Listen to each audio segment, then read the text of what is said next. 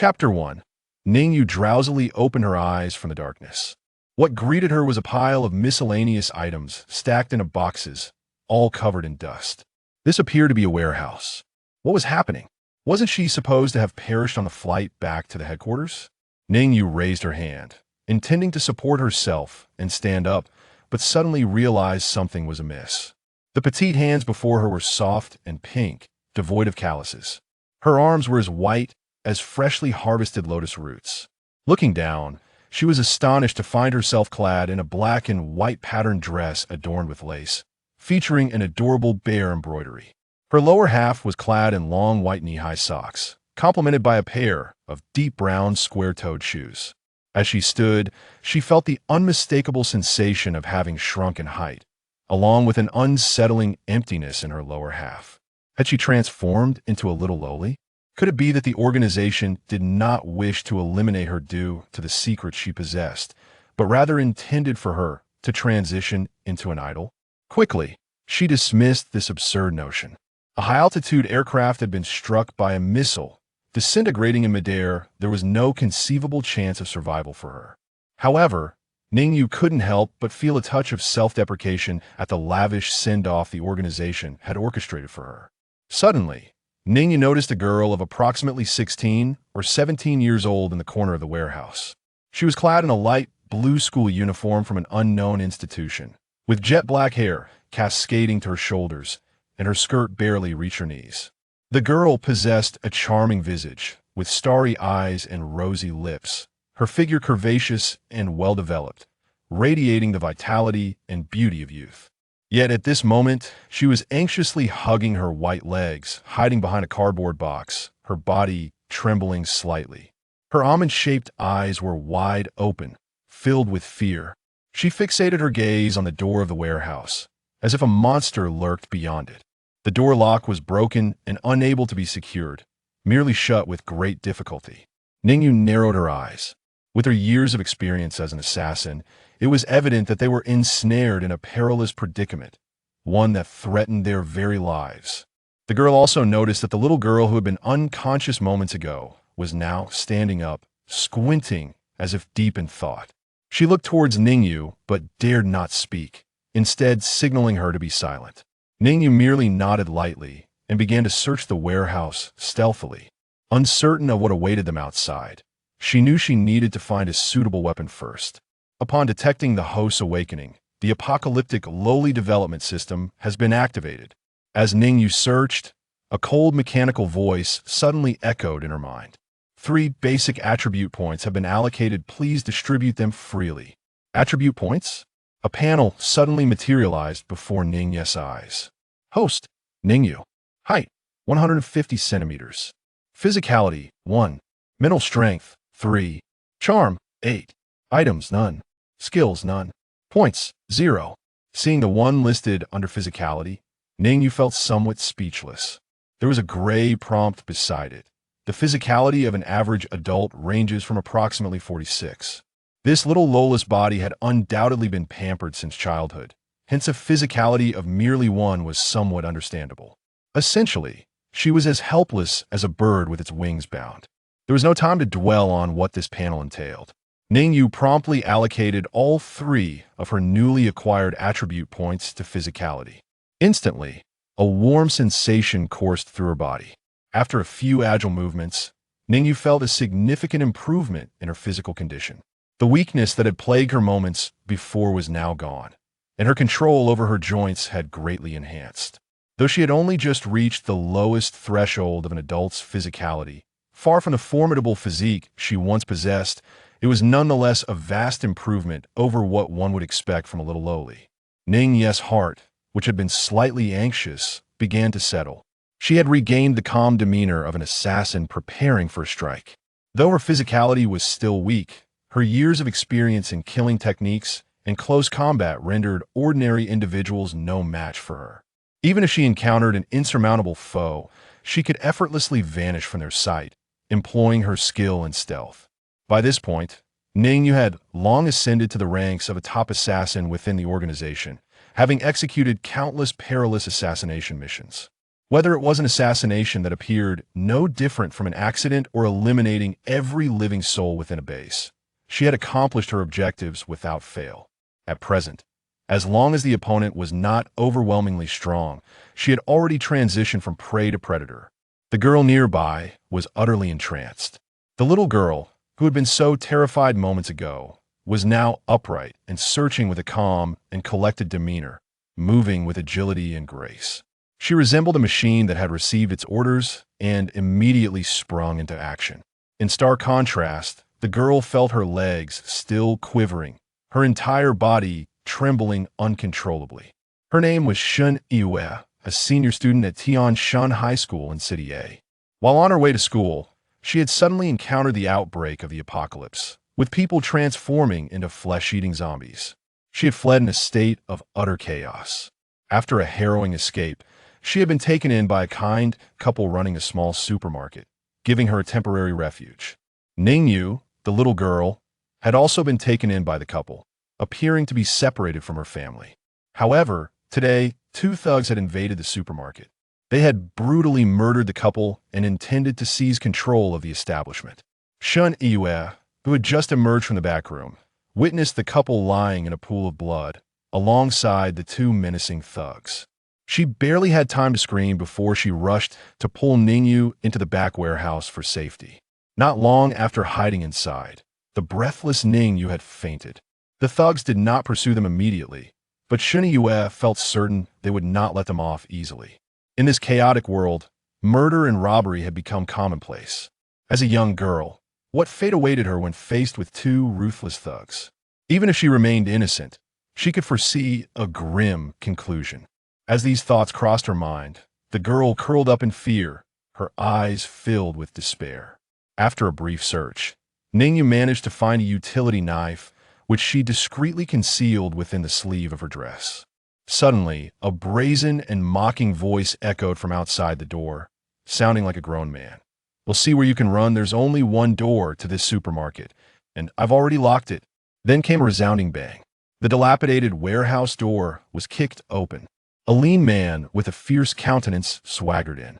Ning Yu immediately locked her gaze onto the man, assessing the positions of his weapons and evaluating his physical capabilities. Yet on the surface, Ning Yu merely feigned the expression of a frightened little girl. Her delicate hands clutched the hem of her dress tightly. Her watery eyes brimmed with tears, as though she were on the verge of crying. Such acting. In her past life, Ning Yu had not been unfamiliar with portraying females during missions. Through clever makeup, props, and training in demeanor, voice modulation, and acting, she had embodied various roles, be it a cold school beauty, a shrewd female CEO, or an ordinary office worker. All for the sake of assassination, by any means necessary.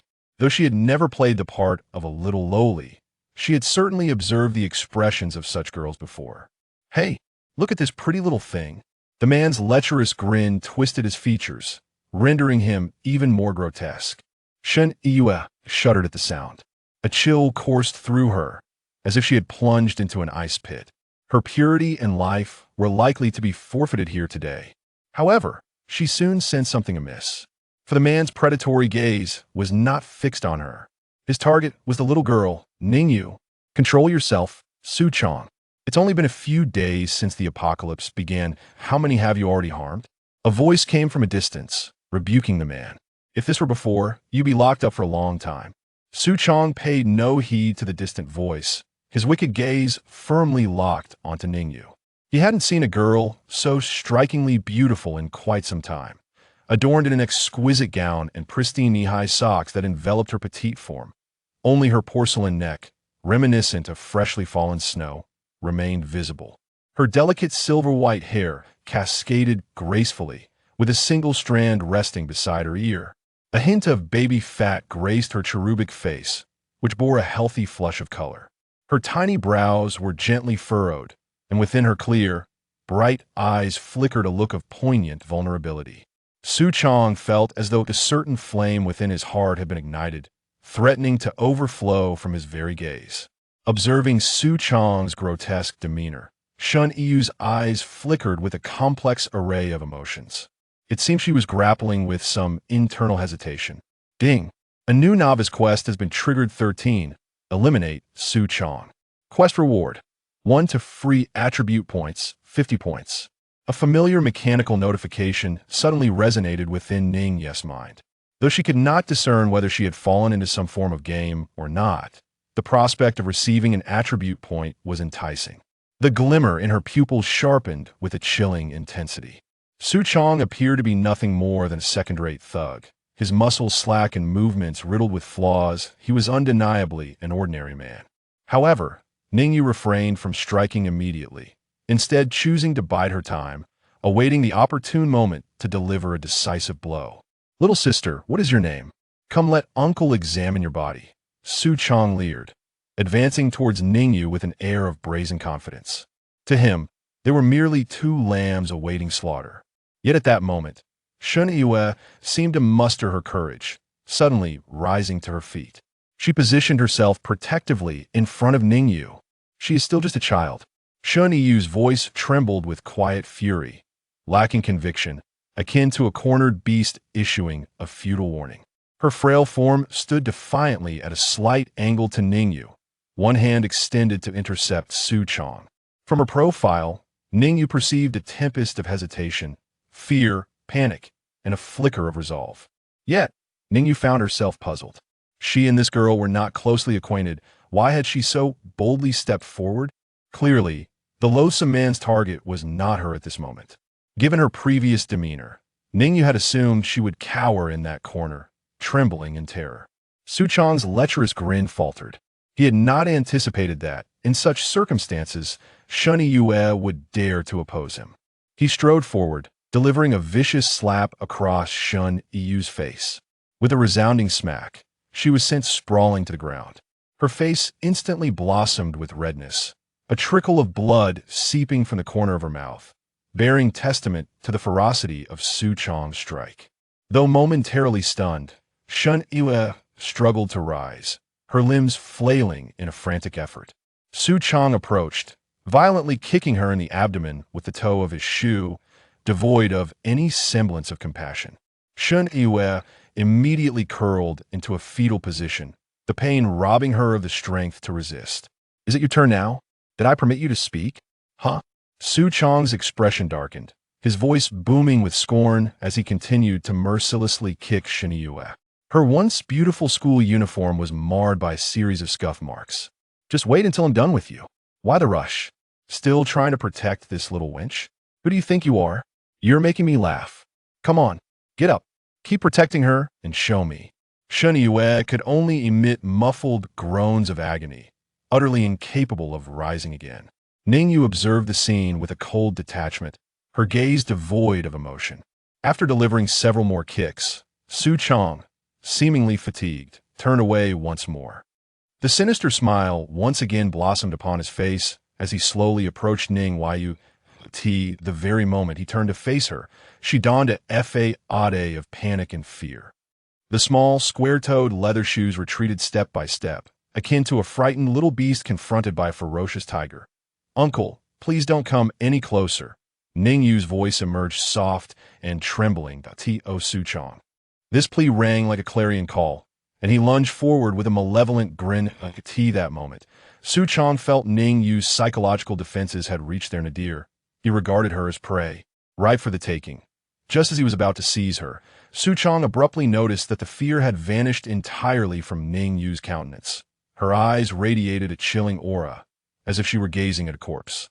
A shiver coursed through Su Chong, ascending from his tailbone to envelop his entire spine. Ning Yu executed a swift kick, striking Su Chong's groin with blinding speed. The sound of cracking eggs echoed as excruciating pain surged through his lower body. Assaulting his very brain, he doubled over, instinctively clutching his groin, his mouth opening to unleash a howl of agony, an instinctive reaction for any man. However, Ning Yu required the precise height afforded by his bent form.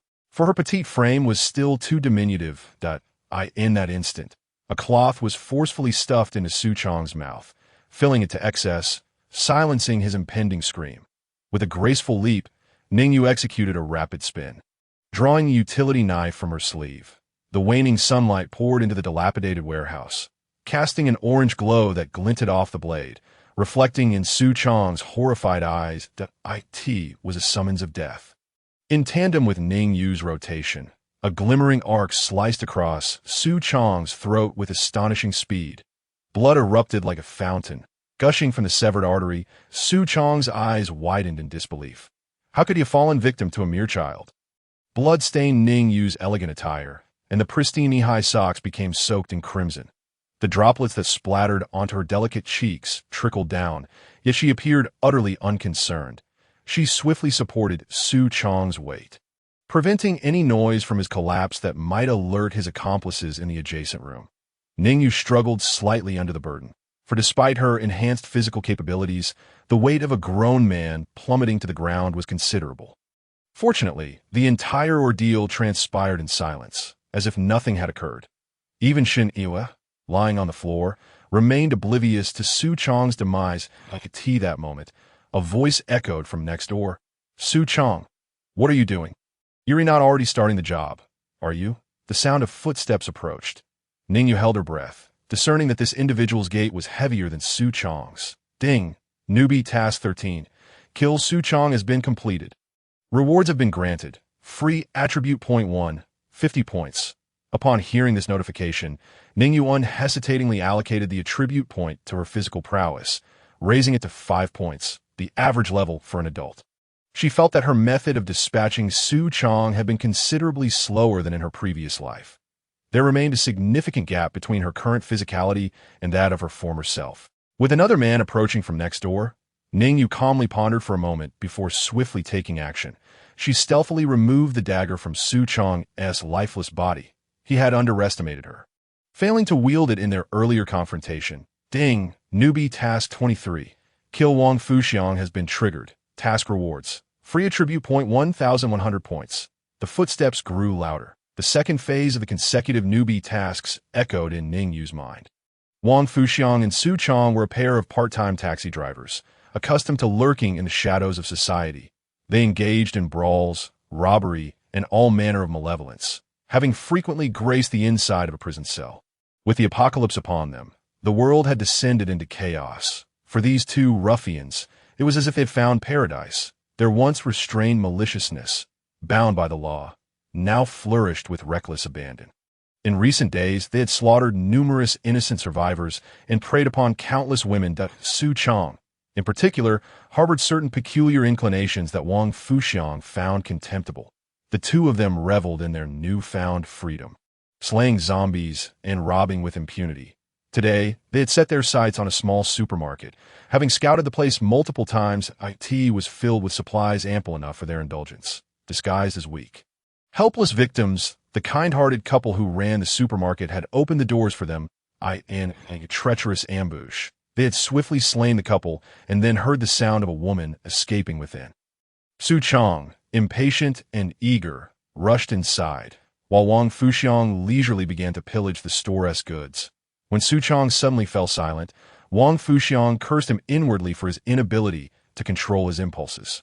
As he approached the entrance of the dilapidated warehouse, he caught a whiff of dust mingled with a faint metallic scent of blood, which ignited his wariness, grasping the axe at his waist. Still stained with the blood of the supermarket owners, he muttered, "Su Chang, what the—" As Wang Fuxiang stepped into the warehouse, he was struck dumb by the scene before him. Su Chang lay motionless in a pool of blood.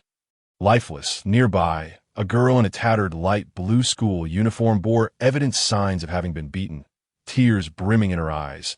She trembled uncontrollably, her gaze fixed in terror upon Wang Fuxiang, her expression vacant and dazed. Clutched in her hand was a bloodied utility knife. In an instant, Wang Fuxiang grasped the situation. Cursing Su Chang for his reckless folly, he surmised that Su Chang had likely grown careless and had been ambushed by this schoolgirl. Remaining silent, he tightened his grip on the axe. The girl appeared to be ensnared in a daze, lost in the aftermath of her murderous act. Seizing the moment, he resolved to cleave her in two with his axe. He had no intention of meeting the same fate as the careless pervert Su Chang at the hands of a high school girl. As he drew nearer to her, an unsettling sensation washed over him. Though the schoolgirl's gaze remained fixed in his direction, The terror reflected in her eyes did not seem to be directed at him, but rather slightly behind him. Danger lurked behind. Wang Fuxiang was instantly drenched in cold sweat, his pupils dilating sharply as he swiftly turned his head. However, it was too late. From the depths of his chest came a piercing, intense pain, and a dagger had mercilessly pierced through his heart from behind his stout frame. It was Su Chong's knife that he looked back in disbelief, his eyes widening in shock. There stood a little girl, her dress and cheeks stained crimson with blood. The fiery sunset cast a glow upon her face, blurring the lines between blood and twilight. She merely smiled softly and gestured for silence, a signal intended for Shenyu. Wang Fuxiang could scarcely fathom that the terrified schoolgirl was, in fact, the bait that had ensnared him. He had long since transformed from hunter to prey.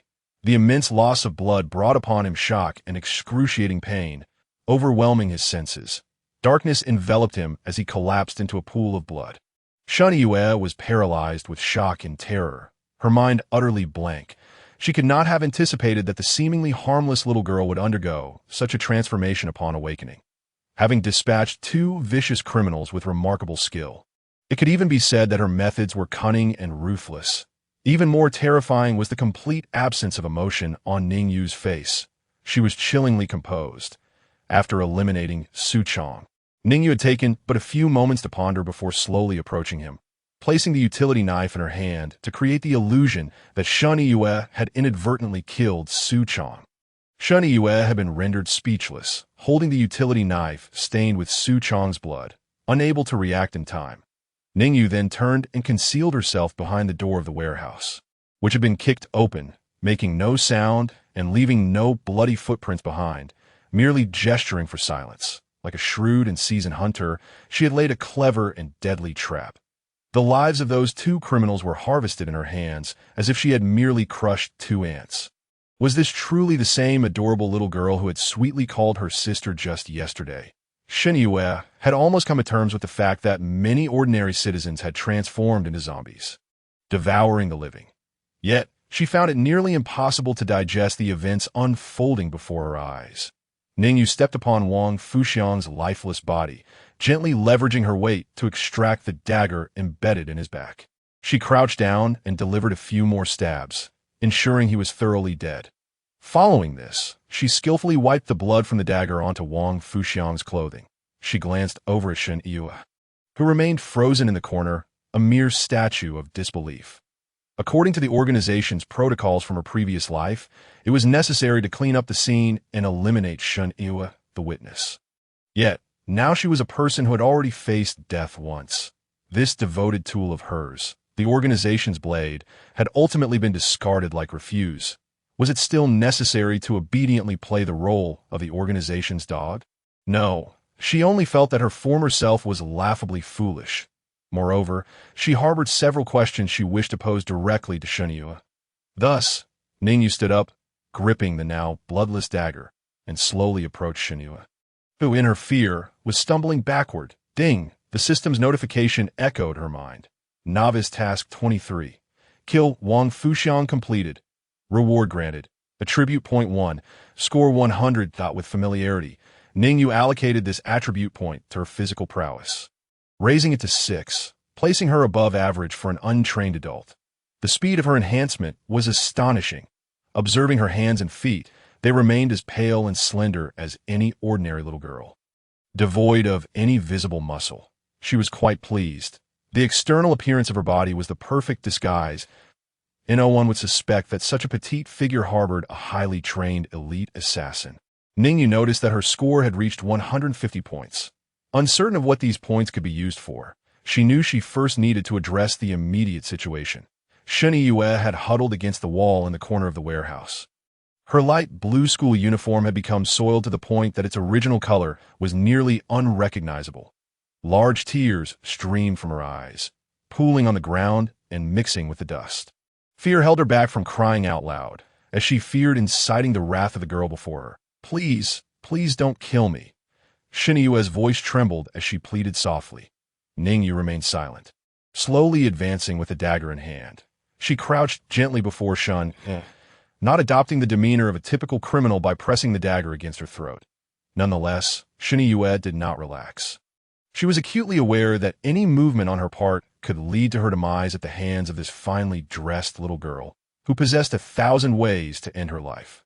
Shen Yue had witnessed Ning Yu's lethal efficiency firsthand, more rapid and brutal than anything she had seen on television.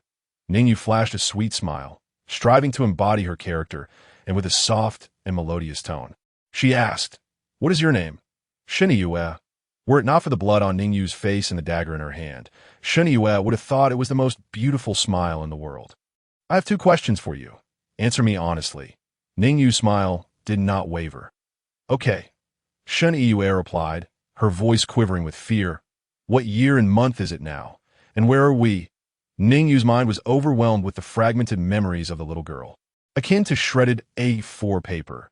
And aside from knowing there were zombies outside, she could recall nothing else. That it is June 16, 2052. In the Blue Star calendar, we are in a supermarket on the way to Tianshan High School in City A, where I study. The Blue Star calendar, has she crossed over? A heaviness settled in Ning Yu's heart. She had thought that even if her soul had entered the body of a little girl, as long as she continued to lie low and train herself, she would eventually be able to return to the organization and confront the board members about why they had so callously discarded her after years of loyalty. But if she had arrived in a parallel world, how could she ever find out the truth? As Ning Yu fell into contemplation, Shen Yue grew increasingly anxious. Though she spoke only the truth, she feared that any hint of suspicion in her words might provoke Ning Yu's ire. She dared not ask anything, merely awaiting Ning Yu's next move with trepidation. "Very well. For my second question, why did you suddenly shield me just now?" Ning Yu's gaze suddenly turned sharp and menacing. Despite believing there was a 99% chance Shen Yue was telling the truth, she could not dismiss the possibility of an organizational conspiracy, deceiving her with lies to gain her trust. Ning Yu scrutinized the subtle expressions on Shen Yue's face, ready to strike should she detect any sign of deceit. Shen Yue felt her heart leap to her throat under Ning Yu's cold, penetrating gaze, reminiscent of how one might look at a corpse. It felt as though an invisible hand had tightened around her throat, threatening to suffocate her. I have a younger sister, and she is about your age. Shen Yue felt a surge of anxiety as she attempted to swallow, only to discover that her throat had become parched from the tension. "I noticed that strange individual seems to have fixated on you," and before Shen Yue could complete her sentence, her heart raced so fiercely that it felt as though it might deafen her. Ning Yu nodded gently, revealing no signs of deceit. It appeared she had merely recalled her younger sister in that fleeting moment, prompting a protective instinct. "Where is your sister? Why isn't she with you?" Ning Yu pressed on. "She is at Tianshan Primary School in the 6th grade. The disaster struck while I was on my way to school, and I could only flee in every direction. The streets were in utter chaos. Soon, I lost all mobile signal and couldn't reach her or my parents." After listening to the explanation, Ning Yu pondered for a moment. Then, Shen Yue watched as Ning Yu suddenly stood up and asked, "Do you wish to live?" Shen Yue was taken aback, but quickly nodded fervently. Yes, the apocalypse had arrived, and within a mere few days. Shen Yue had witnessed countless horrors. She had narrowly escaped, losing her innocence and her life at the hands of 2 assailants. In this world devoid of morality, order, or law, only the strong prevailed over the weak. Shen Yue felt an overwhelming sense of despair, yet a flicker of hope remained within her heart. She yearned to see her younger sister again, to reunite with her kind parents. Ning Yu had seized upon this glimmer of hope. In this new life, she reflected on her solitary existence in her past life, ultimately becoming a discarded tool. Ning Yu desired a different approach to living. She would need assistance. Moreover, in this petite, delicate form of hers, navigating the apocalypse alone was far too conspicuous. She required a guise, a fa-ade. Perhaps she could masquerade as Shen Yue, his cousin or junior. She gently adjusted her attire, bending down to gaze into Shen Yue's eyes with her enchanting amber gaze. "Follow me. I might have use for you." Ning Yu's eyes brooked no refusal, her face adorned with an exquisite and charming smile. Shen Yue found herself with no option but to nod in agreement, her eyes igniting with a flicker of hope. Before her stood a silver-haired girl, fierce, cunning, beautiful, yet formidable.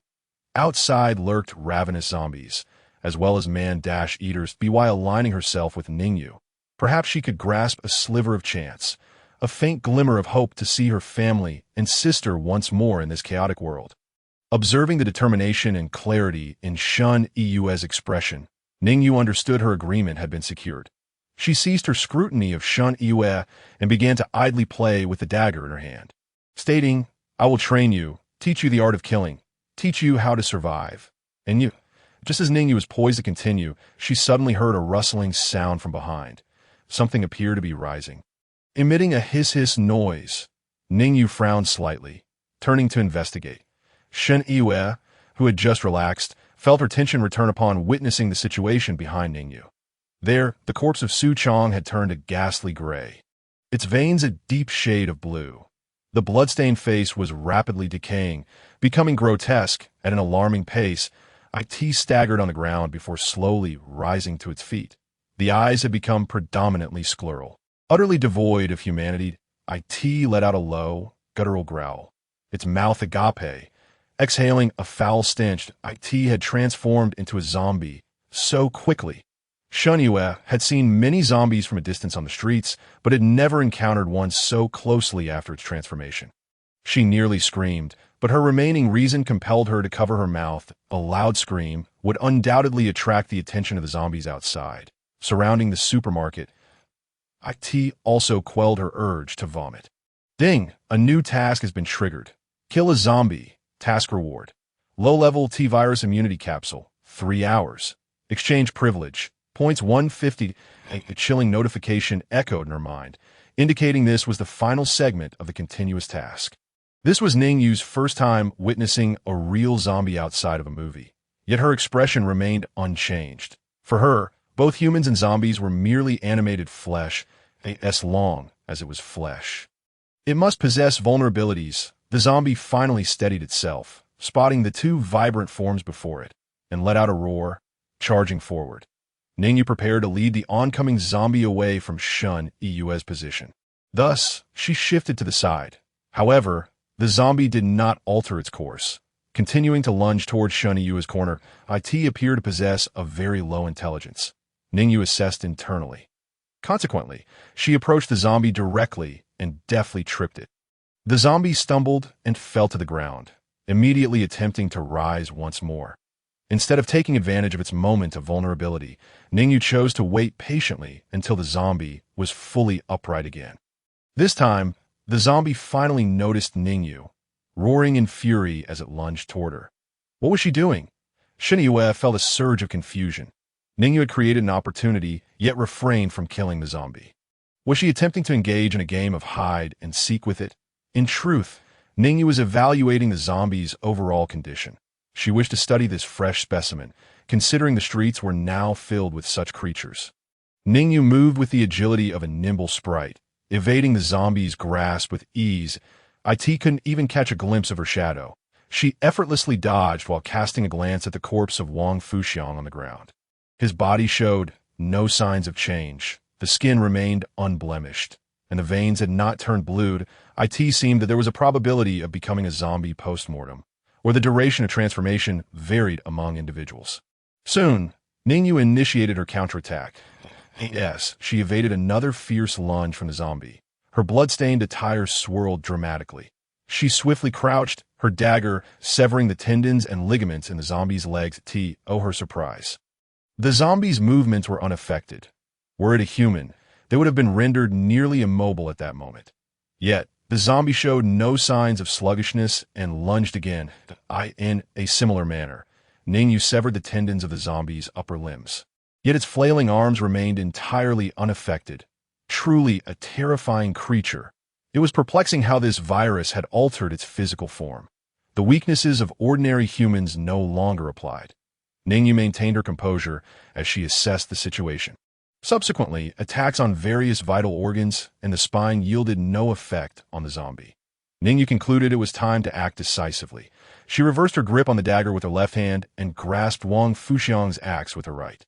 With an elegant sidestep, as the zombie leaned forward, she struck with the axe, severing its head. The zombie's body fell silent, collapsing to the ground.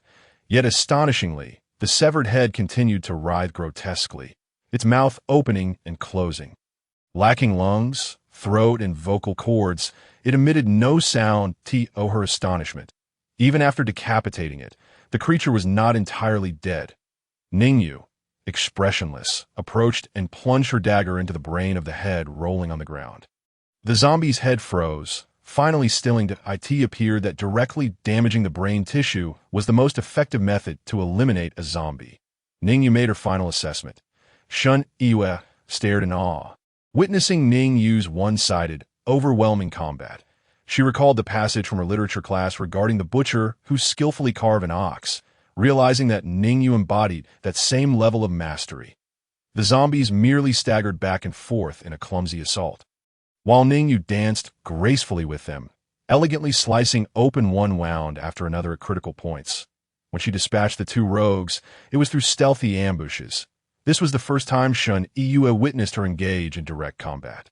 A wave of trepidation washed over her. Had she provoked Ning Yu just moments ago, her fate would surely have been dire. Yet alongside this fear, a flicker of hope ignited within her. Could following Ning Yu grant her the strength she so desperately desired?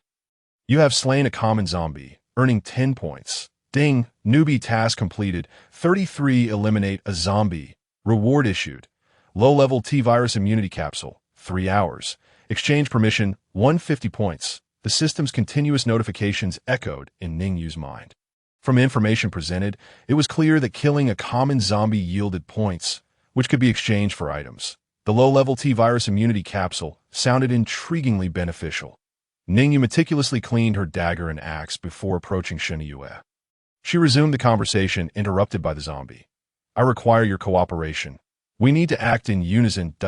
In exchange, I shall ensure your safety and impart to you the skills necessary for survival. I may even provide you with the opportunity to reunite with your sister and family. What do you say? Is this not a fair arrangement? Gazing at Ning Yu's delicate visage, her eyes glimmering with a faint amber hue filled with tranquility and confidence, Shun Yue hesitated for a fleeting moment before resolutely responding. All right. No matter the cost, as long as it afforded her a chance to reunite with her sister and family, she would willingly comply with any request. Struggling to rise from the filthy ground, Shun Yue winced. Her beautiful form bore the marks of numerous harsh kicks from Su Chong, leaving her with considerable injuries that rendered her movements unsteady. As she lifted her head, she beheld the corpse of Wang Fuxiang beginning to twitch, the pallid gray and deep blue hue spread across his body, an unsettling sight that Ning Yu also noticed. However, she did not turn her head. The transformed Wang Fuxiang had already risen from behind Ning Yu, lunging towards her. Seeing Ning Yu remain unfazed, Shun Yue raised her hand to alert her. Yet Ning Yu, seemingly prepared for this eventuality, swiftly thrust her dagger with pinpoint accuracy into the creature's skull. Though the zombie had nearly reached her, it immediately froze, as if paralyzed, collapsing slowly to the ground. This further validated the notion that directly destroying the brain was the most efficient means of exterminating zombies. You have slain a common zombie, earning 10 points. With the agreement firmly established, Ning Yu, a decisive action taker, began to scour the bodies and backpacks of Su Chong and Wang Fuxiang. However, she found nothing of value, just a collection of worthless items, several packs of substandard cigarettes, bandages and adhesive plasters, nibbled bread and jerky, empty water bottles, a dead phone, and cash utterly useless in the apocalypse. To her surprise, she discovered dozens of miniature umbrellas tucked away in Su Chong's backpack. Ning Yu's lips twitched in bemusement. Had these outlaws truly been so concerned with hygiene? Fearing the T-virus might spread through other means? Next, she commenced the grim task of disposing of the two men's corpses. The dilapidated warehouse's windows were tightly sealed, ensuring that the mingling scents of dust and blood did not escape to attract more zombies. Ning Yu cast a glance at Shun Yue, who stood idly by, and urged, "What are you dawdling for? Come help me." As a delicate high school girl, Shun Yue had never engaged in such activities before. Yet she dutifully approached Ning Yu to assist in carrying the bodies. Though the task was arduous and somewhat nauseating, she uttered no complaints, which pleased Ning Yu to some extent. Before long, the sun had set, and the once bustling supermarket was enveloped in night. Apart from the occasional distant groans of zombies, an eerie silence prevailed. The bodies of the two rogues were moved to a secluded storeroom. where Ning Yu set them ablaze, erasing all traces of their existence. The kind supermarket couple had been dealt fatal blows to the head, leaving their brain matter destroyed and preventing any transformation. It appeared that the rogues had gleaned some experience in dispatching zombies. Knowing that the head was the most vulnerable point, Ning Yu buried the unfortunate couple in the small backyard of the supermarket. With no fresh ingredients available, she lacked the inclination to prepare a meal, opting instead for a hastily devoured pineapple bun as her dinner. Shen Yue, after much deliberation, settled for a few snacks. Fortunately, the city still had running water, so after Ning Yu took a shower, Shen Yue followed suit. After washing her soiled light blue school uniform, she also took the opportunity to clean Ning Yu's blood-stained elegant dress and white knee-high socks. Emerging from the bathroom, Shen Yue found Ning Yu, the petite girl, seated on a stool in the supermarket's small lounge. Her slender, fair legs swung gently, and her once slightly long silver hair had been trimmed to a bob, perfectly grazing her neck. Lacking a blow-dryer, some strands remained damp while others had dried, lazily falling across her adorable forehead.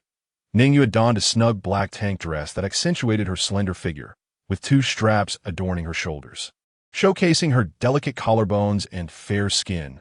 Radiating elegance, in her soft, supple hands, she held a box of strawberry milk, casually sipping from it as she immersed herself in a book titled The Outsider. Shen Yue could not help but see Ning Yu as a sweet, obedient little sister, igniting an impulse to cradle her in her arms. Yet reality struck her. Had it not been for Ning Yu today, she might have fallen prey to the two rogues. Ning Yu had already noticed Shen Yue's emergence.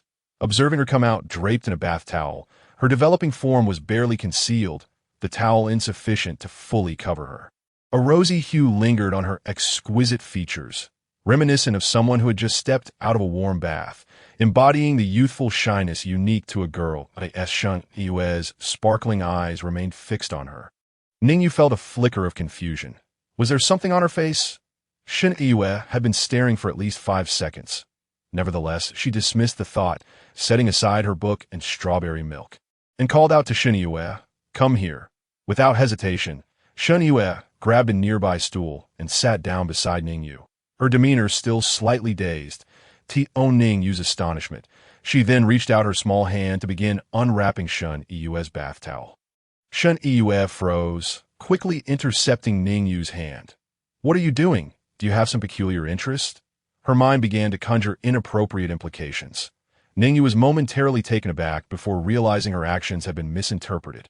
In her past life, she had merely been an instrument of the organization, devoid of thoughts or feelings, and thus had no concept of such matters. However, she quickly recognized Shen Yue's misunderstanding. Lacking comprehension did not equate to a lack of common sense. She picked up the first aid kit from the side, shaking it slightly as she addressed Shen Yue. "I'm here to check your injuries and treat your wounds, given the brutal kicks you received from Suchong. You must have some bruises and cuts." Shen Yue's eyes widened as she realized her egregious misunderstanding, her face flushing a deeper shade of red. What on earth had she been thinking? Releasing her grip on Ning Yu's hand, she murmured, "Thank you." Then Ning Yu began to earnestly examine her injuries and provide the necessary treatment. With great politeness, she skillfully avoided the critical areas of Shen Yue's wounds and carefully applied medicine to the affected spots. Perhaps the ointment stung a little, causing Shen Yue to let out a delicate cry. Yet she allowed the silver-haired little girl before her to tend to her wounds, her cheeks flushing with an undeniable warmth that showed no sign of fading. Despite being girls, there lingered an air of shyness. Shen Yue found herself gazing blankly at the earnest expression of Ning Yu, whose long eyelashes framed her clear, amber eyes, and whose meticulous little face radiated innocence. Being so close, she could even catch a whiff of Ning Yu's sweet, soft fragrance. Shen Yue mused to herself about how such a lovely little girl could exist. Witnessing Ning Yu's devoted actions stirred a faint sense of emotion within her. She wished her own sister could be as well-behaved, understanding, and considerate. Suddenly, her mind drifted back to the afternoon, recalling Ning Yu wielding a dagger, drenched in blood, with a gaze as cold as death and a terrifying presence illuminated by the setting sun. She hastily retracted her earlier thoughts of endearment and understanding. After successfully treating Shen Yue's wounds, Ning Yu was oblivious to the reason behind her persistent blush. Wasn't her body merely that of a little girl? What was there to feel shy about? Once the wounds were tended, Ning Yu accessed the system panel, eager to discover what her points could be exchanged for and the purpose of the T-Virus immunity capsule. The familiar panel reappeared. Host. Ning Yu height, 150 centimeters physical strength, 6 mental strength, 3 charm, 8 items, none skills, none points. 320. Her physical strength began at 1 point, augmented by an initial gift of 3 points and an additional 2 points from beginner tasks, totaling 6 points, far exceeding what this little girl's body could typically exhibit. What were the mental strength and charm values beneath? Ning Yu curiously clicked on the detailed explanation of mental strength. Mental strength enhances the host's memory, fatigue resistance, emotional control, sense of direction, and premonition of danger. Attributes crucial for mental capabilities. This sounded like an essential attribute, especially in a post-apocalyptic world where constant movement was inevitable. The sufficiency of mental strength significantly impacts combat readiness. Moreover, it could enhance vital auxiliary abilities such as direction sense, memory, and danger perception. Intrigued, she then explored the details of charm. Charm beautifies the host's appearance, increases rapport when interacting with others, and affects the threshold for triggering tasks. While enhancing appearance and rapport seemed rather mundane, the latter aspect regarding task thresholds was of great importance. Thus far, the rewards from system tasks have been quite generous. If she could trigger and complete more tasks to earn additional points, she would hasten her own growth. Fortunately, the little girl's innate charm had reached a commendable level of 8, significantly higher compared to her physical strength and mental strength. The bottom of the panel, Ning Yu discovered a button for the points store. Glancing at her 320 points earned from beginner tasks and the elimination of 2 zombies, she opened the dazzling store panel, which was categorized into supplies, weapons, and special items. In the supplies section, she could exchange points for drinking water, food, and common household items, though the prices were exorbitant. For instance, 3 clean apples cost 350 points, and a box of military-grade compressed biscuits cost 800 points. Given that killing a regular zombie yielded only 10 points, she would need to eliminate 35 zombies to exchange for 3 apples or 80 for a box of biscuits. Hardly a worthwhile trade. Clearly, points were not intended for daily sustenance. They were meant for emergencies. Currently, Ning Yu found herself in a small supermarket and was not lacking in these essentials. Thus, her interest shifted towards weapons. She clicked into the weapons section, discovering an array ranging from melee to firearms. Blood, 1,000 points. Sharp long knife, 2,000 points. DL, 676 suppressed handgun. For 1,999 points. RPG, 7 rocket launcher, 9,999 points. Astonishingly, even a rocket launcher was available for exchange. The models were unfamiliar to Ning Yu, likely unique to this system. In summary, by slaying more zombies and triggering and completing system tasks, she could acquire more defensive weapons with her points. Finally, she opened the special items section, where only one exchangeable item was available. Low-level T-Virus immunity capsule, 3 hours, 500 points. She quickly clicked on the description of this immunity capsule. It prevents T-Virus transmission through blood and air for 3 hours. It is effective only against low-level T-Virus, including all variants, and can be reused, with a maximum of 2 uses per day, ineffective against already infected individuals. The T-Virus must be the pathogen that transformed those 2 thugs into zombies, likely the root cause of this zombie apocalypse. Ning Yu began to analyze the implications of the information within the description. According to the text, the T-Virus could mutate, suggesting that even more terrifying entities than ordinary zombies might emerge in the future. At this stage, the immunity capsule would prove invaluable. When venturing out for supplies, one would not need to fear being ambushed, scratched, or bitten by zombies, or contracting an infection from zombie blood splatter. If zombies lost the ability to infect ordinary humans, they would merely be akin to dogs that bite, with combat capability far inferior to that of a regular person. Taking this medicine would essentially grant her an advantage, wouldn't it? However, a horde of zombies presented an entirely different scenario. Before she could even worry about infection, she might be completely devoured to the bone. In typical supply searches and explorations, as long as she avoided zombie hordes, the capsule's effectiveness would be immense. It truly was a rare and valuable item. Yet, as Ning Yu looked at her 320 points, she realized she could afford nothing. She let out a sigh of poverty. But soon, she was captivated by the weekly special section in the corner of the panel. Was this tailored specifically for someone like her, who was short on points? Upon opening it, she found only one item for sale, accompanied by a ticking countdown, ending this weekend: titanium alloy wrist crossbow, with 3 recyclable bolts, original price 3,000 points. Current price 300 points, discount 90. Ning Yu's heart leaped with joy.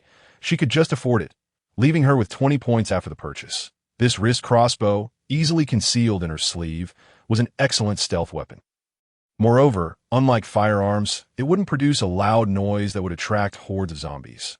This crossbow was a lethal tool for taking down individual zombies, and the bolts were reusable, simply retrieved from the corpses after use. Ning Yu wasted no time and made the purchase. It seemed she would need to keep an eye on the weekly specials. Who knows what other treasures might become available? In the inventory of the panel, a new item quickly materialized. Item: titanium alloy crossbow, bolts 3. Ning Yu clicked on the crossbow in the inventory, and a small, silvery crossbow appeared in her right hand. 3 bolts were primed for launch, allowing for a remarkable rapid-fire capability of 3 shots. Feeling the cool metallic texture against her skin, Ning Yu resolved to seek an opportunity to test its power. Upon clicking the crossbow in the inventory once more, it vanished from her hand, evidently being reabsorbed into the system's space. This mechanism proved exceedingly convenient for combat. She could retrieve it when needed and stow it away when not, thus avoiding any increase in weight. Ning Yu nodded in satisfaction. She then attempted to retrieve the dagger she had pilfered from Su Chong, but alas, it could not be returned to the inventory. It seemed that only items procured from the system could be stored within its confines. After perusing the entire system panel, Ning Yu glanced over at Shen Yu, who was still wrapped in a towel. She was engrossed in a fruit pudding, her eating demeanor quite endearing, as if struck by sudden thought. Shen Yu looked up at Ning Yu and shyly inquired, "By the way, I completely forgot to ask. How should I address you?" This peculiar question caught Ning Yu off guard. In truth, she was well aware that this little girl was named Ning Yu, having heard her refer to herself as sister just days prior. Ning Yu also realized that the little girl she had transformed into bore the same name as her previous life. Shen Yu's inquiry stemmed from her growing awareness that the girl before her was likely far more complex than she appeared, and her true identity was shrouded in mystery. With such formidable power at such a tender age, her actions were undeniably decisive and ruthless. She had even suggested that Shen Yu accompany her for training, leaving Shen Yu uncertain about how to interact with Ning Yu. Upon hearing Shen Yu's confusion, Ning Yu seized the opportunity to share her plans. "You must understand that a girl of my age, wandering alone in this post-apocalyptic world, would attract undue attention, that I appear as a defenseless mobile treasure chest, merely inviting others to pry open and exploit whatever value I may possess. While I can eliminate as many troublemakers as they send my way, the incessant buzzing of bothersome flies would ultimately become a nuisance. Therefore, I require an identity, a facade. From now on, we shall act together. I will be your sister, and you shall masquerade as my elder sister, whether by blood or pretense, depending on the situation." Shen Yu observed Ning Yu's expressionless face and listened to her calm and methodical voice. After a moment of contemplation, she slowly nodded in agreement. However, she soon raised a concern. "But even if we act together, 2 girls in this desolate world could still be easily bullied, couldn't we?" "You are quite perceptive," Ning Yu acknowledged with a nod. "What I mentioned earlier is merely the first layer of protection. Secondly, under my guidance, you will grow stronger in the event that someone takes an interest in us. I will need you to stand in front of me to protect me, just as you did today. This way, you can handle ordinary threats directly, while more troublesome ones will likely seek to eliminate you first. Of course, I would never allow you to perish, for I need you. This serves as the second layer of protection." Shen Yu's expression shifted to one of realization. She was taken aback by Ning Yu's candidness about wanting to use her as a shield. Ultimately, the implication was clear. Once the obstacle standing before me is dealt with, this seemingly fragile little girl could easily be dismissed. This is the illusion I wish to cultivate, as it would greatly benefit me in combat. This constitutes my third layer of protection. Ning Yu laid bare her thoughts to her. After Xinyue pondered for a while, Ning Yu continued, "Moreover, very young children lack the stamina needed to navigate this perilous world. Adults are often filled with deceit, making it difficult to place trust in them. Your age is just right. This arrangement entails minimal loss of personal freedom for you. But ultimately, in this world, personal freedom is already a luxury. The ability to survive until the next dawn, to enjoy a warm meal, is fraught with uncertainty. I need you as an ally and a shield, while you require my protection and the skills to survive. Even if the day comes when I'm no longer around, you will be able to safeguard yourself and your family." Ning Yu gazed steadily at Xinyue, extending her delicate, porcelain-like hand. "We are a perfectly utilitarian pair. Don't you think?" Xinyue found herself momentarily stunned. Ning Yu's intricate analysis and cunning demeanor resembled that of a wily old fox. Yet, she could not refuse, feeling a compelling attraction to the proposition. She too desired the strength to survive and protect those around her, wishing to escape the helplessness she had felt that day. Lying on the ground, vulnerable, she gently nodded and reached out her hand, clasping Ning Yu's small hand, signaling the beginning of their harmonious collaboration. Seeing Xinyue accept her hand, Ning Yu beamed with an innocent smile.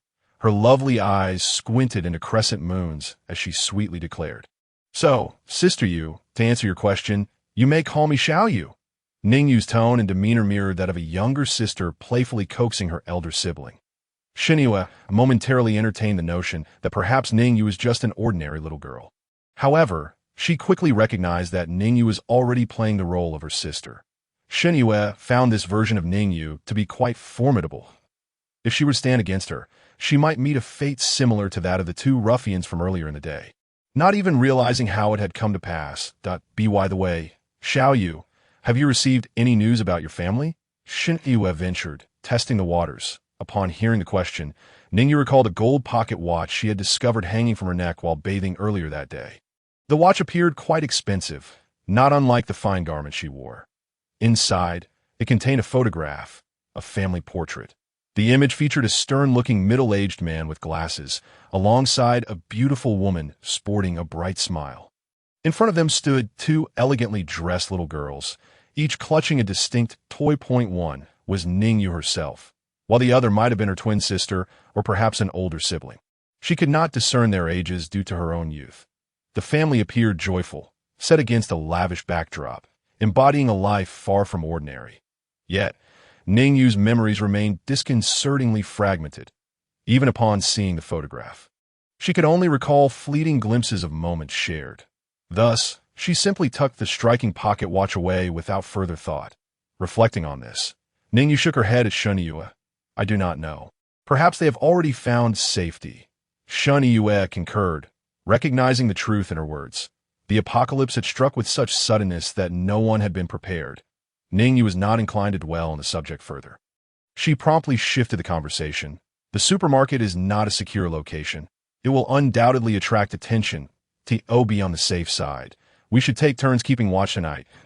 I only need 2 hours of rest. When would you like to sleep?" Ning Yu had undergone training in rapid deep sleep during her time in the organization and could fully rejuvenate her energy in a remarkably short span. "Shall I rest first? I'll wake you in the latter half of the night." Xinyue felt a twinge of guilt for allowing Ning Yu to rest for merely 2 hours. She intended to retire early and rise at dawn to take her turn on watch. Ning Yu remained silent, merely nodding in acquiescence. Upon returning to her room, Xinyue dried her hair with a towel and donned a new set of pajamas from the supermarket shelf. As she lay in bed, waves of drowsiness washed over her. The day's shocks had been overwhelming, yet she was grateful to be alive. With the prospect of reuniting with loved ones, the anxiety that had plagued her began to dissipate as she surrendered to the tranquility of the night and drifted into slumber. In the dead of night, Ning Yu sat in the living room, immersed in meditation. This practice, both a remnant of her previous life as training and a long-standing habit, served to replenish her energy when sleep in a safe place was unattainable. Though it could not replace genuine rest, it allowed her to maintain vigilance and respond swiftly to any threats. With her mind emptied, her auditory senses sharpened, she attuned herself to any sounds that might disrupt the stillness of the night. At that moment, a peculiar noise caught her attention. In the darkness, Ning Yu opened her tightly shut eyes. The rustling sound seemed to emanate from the front entrance of the supermarket. Stealthily, she exited the living room and nimbly scaled the tall wall of the backyard, skillfully maneuvering between the spikes designed to deter intruders, which would thwart an ordinary person but posed no challenge for her. Ning Yu advanced toward the supermarket's front door from the rooftop. Around her, a few scattered zombies wandered aimlessly, oblivious to her presence. She gently summoned the titanium alloy crossbow she had recently acquired, the cool sensation of the weapon anchoring her focus. Tension coiled around the drawn bolt, ready to be released. Peering down from her vantage point above the supermarket's entrance, she discovered no sign of life. She squinted slightly, contemplating the situation. The front door of the supermarket had already been secured by the two assailants earlier that day. Even if they had attempted to pick the lock, the 3 chains securing the door from within would prevent entry. Clad in a form-fitting black tank dress, she descended from the rooftop like an elegant shadow, soundless in her landing. With the pale moonlight casting a stark glow, she observed that the lock remained unbreached, yet bore clear signs of tampering. It seemed someone had attempted to enter, only to abandon their efforts upon encountering the chains, and subsequently close the door. Concealed in the shadows of the eaves, Ning Yu scanned her surroundings. In the distance, a silhouette gradually vanished into the night. This must be the individual responsible. However, Ning Yu refrained from pursuing. This person, daring enough to venture out in the dead of night in search of something, had managed to evade the zombies' notice. They must possess a certain skill in stealth. Unfamiliar with the neighborhood, Ning Yu deemed it unwise to pursue recklessly, especially since the figure appeared to have already retreated. A sense of unease settled in her heart. The supermarket held a wealth of supplies sufficient for 2 to survive for an extended period, and relinquishing it would be a tremendous loss. Yet, as the apocalypse wore on, it was only a matter of time before those desperate for food and water would descend upon this place. It seemed imperative to fortify their defenses to preemptively mitigate any threats. As these thoughts swirled in her mind, she silently returned to the supermarket. Around 2, Ning Yu emerged from her room, her eyes still heavy with sleep. The oversized pajamas she wore had shifted, exposing one of her alabaster shoulders, while her dark hair cascaded loosely around her. Noticing Ning Yu bustling about, she inquired with surprise, "What is going on, Xiao Yu?" Ning Yu cast a fleeting glance at Ning Yu's exposed shoulder, but continued her work without pause. "Someone attempted to pry open the supermarket's front door, but has since given up. There's no need to wait until morning. I plan to reinforce the supermarket's defenses tonight." That a jolt of alarm coursed through Ning Yu, though she felt relieved that no harm had come to them. After a moment's hesitation, she replied, "Let me help." Ning Yu accepted her offer without hesitation, and together they began to work. The supermarket's front door was secured by 3 chains, which they would leave undisturbed for now. Ning Yu never used the main entrance, and Ning Yu lacked the strength to venture out. They scoured the warehouse and various rooms, finding no windows lacking security bars. Instead, they used thick wooden planks and steel sheets to seal off potential points of entry. The spikes on the high wall in the backyard were examined thoroughly, revealing no vulnerabilities. Still feeling uneasy, Ning Yu procured some steel wire and nails, fashioning additional obstacles around the wall. When they finally finished, dawn was breaking, and Ning Yu collapsed into a chair in the living room, utterly exhausted.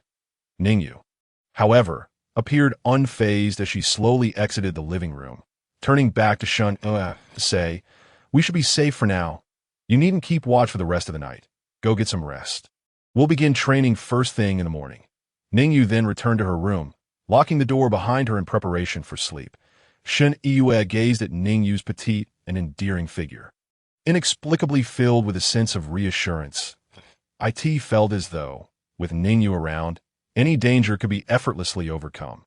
Yet, she knew she couldn't rely solely on her. She too must strive to improve. As these thoughts lingered, Ning Yu made her way back to her own room. Morning sunlight streamed into the well-secured supermarket, allowing only a few stray beams to penetrate. Nevertheless, it was sufficient to rouse Ning Yu from her slumber. She rose, glancing at the clock, which read around 8 a.m. After a yawn. She prepared to freshen up. However, upon stepping out of her room, she heard commotion from the backyard. Alarmed, she hurried to investigate. upon reaching the backyard door. She was astonished to find Ning Yu already engaged in her morning exercises. Did she truly require only 2 hours of sleep? Shen Yue could not help but fully believe Ning Yu's words. She recalled her own imminent college entrance examination and the motivational phrase instilled by her homeroom teacher. Those who are smarter and stronger than you will only work harder. It seemed evident that Ning Yu, were she in school, would undoubtedly be a top achiever. In the bright morning light, Ning Yu's movements were swift and powerful. Dressed in athletic gear that clung to her petite figure, her silver hair glistened with a sheen of perspiration, droplets cascading down her fair cheeks to the ground. Her rosy lips were pressed together in concentration, her expression earnest. Her amber eyes sparkled like gems, particularly striking under the sun's embrace. In this idyllic morning scene, Ning Yu appeared like an exquisite landscape. Shen Yue found herself momentarily entranced. Were it not for the distant moans of zombies and the occasional echoes of screams and shattering glass, it might have been just another beautiful and ordinary day. Ning Yu, unwavering in her discipline, did not cease her movements upon noticing Shen Yue's presence. She held herself to rigorous standards. If survival in this post-apocalyptic world was her primary goal, then her immediate objective was to find every means to grow stronger. After a while, as Ning Yu concluded her exercise, she picked up a towel nearby to wipe away the sweat. Turning to the still-dazed Shen Yue at the entrance, she urged, "Hurry and get ready. Training starts this morning." Shen Yue finally came to her senses, hurriedly acknowledged, and dashed inside to freshen up. For her, becoming her own ally necessitated, on one hand, the enhancement of her strength, and, on the other, the honing of her combat skills. Ning Yu meticulously outlined an aerobic and strength training regimen for Shen Yue, utilizing the available equipment in the supermarket. The entire plan was densely packed onto a single sheet of paper. The entire morning was dedicated to aerobic and strength conditioning, while the afternoon was reserved for unarmed combat and armed fighting training. As for firearms training, Ning Yu, lacking a gun herself, found it impossible to incorporate. During the morning session, Ning Yu instructed Shen Yue on the relevant techniques and postures, allowing her to practice independently. However, for the afternoon's training, personal instruction was essential. Once Shen Yue commenced her self-training, Ning Yu intended to step out and familiarize herself with the surroundings, while also slaying a few zombies to earn points in preparation for the upcoming week special sale. Observing Shen Yue diligently training, Ning Yu felt a sense of satisfaction at her age, seeing such a complex and demanding training plan without a single complaint. And instead, an immediate eagerness to learn and act was perhaps fueled by a desire to survive and a longing to reunite with loved ones. Ning Yu secured her dagger and axe, summoned a titanium alloy wrist crossbow from the system panel, and concealed it within the sleeve of her coat. Fully armed, she scaled the tall wall of the backyard and exited. Just as she emerged from the alleyway of the supermarket, a staggering zombie, akin to a dog catching the scent of bones, lunged at her with bared teeth. Clad in a suit and tie, the zombie mindlessly clutched a black briefcase, presumably a typical office worker who had transformed into the undead at the onset of the apocalypse. Ning Yu remained unperturbed, slowly raising her sleeve, prepared to test the power of her wrist crossbow. However, suddenly recalling something, she retracted her movement, evading the zombie's attack with nonchalance and tripping it to the ground. Before swiftly departing, there's an adage: a rabbit does not eat the grass near its burrow. The zombies surrounding the supermarket posed both a threat and a barrier. Eliminating them would undoubtedly create an opportunity for others to approach the supermarket without fear. This would not only attract numerous bothersome miscreants, but also potentially invite moral extortionists who, too cowardly to seek food themselves, would demand sustenance. For instance, they might say, "You have so much food, what harm is there in sharing a little with us?" Or, "I am on the brink of starvation. How can you stand by and do nothing?" The mere thought was repugnant. Even more disturbingly, Ning Yu found herself thinking that with fewer zombies nearby, she could navigate around the supermarket's zombie blockade and along the edge of a small path, eventually arriving at a spacious road several blocks away. Here, the vista opened up considerably, starkly revealing the desolation of the apocalypse. Dried bloodstains, scattered newspapers, various refuse and beverage bottles, broken weapons, and shards of glass littered the ground. Alongside vehicles involved in a chain collision, some still emitting thick plumes of black smoke, that a greater density of zombies loitered within this chaotic steel forest, exuding an air of desolation. Though Ning Yu had witnessed zombie apocalypses in films, the reality of seeing it with her own eyes was a different shock altogether. She had a nagging feeling that this zombie catastrophe was far more severe than she had initially imagined. A female zombie by the roadside fixed her gaze on Ning Yu, her abdomen torn open, evidently a victim turned unfortunate. The creature let out an excited wail, staggering towards Ning Yu. Nearby, another middle-aged male zombie, having heard the female's cry, turned to reveal a grotesque visage, half of which had been gnawed away. Ning Yu refrained from advancing, patiently waiting for them to draw closer before preparing to strike. She did not wish to alert more zombies. Raising the elegantly laced cuffs of her coat, revealing the silver-gray metal crossbow, she was finally ready to act. Two silver streaks shot forth from her sleeve. Like twin bolts of lightning, the foreheads of both zombies were instantaneously pierced by the crossbow bolts, embedding into their skulls, resulting in swift demise. What remarkable speed and considerable power! Ning Yu was taken aback. Initially, she had been pleasantly surprised by the convenience of the crossbow's size, but had harbored doubts about its efficacy. It appeared her concerns were unwarranted. The firing of the bolts had been nearly soundless. Failing to attract the attention of other zombies, had she used a gun, the entire street would likely have erupted into chaos, with zombies pursuing her relentlessly. You have killed a common zombie, earning points 10. You have killed a common zombie, earning points 11. The system's continuous notifications echoed in her mind. Why did the second zombie yield an additional point? A wave of curiosity washed over Ning Yu. She recalled that in the beginner's quest, both zombies had only awarded 10 points each. She approached to retrieve the bolts from the zombies' heads, then set her sights on another zombie, meandering near a car. Taking aim, she released another bolt. You have killed a common zombie, earning points 12. Indeed, it seemed that post-beginner quest, slaying zombies granted a combo kill bonus. Could it be that by continuing a streak of kills, she might even accumulate points up to 100 or 1,000 for a single zombie? Such a prospect would bring high-end weaponry within her reach. Thus, she promptly began to eliminate zombies at a rapid pace. Soon enough, she had the answer she sought. The combo bonus for points only increased to 20 before plateauing. It appeared her intentions to exploit a bug for point farming had been seen through by the system long ago.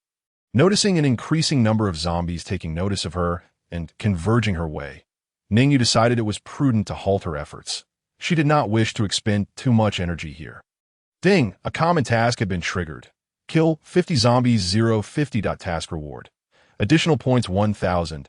Low-level T-virus immunity capsule. 3 hours. 1. Just as she contemplated leaving, the system's incessant notification rang in her mind. Ning Yu paused, astonished that such a task could be triggered this way. However, this task, in addition to the 1,000 points from the 50 zombies, also granted an extra 1,000 points and a free immunity capsule. This was quite the bargain. Watching as more and more zombies gathered, Ning Yu felt no fear in her eyes.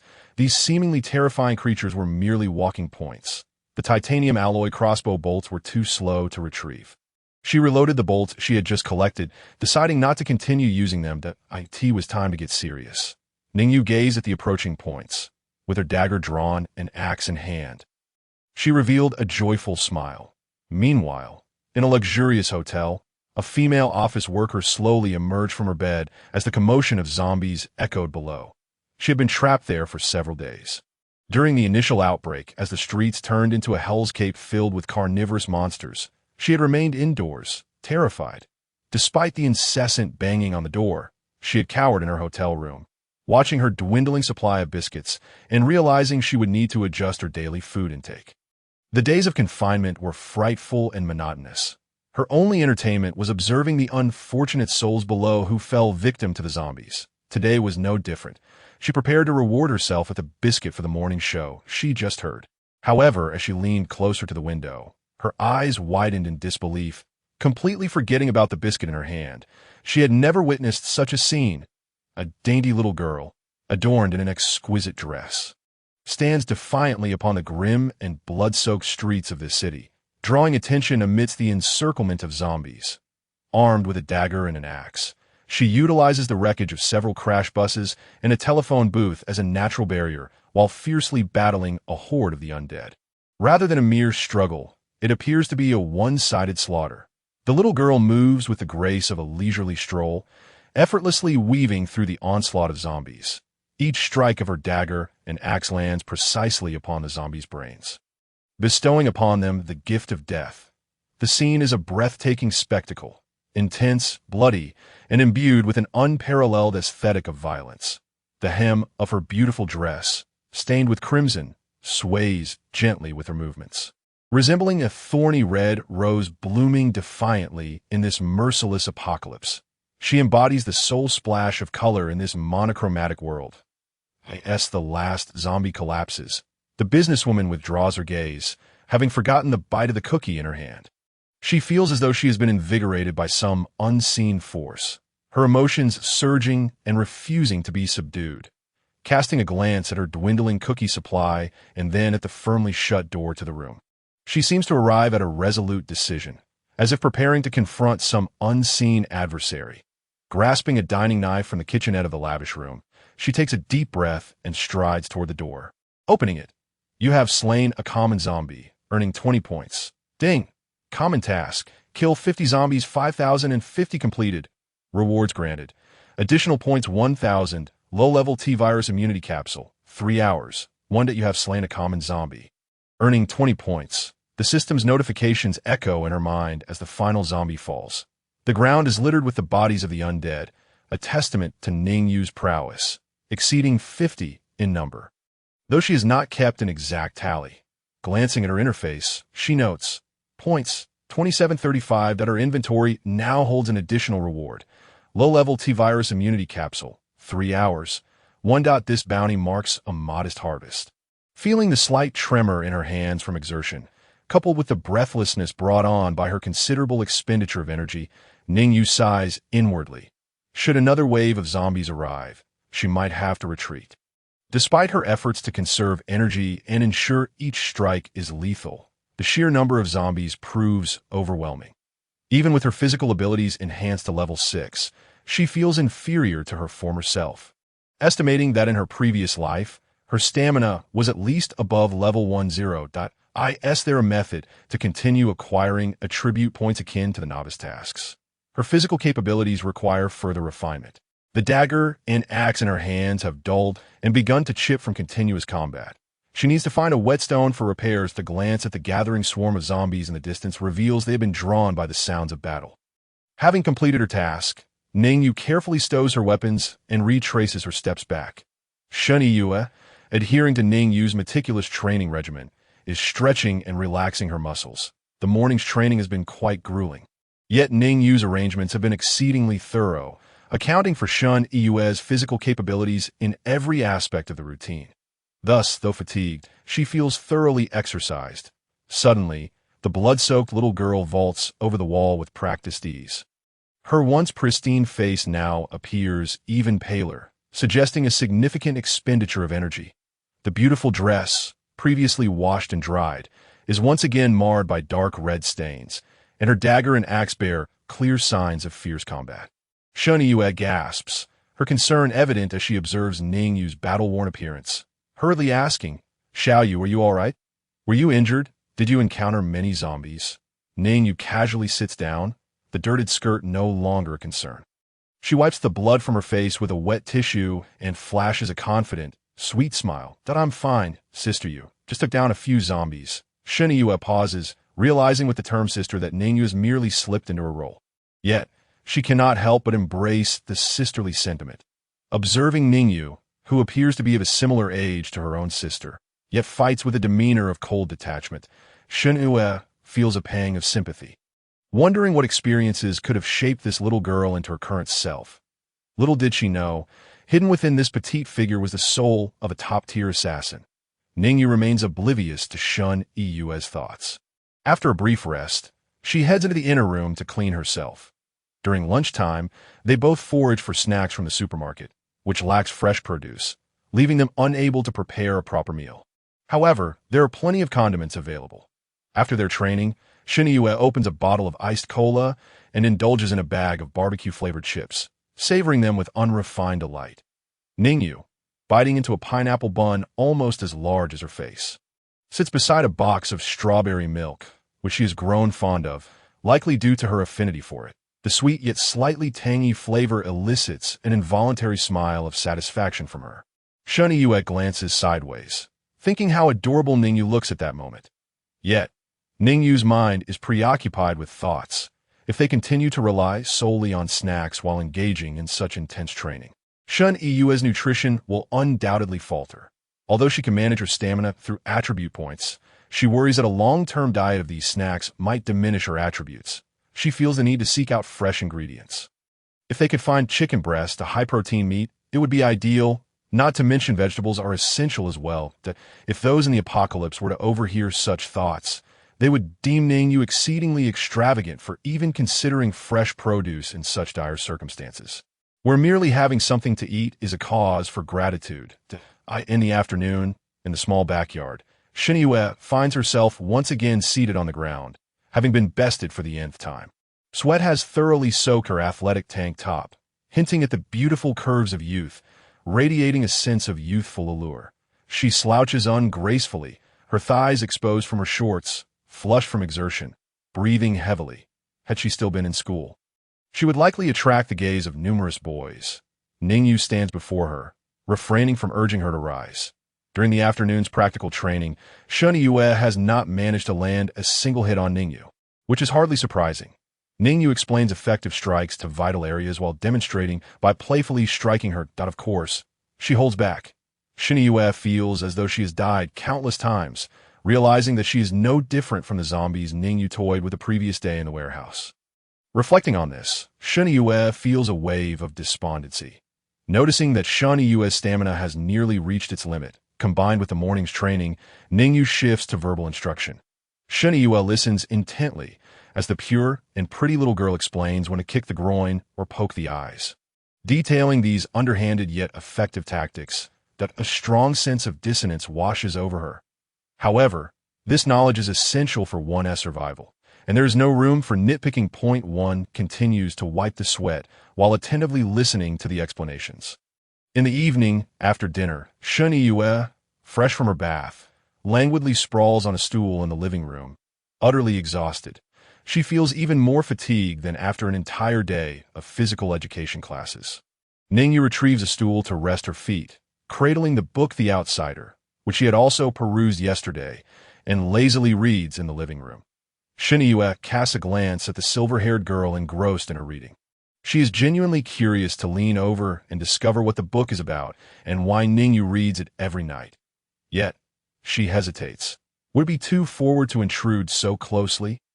After all, she had been pummeled by Ning Yu all afternoon, and her backside still stings as Shun Iyue ponders these trivial matters. Ning Yu lifts her head, their gazes meeting.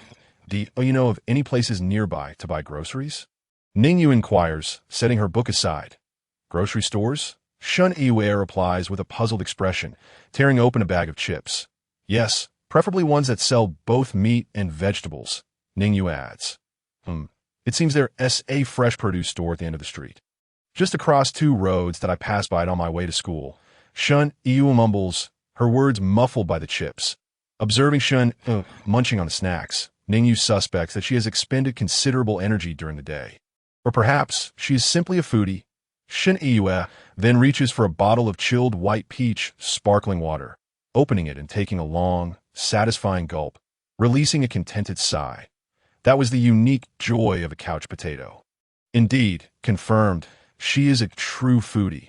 Ning Yu muses silently, wondering how Shun Iyue maintains her delicate and firm physique. Most people would have turned into tanks by eating like that. How do I get there? I plan to check out tomorrow and gather some ingredients. Ning Yu presses on. Shun Iyue pauses, surprised. Xiaoyu, you can cook? She cannot quite believe it. This little girl seems so adept. Could she also possess culinary skills? In truth, Shun Iyue is an excellent cook herself, with unparalleled culinary skills that earn her family's praise. Well done, but please don't cook again next time. I can manage a little. Ning Yu nods gently, then continues. Could you draw me a map? I want to find some ingredients, especially meat. Your training will require proper nutrition. Yay! Shun Iyue exclaims joyfully, instantly rising from her slouch position, her beautiful almond-shaped eyes sparkling with excitement. It seems she has been deprived of meat for too long, leaving her craving it. She quickly fetches a piece of paper and a pen, eager to showcase her artistic skills. Look, this is our supermarket. Shen Yue leans close to Ning Yu, her soft form pressing against Ning Yu's shoulder and arm. Fresh from her bath, the scent of her fragrant body wash wafts through the air as the delicate floral aroma mingles with her youthful fragrance. Enveloping Ning Yu's senses, the soft touch on her shoulder and arm momentarily distracts Ning Yu in her past life. Ning Yu had been orphaned at a young age, taken in and trained by an organization, leading her to interact only with two types of individuals, targets and superiors. The rest of her time was spent in solitude. Never before had she experienced such an uncomplicated relationship, so close to a girl. Moreover, now inhabiting the body of a little girl, Shen Yue has no defenses against her. Ning Yu feels hesitant to remind her. Xiao Yu, are you listening? Shen Yue calls, waving the pen in front of Ning Yu's face. Ning Yu quickly snaps back to reality. Oh, yes, I'm listening. Shen Yue, undeterred, continues to sketch the location of the fresh produce store. Once she has the directions, Ning Yu resumes her reading. Shen Yue, on the other hand, flips through a few magazines out of boredom as the night deepens. Ning Yu places the outsider on the table, bids Shen Yue good night, and retires for the evening. Just as Shen Yue is about to follow suit, her eyes fall upon the mysterious book on the table. After a moment's hesitation, she quietly picks it up, curious about what Ning Yu, this little girl, is reading. The opening line strikes like lightning. Today, my mother died. Maybe it was yesterday. I can't quite remember. Shen Yue scoffs internally. The protagonist is quite the filial child. Having flipped through only a few pages, she yawns and heads to her room to sleep. The next day, Ning Yu prepares to set off for the fresh produce store. Before leaving, she reminds Shen Yue, if I'm not back by afternoon, just continue with the same training as this morning. I will do my best. Shen Yue eagerly anticipates Ning Yu's expedition. Ning Yu skillfully navigates through the backyard and departs for the supermarket. Not far from her departure, she hears a cheerful system notification, ding. This week's special sale has been refreshed. Ning Yu's heart leaps with joy as she scans her surroundings, confirming that no zombies are nearby. She quickly accesses the system panel and opens this week's special sale. Inside, she finds a glimmering Tang Dao, its entire body a vibrant crimson, scarlet blade, enchanted original price. 15,000 points, current price. 3,000 points, discount. 80. Ning Yu pauses in astonishment, pondering what the enchantment entails. She promptly clicks on the weapon's detailed description. Scarlet blade, an unparalleled sword crafted by a master artisan. Enchanted, battle intent grants the user 1 physical strength and 1 mental strength while wielding this weapon.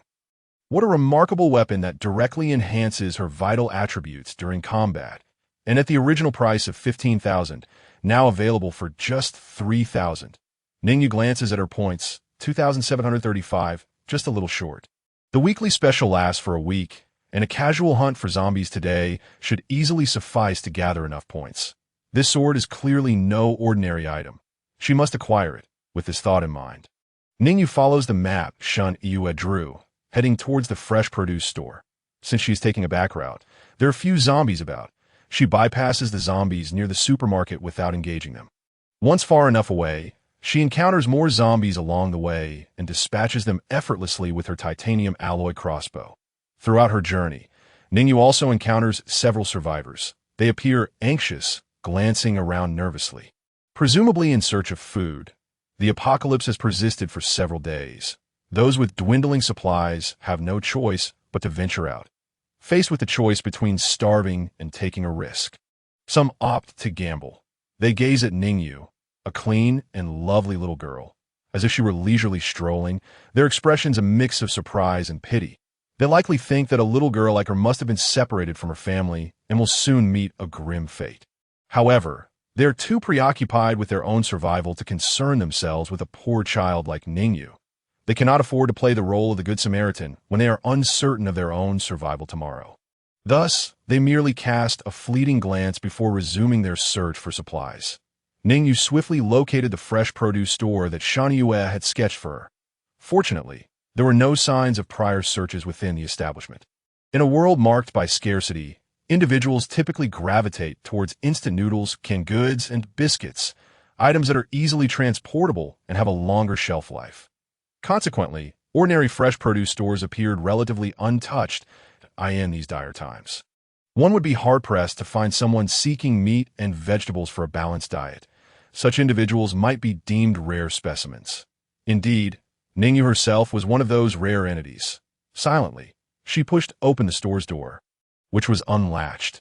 Inside, a few zombie employees wandered about in a state of oblivion. Ning Yu aimed her titanium alloy crossbow at one of them, preparing to strike. Just then, a steel pipe came crashing down upon the zombie's head.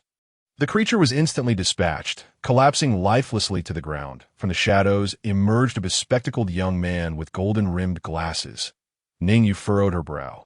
Had her precious points just slipped away? She opened her interface and glanced over it. After the earlier skirmish, her points had just surpassed 3,000, sufficient to exchange for the Scarlet Blade. That a few extra points were inconsequential. She contemplated exchanging for the Scarlet Blade.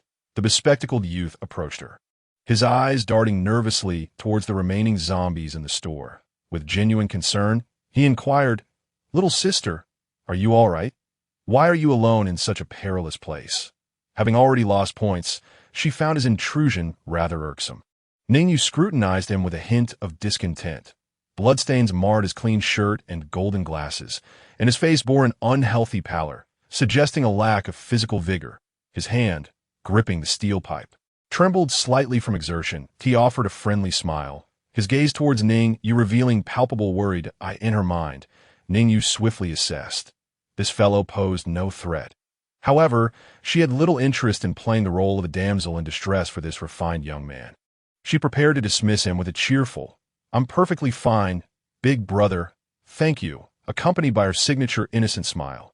Yet at that moment, a notification from the system echoed in her mind. Required charm value for the task, 5. Host charm value, 8. Qualification met. Ding, task triggered. Love named illness 1. Accept Lin Hao's assistance. Series task completion reward. Random attribute points 2. Ning Yu was taken aback. Was this a task requiring charm value? It seemed distinct from the ordinary quests she had previously encountered, as this one even bore a title. The denominator for task progress was represented by A, implying that her choices could lead to varying outcomes. For instance, should the bespectacled youth fall victim to a zombie, the task would likely conclude abruptly. The most enticing aspect was indeed the task reward. Attribute points. Though random, it was still an opportunity she couldn't overlook. Ning Yu had been pondering how to obtain more attribute points to enhance herself. Thus, she promptly altered her decision and resolved to undertake this task. Lin Hao, observing Ning Yu, was enveloped in confusion. This little girl, clad in a beautiful dress, exuded an air of innocence and sweetness. She appeared to be a sheltered child, the apple of her parents' eyes. How could she possibly be here alone? Had she ventured out in search of food due to hunger? Wiping the zombie blood from his glasses with his sleeve, Lin Hao endeavored to project a more amiable demeanor. He softly asked, "Are you out here alone looking for food? Where are your parents?" Since he needed to complete the task, Ning Yu decided to play her part fully. She feigned sadness and replied, "I got separated from my parents, and without food, I came here to look for something to eat." Upon hearing the little girl's lament and witnessing her pitiful demeanor, Lin Hao's expression softened with understanding. He sighed inwardly, lamenting how this merciless apocalypse had forced such a young child into dire straits. He then spoke in a gentle tone. "It's all right, if you like, you can follow your brother. He will protect you. I have food at home. Are you very hungry?" Lin Hao was the epitome of a tall, slender, and frail youth, his voice imbued with tenderness. Had Ning Yu truly been an ordinary little girl, she might have been starry-eyed at this moment. Analyzing Lin Hao's gaze and expressions, Ning Yu discerned no malice or lewdness. Even if there were, it mattered little. She could complete her task and eliminate him afterward. He appeared to be an ordinary Good Samaritan, merely passing by and wishing to assist a hungry, homeless little girl. Ning Yu reflected, while it was a boon for those in need that good people existed in the world, individuals like Lin Hao, who readily offered help, would likely meet a swift demise in such harsh times. This was a cruel reality. Suppressing her darker thoughts, Ning Yu brightened her beautiful amber eyes and cautiously asked, "Is it really all right?" Lin Hao, captivated by her pleading gaze, continued to smile and nodded, "Of course. You need not fear. However, your brother must first gather some ingredients here. Please wait a moment and stay close to me. Be wary of those monsters." Ning Yu obediently nodded, then added, "I happen to want to collect some ingredients too." She displayed the large backpack slung over her shoulders. It appeared somewhat oversized for her petite frame, with its base nearly brushing against her skirt. Ning Yu had originally intended to use this backpack to carry meat and vegetables. She decided to fill it now and simply take it home after completing the task. Lin Hao agreed to this plan, but they first needed to deal with the remaining zombies in the store. Grasping the steel pipe, Lin Hao approached the zombies one by one. Ning Yu watched anxiously, fearing that he might inadvertently perish, thus jeopardizing her task. This fellow was far too frail. He required moments of respite after dispatching each one. Nevertheless, Ning Yu followed obediently behind him, refraining from intervening. Should she rashly act, her carefully constructed persona could be compromised, and she might not be able to continue with the task, as long as Lin Hao remained unharmed. She would content herself with playing the role of a compliant and sensible little girl. Finally, the last zombie was eliminated. Lin Hao set the steel pipe down and sat beside the counter, wiping away the splattered blood. After a brief respite, the two began to scour the fresh produce store for supplies. Ning Yu eagerly stuffed vegetables and meat in her large backpack. She opened the glass door of the refrigerator, revealing beef brisket, pork belly, chicken breast, and even steak. Shen Yu, the glutton, would undoubtedly be overjoyed. Thankfully, the refrigeration unit had preserved these fresh meats from the ravages of the undead. She also gathered a variety of vegetables, such as lotus root, cauliflower, and greens that a glance at Lin Hao revealed that he was solely focused on collecting meat, neglecting the vegetables entirely. It was curious. If he had food at home, why venture out into danger to gather so much meat? Despite her curiosity, Ning Yu felt no inclination to probe further. She quietly continued to gather supplies. Soon, both had collected their share. Lin Hao carried several large plastic bags as he had not brought a backpack. While Ning Yu's bag was bulging, seemingly on the verge of overwhelming her, he offered to assist her with the load and suggested she take lighter items. But Ning Yu declined. "It's all right, big brother." "Look," she said, demonstrating her agility as she took a few steps with the heavy bag, assuring him that she was perfectly fine. Little did he know, with Ning Yu's capabilities, a single punch could shatter his golden-rimmed glasses. "Let us return home," she declared. Lin Hao, not wanting to insist further, prepared to take Ning Yu home to have something to eat first. The two of them subsequently left the fresh produce store. Following a narrow path, they walked toward Lin Hao's residence. Lin Hao led the way. Despite carrying numerous items, he remained vigilant, constantly surveying the surroundings to protect Ning Yu. He skillfully avoided the zombies on the road, clearly indicating that this was not his first time traversing this route. Ning Yu trailed closely behind him, her backpack laden with meat and vegetables. She casually activated the system panel and navigated to the week's special offers. Earlier in the store, she had intended to redeem the Crimson Blade, but Lin Hao had interrupted her. Ning Yu promptly clicked on the redemption button. Her points plummeted from 3120 to a mere 120. An item appeared in her inventory, Crimson Blade, enchanted. As Ning Yu gently summoned it, she felt a weight in her hand. The Crimson Blade manifested in her grasp, appearing even more exquisite than in the system's preview. Its entire body was a deep crimson, as if stained with blood, a testament to the countless lives claimed by this weapon. The size seemed to have been adjusted to suit her physique perfectly, making it convenient for her to wield. More importantly, Ning Yu felt the effects of the enchantment. Battle intent, physical strength 1, mental power 1. Not only did it enhance her physical capabilities, but the increase in mental power was also palpable. A refreshing sensation coursed through her as she gripped the hilt. She felt her mind clear, a profound sense of lucidity washing over her, akin to waking from a deeply satisfying slumber and sipping on a cool mint-infused drink. The boost to her mental acuity was surprisingly delightful. Her senses seemed sharper than ever, allowing her to see farther and hear more clearly. Moreover, the longer blade provided her with a significant advantage in close combat against zombies, making the task of dispatching them considerably easier. It was indeed a remarkable weapon, worthy of its original price of 15,000 points. It's just ahead. My home is on the 5th floor, Lin Hao indicated toward a nearby apartment building, seemingly preparing to turn back to clarify the direction. Ning Yu, with a thought, made the crimson blade vanish, storing it within the system's space. Following Lin Hao's gesture, she spotted a 6-story residential building, which must be Lin Hao's home. She nodded in acknowledgement and kept close to him. Upon entering the community, they encountered several corpses of zombies, piled together. It appeared that the residents had formed some degree of organization. However, Ning Yu pondered why they hadn't ventured out together to scavenge for supplies. Arriving on the 5th floor, Lin Hao opened the door and invited Ning Yu inside. The living space was modest, likely under 100 square meters. The decor was relatively new, resembling a freshly handed-over apartment, with warm, off-white wallpaper that evoked a sense of coziness. Lin Hao encouraged her to make herself comfortable while he rummaged through the house for food, placing the fresh ingredients he gathered on the dining table. Ning Yu found a stool and sat beside the table. Before long, several bags of snacks were produced, and Lin Hao remarked, "You must be starving. Feel free to indulge in these. I have some reserves as well." However, Ning Yu noticed that Lin Hao's so-called reserves amounted to merely a cardboard box. She doubted he would be willing to part with so many snacks for her.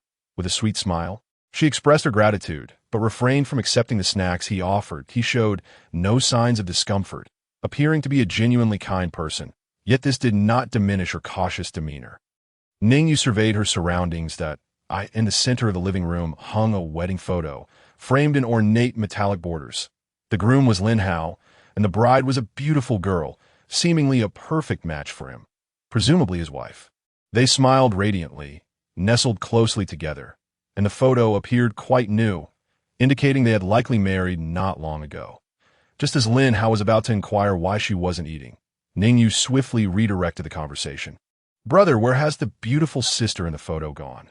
Lin Hao, taken aback by the sudden question, momentarily faltered, then offered an awkward yet bittersweet smile. "She passed away. On the day the apocalypse began, she was bitten by a monster." Lin Hao opted against using the childish excuse of "she has gone far away" to shield Ning Yu from the truth, recognizing that she appeared to be at least a middle school student. Ning Yu immediately displayed a look of remorse.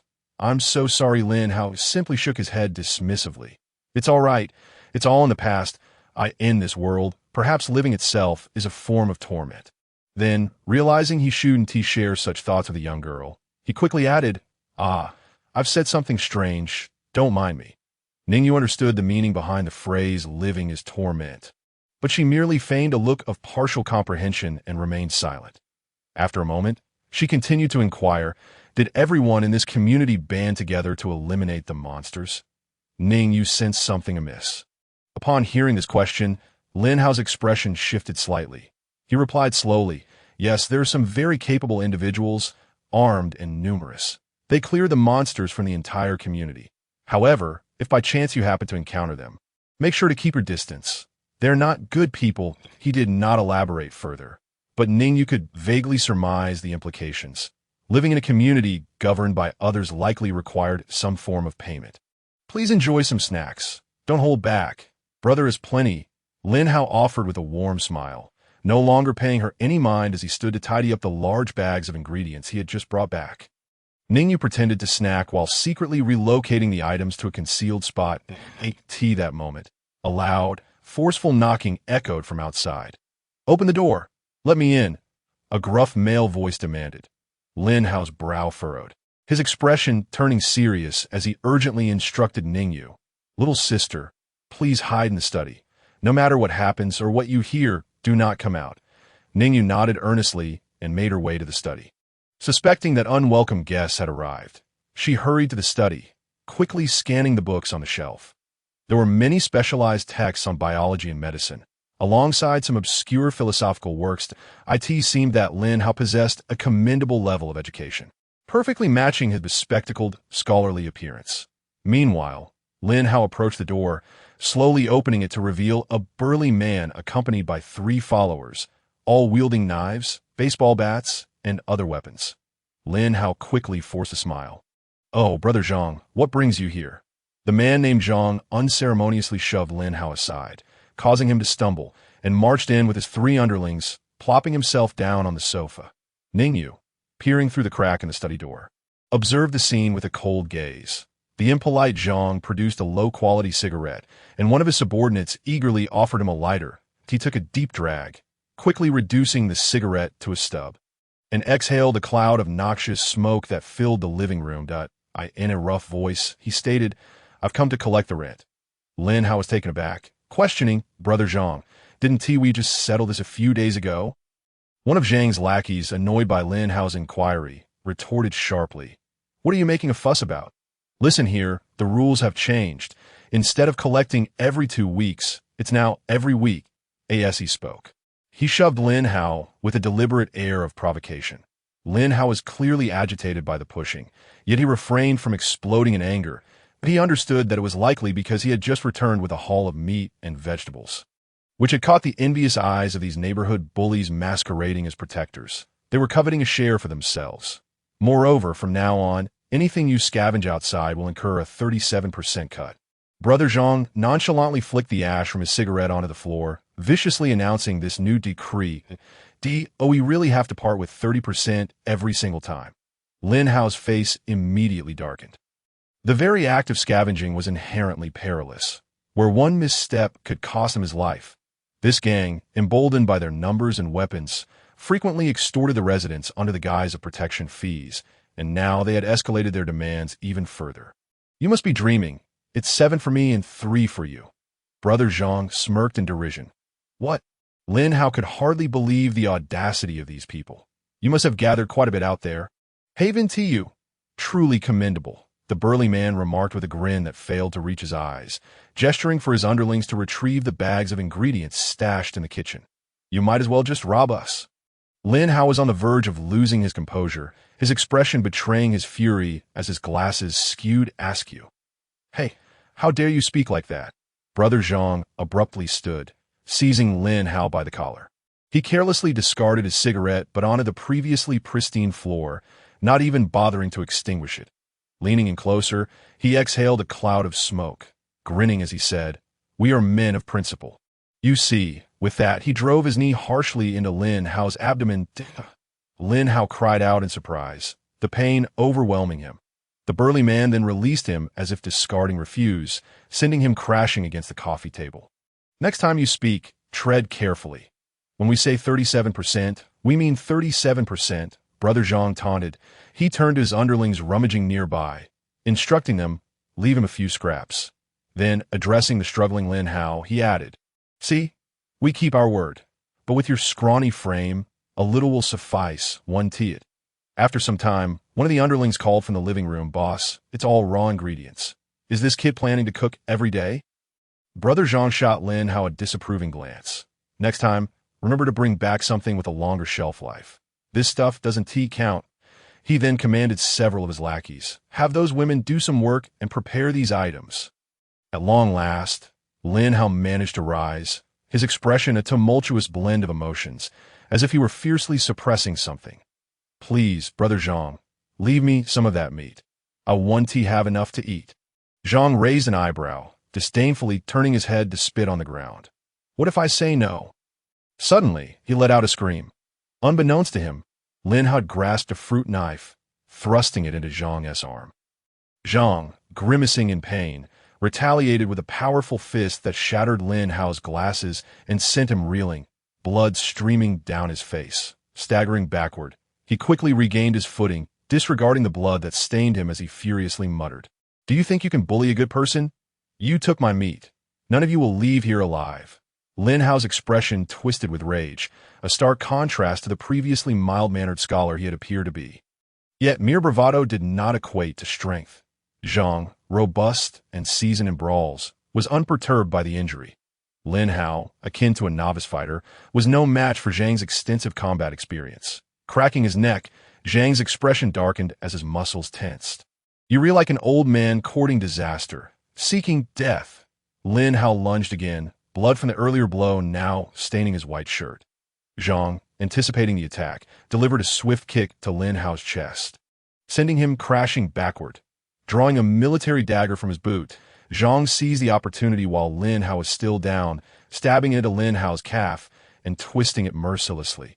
Lin Hao howled in agony, the sharp pain consuming his senses and leaving him breathless. His vision blurred crimson as he struggled, yet was met with a boot pinning him to the ground, thwarting his attempts to rise. Zhang continued to grind his foot into Lin Hao, taunting, "Little Lin, we are civilized people. Your sudden aggression leaves me quite perturbed." Crushed beneath the weight, Lin Hao could only murmur against the floor, "Leave my ingredients." "You bastards! Ding! Task. The disease named Love has been updated. Task. The disease named Love 2. Ensure Lin Hao's safety in her study." Ning Yu heard the system's task update. Initially hesitant to intervene, she had thought it was merely a minor dispute. However, it had escalated into a violent confrontation. She was unwilling to let the 2 attribute points she had painstakingly acquired slip away. Ning Yu casually opened the study door, riding the fallen table and chairs as she made her way to the living room. Brother Zhang, noticing the commotion behind him, kept his foot pressed down on Lin Hao. Turning to see a well-dressed little girl, he raised an eyebrow. "Is this your sister? Quite the looker." Assent she. That backpack downstairs was hers. "Wasn't he it? What a pity." With a knowing smile, he bent down and yanked the dagger from Lin Hao's leg, eliciting another anguished cry. Now that he had drawn blood, he intended to eliminate any threats entirely. Lin Hao, hearing Zhang's words, managed to tilt his head just enough to see Ning Yu emerge from the study. "You cough. What are you doing out here? Run. These guys are ruthless." Seeing Lin Hao struggling beneath him, Zhang pressed harder on his injured leg, silencing him. Undeterred by the chaos, Ning Yu approached Zhang with unwavering resolve. She was no longer the innocent, obedient girl. Her eyes were cold and devoid of emotion. With a graceful motion, she raised her right hand, slightly parting her fingers that a crimson-hued tang knife materialized from thin air, which she grasped with ease. The blade glinted ominously, causing Zhang to squint against the light. The air crackled with tension as the knife sang through the silence. Zhang stared incredulously at the seemingly unflappable girl who had conjured a gleaming knife from nothingness. Given her petite stature, one would expect it to be a struggle to wield such a hefty weapon. Yet she appeared unbothered. Instinctively, he sensed that this girl was not to be underestimated. She exuded an aura of danger, one he recognized all too well. This seemingly delicate porcelain doll had likely taken lives before, and not just a few. The dagger he had just pulled from Lin Hao still bore traces of blood, which he now toyed with as his expression grew serious. He lunged forward, muscles rippling, launching a rapid kick aimed at her. Yet, Ning Yu swiftly countered with a slash of her knife, forcing him to retreat. How fast! How dangerous! Zhang Ge was taken aback, leaping backward in shock as the crimson glint of the blade sliced through his trousers. Leaving a gash, though he barely evaded the strike, the air was still chilling against the exposed fabric of his pant leg. He could only imagine the consequences had that blow landed. His initial movement had been a feint, intended to lure Ning Yu into striking so he could close the distance and mitigate his disadvantage in reach. However, it was painfully evident that he had failed, and the failure was beyond his expectations. Damn it, he cursed under his breath. He was a seasoned veteran, having retired from a mercenary company. Despite his age, how could he be bested by a mere girl? Ning Yu frowned as well. Her physical abilities were clearly lacking. That last strike should have connected, yet it had only grazed his trousers. However, there would be no second chance. She gradually shifted her grip on the Tang Dao from one hand too. Closing her eyes, with a swift, deep breath, she exhaled, reopening her eyes in an instant. In the blink of an eye, she pivoted, wielding the blade with a speed that was nearly imperceptible, transforming into a scarlet shadow. Zhang Ji's pupils constricted. Her speed had increased. Had she not been using her full strength before? With a sharp whoosh, the Tang Dao sliced through the air, producing a deadly whistle. Zhang Ge, terrified, hastily brandished his military dagger in a desperate attempt to parry the blow. A resounding clang echoed as half of his dagger clattered to the floor, emitting a crisp metallic sound. His eyes nearly bulged from their sockets. This dagger had been a farewell gift from his superior when he left the company, crafted at considerable expense. How could it be effortlessly severed by this crimson Tang Dao? What on earth was this weapon? And who was this little girl before him? While his thoughts raced, he hurriedly retreated. Unfortunately, Ning Yu was even quicker. After destroying his weapon with her first strike, she forcefully propelled herself off the nearby sofa, twisting swiftly to deliver a fierce second blow. The motion was fluid and executed in the blink of an eye. Zhang Ge thought he had evaded her, only to find his vision tilting backward. He then collapsed to the ground, left gazing up at the ceiling. In his fading consciousness, he vaguely perceived his own severed lower half still standing upright. A torrent of blood erupted like a geyser, splattering even onto his own face. Bathed in the crimson glow, Ning Yu resembled a reaper, her expression indifferent as she held the blade aloft, watching silently. Zhang Ji's vision blackened, and he succumbed to unconsciousness. This blade was sharper than Ning Yu had ever imagined. With her strength, she should not have been able to cleave through the body of an adult man.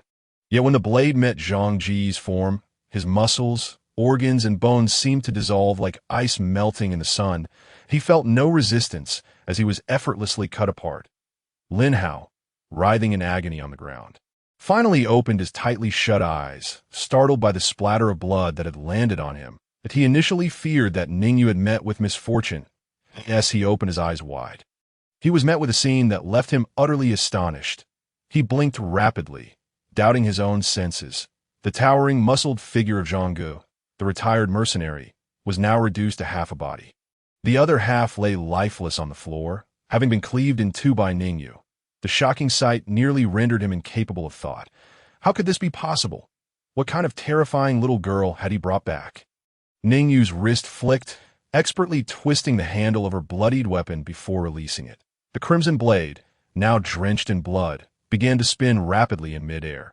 This was her customary blood-cleansing motion, typically employed to rid the blade of any remnants of gore. Ensuring its cleanliness, she grasped the handle once more. A puzzled expression crossed her face, for not a single drop of blood had been expelled. The blood that had previously coated the blade had vanished entirely. The crimson weapon now appeared even darker, subtly shimmering in a narrow spectrum of color, almost imperceptible unless scrutinized closely. This blade seemed rather peculiar. Ning Yu sensed an intense warmth radiating from the handle, coursing through her body, igniting a fervor within her. She faintly heard countless voices roaring in her ears. More, more, more. Suddenly, it dawned on her. The blade craved more blood.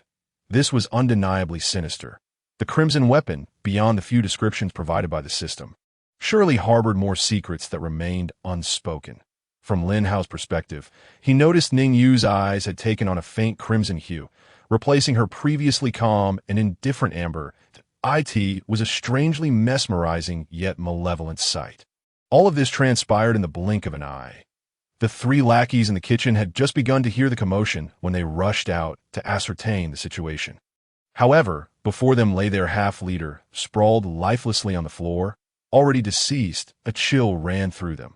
What kind of monster was this little girl who had so effortlessly dispatched their boss, despite their terror? There was no path for retreat. Two of them seized their weapons, shouting as they charged forward, intent on avenging their leader. "I'll take you on." However, the remaining one trembled, his legs quaking as he stepped back in fear. Ning Yu gently released her grip, allowing the crimson blade to vanish into thin air, absorbed into the system space. Having tested the weapon, she deemed that the forthcoming battle required no adherence to martial ethics.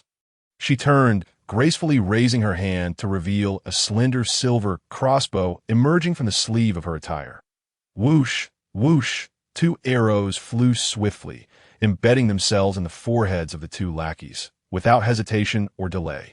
They collapsed immediately, lifeless. The trembling coward had retreated to the doorway of a bedroom, witnessing the swift demise of his comrades, and in sheer fright, he fell to the ground. A foul stench began to waft from the room.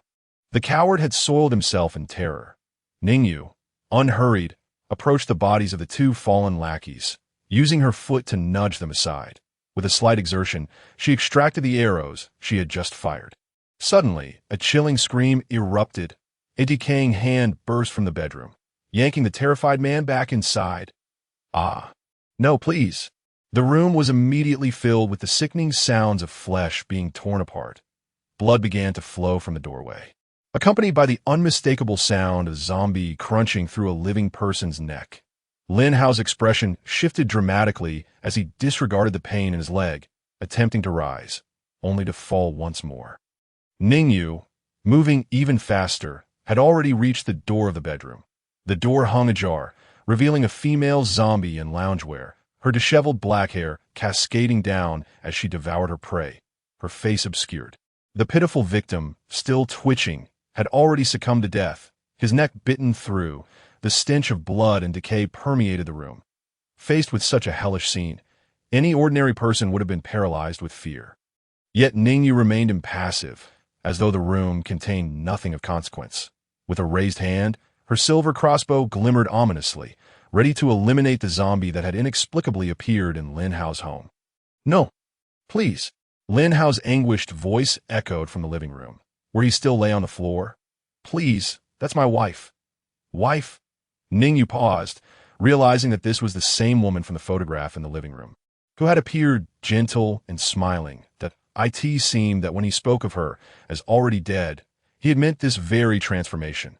Thus, it can be inferred that he has been returning from the fresh meat shop with copious amounts of meat. Could it be that he is nurturing his wife, who has already mutated into a zombie? This would certainly explain everything, and no wonder he appears so frail, opting to forego the sustenance within his home in favor of risking his safety to procure meat. It is equally alarming that he descends into a frenzied rage when others attempt to seize his precious supply, that if his meat were to be taken away, compounded by the plundering he faces during each foray, his wife would inevitably succumb to starvation and transform into a desiccated corpse. After all, zombies do not crave snacks. They are brutal machines of slaughter, forged from blood and flesh. The myriad doubts that plagued him have finally woven together like a thread. Hearing Lin Hao's pleas, his wife in the bedroom lifted her head. Her blood-red eyes and grotesquely decayed visage were revealed. If sensing a threat, she abruptly released the corpse she was gnawing on and lunged forward with a guttural roar towards Ning Yu. Ning Yu did not flinch.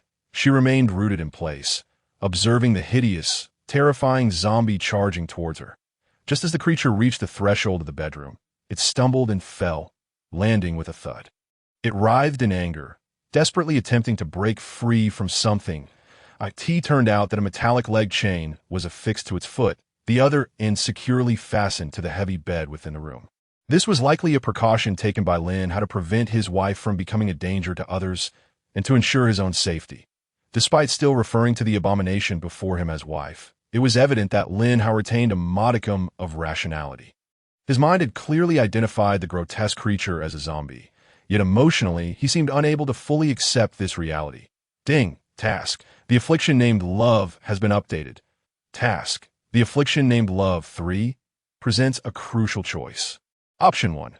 Immediately eliminate Lin Hao's wife, concluding the task. Reward. Random attribute points 2. Option 2. Spare Lin Hao's wife fan, heed his request. Original task rewards remain unchanged, with the potential for additional hidden rewards that a series of prompts materialize before Ning Yu's eyes, marking the first appearance of a choice interface. Ning Yu had little hesitation that if she were truly an ordinary girl, it was clear that Lin Hao merely wished to assist her, a quintessential Good Samaritan. The female zombie before her was securely restrained, posing no threat, and Lin Hao was likewise harmless. She had no interest in squandering time on senseless slaughter. Most importantly, the hidden reward was evidently the superior option. With that thought, Ning Yu gradually lowered her weapon. The titanium alloy crossbow vanished from her arm with her motion. Upon witnessing Ning Yu refrain from violence, Lin Hao exhaled a sigh of relief. Collapsing weakly to the ground, his gaze towards Ning Yu radiated gratitude. Were it not for her intervention, given the escalating conflict, he might have been slain by that very creature. His supplies would have been thoroughly looted. The wife he had confined within the room, without his care, would either transform into a corpse from starvation or be discovered and brutally dispatched. Ning Yu approached, assisting Lin Hao in sitting up. His wounds continued to bleed, and after inquiring about his condition, she fetched a medicine cabinet from his home. Lin Hao skillfully wrapped his own injuries, prompting Ning Yu to refrain from offering assistance. His wife struggled in vain, emitting a few mournful howls before returning to gnaw at the half-consumed feast before her, the grotesque sound of chewing echoing ominously. However, Lin Hao seemed accustomed to this, Offering a bitter smile, he glanced at Ning Yu, who had taken a seat on a nearby chair, noticing her lack of reaction. It was difficult to fathom that such an ostensibly adorable young girl possessed such terrifying power, exhibiting a calmness and ruthlessness that was astonishing. Perhaps she truly did not require his assistance. Yet, conversely, had he not thought to help her and invited her into his home, would he not already be dead? Ning Yu, rarely, took the initiative to broach the subject. So, what is the story behind this? She displayed a curious expression, seemingly innocent. However, Lin Hao could no longer associate the word innocent with her. He gently snipped the bandages he had just wrapped around his leg, having already disinfected the wound that he began to recount. Her name is Lin Xiaolu, the girl you saw in the wedding photo in the living room. That we have been childhood friends, having attended the same middle school, high school, and even university together, with plans to apply to the same college. I confessed my feelings during high school, and naturally, we became a couple. After graduating from university, we married, dreaming of a beautiful future together, living in a bright, airy house, dining together after work, and lying side by side to watch movies. Ideally, we would even adopt a large cat to curl up between us while we watched. He seemed to drift into reminiscence, pouring forth memories like beans from a bamboo tube, his gaze distant as he recalled happier times. But as you can see, disaster struck. All our dreams shattered into countless fragments that a few days ago, when I finally returned home, she had already mutated. She must have encountered the outbreak while shopping for groceries. Inadvertently bitten by a zombie. She must have exerted considerable effort to return, fearful that I would come home and find her missing. When I opened the bedroom door, she lunged at me, howling as if she had never known me, only to trip over the chain that bound her. His heart ached at the thought. She must have realized her impending transformation, which was why she had locked herself in the bedroom with a metal chain. I felt as though my heart had been torn apart. I was not there for her in her moment of helplessness. She was all alone. Did she feel immense sorrow? Did she yearn to see me one last time? He had only found a note she left behind, with 3 words scrawled in a shaky hand. Stay alive. Lin Hao's eyes were red, tears streaming down his face as he seemed to be transported back to that fateful day. Stay alive. In her final moments, she thought of me, still worrying for my safety. She knew what I might do, which is why she urged me to survive. But I have already, at that moment, Lin Hao was choked with emotion, unable to articulate further. The once robust man collapsed like a dying insect, silently sobbing, his body trembling slightly. Ning Yu listened quietly, refraining from speaking or passing judgment that I in their hearts. Both regarded the other as more significant than themselves. This mutual regard was an experience Ning Yu had never known. She felt an emptiness within her, as if something vital was missing. Unable to empathize with their sorrow, she found it perplexing that she should feel sadness at such a time. Yet she could not. She was merely a machine of slaughter. Even if she were to live again, it seemed nothing would change. After a prolonged silence, Lin Hao finally regained his composure. He offered an apologetic smile, one that appeared more painful than his earlier tears. That I sincerely apologize for burdening you with so many unrelated thoughts. In summary, that is the situation. Subsequently, I've been living here with her, but if she goes too long without meat, she spirals into madness, frantically clawing or howling, likely because she can sense my presence. Unlike the zombies on the streets, who cannot detect the living and are left to wander aimlessly, I fear she may ultimately perish. Unable to move at all, but if things remain as they are now, I could still regard it as an affliction. My emotions deceive me, leading me to believe that perhaps she is merely unwell. In time, she will recover, reverting back to the original little green, returning to my wife. Thus, I often venture out in search of fresh meat. She consumes in abundance, depleting it rapidly. Fortunately, zombies do not exclusively feast on human flesh. They will devour any fresh meat available. If the meat is still dripping with blood, it incites even greater excitement among them. Hence, today, I chanced upon you in the fresh produce store. With that, Lin Hao gradually mustered the strength to rise, limping towards the kitchen. His leg injury was severe, and he moved with great caution. Before long, he emerged from the kitchen wielding a cleaver, casting a glance at his wife still engaged in her meal. Ning Yu exhibited no reaction, for Lin Hao posed no threat to himself, and his intentions were evidently not directed at her. He approached the body of a small henchman, raised his hand, and struck down with brutal force. These individuals had long since cleared out the zombies from the neighborhood. He began to dismember the corpse right there, the purpose of which was all too apparent. They were not seeking to unite everyone in battle. Rather, they aspired to dominate the entire community, claiming it as their territory. Daily, many men were dispatched to forage for food. Those like me, who actively sought it out, were a rarity, for no one wished to meet their demise. Originally, the so-called rent was collected every 2 weeks, a form of tribute and supplies. But they had now escalated their demand. He continued to chop, blood splattering everywhere, including upon himself and his face, that in truth, their death was a relief. Let these scum serve one final purpose instead of being wasted. A manic grin spread across Lin Hao's face. It was hard to fathom that this was the same refined young man who had just extended a hand of rescue to Ning Yu. I had thought we would assist one another, but they only... With a fierce blow, he struck the corpse again, just a little. Another strike followed. They gnawed at my kindness, leeching off me. I finally understood. In this world, it was either I was consumed by others or I consumed them. Lin Hao underwent a profound transformation. Something within him had irrevocably broken. We are not so different from the zombies. They follow their desires to consume flesh, while we too are driven by our desires to consume others. Lin Hao invested considerable time in dismembering the 3 bodies, and then gathered the scattered ingredient from the kitchen into the refrigerator.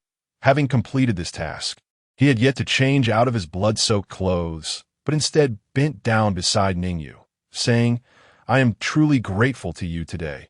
Ning Yu gazed at the man before her, reeking of blood, without displaying any revulsion, merely responding, "No need for thanks, as long as there were task rewards. Everything was negotiable." Ning Yu silently reassured herself. Lin Hao removed his grimy glasses, delicately wiping them with a tissue. Without the glasses, his face still retained a hint of handsomeness, yet it now radiated a more ruthless demeanor. However, this was not directed at Ning Yu. He felt only gratitude towards her, but he paused, then continued. "I have an unreasonable request. My leg injury will likely take a long time to heal. During this period, I may be unable to venture out to find food. That I am unconcerned for myself, but I fear my wife may starve. Therefore, I wish to ask you to help me procure some ingredients from the fresh produce store once more. Although I collected some today, along with the bodies, it should suffice for a while. Yet, I fear I will be unable to leave for weeks. Of course, I recognize that this request is quite unreasonable. So in exchange, I can share with you some very important intelligence." A flicker of apprehension crossed his face, fearing that Ning Yu might refuse. Ding. Task. The affliction named Love has been updated. Task. The affliction named Love 44. Complete Lin Hao's commission. Task reward. Random attribute points 2. Additional hidden rewards. Free attribute point 1. Points 1000. Conditions for upgrading the Scarlet Blade unlocked. A series of notifications echoed in Ning Yu's mind, and this task had finally reached its final step. She had no reason to refuse. The hidden rewards were indeed generous. An additional free attribute point, 1000 points, and even intelligence regarding the upgrade of the Scarlet Blade. This brought Ning Yu immense joy. She flashed a charming smile, her voice dripping with sweetness as she said, "No problem. Leave it to me." Ning Yu once again adopted the persona of a little girl. Before long, Ning Yu returned to Lin Hao's home, bearing more meat and ingredients. Her own backpack was now bulging even more. However, the contents of this bag were not for Lin Hao, but intended for her own use. Upon her return, Lin Hao had changed out of his blood-stained garments. His wife had also been ushered back into the room. He prepared a cup of tea for Ning Yu, and the two sat in the tidied living room, which had only recently been a scene of bloodshed and corpses. Ning Yu, of course, did not partake in the tea, and Lin Hao was unbothered by it. He spoke slowly, so, as agreed, I will share the crucial information I overheard last time that IT concerns. In City A, there are plans to establish a survivor gathering place.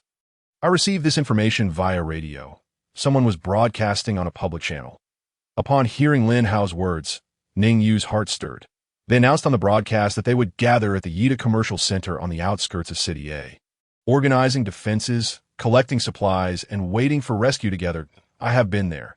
It features commercial and residential apartments above, with a large shopping mall below, providing ample supplies and living space. There are also water reservoirs and generators, which will become exceedingly important once the city's power and water supply systems collapse. That if you currently lack a suitable place to go, perhaps you could consider that location. However, given your skills, you could choose to go anywhere you wish. Lin Hao expressed a hint of envy, for Ning Yu before him possessed terrifying abilities that belied her appearance. If only he were as strong, he wouldn't find himself so constrained. A bitter expression crossed his face as he admitted, "I wish to go as well, but I cannot. The people there would never accept Little Green. Moreover, I lack the confidence to traverse half the city with her. I struggle even alone. Thus, I can only remain here, accompanying her." Ning Yu displayed understanding, quietly stating, "The resources nearby will soon be depleted, and it won't be long before the water and electricity cease. You won't last long.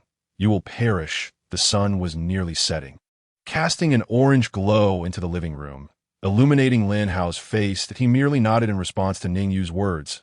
"I know, but Little Green is unwell.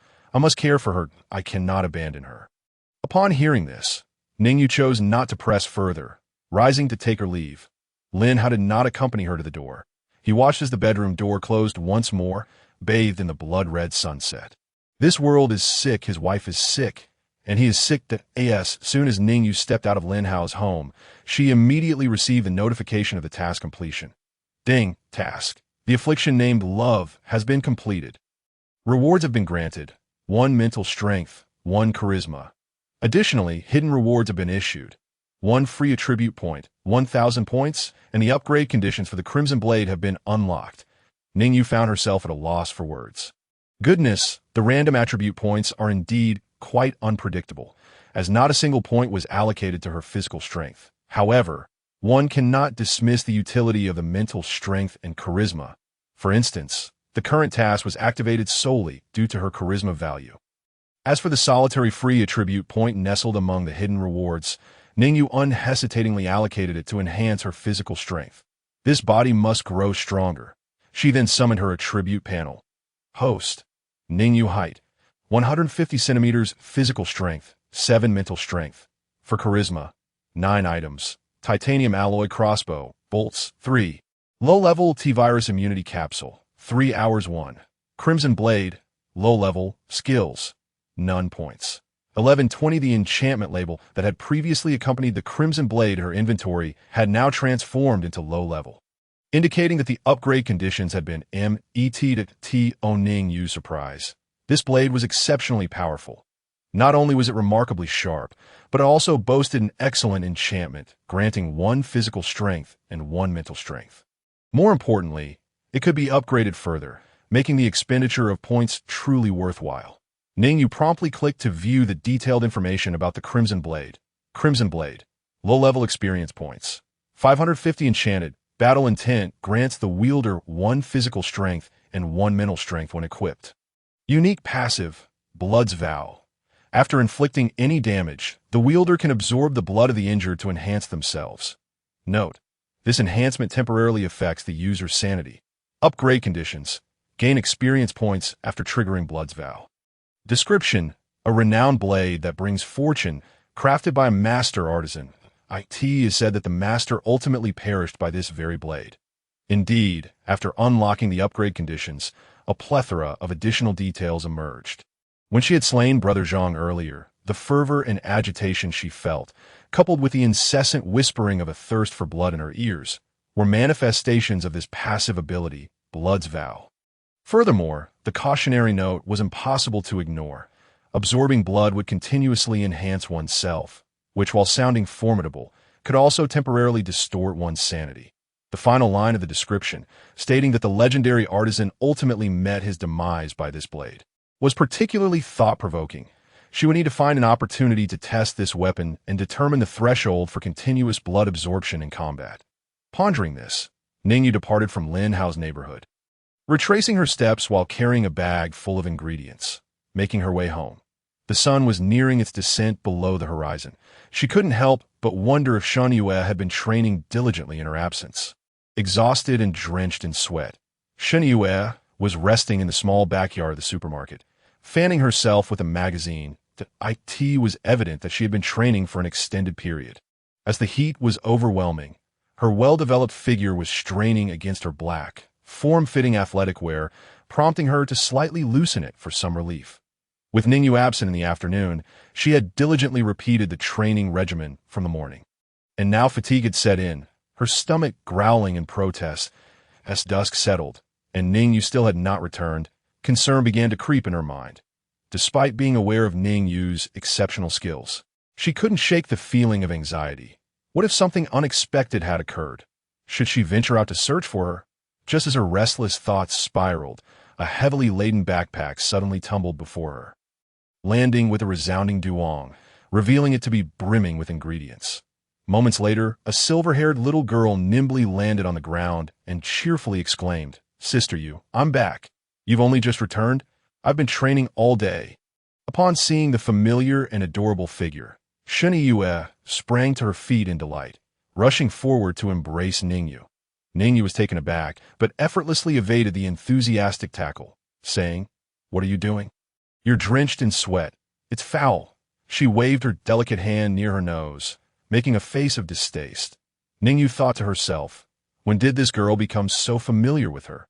The nearly toppled Shen Yu, slightly taken aback by being dodged, pouted in a display of childish indignation. "No way, you're just being ridiculous." She then proceeded to unabashedly sniff herself, continuing to pout, "I don't smell bad at all. It's fragrant.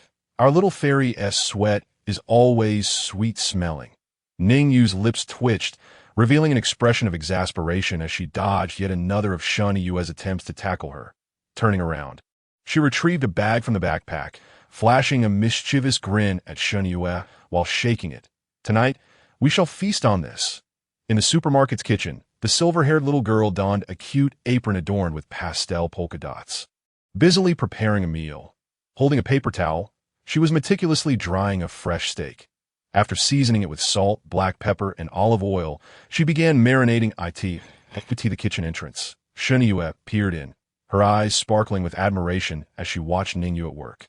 Her gaze resembled that of a girl observing her dashing boyfriend cooking a meal just for her.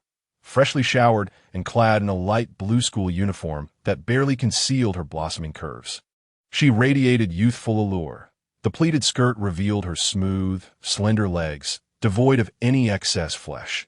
She examined the impeccably organized kitchen countertop, where various spice jars were neatly arranged in 2 rows, resembling meticulous soldiers standing in formation. This arrangement led Shen Yu to suspect that Ning Yu possessed an obsessive-compulsive tendency for cleanliness. Meanwhile, Ning Yu was busy mixing butter and minced garlic.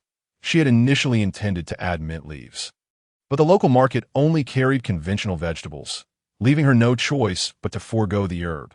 Suddenly, she caught a whiff of a familiar, sweet fragrance, mingled with the scent of floral body wash.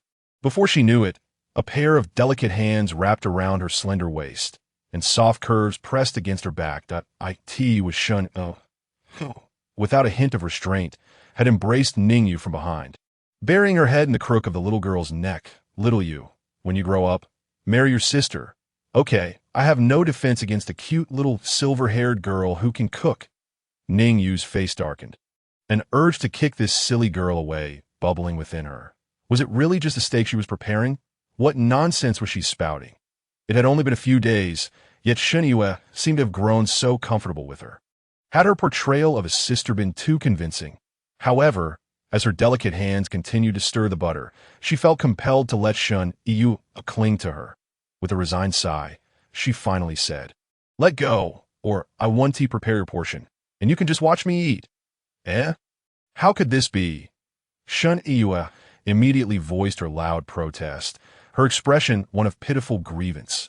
Yet, for the sake of delicious food, she obediently released the silver-haired little girl and could only continue to watch from the sidelines. Ning Yu paid her no mind, turning instead to add a dash of oil to the pan, placing the steak within and beginning to sear it. Instantly, the kitchen was filled with the sizzling sound of zzz, the Maillard reaction occurring as the steak heated released an enchanting aroma of meat, which wafted throughout the small supermarket. Beside her, Shen Yu was already drooling, her cute little nose sniffing the air like a puppy drawn to the scent of meat. Her starry eyes were fixed on the steak being flipped in the pan, then slathered with butter and garlic paste. As they reached the final steps, Ning Yu, holding a spoon, continuously drizzled the melted butter over the steak. She glanced at Shun Yue beside her and said, "Stop standing there like a fool. Help me grab the utensils." "Aye, aye, Commander." Outside the small supermarket, the sun had fully set, casting the neighborhood into darkness that a few wandering zombies meandered aimlessly nearby. Suddenly, a zombie in the corner of an alley was struck as if by lightning. Its head cleaved by a fire axe. Collapsing to the ground, two figures emerged from the shadows. Their eyes locked firmly on the small supermarket. Not far ahead, one of the shorter, leaner men pointed forward in a sneaky voice, saying, "Boss, look ahead. That's it. I've scouted the area before. The defenses are quite tight, and there must be plenty of good stuff inside." The other man, wearing a flat cap, spoke in a low, raspy voice. "What do you plan to do about those locks on the door?" The shorter man chuckled sinisterly. "Just wait until I get a hydraulic shear. Cutting those chains will be no problem." A cunning glint appeared in his eyes. The man in the flat cap inquired further, "What about the people inside? Are they a threat?" The lean man promptly replied, "Not really sure, but that supermarket was originally run by a couple, so they probably lack any combat ability. Don't worry, boss." Suddenly, he seemed to catch a whiff of something. Lifting his hawk-like nose to sniff the air, his eyes gleamed with envy and resentment. "Damn, it smells like they're frying meat in there, probably beef. That IT smells absolutely divine." As he spoke, he licked his lips, feeling drool begin to form. Ever since the apocalypse, he had been subsisting on instant noodles and buns, his palate craving something more flavorful. Life seemed rather pleasant for those inside the supermarket, who had the leisure to cook and grill meat. Compared to his own situation, it sparked immense jealousy. The man in the flat cap also caught the scent of the beef. His stomach growled in response. He hadn't indulged in meat for several days and could hardly resist such temptation. "Let us settle on this place. We'll prepare and take it sooner or later," he quickly said, masking the sound of his growling stomach. The lean man, hearing this, wore an expression of determination, proclaiming, "Absolutely. It's about time we enjoyed a life like that." In the small living area of the supermarket, Shun Yue was indulging in the fragrant pan-seared steak, her adorable cheeks stuffed to the brim. She was so engrossed that she didn't even notice a strand of hair had found its way into her mouth. The creamy aroma of butter mingled with the garlic scent, combined with the perfectly cooked beef aroma, filled the entire small living room. Taking a bite of the cut steak, the juices burst forth, offering an exquisite texture that melted in her mouth. IT felt as if the most exquisite flavors of the mortal realm were gliding down her throat into her belly. Shun Yue tilted her head back, revealing a blissful smile, and let out a satisfied from her full mouth. The silver-haired little girl glanced at the gluttonous Shun Yue, her soft voice gently chiming in, "You've got your knife and fork switched." Shun Yue turned her head, looking at Ning Yu with a puzzled expression, mumbling, "Does that really matter?" She thought to herself, as long as it tasted good, that was all that mattered. Steak forever, and long live the little girl who could cook. Ning Yu exhibited an expression of exasperation, elegantly slicing the steak. The pieces on her plate were arranged neatly, accompanied by a garnish of vegetables. Each time, she gently speared a small piece of meat, savoring it delicately with her cherry-like lips. Only then did Shun Yue notice the little girl's refined manner of eating, contrasting sharply with her own gluttonous style, prompting her to temper her behavior. Indeed, how had she revealed her true nature so quickly? Just as she was about to clear the remaining vegetables from her plate, Shun Yue suddenly recalled a question. She speared a piece of broccoli, dipped it in the meat juice, and asked, "By the way, Xiao Yu, what happened today that made you come back so late?" Shun Yue inquired with curiosity. Ning Yu wiped her mouth with a napkin, then opened a box of strawberry milk to sip before replying, "I encountered a little issue." She then briefly recounted her series of encounters with Lin Hao. Upon hearing this, Shun Yue sighed softly. "It seems that all morals and laws have truly vanished in this world. If I were alone out there, how long could I survive?"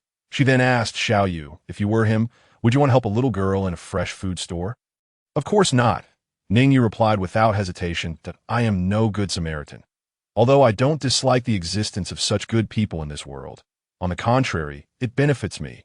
I understand that from his perspective, his actions would hold no value for his and his wife's continued survival, and could even lead to trouble that if one does not prioritize oneself and those they care about, allowing societal conditioning of kindness to dictate their actions. Then facing destruction would be entirely justified.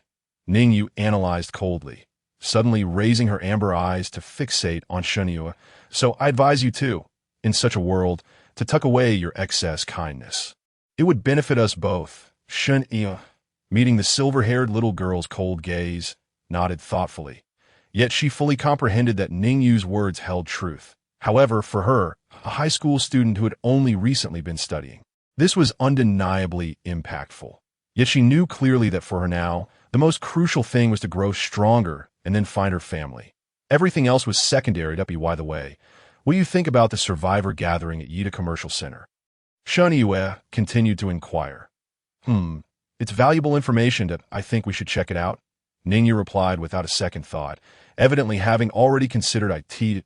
In truth, she felt indifferent about the location, but joining such a collective would be most beneficial. There would be more people, which could trigger more tasks related to human interactions. Remaining in the supermarket, with only Yu as a living person, would likely make it difficult to trigger any tasks, without tasks related to people.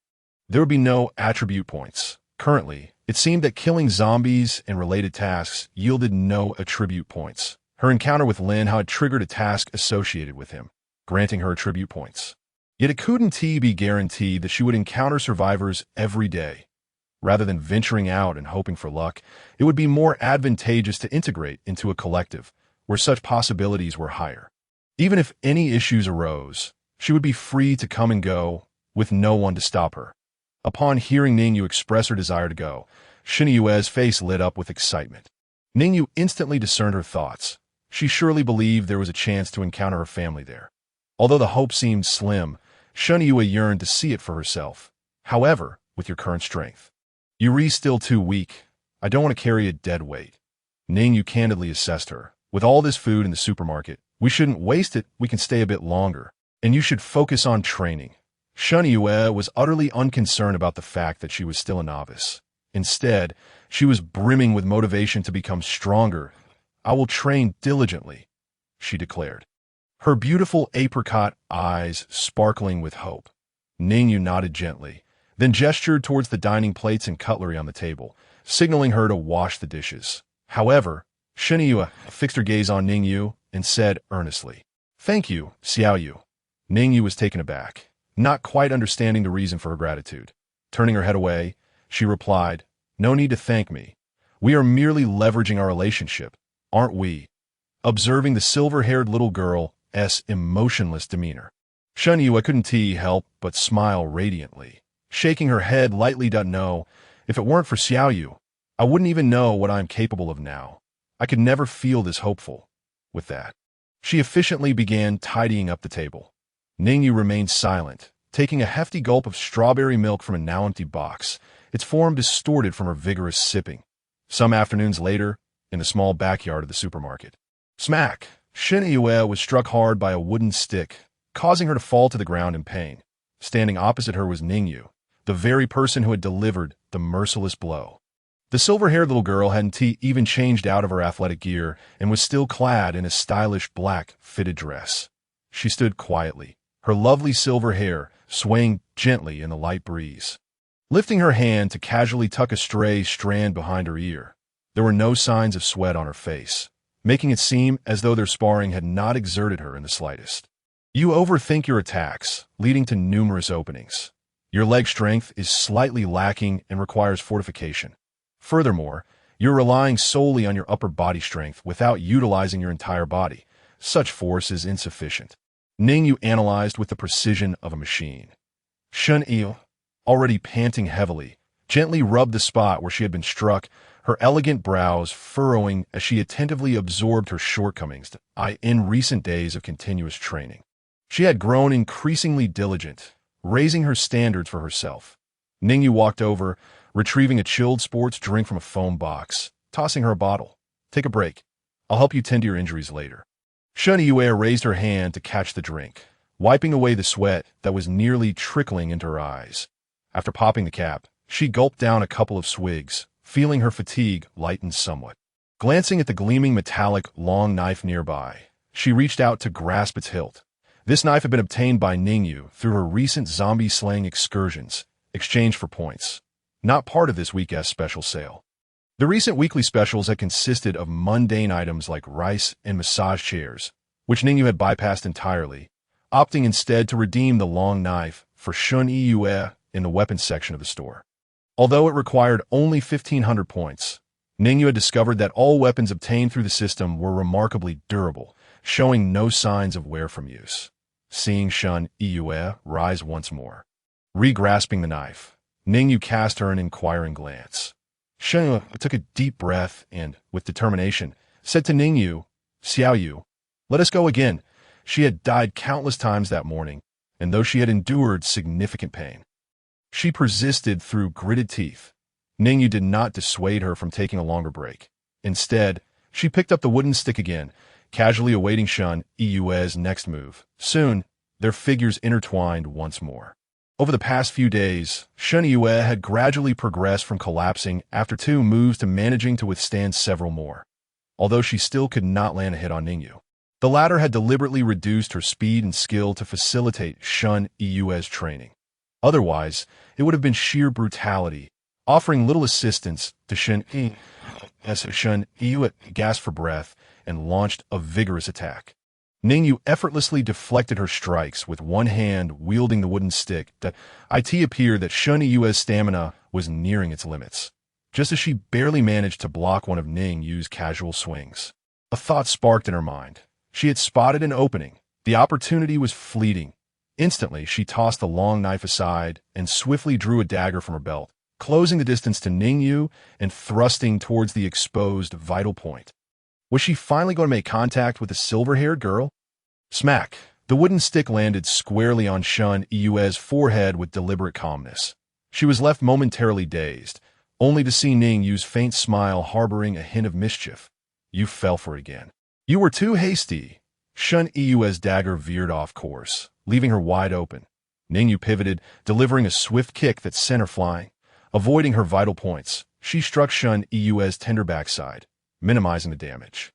Once more, Shun Yue crashed to the ground, her posture reminiscent of a rather ungraceful fall. She lay there, clutching her head, and began to whimper, "Wah, Xiao Yu, you deliberately lured me into a trap. You were so eager to strike me. How could I not exploit your psychology?" Ning Yu paid no mind to Shun Yue's grievance, leisurely sipping from the nearby sports drink. You must learn to manipulate your opponent's mindset, avoid direct confrontation, bait them in, and deliver a fatal blow at the end. Shun Yue rubbed her suddenly sore backside, casting a resentful gaze at the little girl's seemingly innocent face. This infuriating individual hadn't even broken a sweat. Shun Yue felt utterly defeated. Was this the disparity in their abilities? Having trained for an extensive period, her stamina had indeed reached its limit. Shun Yue decided to lie down on the ground, pouting her cherry lips in a playful manner. "I can't get up after being beaten. I need a kiss from Xiao Yu to rise." Upon hearing this, Ning Yu rolled her eyes dramatically, clearly unamused. The little girl was utterly speechless. She picked up the unfinished drink and headed inside, tossing over her shoulder, "Fine, you can just lie there, but don't expect to join me for dinner." The moment Shun Yue heard the word dinner, her previously defeated demeanor vanished. She sprang up from the ground, her newfound energy inexplicable. Like a little dog, she dashed over to Ning Yu, her eyes sparkling with excitement as she circled around her. "What are we having for dinner tonight? Getting too close?" Shun Yue's form-fitting athletic wear accentuated her physique, causing Ning Yu to feel as though waves were crashing before her eyes. Was it merely her imagination? Or had Shun Yue seemingly grown? Ning Yu retorted with irritation, "Just wait and see." This girl was a glutton, far from the delicate and innocent persona of a typical high school girl, without any regard. The little girl marched towards the kitchen. After a satisfying meal, the two sat in the living room. Ning Yu was engrossed in reading The Outsider, now halfway through, with a box of mango milk in her hand instead of strawberry milk. Having finished the latter, Shun Yue was busily jotting down notes in a notebook. This had become her recent habit, Each day, she recorded key insights that Ning Yu had taught her, reviewing them mentally when not training. She trained rigorously, seldom complained, and possessed keen intelligence. She rarely repeated the same mistakes, always eager to seek advice from Ning Yu and apply her knowledge broadly. This note-taking was a voluntary endeavor on her part, with Ning Yu not having to prompt her, aside from the occasional childish attempt to cling to Ning Yu, only to be playfully kicked away. Xinyue had thoroughly pleased Ning Yu. Gulp, gulp, the sound of the straw reaching the bottom of the box echoed as Ning Yu finished off another mango milk.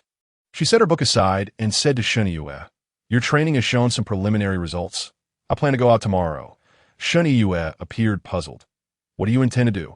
"Mind your own training," came the curt reply. Ning Yu cast a fleeting glance at her. In response, she revealed a look of grievance, softly uttering an "oh." During this period, Ning Yu had been diligently training her with targeted exercises, allowing her only occasional outings to slay zombies for points. However, this focused training proved remarkably effective. Xinyue exhibited rapid progress. Primarily, in her previous life, Ning Yu had been exceptionally strong, guiding Xinyue away from unnecessary detours. She was directly receiving one-on-one close combat training from a top assassin, making it nearly impossible for her not to improve. It seemed reminiscent of a novel from her past life titled The Close Combat Master of X-Flower. And now she could consider herself a close combat master JK. This time, Ning Yu had two main objectives for her outing. First, to slay more zombies. The experience point for the Scarlet Blade had risen to 1250 due to her recent kills.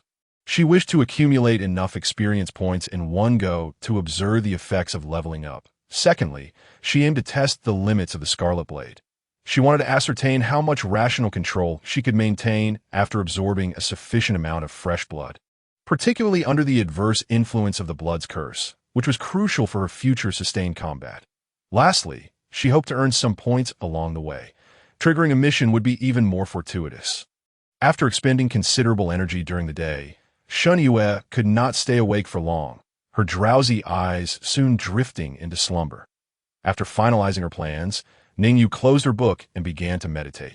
The next day, on the second floor of a commercial complex, a silver-haired little girl wielding the Scarlet Blade stood atop an escalator that had yet to come to a halt. She donned a white sailor uniform, seemingly acquired from an unknown source, adorned with attractive deep blue patterns and tied with a matching bow at her chest. However, the white fabric was not resistant to stains, and it had inevitably become speckled with blood. Her amber eyes began to redden slightly, reminiscent of a youthful vampire. The zombie's head rolled down the escalator in defiance of gravity, and for a while, it neither ascended nor descended, merely continuing to tumble until it finally came to a stop. "You have killed an ordinary zombie, earning 20 points, announced the notification, referring to the zombie Ning Yu had just dispatched. Standing on the escalator, she surveyed the first floor, which she had recently cleared.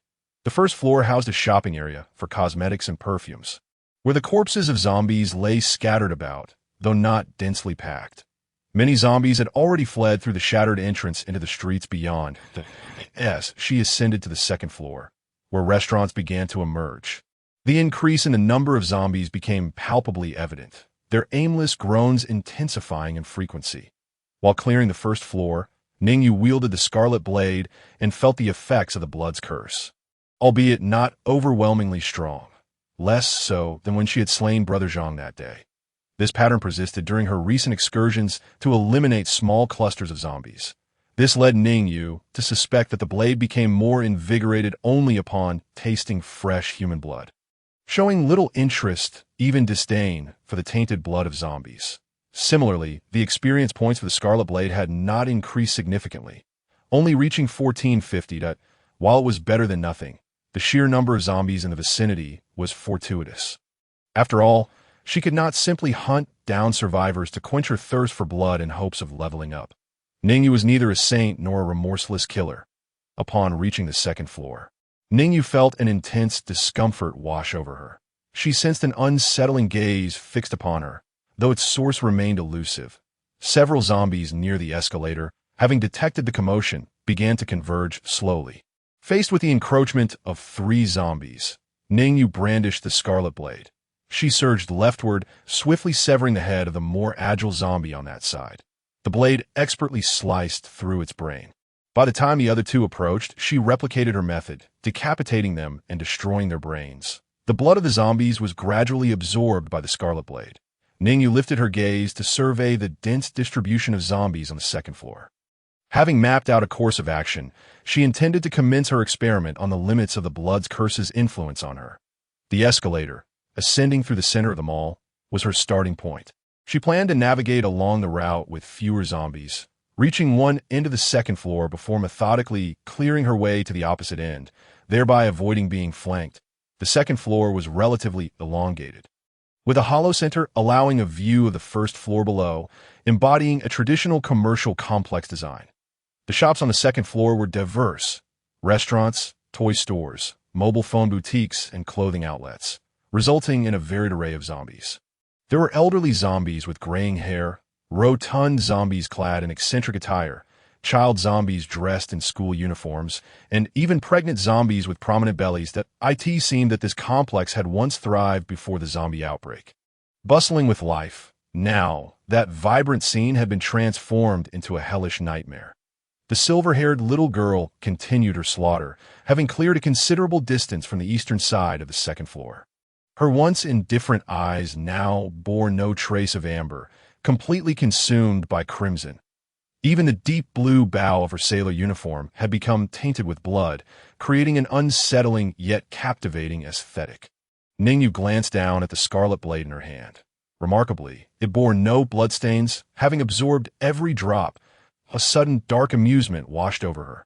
Perhaps this blade could be used to cleanse the blood at murder scenes. Devouring every trace, the shrill whispers in her ears grew ever more insistent, their volume escalating. More, need more.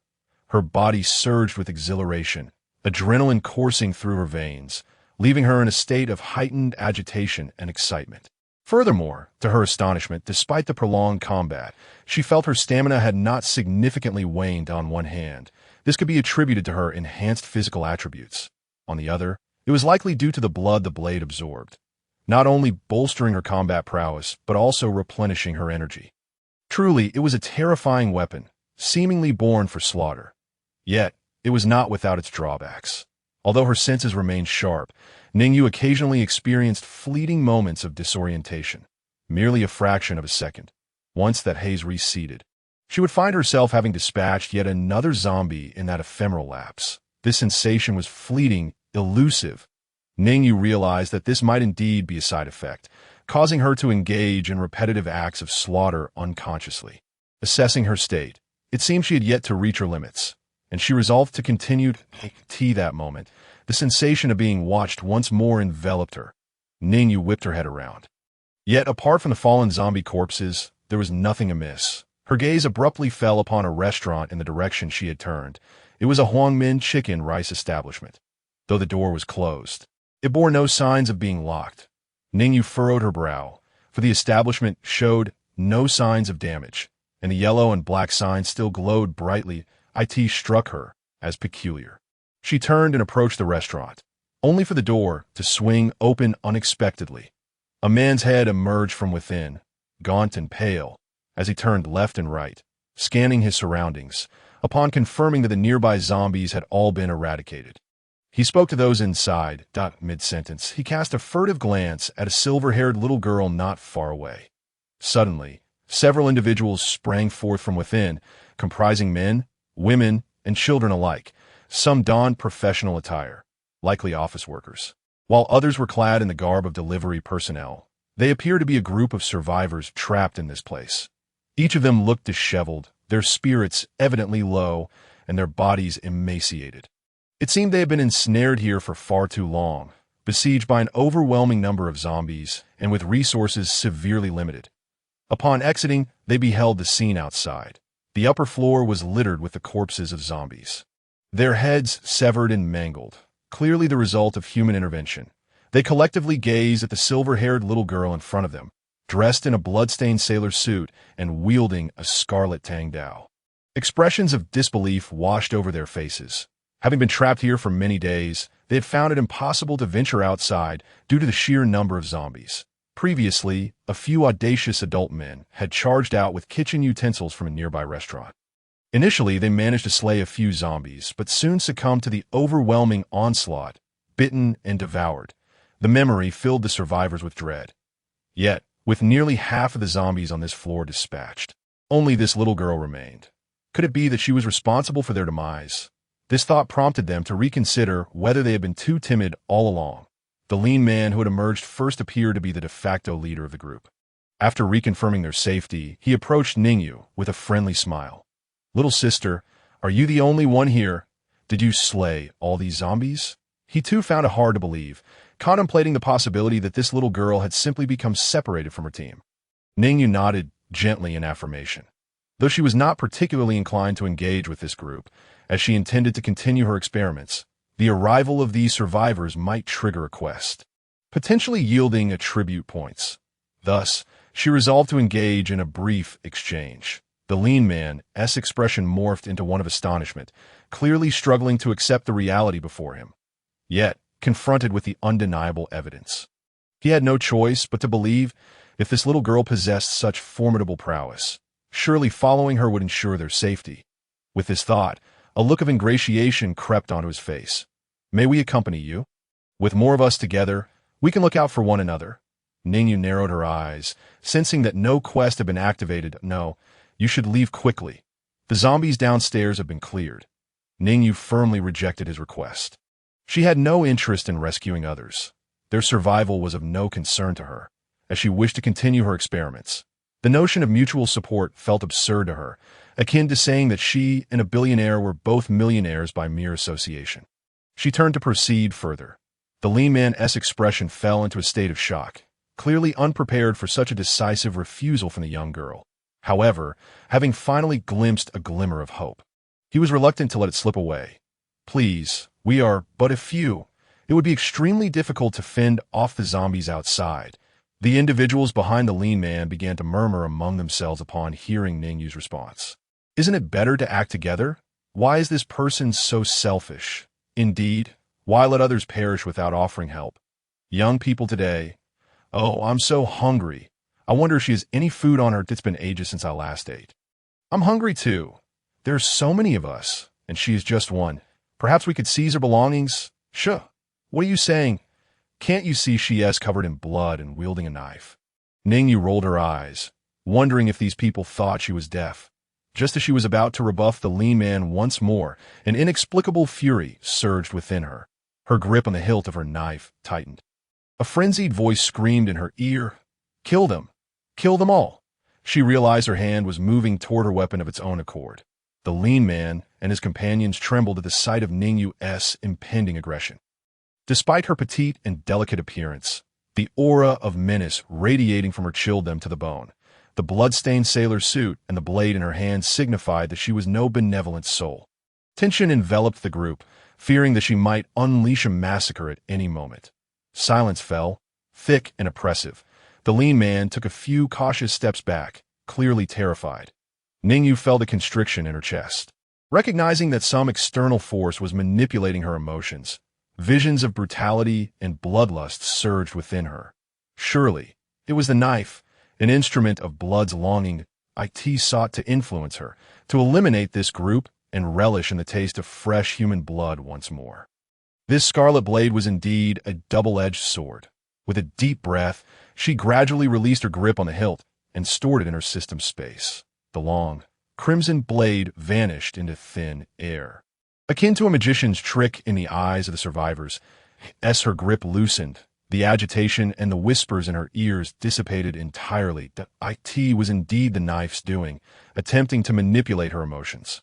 Ning Yu's expression remained icy, devoid of any sentiment, as she slowly addressed the group. "I will say this one last time. The zombies downstairs have been cleared. You may do as you wish." With that, she turned her back on their fearful and bewildered faces and resumed her advance. Watching the silver-haired little girl depart, the lean man's expression twisted into one of bitterness. He understood the reality. There was no reason for her to take along a burden like them. As the others observed Ning Yu's merciless demeanor, they began to chatter once more, their comments laced with sharp criticism. How cold-hearted of her, at such a young age. I wonder how her parents raised her. A curly-haired middle-aged woman complained indignantly. If she were in our school, I would have taught her a lesson. This voice belonged to a middle-aged man, presumably an authority figure from an educational institution. Oh, never mind. She isn't obligated to assist us, is she? A timid voice chimed in, belonging to a boy clad in a t-shirt. This person has no sense of public duty, and you still defend her? The middle-aged woman shot a fierce glare at the boy, her discontent aimed squarely at him. The meek boy could only retreat into silence, unwilling to engage further. Before long, the focus of their discussions shifted away from critiquing Ning Yu to deliberating their own fate. The group quickly split into two factions. One faction believed that since Ning Yu had cleared the zombies downstairs, it was the opportune moment to escape the complex and seek refuge in a safer location with fewer zombies. While the outside world was perilous, it was preferable to waiting here for death. The other faction contended that since so many zombies had already been dispatched, and given Ning Yu's apparent intent to continue her cleansing, they might as well leverage her efforts, assisting her until the complex was fully cleared, thus establishing a stronghold. The debate escalated until the two groups ultimately parted ways. The lean man, along with the timid boy, led a few individuals toward the lower levels, choosing to risk leaving the compound. Meanwhile, the middle-aged woman took charge of the others, initiating a search of the second floor. She watched the departing group with disdain, muttering, "Isn't it better to await rescue? Why venture outside to meet their demise?" The silver-haired little girl glanced back for a fleeting moment, then dismissed them entirely, as long as they did not disturb her. They could do as they pleased. She extended her hand once more, summoning the crimson blade, and with it came that familiar surge of restlessness, accompanied by the whispering desire for blood in her ears. It seemed that returning to the system's space briefly and then re-emerging did not reset this negative effect. Ning Yu's attempt to exploit a bug had failed. Yet, this was not entirely disadvantageous, for the same operation would not negate the enhancement it had on her. She cast a glance at the western side of the second floor of the complex, where a considerable number of zombies still lingered. Despite the adverse effects she was currently experiencing, she could maintain her composure. She desired to test the limits of her capabilities. Before long, the zombies in the west had been entirely eradicated, and Ning Yu stood at the farthest western point. Clutching her blade, the disorientation intensified, and she felt an overwhelming heat coursing through her body, as if her blood were boiling. Her eyes had transformed into a striking vermilion hue, shimmering with an otherworldly light, almost as if they were on the verge of bleeding. She could feel her heart racing, her strength and speed amplified, plunging her into a state of extreme exhilaration.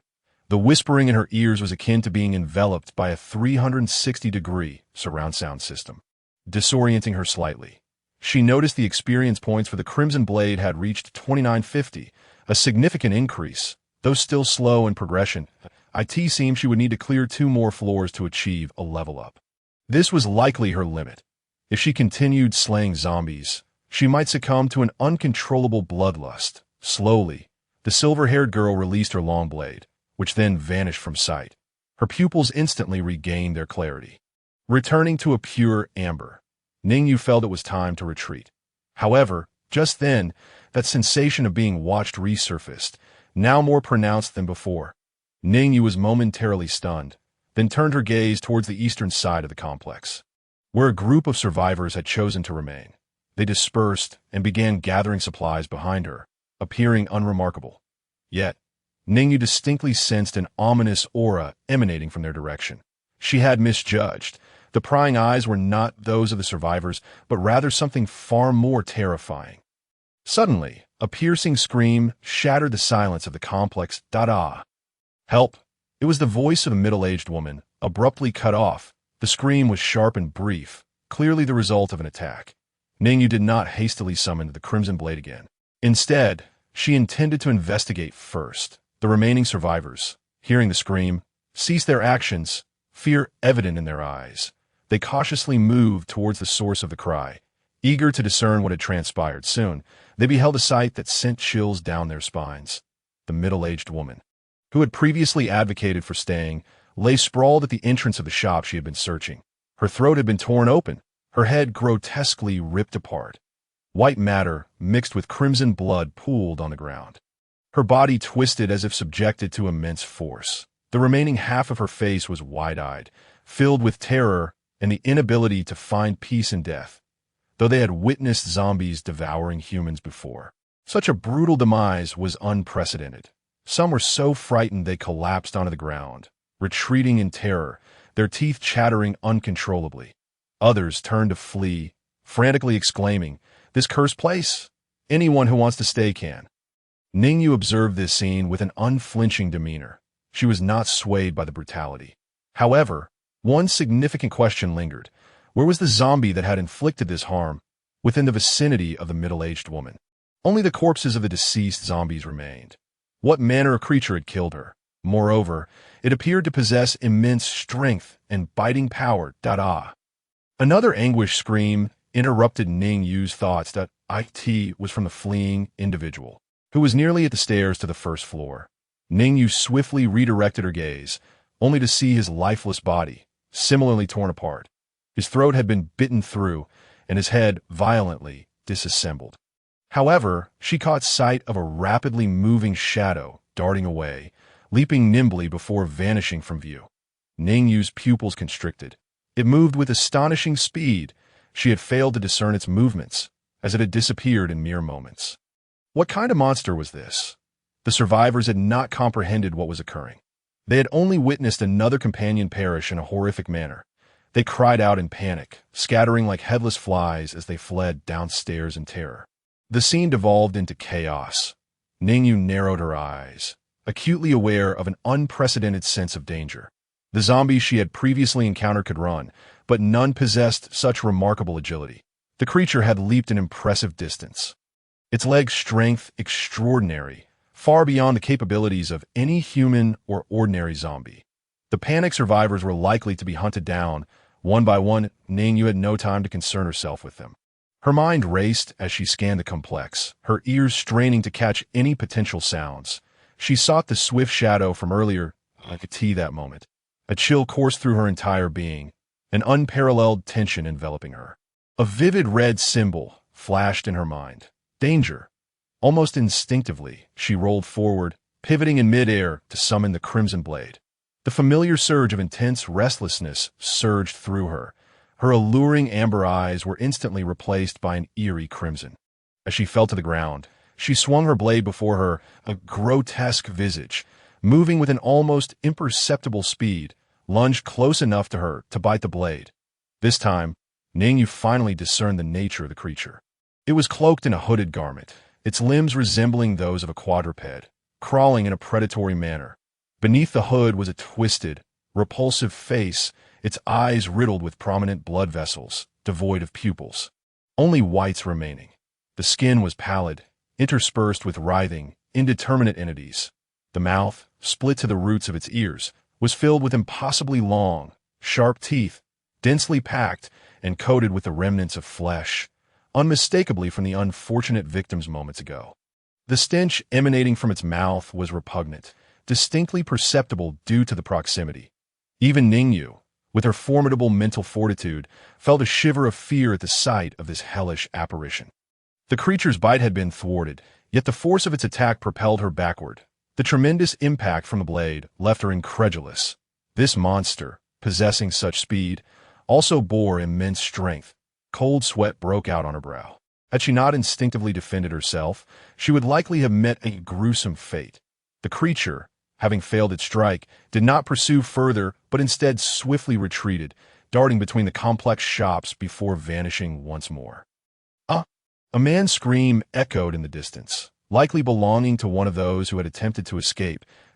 It seemed the complex was akin to the creature's hunting ground, and it had no intention of sparing a single living soul. Ding! A cold mechanical voice resonated in Ning Yu's mind. Host has encountered a mutated zombie. Skills will soon be issued to the host. Detection, low tier. Mutated zombie, seizing the opportunity while the creature was absent. She hastily opened the newly issued skill. Detection, low tier, can detect and provide information on low-tier mutated zombies within the vicinity. Without hesitation, she activated the detection to ascertain the nature of this monstrous entity.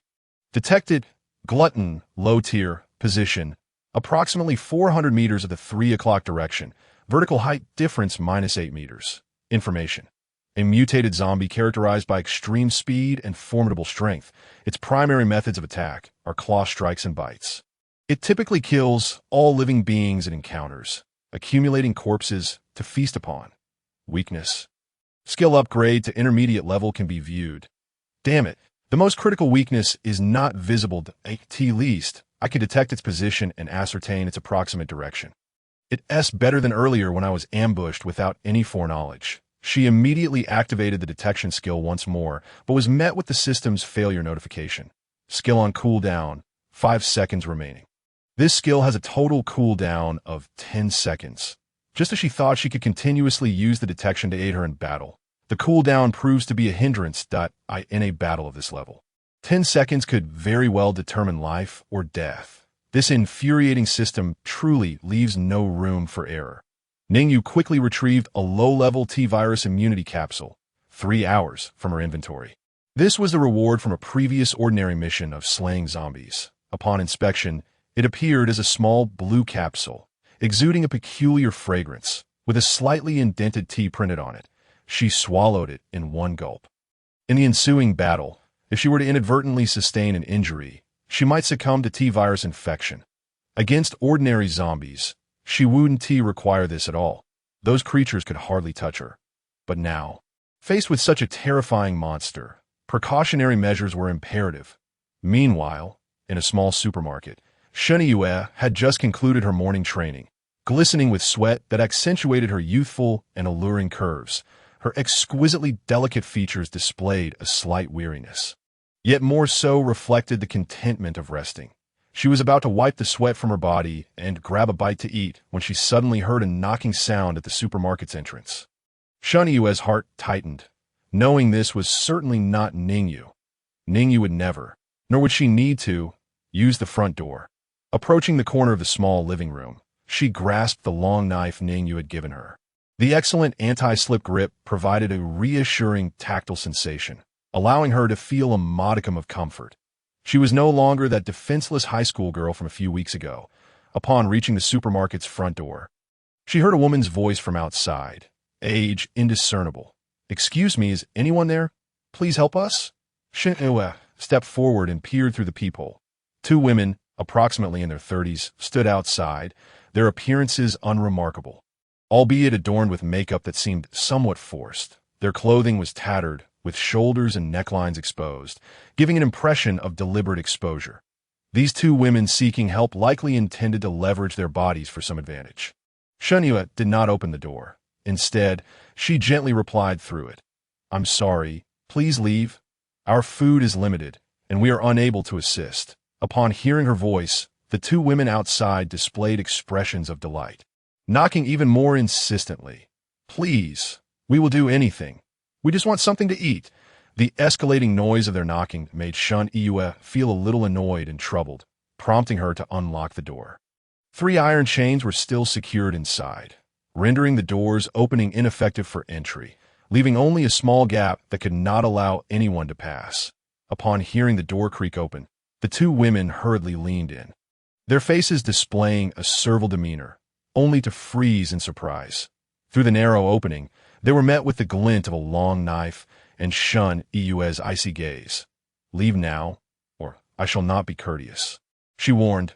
Ning Yu vividly recalled how the couple who once ran the supermarket had met their demise. One could never predict whether welcoming such strangers would lead to mutual aid or disastrous consequences. She was not foolish. The 2 women, now displaying pleading expressions, implored, "We're not asking for much. We have nowhere else to go." Ning Yu remained silent, her attention drawn to the cunning glint hidden beneath their beseeching eyes. They were furtively scanning left and right, attempting to peek through the door's gap to gauge the situation within the supermarket. Ning Yu noticed this subtle maneuver. Gripping her long knife, her gaze turned frigid as she prepared to drive them away through the crack. Seeing her prepare to act, the 2 women instinctively recoiled, their faces registering terror as they hastily exclaimed, Sorry for disturbing you." Ning Yu promptly slammed the door shut with a resounding bang. The moment the door closed, the terror in the women's eyes vanished, replaced by expressions of resentment. They spat on the ground and turned to walk toward a nearby street corner. Looking around, she noticed that all the zombies near the small supermarket had collapsed, evidently cleared away at some point. Useless trash at the street corner, the two women who had just been rebuffed found themselves sprawled on the ground, clutching their faces in pain. They longed to argue that the one who had closed the door was a girl, rendering their seduction attempts futile. Yet they dared not speak back, choosing instead to vent their frustration on Shan Yue, who had denied them entry. Their eyes now brimmed with deeper malice. The street corner. A duckbill cap became visible. The face beneath the brim was shrouded in shadow, fixated on the small supermarket not far away. Detection complete. Devourer low tier. Location, approximately 50 meters of the 9 o'clock position. With a vertical height difference of 5 meters, IT has arrived. The silver-haired little girl wielded a scarlet blade, her crimson eyes gleaming in mere moments. The Devourer had commenced hunting down the survivors who had fled to the first floor. The entire complex was now awash in blood, with brains splattered everywhere. The surrounding zombies, having caught the scent of fresh blood, staggered toward the complex, as if a feast were being served. Ning Yu gripped the hilt of her knife, her focus razor-sharp. Ever since she had taken up the crimson blade, the enhancement gained from absorbing blood had returned to her, significantly boosting her physical capabilities and spiritual perception compared to when she was unarmed. With a crash, the Devourer landed on a sign at the 9 o'clock position. Like a grotesque creature, it crouched on all fours, its terrifying eyes devoid of color. Fixated on Ning Yu, IT seemed to realize that Ning Yu was not like those toys. Easily dispatched, its claws had grown sharp, deeply embedded in the sign it perched upon. One swipe from such claws could easily eviscerate her, or at the very least, leave her severely lacerated. Ning Yu felt no fear. Returning its gaze with her blood-red eyes, the scarlet blade positioned across her body, emitting a faint crimson glow. Ding! Emergency mission triggered. Eliminate Devourer 01. Mission reward. 5,000 points. Storage space exchange privileges. Note: emergency missions typically carry a high risk to life. Please choose to complete selectively. Even in this tense moment, the system had the audacity to stir the POTTO offer such a wealth of points at once, along with unlocking what sounded like a highly practical storage space exchange privilege. How could one not be tempted? But as the note suggested, such bountiful rewards also implied a tremendous danger to life. Ugroar. The Devourer let out a chilling shriek, breaking the silence of their standoff. IT shifted its position, charging toward Ning Yu from both sides. With the enhancement from the blood, Ning Yu was finally able to discern the Devourer's movements clearly. As it drew near, it suddenly swiped its claw at Ning Yu's waist, its speed so swift it produced a sound akin to air being sliced. Ning Yu immediately angled her knife for defense.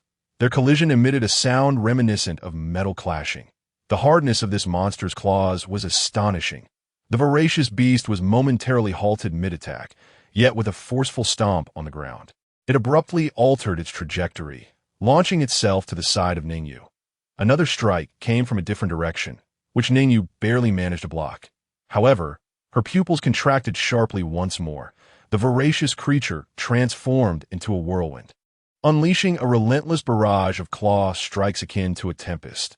Ning Yu felt as though she were a fragile boat amidst a storm, struggling to defend herself against the onslaught, teetering on the brink of capsizing. After fending off countless claw attacks, the beast suddenly altered its tactics. Instead of using the ground to propel itself for another claw strike, it executed a swift kick directly towards Ning Yu. The pain was excruciating. Ning Yu felt a tremendous impact on her leg, sending her flying through the air. Gritting her teeth against the agony, she quickly conjured a silver crossbow in her hands while airborne, and unleashed 2 arrows towards the voracious beast, which was poised to pursue her. Clang! Her petite frame collided with the entrance of a shop. A metallic taste filled her mouth, and she violently coughed up a mouthful of blood, staining her charming sailor outfit an even deeper shade of crimson. This was the first time Ning Yu had found herself in such a disheveled state since arriving in this world. Meanwhile, the voracious beast deftly evaded the 2 arrows aimed to thwart its pursuit. IT sprang towards her once more. Witnessing the silver-haired girl fail to regain her footing after landing, the beast unveiled a more fervent and terrifying grin. The corners of its mouth, already grotesquely split, contorted further. Saliva dripped incessantly from its sharp teeth. With a sudden leap, it lunged towards Ning Yu, who was still struggling to rise, just as it was about to land. Ning Yu, seemingly immobilized by pain, suddenly darted to the side. Bang! A resounding crash echoed throughout the complex. The ground was violently dented by its impact. Had it landed squarely upon her, she would surely have been crushed to pieces. That earlier kick had indeed inflicted injury upon Ning Yu, but her remarkable pain tolerance was still sufficient to allow her to rise. She was gambling, pretending to be incapacitated on the ground. Luring the voracious beast into a trap, it indeed revealed an opening as the beast landed awkwardly. Ning Yu swiftly brandished her blade, seizing the moment of its vulnerability to strike at its hideous visage with all her might. The scarlet blade sliced through the air with blinding speed, the horrific sound of the blade's whistle lagging behind its velocity. The voracious beast had never encountered such a formidable prey. Taken by surprise, it could only extend its claws in defense, its head snapping back violently. Even so, Ning Yu was astonished by the creature's speed. Despite its considerable inertia, it could still react to protect itself. Yet, this was Ning Yu's full-powered strike. And how could it easily evade? When the beast's claws met the glimmering blade, instead of the expected sound of metal clashing, they were cleanly severed. Unfortunately, the blade's force was mitigated by its claws, preventing a fatal strike to its head. Ow! It let out a piercing howl of agony, propelling itself backward with great force. Retreating from the battlefield, green, putrid blood oozed from the neatly severed stumps of its claws.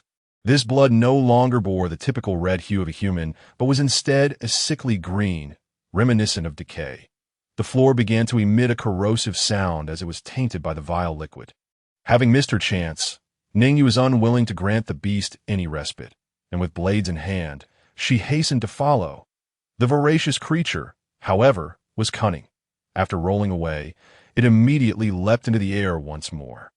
Clinging to a high sign within the mall, fully aware that Ning Yu could not reach it here, its terrifying white eyes glinted with malice, continuously fixating on Ning Yu, who had failed to pursue. Crimson Blade has gained 2 experience points. What? A sudden notification chimed in her mind. It was only then that Ning Yu noticed the green blood staining her Crimson Blade had been absorbed. Just one strike against this mutated zombie had garnered her such a substantial boost in weapon experience. Previously, she had only received a fraction of experience for slaying entire hordes of zombies. Yet this voracious beast was akin to a living tome of experience. With blood-red eyes fixed on the creature hanging above, Ning Yu remained vigilant against its next assault. The confrontation between human and beast seemed poised to resume. Unfortunately, the onus was on Ning Yu, who could only wait for the beast to strike again while remaining unable to ascend. Then came a moment that sent shockwaves through her pupils. The severed claws of the voracious beast began to grow back at an alarming rate, visibly regenerating before her very eyes. Distorted flesh and sinew coalesced at the wounds, twisting grotesquely. What manner of monster was this? It emitted a low, menacing growl, as if warning her, "You will pay," yet it did not advance. Instead, biding its time to fully recover, Ning Yu made a swift decision. This creature was far beyond what she could contend with at the moment. Her stamina was finite, and while the voracious beast could evade her strikes, it could also slowly heal its wounds. Engaging in a protracted battle was a fool's errand. She resolved to abandon this urgent task and turned to flee. Her petite form darted between obstacles, adeptly concealing herself to remain prepared for any ambush from the voracious beast. Simultaneously, every 10 seconds, she activated her detection skill to ascertain the creature's position, while the beast was mending its wounds. It seemed unable to move, and she noticed the distance between them widening. This brought her a modicum of relief. Descending to the first floor quickly, she found the beast still in recovery, its position unchanged. Ning Yu refrained from rushing outside, for in the open terrain, the beast would have ample opportunity to ambush her, rendering her defenses nearly futile. Moreover, the outside was teeming with more zombies, which would only exacerbate her predicament. Surveying the first floor, she made her way towards the underground parking lot, with a confined space would make it difficult for the beast to launch a surprise attack, should another battle erupt. It would be in her favor if the voracious beast failed to pursue. She could also make her escape through the parking lot's exit. However, the voracious creature had no intention of letting Ning Yu go. Just as she entered the desolate parking area, its terrifying growl reverberated through the air. Ning Yu immediately activated her detection skill, confirming that the creature was directly behind her. Detection complete. Voracious beast, low tier, position. Approximately 220 meters at 6 o'clock. Vertical height differential less than 1 meter. She swiftly turned, gripping her crimson blade, her entire being tense and on high alert. In the dimly lit corridor, her ruby-like eyes shone vividly, mirroring the hue of her blade. The voracious beast charged toward her with terrifying speed. There was no averted confrontation. They were destined to clash. The rapid slashes of Ning Yu's blade intertwined chaotically with the shadows of the beast's claws. The expansive underground parking lot echoed with the metallic clinks of their fierce exchanges. This creature's combat prowess was indeed formidable. Even without the advantage of a spacious area to maneuver, it executed attacks using its hands, feet, and jaws from various angles. Though Ning Yu gradually adapted to the beast's rhythm of attack, without the sustaining force of her blood oath, her stamina was rapidly depleting. She needed to inflict wounds upon the beast to replenish her energy through blood oath. This relentless clash, though devoid of injury, could not compare to the endurance of this mutated zombie. Realizing this, Ning Yu gritted her teeth and made a decisive choice. She deliberately left herself wide open, ignoring yet another claw strike from the voracious beast. With reckless abandon, she swung her blade towards it, the crimson light slicing through the darkness like a comet. Slash! The claw raked against Ning Yu, tearing through her flesh, rendering her sailor outfit tattered and ragged. Deep gashes and wounds marred her body, blood flowing profusely from the injuries. The intense pain nearly caused her to lose consciousness, exceeding her threshold of endurance. Yet in kind, her blade cleaved into the beast's chest, provoking a wretched howl of agony in return. Ow! In this life and death moment, Ning Yu displayed a resilience even greater than that of the monster. She emitted no sound, propelling herself forward with remarkable speed, delivering another desperate slash, as if to carve her way from death to life. The glutton revealed a look of human-like horror. It had not anticipated that Ning Yu would be so reckless with her own life. With a sudden surge, it kicked out, attempting to send her flying and create distance. Yet, Ning Yu's reckless second strike still landed fiercely upon the glutton's form, adding another deep gash to its already oozing green blood. Regrettably, it failed to strike its head, but given the circumstances, this was nearly the limit of Ning Yu's reach. With no defense, she too was violently kicked away by the glutton, hurtling backward until she crashed against the thick human defense door of the underground garage. Bang! A searing pain pierced through her, accompanied by the sound of her bones fracturing. Ning Yu struggled on the ground, the agony forcing her to gasp for breath. Barely clutching her crimson blade, she propped herself up to stand. Her body bore deep claw marks, and after receiving that heavy kick, she felt as if she were on the verge of disintegration. Her beautiful silver hair was now stained with her own blood.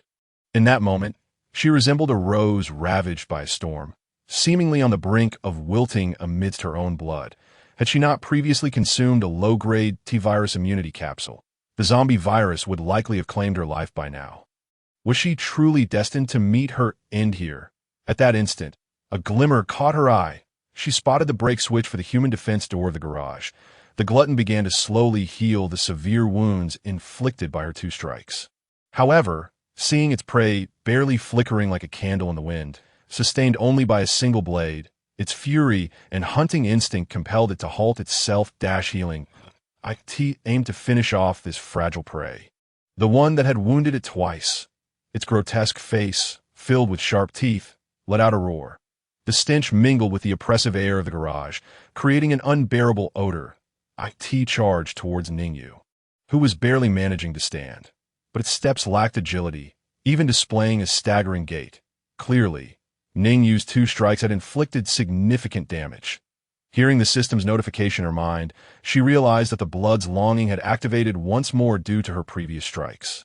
absorbing the glutton's blood and granting her experience points. It also provided her with a modicum of stamina. Although her body was besieged by excruciating pain and the wetness of blood seeping from her wounds was unbearable, Ning Yu sprang into action, pressing one hand against the brake switch of the nearby human defense door. To her astonishment, that door, at least 30 to 40 centimeters thick, began to slowly activate, rumbling as it commenced its closure. As she watched the glutton charge at her again, Ning Yu did not reach for her crimson blade to confront it. Instead, she wore a victorious smile, her blood-red eyes glistening with a bewitching allure, the corners of her mouth curling upward. The glutton, witnessing the door begin to close, assumed Ning Yu was attempting to flee. It accelerated towards her, claws raised, intent on delivering a lethal strike. Just as it was about to grasp her in a moment of peril, Ning Yu seized the opportunity and rolled away, slipping through the gap of the closing door. The glutton erupted in fury. After pursuing her for so long and sustaining multiple injuries, how could it let its prey escape so easily? It howled and followed Ning Yu, squeezing through the narrowing gap of the door. However, unlike the petite silver-haired girl, its grotesque body became wedged in the door, becoming increasingly trapped. The immense door exerted an overpowering force, rendering it immobile and inflicting unbearable pain. Outside, Ning Yu, her frail form kneeling on the ground, had nearly exhausted her last reserves of strength with that roll. Dizziness overwhelmed her, her body reaching its limits. Yet, she persisted, using her crimson blade to prop herself up once more. She slowly approached the glutton, which was stuck and unable to move, her blood-red eyes narrowing as they fixed on It. It was as if she silently mocked it. The glutton, seeing its detestable prey daring to approach, immediately opened its massive maw, intent on devouring Ning Yu. Yet the distance had been expertly calculated by Ning Yu, rendering it unable to bite. She softly uttered a phrase in an incomprehensible human tongue. "You are finished." In the darkness, the silver-haired girl's eyes glimmered with a red glow, her smiling face exuding a cunning, ethereal beauty. With a swift motion, the crimson blade pierced effortlessly into the glutton's skull. Ding! You have slain the low-tier mutated zombie. The glutton, earning 500 points. The crimson blade gains 100 experience points. Ding! Your weapon, the crimson blade, has upgraded to mid-tier, unlocking weapon active skill, Shadow of the Moon. Ding! Emergency task. Eliminate the glutton 11 has been completed. Rewards issued. 5,000 points. Storage space exchange privileges. The system's notifications echoed in her mind, and at that moment, Ning Yu could no longer hold on, collapsing to the ground in agony. Yet she did not release her grip on the hilt of the crimson blade. The blade still embedded in the glutton's head, and a warm flow coursed through the hilt, gradually revitalizing her body. That It was the blood's longing activating, replenishing her stamina from the absorbed blood of the glutton. After some time, the glutton had become shriveled, and the human defense door of the garage closed, cleaving it in two. Only then did the silver-haired girl regain a modicum of strength, managing to sit up. She examined her body, noting deep lacerations on her abdomen and thighs, alongside multiple fractures. Under such injuries, an ordinary person would likely have succumbed to the unbearable pain and lost consciousness long ago. However, in her past life, Ning Yu had undergone pain tolerance training, allowing her to endure. Even so, cold sweat beaded on her forehead. With no time to examine the various rewards, she swiftly opened her point section. Points, 9540. This was an unprecedented wealth for her, but she would soon need to spend it. Quickly, she accessed the supplies section, searching for medical items. It was no longer feasible to return and tend to her wounds. She could only endure the pain and urgently exchange points for some medical supplies to treat her injuries on the spot. You have exchanged for 3 rolls of medical gauze bandages. Consume points, 500. You have exchanged for 1 bottle of medical disinfectant hydrogen peroxide. Consume points, 1000. In the back of the small supermarket, Shun Iyue commenced her afternoon training, having not seen Ning Yu return at noon. Yet, for reasons unknown, she felt an unsettling anxiety, perhaps due to the 2 women who had sought help earlier. It was not that she felt guilty for not extending a hand, but she could still vividly recall the sinister gazes of those 2 women. She suspected that this small supermarket had become the target of some ominous intent. However, with Ning Yu still absent, she had no one to discuss her concerns with. She continued to train diligently, planning to share her observations with Ning Yu upon her return. Just then, she heard a sound of something breaking. A loud clang emanated from the front door of the supermarket. Could it be that the two women had returned? A chill ran down her spine, intensifying her already foreboding misgivings. Gripping her long knife, she found no time to change out of her workout clothes and quickly rushed towards the front entrance. Her heart raced violently. Upon reaching the front door, the sight before Shinto left her utterly astonished. The lock on the door had been tampered with, and of the 3 iron chains securing it, 2 had already been severed. The final chain was being forcefully cut by a massive hydraulic shear, gripped in a pair of robust arms. Shiniyue, in a state of panic, dashed forward to intervene. But at that moment, clang, the last chain was severed, and the front door of the supermarket was forcibly breached with a thunderous crash. Did they not fear that such a loud noise would attract zombies? Shiniyue pondered, having halted her advance, and began to retreat slowly. The door was gently pushed open, and its robust owner stepped inside, a burly man, cigarette dangling from his lips, entered with his upper body bare. His muscles were solid and well-defined, adorned with a fearsome tattoo of a demon across his chest, exuding an intimidating aura. Upon entering, he immediately spotted the uncertain Shiniyue, her exquisite and charming visage, framed by delicate features and a slender figure, was enveloped in a black tracksuit. Her striking eyes, filled with fury, were fixed upon him. He responded with a lewd whistle, one eyebrow raised, his gaze brimming with mischief. Well, what a stunning little lady. Behind the tattooed brute, another man with yellow hair, short and scrawny, bearing a lecherous expression, entered. He clutched a handful of keys, likely the very tools he had used to pry open the supermarket's door lock. Upon hearing the whistle from the burly man, the yellow-haired man's eyes lit up with recognition as he beheld the beautiful Shunka. Indeed a fine catch. Tisk, the feel must be delightful. Those old hags must be tired of her. He licked his lips, his gaze towards Shun, dripping with lasciviousness and greed, as if envisioning himself ravaging her. Don't even think about it. Such a treasure will surely first be enjoyed by the boss before it comes to us. The tattooed man remarked, casting a glance at the yellow-haired man. Shiniyue felt utterly uncomfortable under their repulsive stares, their vulgar words igniting a fury within her. She felt as though she had become their plaything. Gripping her long knife tightly, her gaze turned icy as she pointed the blade at them. You two had best leave quickly, or you will meet your Indi. Oh, her surprise. The yellow-haired man and the tattooed brute erupted into laughter. Ha ha ha. She says we'll die. We're so frightened. Are we really surrounded by just you? I hope you keep up that bravado when you're in bed, but don't beg for mercy. Ha ha ha. Though Shiniyue should have been angrier at their mockery, she instead found an unexpected calm. She recalled Ning Yu's words during training. Do not let your emotions be swayed by the enemy. With a firm grip, she prepared to charge, seizing the initiative. However, just then, several more burly men walked in through the doorway. Some wielded steel pipes, others fire axes, and all had military knives sheathed at their waists. Altogether, there were likely more than 10 of them. At the rear stood a man wearing a flat-brimmed cap, his face obscured, as so many of them. Shiniyue gasped, realizing that even facing 2 was already a challenge for her. The sheer number of adversaries far exceeded her expectations. When had they set their sights on this supermarket?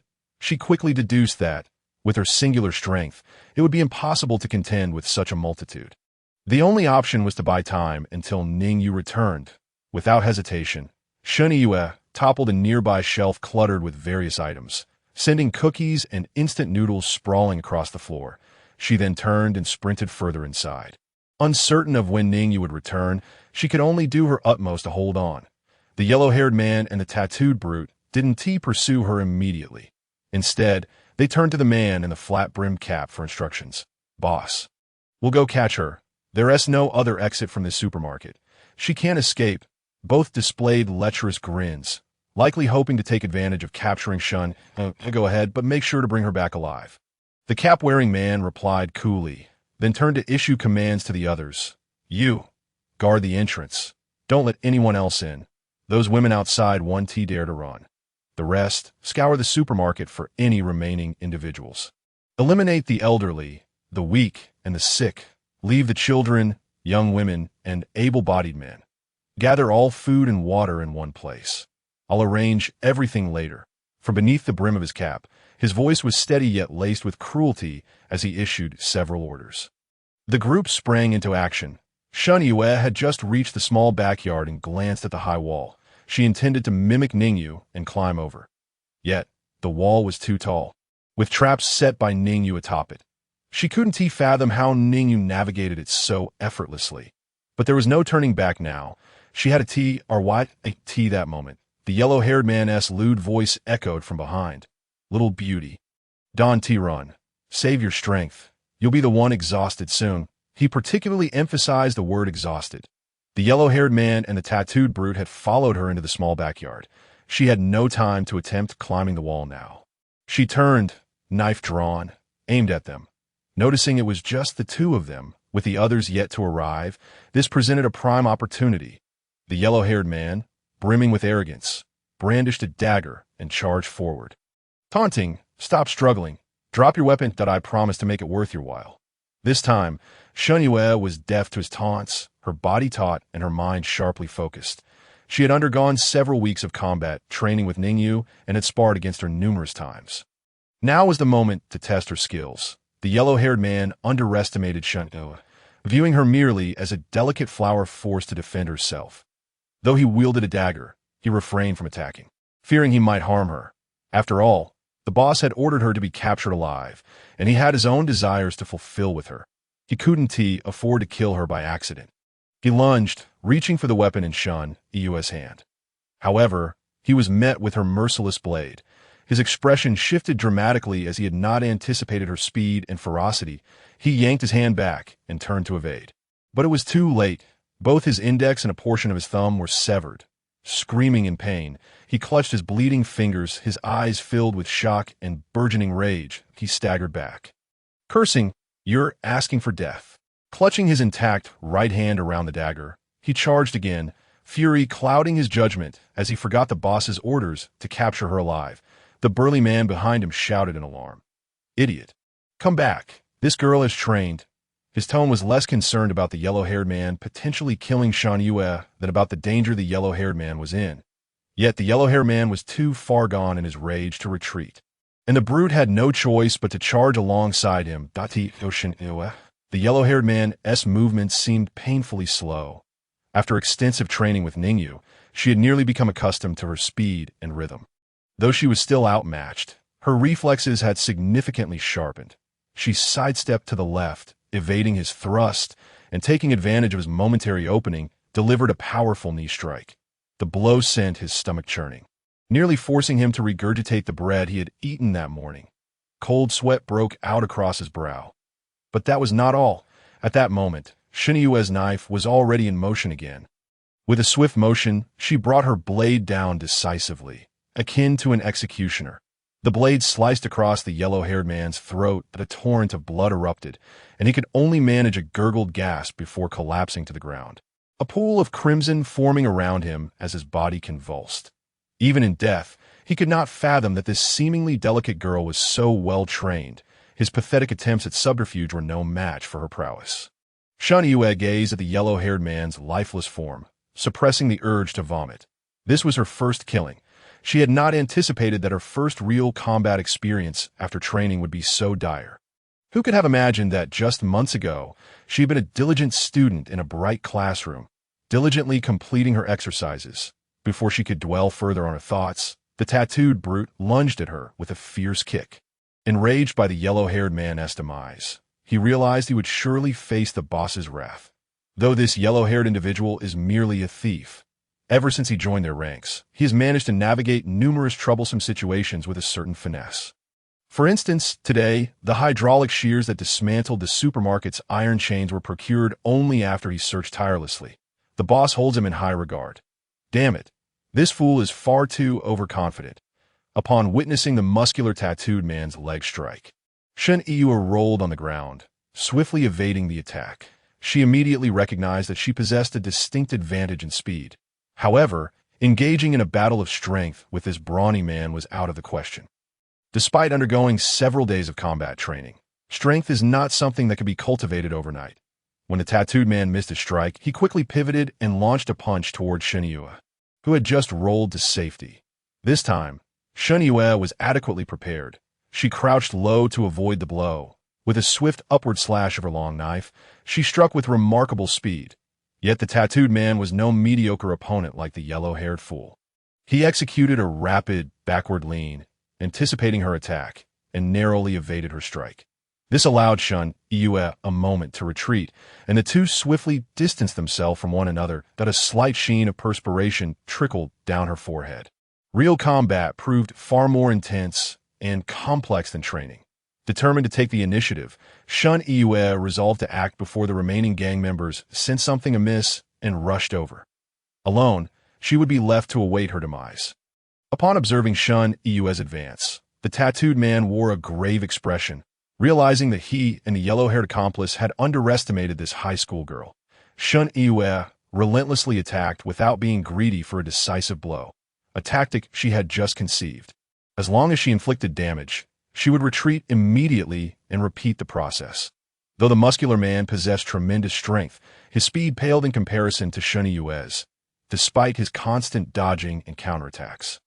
She flitted around him like a mosquito, landing quick strikes before retreating. After a brief exchange, several wounds adorned his clothing, faint blood seeping through, inciting his growing agitation. "Damn it," he muttered, realizing he could not continue in this manner. Suddenly, he drew a military dagger from his waist, his eyes gleaming with a menacing light. The boss had requested a live capture, leaving it to fate. Now, he no longer needed to evade Ning Yu's slashes. He could confront her head-on, leveraging his strength. The dynamics of the battle shifted instantly as the tattooed man sought to grapple with Ning Yu at every opportunity, aiming to exhaust her. Soon, Ning Yu began to feel her stamina waning.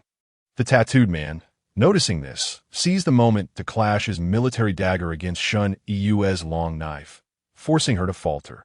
Seizing the opportunity, he lunged forward as she stumbled. Ning Yu was taken aback, attempting to retreat, but it was too late. A powerful straight punch to her abdomen struck like a cannonball, landing squarely against her delicate waist. She felt as if she had been struck by lightning. Losing her grip on the knife, which clattered to the ground, breathing became excruciatingly painful, likely due to the blow knocking the wind out of her. Her vision darkened, and her body felt weak. Before she could make another move, the tattooed man showed no intention of releasing her. He had already maneuvered behind her, locking his arm around her throat. His robust, sinewy arms constricted around Ning Yu, nearly lifting her off the ground. Ning Yu fought desperately, her hands and feet striking at the man behind her. Yet, having just been struck in the abdomen, her strength was nearly depleted.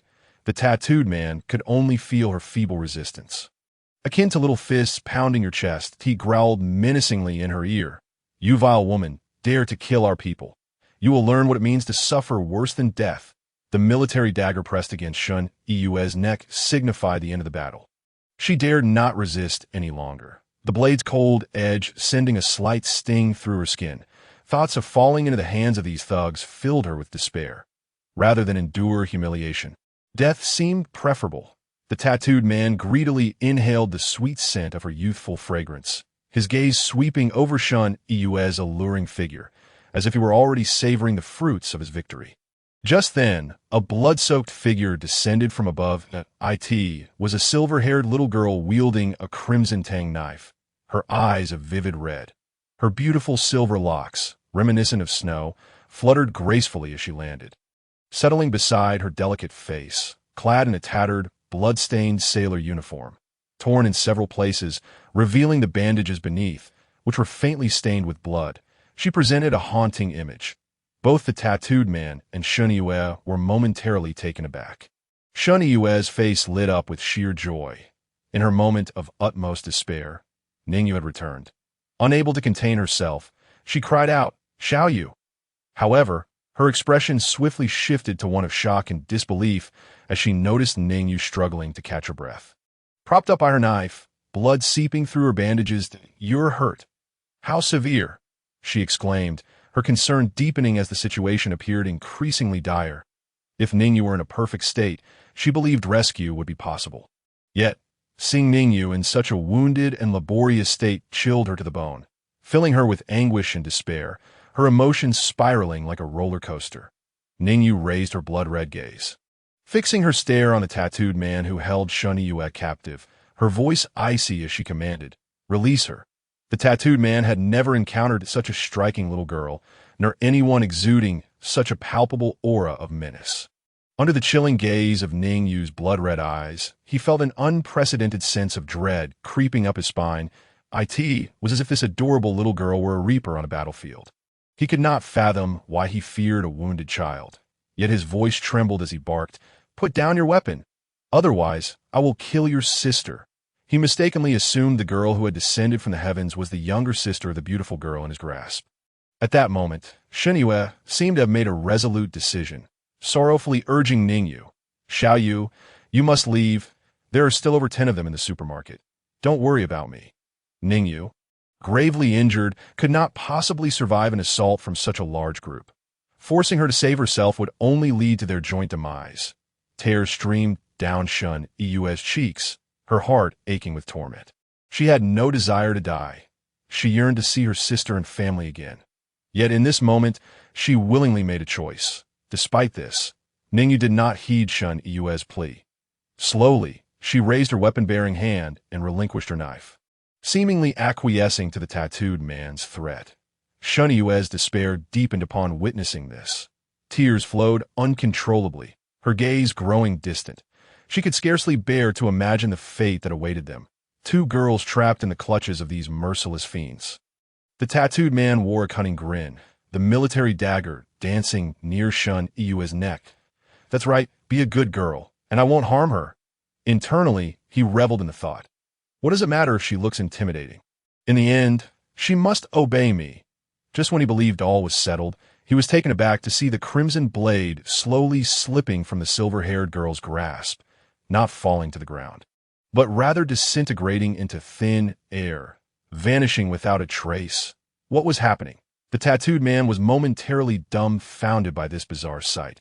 Simultaneously, a silver crossbow appeared on the silver-haired girl's pristine arm in an equally magical manner. This is bad. A surge of panic coursed through the tattooed man's mind, realizing his peril too late. But before he could react, the silver bolt had already plunged into the top of his head.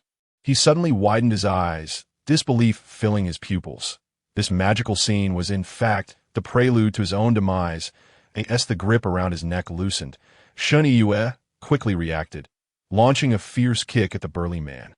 In a flash, she seized the military dagger and, with resolute determination, plunged it into the heart of the tattooed giant, delivering a final blow.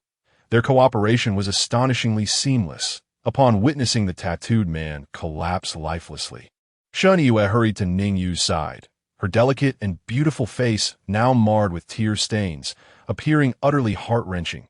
"Xiao Yu, how are you? How did you sustain such grave injuries?" Ning Yu's condition was indeed dire. While returning, the scent of blood on her attracted a horde of zombies, making her journey back arduous. Yet, upon arriving near the small supermarket, she discovered that all the zombies surrounding it had already fallen lifeless. Sensing that something was amiss, that was particularly alarming given her current state of weakness. The silver-haired Loli looked up at Shun Yue's tear-streaked face and gently wiped her tears with her delicate little hand, inadvertently staining it with her own blood, transforming Shun Yue's face into a floral pattern. With a calm and serene tone, she queried, "Now is not the time for such matters. How many of them are left?" Shun Yue could perceive no panic or fear in Ning Yu's gaze, yet she was acutely aware that their predicament remained exceedingly perilous. Observing Ning Yu's struggle to stand, along with the numerous blood-soaked bandages on her body, her heart ached profoundly, and she urgently exclaimed, "There are still over 10 of them, all armed and not to be trifled with. Xiao Yu, you must leave quickly. Even if I am captured, I should be able to endure for a while." Ning Yu was well aware of what enduring for a while truly entailed. It was likely a fate worse than death. She gazed into Shun Yue's sorrowful yet resolute eyes, momentarily stunned. Why did this person appear so intent on having her abandon her? Was she truly concerned for her well-being? Had she come to regard her as a sister? Indeed, perhaps abandoning her was the rational choice. After all, she had initially sought to utilize her merely as a shield. It was now the time for that purpose to be fulfilled. She could leave Ning Yu here, escape through the back of the supermarket, and those men would be unable to pursue her. All she needed was to find a safe place to recuperate, cold, yet wise. However, memories of her past life flooded her mind, where she boarded a plane only to be struck by a missile. At that moment, she was filled with resentment and anger, yet there lingered a faint sense of relief. Her life as a mere tool was meant to continue meaninglessly for decades. Perhaps an early end was a blessing. She had once been a heartless monster, something easily discarded. Everything revolved around the organization's interests. She needed no emotions, only the ability to make the most rational and selfish decisions at any moment. Was this truly acceptable? She had never even asked herself that question. Yet now, witnessing Ning Yu's tear-streaked face, her worried and sorrowful gaze, and her urging to leave to avoid dragging her down, Ning Yu felt something within her hollow, soulless form begin to stir, a yearning for something she had never possessed but desperately desired. This transformation was painful, yet her entire being trembled with excitement at this newfound change, seeing the silver-haired Loli fall silent. Ning Yu grew increasingly anxious, tears once again streaming down her face. "You must go. It will soon be too late." Yet, Ning Yu, who had been hunched over in weakness, suddenly straightened up, looking earnestly at Ning Yu, declaring, "I have told you, I need you. You are the tool I required. I have yet to make full use of you, so how could I allow you to perish so easily?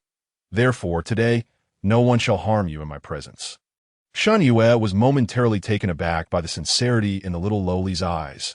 Her tear-filled gaze sparkled with something profound, as Ning Yu's words seemed to resonate within her heart. She understood Ning Yu's intentions and longed to cry out loudly, to embrace the little silver-haired Loli tightly.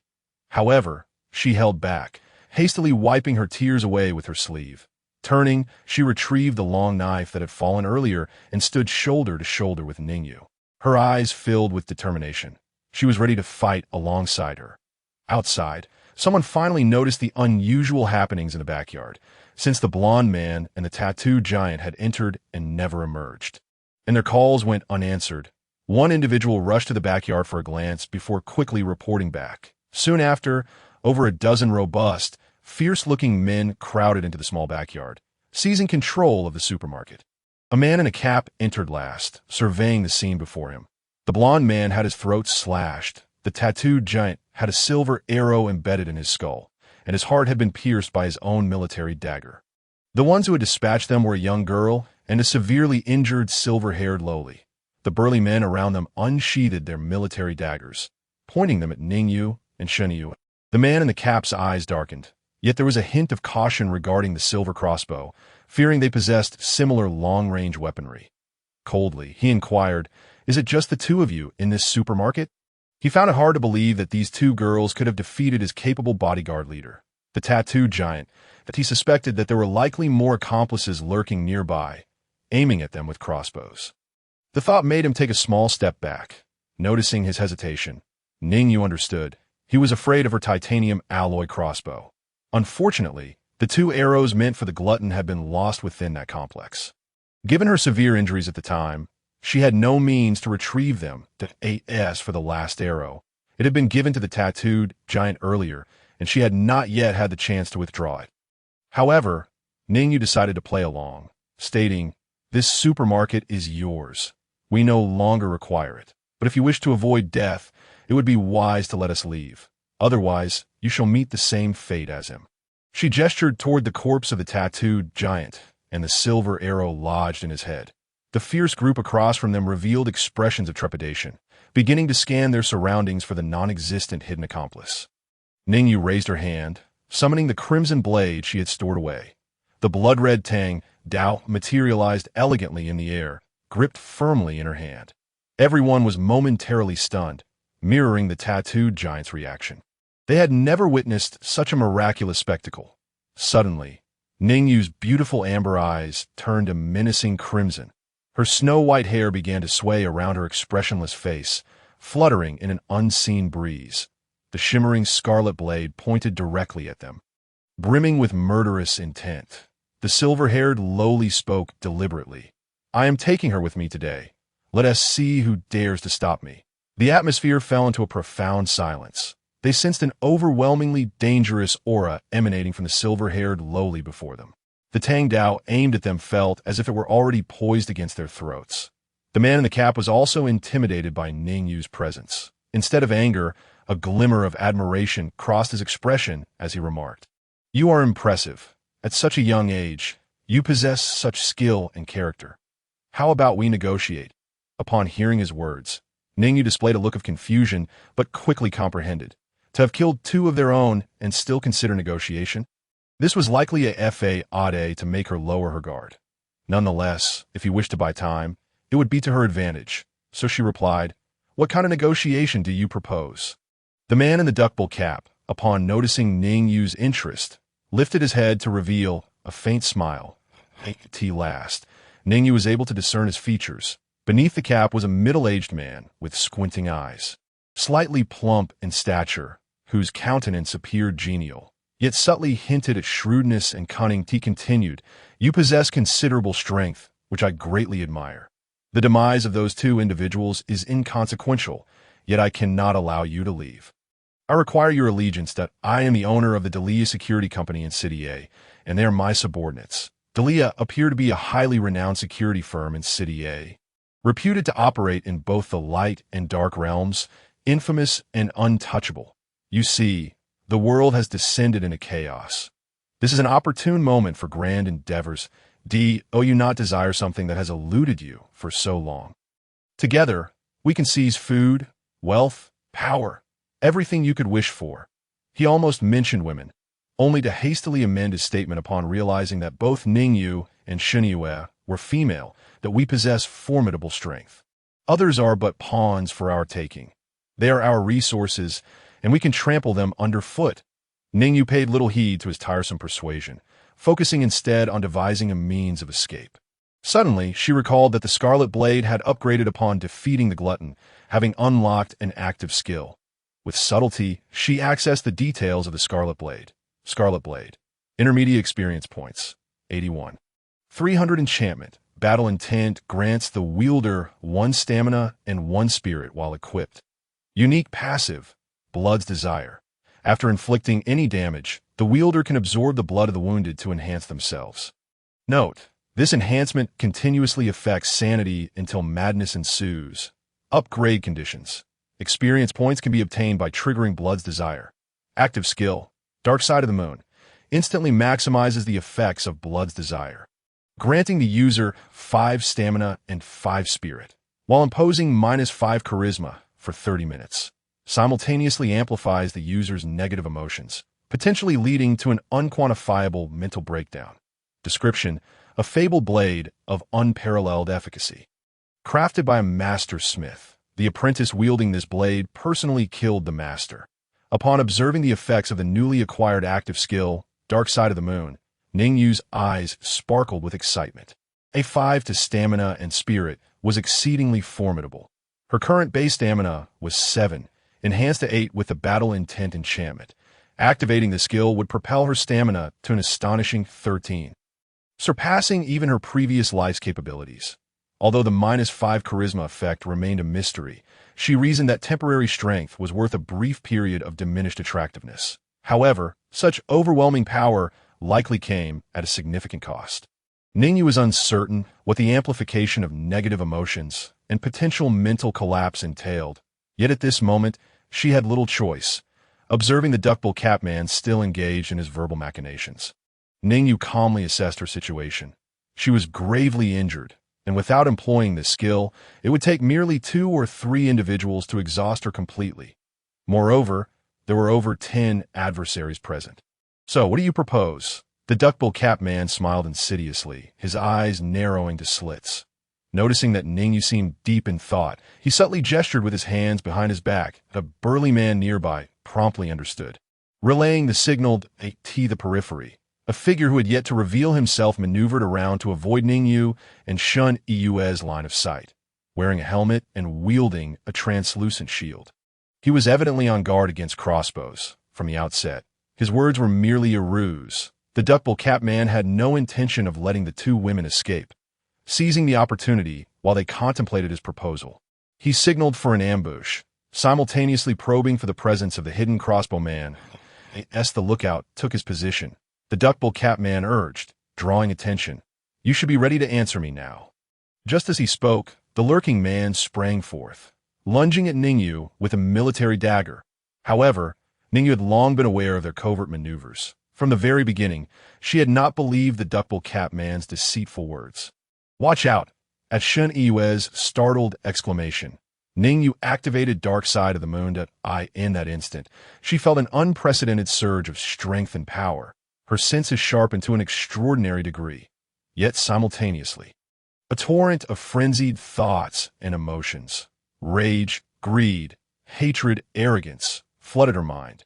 Ning Yu felt as though her head was erupting in a cosmic explosion. The assailant, believing victory was within his grasp, smirked, "These two girls are simply too naive." Yet upon confronting Ning Yu, he was met with a visage transformed by malevolence, her eyes now entirely consumed by crimson, far more terrifying than before, a gaze that seemed utterly inhuman. She bared her teeth in a grotesque, devilish grin, her pearly whites glistening with malice. The man faltered mid-lunge, feeling an involuntary shudder, as if he had glimpsed the very depths of hell. This was no longer the petite, charming girl he had initially encountered. In that suspended moment, while the man's dagger continued its trajectory towards Ning Yu, she effortlessly flipped her blade. A flurry of gleaming steel erupted. In an instant, she unleashed a myriad of strikes, too swift for the naked eye to comprehend. The man's shield, helmet, and dagger were shattered into fragments. Before they even hit the ground, his assault had crumbled, and Ning Yu thrust her blade directly into his abdomen. All of this transpired in the span of a single breath. None present could comprehend Ning Yu's movements, yet they all bore witness to the sudden transformation in her demeanor. It was utterly uncanny, as if she had become a different person altogether. The assailant, stripped of any capacity for resistance, collapsed to the ground on his knees. Ning Yu delivered a fierce kick to his side, withdrawing the blade that had pierced his abdomen, and began to wield it anew. She erupted into a maniacal laugh, shrill enough to instill fear in the hearts of all. Ah ha ha ha! The scarlet blade danced wildly in her hands, mercilessly carving into the fallen man, his blood spraying forth like fireworks. Each strike was not fatal, yet the man's flesh was shredded, revealing no intact skin, transforming him into a grotesque figure drenched in blood, yet he still clung to life. This was nothing short of a slow execution. Amidst the crimson deluge, she laughed uproariously, as if this were the most delightful spectacle imaginable. The duckbill cap man and his bodyguard had seen their fair share of horrors, yet they had never witnessed such a scene. Their expressions turned pale, and a hint of regret flickered within. They should have allowed the two girls to leave unscathed.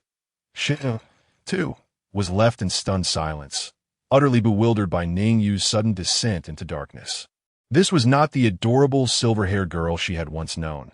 She couldn't help but recall a phrase. Human potential has its limits. Therefore, after an indeterminate number of strikes, Ning Yu finally ceased her assault. The man on the ground remained alive, his voice a low, anguished whisper, "Please, end my suffering." Upon hearing his desperate plea, Ning Yu's smile widened with delight. She leaned down, placing her hand to her ear, as if to listen intently. "What was that? Speak up. I can't hear you."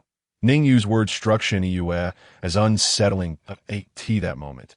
Ning Yu's voice was neither the sweet, soft tone of the little girl nor the icy clarity of her serious self. Instead, it was sharp, frenzied, and disturbingly sickly, reminiscent of a deranged maiden who had succumbed to darkness. The man on the ground struggled to move his throat, each motion laborious. He managed to murmur, "Kill me." This time, Ning Yu exaggeratedly nodded, her eyebrows arching in feigned agreement. Then she gently pressed the blade against the man's neck. Seeing this, the man believed he was finally to be liberated, slowly closing his eyes in anticipation of his demise. Yet he was met with Ning Yu's devilish whisper. "But I refuse. The man's eyes widened in a sudden, fierce glare, filled with rage, resentment, and despair. Ning Yu delivered a swift kick, sending him sprawling to the side.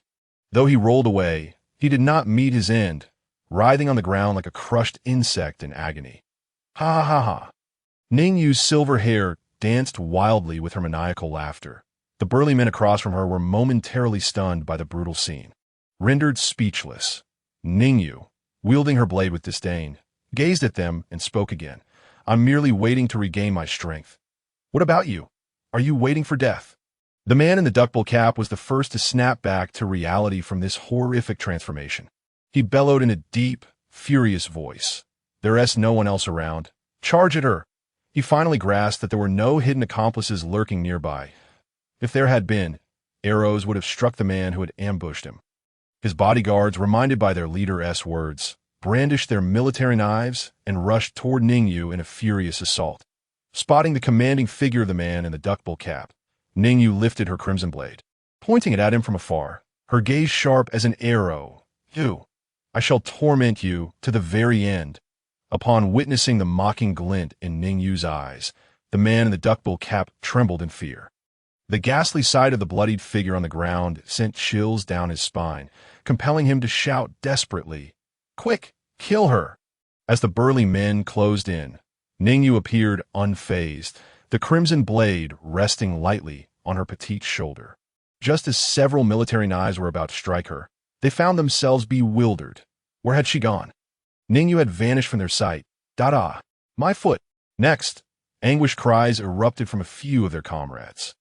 They dropped to their knees, clutching their feet and rolling in agony, their military knives discarded. Their Achilles tendons had been severed, rendering them incapable of standing. The remaining burly men wore expressions of terror. What kind of horrifying speed was this? Hey, what are you all looking at? On the periphery of their encirclement, Ning Yu stood nonchalantly, still holding the crimson blade, as if her position had never changed. When had she moved there? No one had witnessed Ning Yu's actions. She seemed to have materialized out of thin AI, or AT that moment. Shen Yu's pupils dilated in astonishment, for she too had failed to see Ning Yu's movements. The speed displayed was on an entirely different level from their training. She realized that Ning Yu must have been holding back during their practice, but she never anticipated the disparity to be so vast. The burly men charged at Ning Yu once more, yet one man veered off, aiming directly for Shen Yu. He intended to capture the delicate girl and use her as leverage against Ning Yu. Upon witnessing this, Shen Yu exhibited no fear, brandishing her knife as she met him head-on. She was resolute in her determination to fight alongside Ning Yu. However, before the man could engage Shen Yu, his gaze abruptly froze that a crimson blade pierced through his chest, spiraling around his left side. Then a bloodied little hand emerged, puncturing his heart and grasping it as it continued to beat. "Do not sneak attack, my princess." "All right, that is such naughty behavior." Behind him stood Ning Yu, her malevolent yet beautiful smile illuminating her face. With a slight exertion of her grip, the fragile heart shattered into a gruesome mess. The burly man collapsed. Lifeless, the remaining attackers once again failed to catch sight of Ning Yu's movements. With a swift retraction of her hand, Ning Yu's entire arm was drenched in blood. She turned to face the surviving burly men, their faces etched with hesitation and fear. Ning Yu hoisted her blade once more, her tone playful. "Come, let the game continue." Yet this battle had entered its final act. From that point onward, it was a massacre solely orchestrated by her. The silver-haired girl oscillated between maniacal laughter, bitter tears, and furious rage, her emotional spectrum exceedingly rich. For the burly men, her laughter, cries, and roars were all the tolling bells of death. One by one, they fell, tortured with no resistance. A few had contemplated fleeing, but they could not possibly outrun Ning Yu. Before they had even taken a few steps, she dispatched them in the same brutal manner. One burly man, his spirit crumbling, lay on the ground, unable to move his legs. He propped himself up, struggling to point at Ning Yu, his finger trembling as he stammered. "You are not human. What are you? You are a zombie. You are." Before he could finish, Ning Yu plunged her blade through his throat. She squinted her eyes and chuckled softly. "What an impolite fellow. How can you say such things about me?" It makes me so S-A-D-A-S. She watched her subordinates fall to Ning Yu's merciless hand. The man in the duckbill cap could no longer maintain his composure. The calm smile had long since vanished. His squinting eyes were now wide with dread. He turned and fled into the supermarket in a panic. Ning Yu did not pursue him immediately. Her eyes glowed with a fierce crimson light, her small tongue licking her lips slightly. It's time for the main course. A gust of wind swept past Shun Yue as Ning Yu vanished from sight, chasing after him from afar. A light-hearted voice drifted through the air. "Little darling, help me finish them off." She understood that Ning Yu was instructing her to deal with the fallen burly men who had lost all capacity to resist, their bodies soaked in blood. Shun took a deep breath and approached, blade in hand. The man in the duckbill cap was on the verge of escaping the supermarket when he caught sight of the front entrance. His expression lighting up with joy, as if salvation was within reach, that he muttered to himself, "Madman, truly a madman."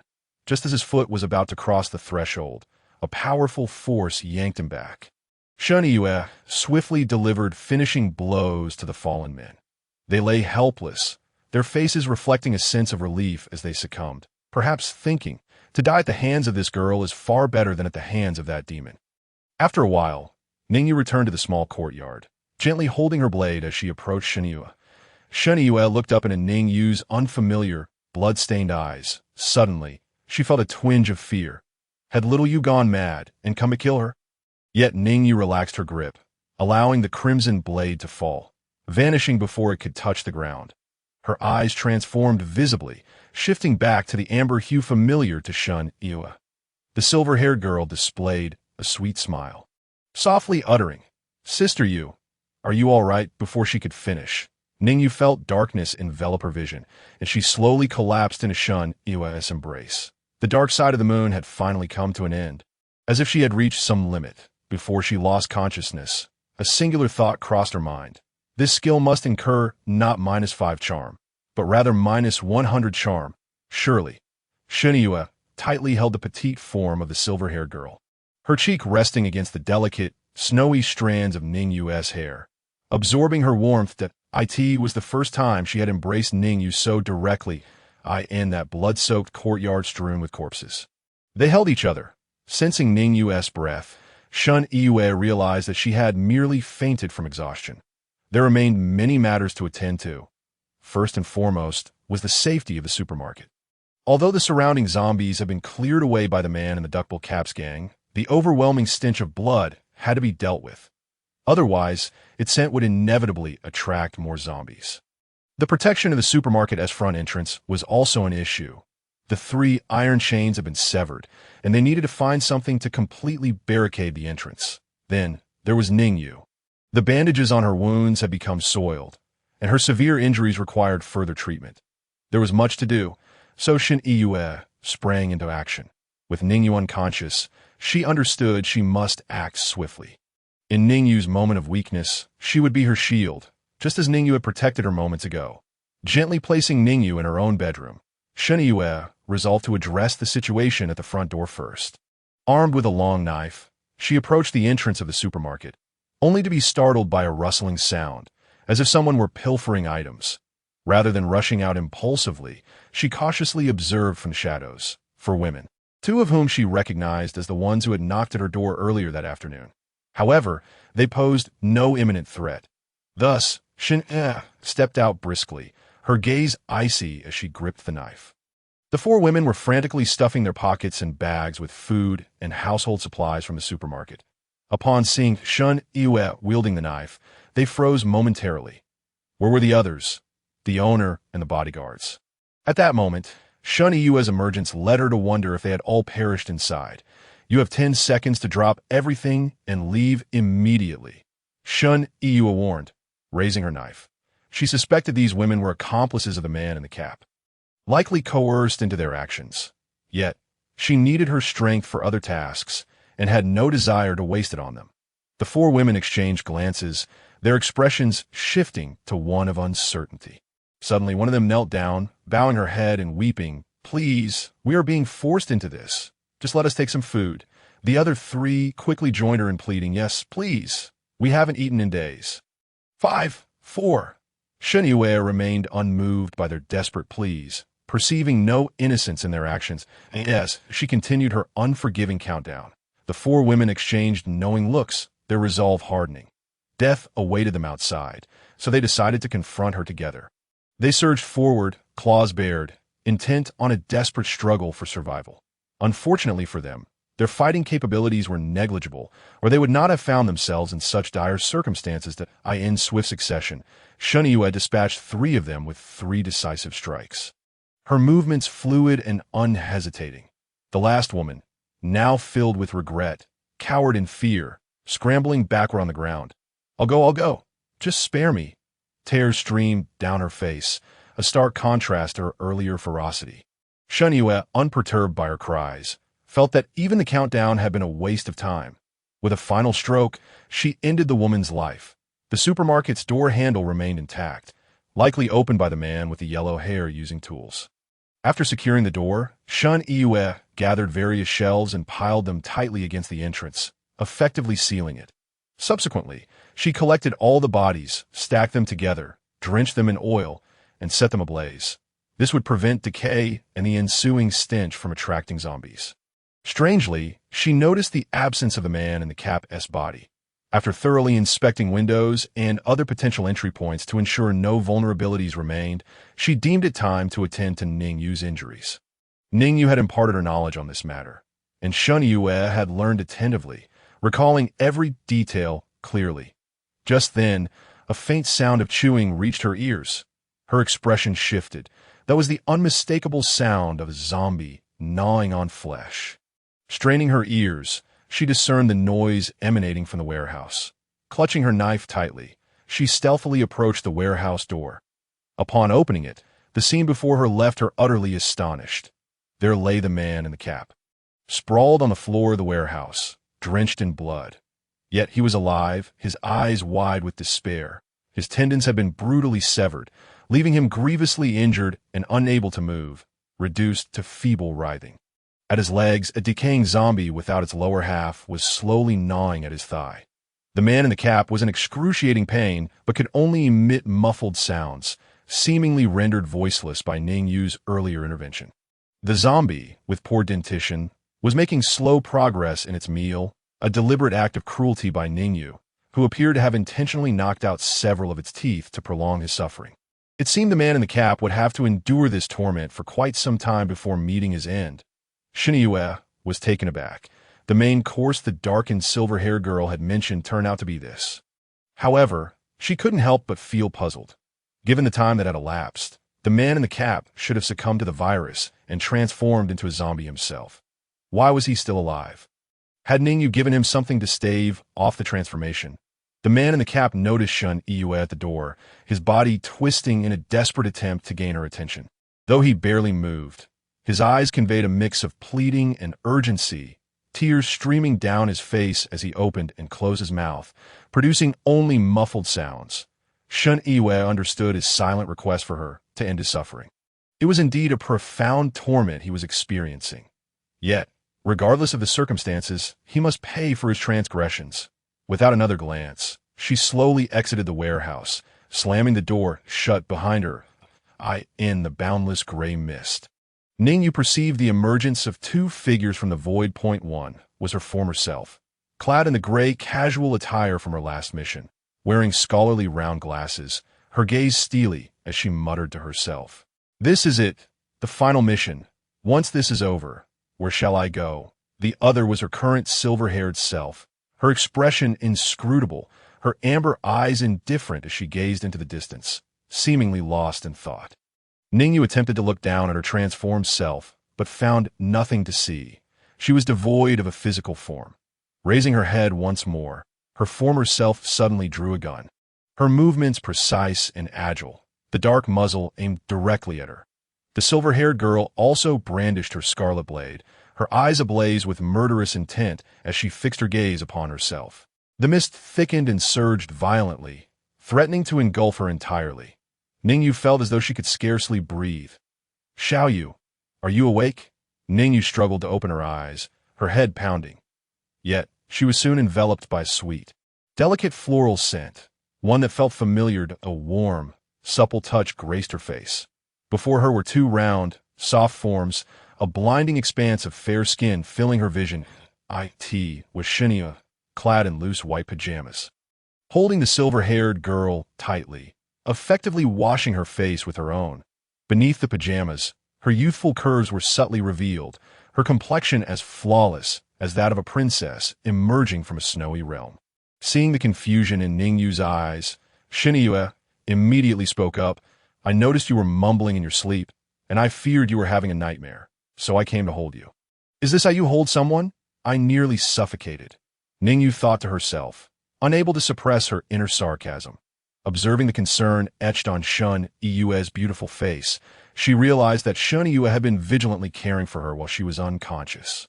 Consequently, she relinquished her struggle and nestled into Shun Yue's soft embrace, whispering, "How long have I been unconscious?" Hearing the faintness in the silver-haired girl's voice, Shun Yue replied gently, "Approximately 3 days." Ning Yu glanced down at herself, noting that she too was clad in a white pajama that seemed a size too small. The bandages on her body appeared newly replaced, and her wounds had significantly healed, showing no traces of blood on the fresh wrappings. Wait a moment. New bandages? Suddenly, realization struck her. All her injuries had been treated by Shun Yue. The pajamas she wore had also been changed by her. Did that mean she had been completely exposed? Oh, but now she was also a girl, so it was of no consequence. Or was it? Shun Yue noticed the silver-haired girl suddenly spring away from her embrace, scrutinizing the bandages she had applied with a look as if she felt violated. A teasing smile spread across her face. It appeared this cold little girl had such a reaction. What's the matter?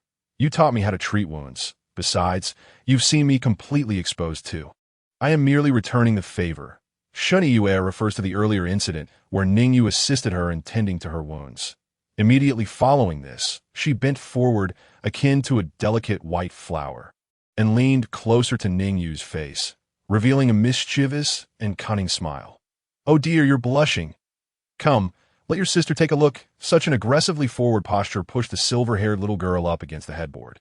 The neckline of Shun Yue's white nightgown was rather low, and due to her position, a considerable expanse of skin was exposed, leaving Ning Yu momentarily dazed. This outfit is truly vast and white.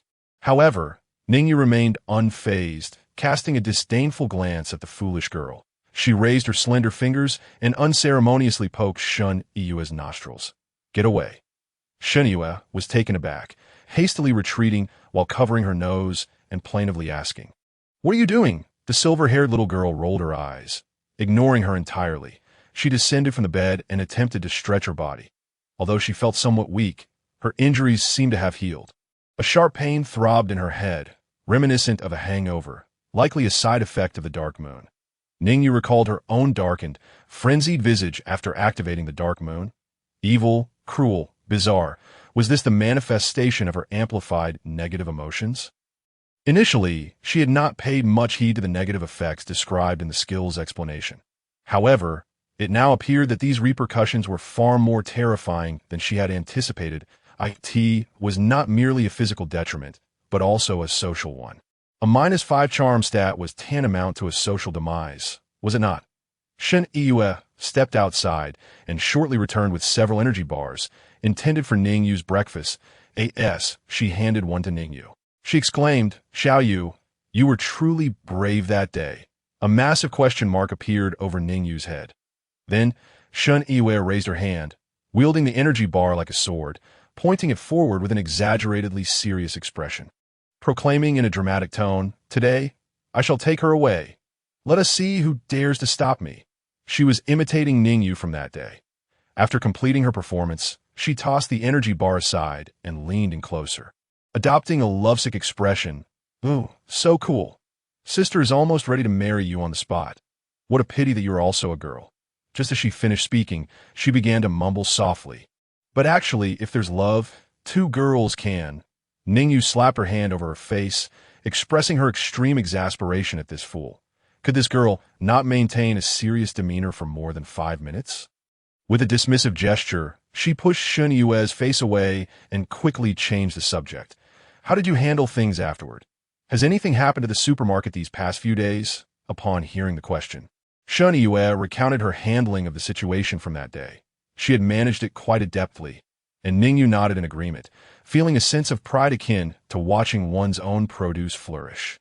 There had been no other incidents in recent days, as the front door had been blocked by a plethora of shelves. Other areas had also been inspected by Ning Yu in the storage room. She had disposed of the half-zombie and the man in the duck-billed cap, who had been thoroughly devoured. After discussing these matters, Ning Yu proudly lifted her chin, her expression almost demanding praise. "Quick, compliment me." Ning Yu complied with a look of approval, then continued to inquire, "Have you been training well these past few days?" At this point, Ning Yu's proud demeanor faltered, and she sheepishly scratched her head. I've been busy taking care of you. It's quite exhausting. I'll go right now." She then hurriedly dashed out. Ning Yu said nothing, a subtle smile gracing her lips. She felt that this life was indeed different from her solitary existence in her previous life. She could not articulate why, but it felt pleasant nonetheless. Taking her time, she returned to the bed and bit into half of the energy bar Ning Yu had brought. The chocolate and hazelnut flavors gradually spread across her palate. Ning Yu activated her panel. From beneath her pristine nightgown, a delicate white hand reached out and grasped the air. The crimson blade materialized in Ning Yu's grasp, its entirety of vivid scarlet, exuding a faint glow. However, too much time had passed, and the effect of the blood's desire had already worn off. Thus, the color of Ning Yu's eyes remained unchanged, and she felt no special effects. Yet the details of the Crimson Blade left her in shock. Crimson Blade. High-tier experience points. 91,000 enchantments. Battle intent grants the user 2 strength and 2 spirit while wielding this weapon. Unique passive, Blood's Desire. After dealing any damage, the user can absorb the blood of the injured to enhance themselves. Note: this enhancement temporarily affects the user's sanity. Upgrade conditions. Gain experience points after triggering Blood's Desire. Active skill, Dark Moon. Instantly elevates the enhancement effect of Blood's Desire to its peak, granting the user 8 strength and 8 spirit, but minus 8 charm for 30 minutes. Simultaneously amplifies the user's negative emotions, potentially leading to an unquantifiable mental breakdown. Description: when this blade was forged, the master craftsman was of advanced age. His young apprentice borrowed the blade for study, but succumbed to madness and slaughter, ultimately killing his master. The remorseful apprentice, upon awakening, committed suicide by swallowing the blade. The Crimson Blade had unexpectedly advanced to a high tier. The enchantment's effect had escalated from 1 strength and 1 spirit to 2 strength and 2 spirit. The activation effect of Dark Moon had also risen from 5 strength and 5 spirit to 8 strength and 8 spirit. If she wielded the Crimson Blade and activated Dark Moon again, she would receive a total enhancement of 10 strength and 10 spirit, which was truly formidable. Yet, Ning Yu felt that this skill should only be employed at a critical moment of life and death. Not to mention, the upgraded -8 charm could lead to an even greater social demise. The prolonged state of exhaustion following its use would undoubtedly place her in a precarious position. Moreover, what if she completely lost her sanity during the process and inadvertently harmed Ning Yu? This was undoubtedly a high-risk, high-reward skill, as for how she had suddenly ascended from mid-tier to high-tier. Ning Yu was well aware. That day, she activated Dark Moon and annihilated the man in the duck-billed caps group. The blade must have absorbed a substantial amount of power, causing her experience to surge by several hundred. Was human blood truly more effective than zombie blood?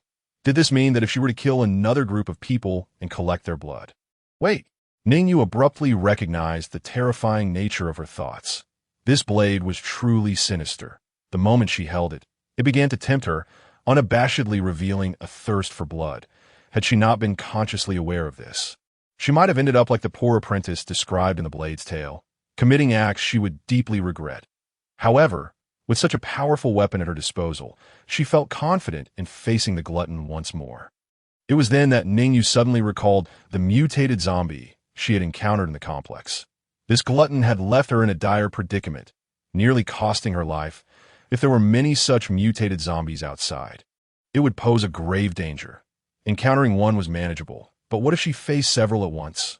She would likely be unable to handle them. Future actions would have to be approached with caution.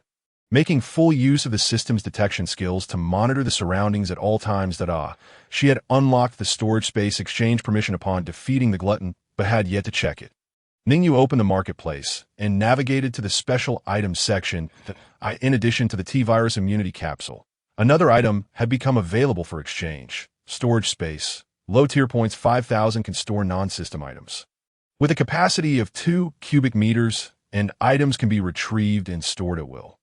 Note: living beings cannot be stored, and the time-flow ratio within the space is 1:15 compared to reality. How exorbitant! It is astonishing that a sum of 5,000 points is required, without any discount. Ning Yu's mindset closely resembles that of those who adamantly wait for a sale before purchasing a game. She has been spoiled by this week's special offers. However, the utility of the item in question stirs her heart. A capacity of 2 cubic meters can accommodate an abundance of belongings, should they decide to leave the small supermarket.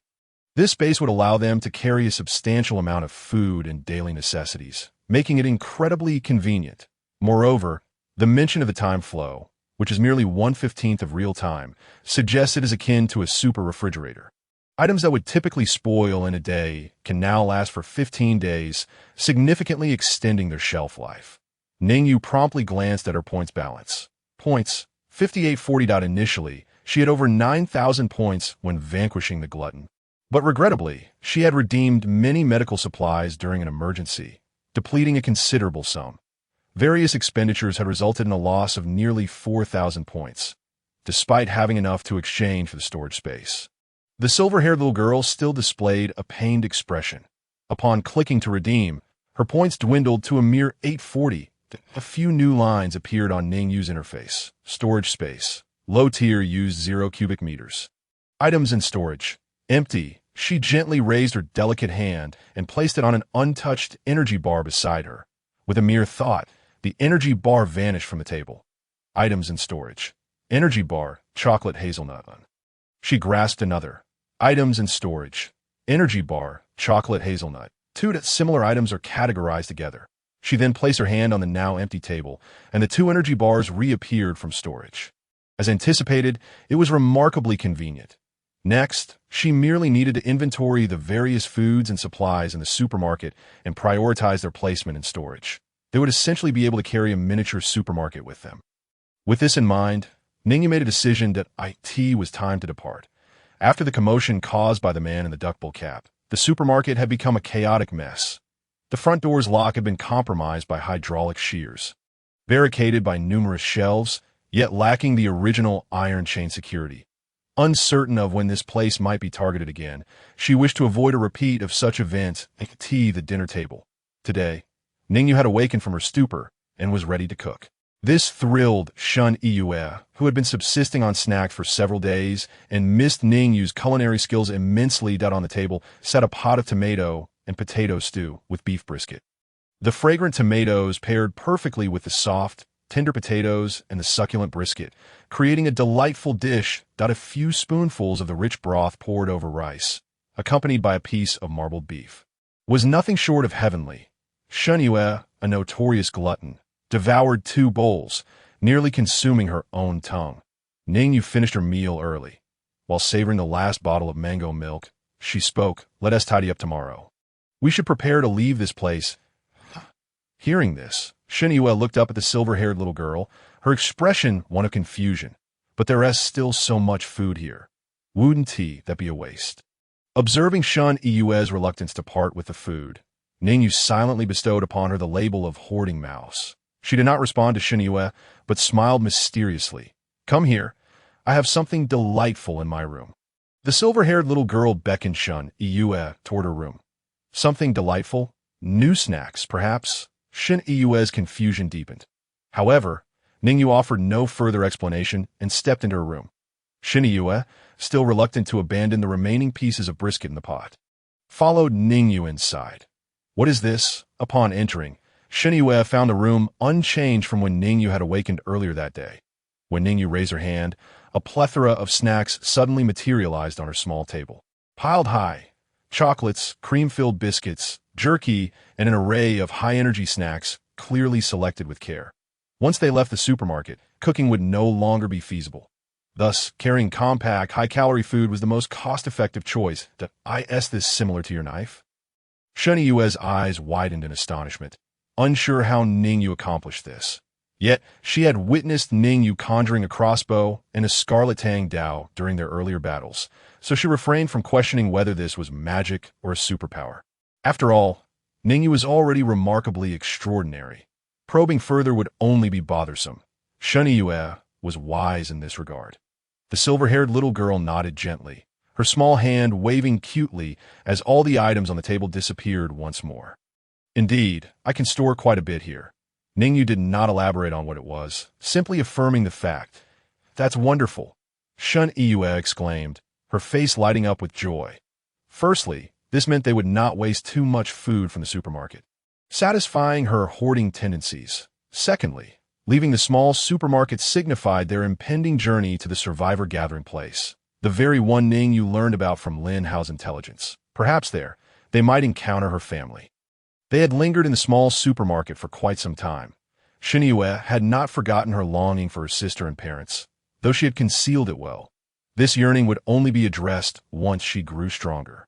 Now, the moment had finally arrived. These are just a few random selections. See if there is anything else you fancy, and we can swap some out, but don't take too much. Space is limited. Ning Yu added sweetly, revealing her adorable little tiger teeth. Really? Upon hearing this, Shun Yue erupted with excitement, akin to a child eagerly anticipating a spring outing. As a seasoned foodie, she resolved to prepare a snack list overnight. She gazed at the silver-haired little girl and, spreading her arms, began to act coy. "Oh, Xiaoyu, you're too good to me. Come here and let your sister give you a hug," seeing Shun Yue approaching with outstretched arms. Ning Yu, with a look of exasperation, nimbly sidestepped her hungry lunge. "Humph, I knew you wouldn't comply." After missing her mark, Shun Yue refrained from pursuing further, merely letting out a disgruntled huff. She recalled the uneaten tomato and potato beef stew in the living room and prepared to return to devour it. As she walked, she muttered, "Xiaoyu is so cute right after waking up, and now she wants let me hug her. I want cucumber-flavored chips, but barbecue flavor is also good," and, watching the foolish girl rush back to snack, Ning Yu followed her into the living room. However, just as she settled into a seat, the entire small supermarket was suddenly engulfed in darkness, plunging into an eerie silence, a power outage. Shun Yu, still eating, nearly choked on her food. Groping through the pitch-black surroundings, she felt a tinge of fear and cautiously called out, "Xiaoyu, are you there?" Hearing Shun Yue's call, Ning Yu wore an amused expression, though sadly. Shun Yue could not see it. "I'm right beside you. What are you calling for?" Quietly, she leaned closer and spoke in a husky voice. "Not here, da-da." Shun Yue jumped in fright, feeling a mix of embarrassment and annoyance. Reaching out to strike Ning Yu, but alas, she missed, for Ning Yu had already evaded her. "I'll go check the situation." The silver-haired little girl ceased her teasing, adopting a serious tone as she informed Shun Yue. She intended to ascertain the cause of the blackout. "Oh, okay. Hurry back." Shun Yue's voice was tinged with tension, seemingly unaccustomed to the enveloping darkness. Bang! Ning Yu observed that Shun Yue indeed appeared quite frightened. Before departing, she switched on the emergency lights in the supermarket, which typically operated on batteries. The dim illumination cast a faint glow throughout the small store, allowing for some visibility. With the arrival of light, Shun Yue finally felt a sense of relief. Ning Yu proceeded to inspect the supermarket's electrical circuit. Everything seemed normal. However, this realization caused her heart to sink slightly. If that was the case, it indicated a city-wide power outage. Quickly making her way to the backyard, Ning Yu effortlessly scaled the tall wall, standing atop the high roof. From her vantage point, she surveyed the cityscape before her, which had plunged into darkness, save for the sporadic twinkling of distant lights, likely emanating from places equipped with generators or backup emergency lamps. The summer breeze carried a hint of coolness, gently lifting the hem of the silver-haired little girl's black dress, causing it to sway gracefully, with her amber eyes fixed on the horizon. She stood still, bathed in the silvery moonlight, lifting a hand to tuck a strand of silver hair behind her ear. That moment, she wondered how many others, like her, were silently gazing upon this shadowy steel forest. Ning Yu fell into contemplation. The days ahead promised to be increasingly arduous. With the power cut and water soon to follow, resources would inevitably dwindle, and other aspects of life might swiftly unravel.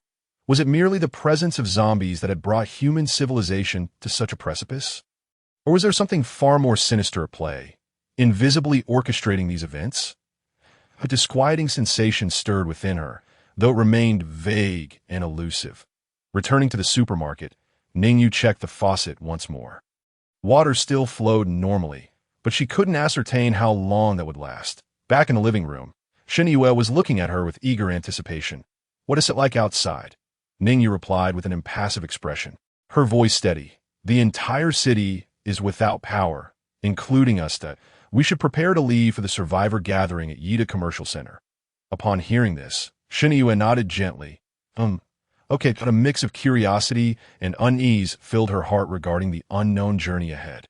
The two tidied up the dishes in the living room before retreating to their respective rooms for rest. The night had deepened. Ning Yu lay awake, eyes closed, seated upright on her bed. She was devising a plan to reach the survivor gathering. With only a vague sense of direction and name, and knowing that Shen Yue had never been there, finding the place seemed a daunting task. They would either need a map or to seek guidance from a survivor familiar with the area. Additionally, considerations about the mode of transportation loomed large. Though she was capable of driving, the noise generated in this apocalyptic setting could easily attract zombies, leading to a deadly encirclement. Many roads, too, were rendered impassable due to accidents. Thus, selecting an appropriate means of transport became another challenge. As her thoughts whirled with various possibilities, Ning Yu was suddenly interrupted by the creaking of the door. Someone was entering. She opened her eyes, instinctively gripping her crimson blade, which glowed ominously in her hand. That a somewhat dazed figure appeared at the threshold. It was Shen. As she poked her head in, she timidly asked, "Xiao Yu, I can't sleep. May I talk to you?" Upon seeing Ning Yu poised with the glowing sword in the darkness, she startled. "Ah, I'm sorry." Realizing she had likely disturbed her, Shen turned to leave, but Ning Yu called out to her, "Since you're here, why not speak your mind?" Taken aback by the invitation, Shen Yue hesitated, then quickly turned around, her expression reflecting surprise. "Really? Am I bothering you at this late hour?" The silver-haired little girl gently shook her head, raising her hand to disperse the crimson blade into the air. Seeing her gesture of reassurance, Shen stepped back inside. She settled on Ning Yu's bed, wrapping her arms around her knees. Leaning against the wall, resting her head upon her knees, and began, "We're about to leave this place. Every time I close my eyes, I think of my parents and my sister, that I'm scared. What if I can't find them once I step outside? What if I never see them again?" Ning Yu listened quietly, mirroring Shen Yu's posture as she sank into contemplation. "Do you think this calamity will come to an end? Will I ever see them again?" Her voice was soft and subdued, lacking the usual vibrancy. Ning Yu sensed that her friend was genuinely distressed. Shen Yu lifted her gaze, her tear-filled eyes searching Ning Yu's, the glimmer of tears shimmering in her lashes. The moonlight filtered through the nearly sealed window, casting a gentle glow on Shen Yu's delicate features, enhancing her vulnerability. Ning Yu recognized Shen Yu's enduring strength, despite never having experienced many of the trials they faced. She trained diligently without complaint, suppressing her emotions to avoid burdening others. "I'm sorry. Perhaps that question is too difficult for you." Noticing Ning Yu's silence, Shen Yue felt that her inquiry was overly burdensome. Knowing Ning Yu could not possibly have the answer, she attempted to force a smile, to convey that she was all right, but her squinted eyes betrayed her, allowing tears to spill forth. She fell silent, lowering her head, stifling her sobs to avoid disturbing Ning Yu. Ning Yu felt a wave of helplessness wash over her. She was adept at tracking, killing, interrogating, and tormenting, yet had never been trained in the art of consolation. In a manner akin to a stoic assassin, she reached out with her delicate hand, gently resting it on Shen Yu's head, slowly stroking her silky black hair in a gesture of comfort, yet still refraining from speaking. When her hand landed upon Shen Yu's head, the latter visibly flinched, looking up with tear-streaked cheeks, staring blankly at Ning Yu's. She felt Ning Yu's gentle touch and met her amber gaze. An unexpected warmth surged within her heart, nearly compelling her to cry even harder. "Thank you, Xiao Yu. This warmth feels so comforting," Xinyue thought to herself. In this terrifying world, she realized she was not alone. "You silly Xiao Yu, you really aren't very good at comforting others, but it's all right. I feel reassured." Yu managed to smile, one devoid of bitterness this time. "Well, compared to comforting others, I believe I'm far more skilled at killing," Ning Yu stated with utmost seriousness. "Ha!" Yu burst into laughter, unable to hold back, tears cascading down her cheeks. Ning Yu was bewildered, unable to comprehend the sudden shift to laughter, observing the bewildered silver-haired girl. Yu felt a cloud of gloom dissipate as if the weight had lifted. Wiping her tears away, she grinned playfully at Ning Yu. "You said we should leverage our connections, right?" Ning Yu was taken aback, unsure why she had brought that up, but she nodded gently. Yu, seeing her agreement, spoke softly, "Then let me lean on you for a moment, just for a moment," without regard for the silver-haired little girl's consent. She slowly tilted her head and rested it gently upon Ning Yu's petite shoulder. "You are rather heavy," Ning Yu thought to articulate, but she held her tongue. She gazed at Yu, who leaned against her, a peaceful expression gracing her features, akin to a footless bird that had found a cozy nest to rest in, reluctant to push her away. Ning Yu mused, perhaps it is best to leave things as they are. Maybe she had a natural talent for comforting others, a genius without a mentor. Ning Yu bestowed upon herself an audacious self-assessment. In the dimly lit room, only a few shafts of crisp moonlight illuminated the two girls as they quietly leaned against one another, neither uttering a word.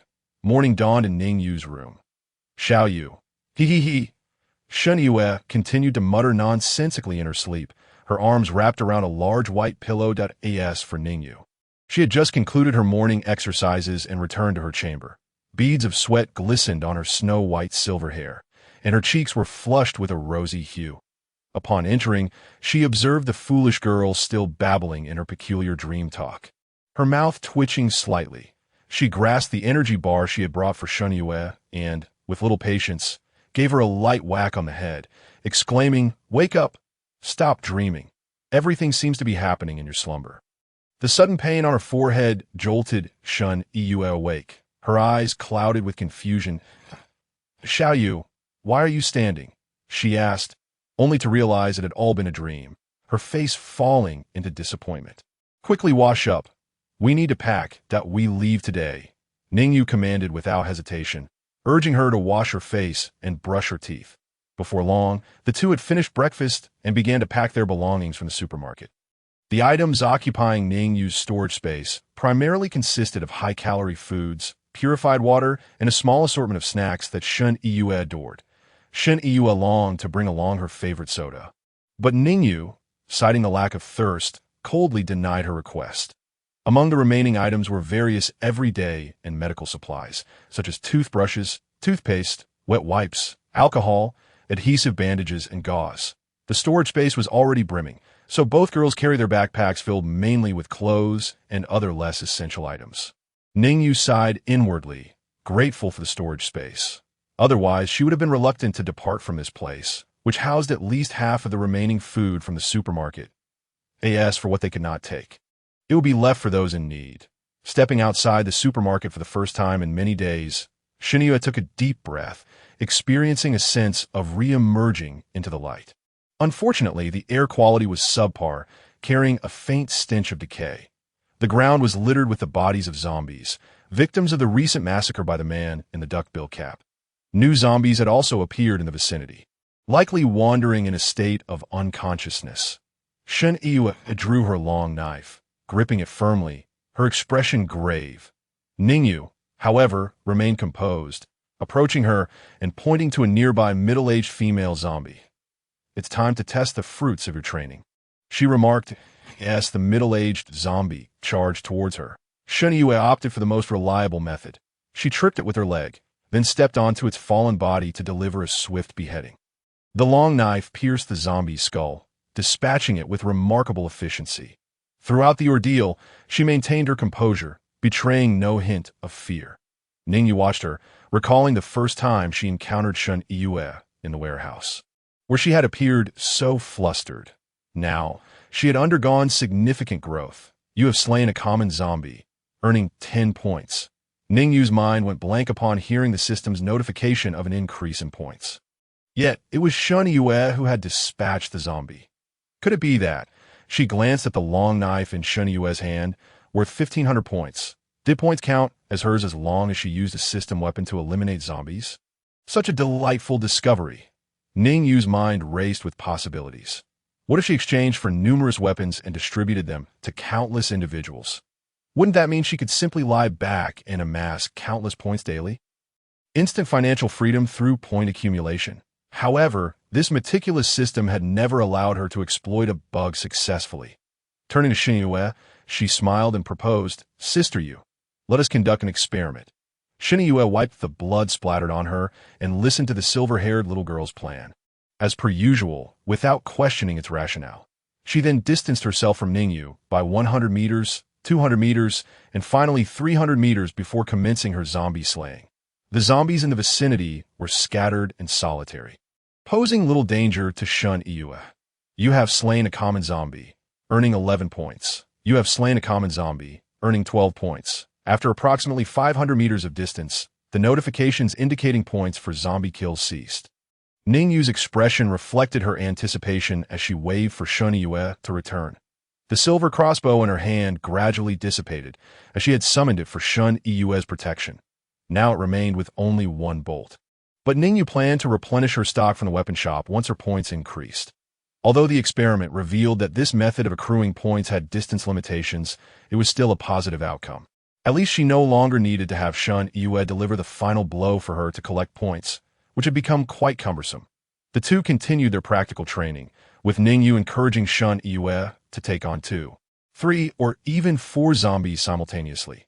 She stood guard beside Shen Yue, ready to intervene should any threats arise. Shen Yue was aware of this arrangement and felt immensely reassured by Ning Yu's presence. Allowing her to focus entirely on the fight, a wave of happiness washed over her, a joy stemming from her growing strength.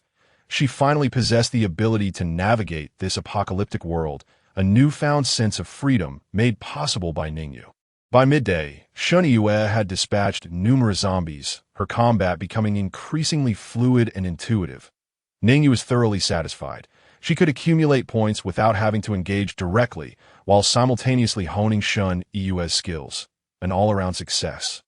The two discovered a roadside convenience store and decided to take a rest there. The place was clearly ransacked, a disarray of items strewn about. Ning Yu rummaged through the kitchen for some time until she unearthed a few cans nearing expiration in the corner of a cabinet, edibles that were still safe to consume. She intended to eat these instead of immediately resorting to the supplies in her storage space. In situations where food was available, she preferred to consume what could be found on the spot, reserving her storage for times of scarcity. However, Ning Yu always held herself to high standards. Noticing that Shen Yue appeared quite hungry, she inquired, "Sister Yu, would you like some potato chips? Or perhaps bread?" Shen Yue paused, glancing at the dusty cans in Ning Yu's hands, and instantly understood a smile of delight spread across her face, realizing that the silver-haired little girl was concerned for her. Yet, she was not one to be pampered. She promptly replied, "No need. I will eat the same as Xiao Yu." Then, she took a can from Ning Yu's hands, dusted it off, and opened it. These were all fruit cans containing peaches, strawberries, and oranges. Upon seeing such a variety of flavors, they eagerly opened the cans and each sampled a bit. Just as they finished eating, the door of the grocery store swung open. The door, having been frequented countless times, was already quite worn. Ning Yu reacted swiftly, drawing her scarlet blade from its sheath and swiftly revealing the crossbow strapped to her arm, taking a defensive stance at the entrance. Shen Yu also grasped her long knife firmly. Entering through the door were a man and a woman, both in their 20s. Their clothing appeared relatively neat, free of bloodstains, as they leaned on each other like a couple in love. They clearly did not expect anyone to be inside, and upon pushing the door open, they were taken aback by the tense atmosphere. Faced with the glinting crossbow and the 2 knives, the couple raised their hands in a gesture of peace, signaling their lack of ill intent. Despite the innocence of the 2 girls, the weapons in their hands and the bloodstains on their clothes conveyed a serious message, one that the couple understood well. The man spoke first. I'm sorry, we didn't expect anyone to be here. We mean no harm. Ning Yu scrutinized them for a moment before responding. Do you have business here? If not, please leave.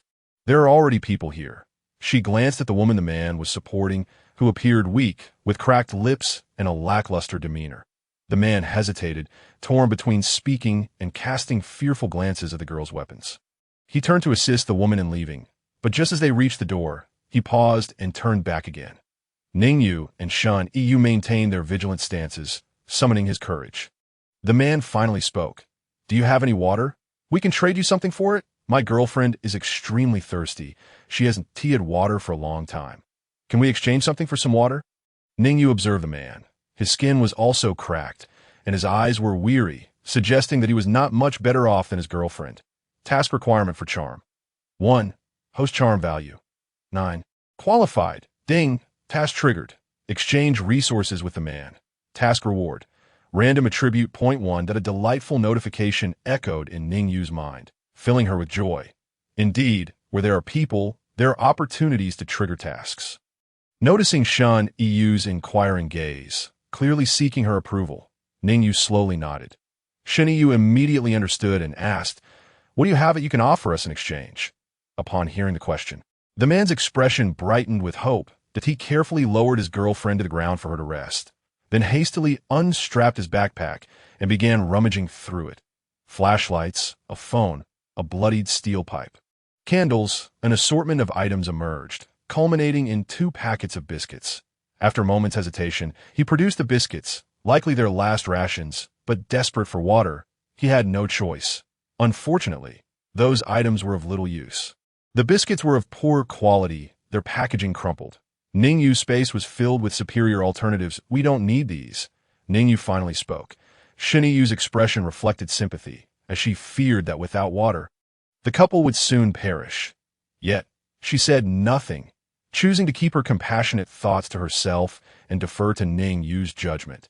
The man's demeanor instantly darkened, his gaze filled with despair as he began to slowly gather his belongings.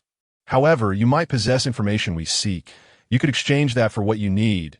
Ning Yu continued, deciding to allow the man to trade information for resources that in fact, if it came down to it, she would be willing to give him water regardless, as 1 attribute point was far more valuable than a bottle of water. Hearing Ning Yu's proposal, the man's previously dim eyes sparkled with renewed hope. What do you want to know? I will share everything I can. Do you know where the nearest tourist distribution center is? Ning Yu inquired promptly. The man fell into deep thought, then suddenly his face lit up. I know. It's just a few kilometers ahead. I passed by it before. I can draw it for you. His excitement was palpable, his eyes filled with longing, desperate for water. Ning Yu handed him paper and a pen, urging him to illustrate the route. Before long, she received the paper back, which clearly depicted the way from their current location to the tourist distribution center. The man, fearing they might doubt him, quickly added, If you don't believe me, I can take you there, but I need to bring my girlfriend. I can't leave her alone.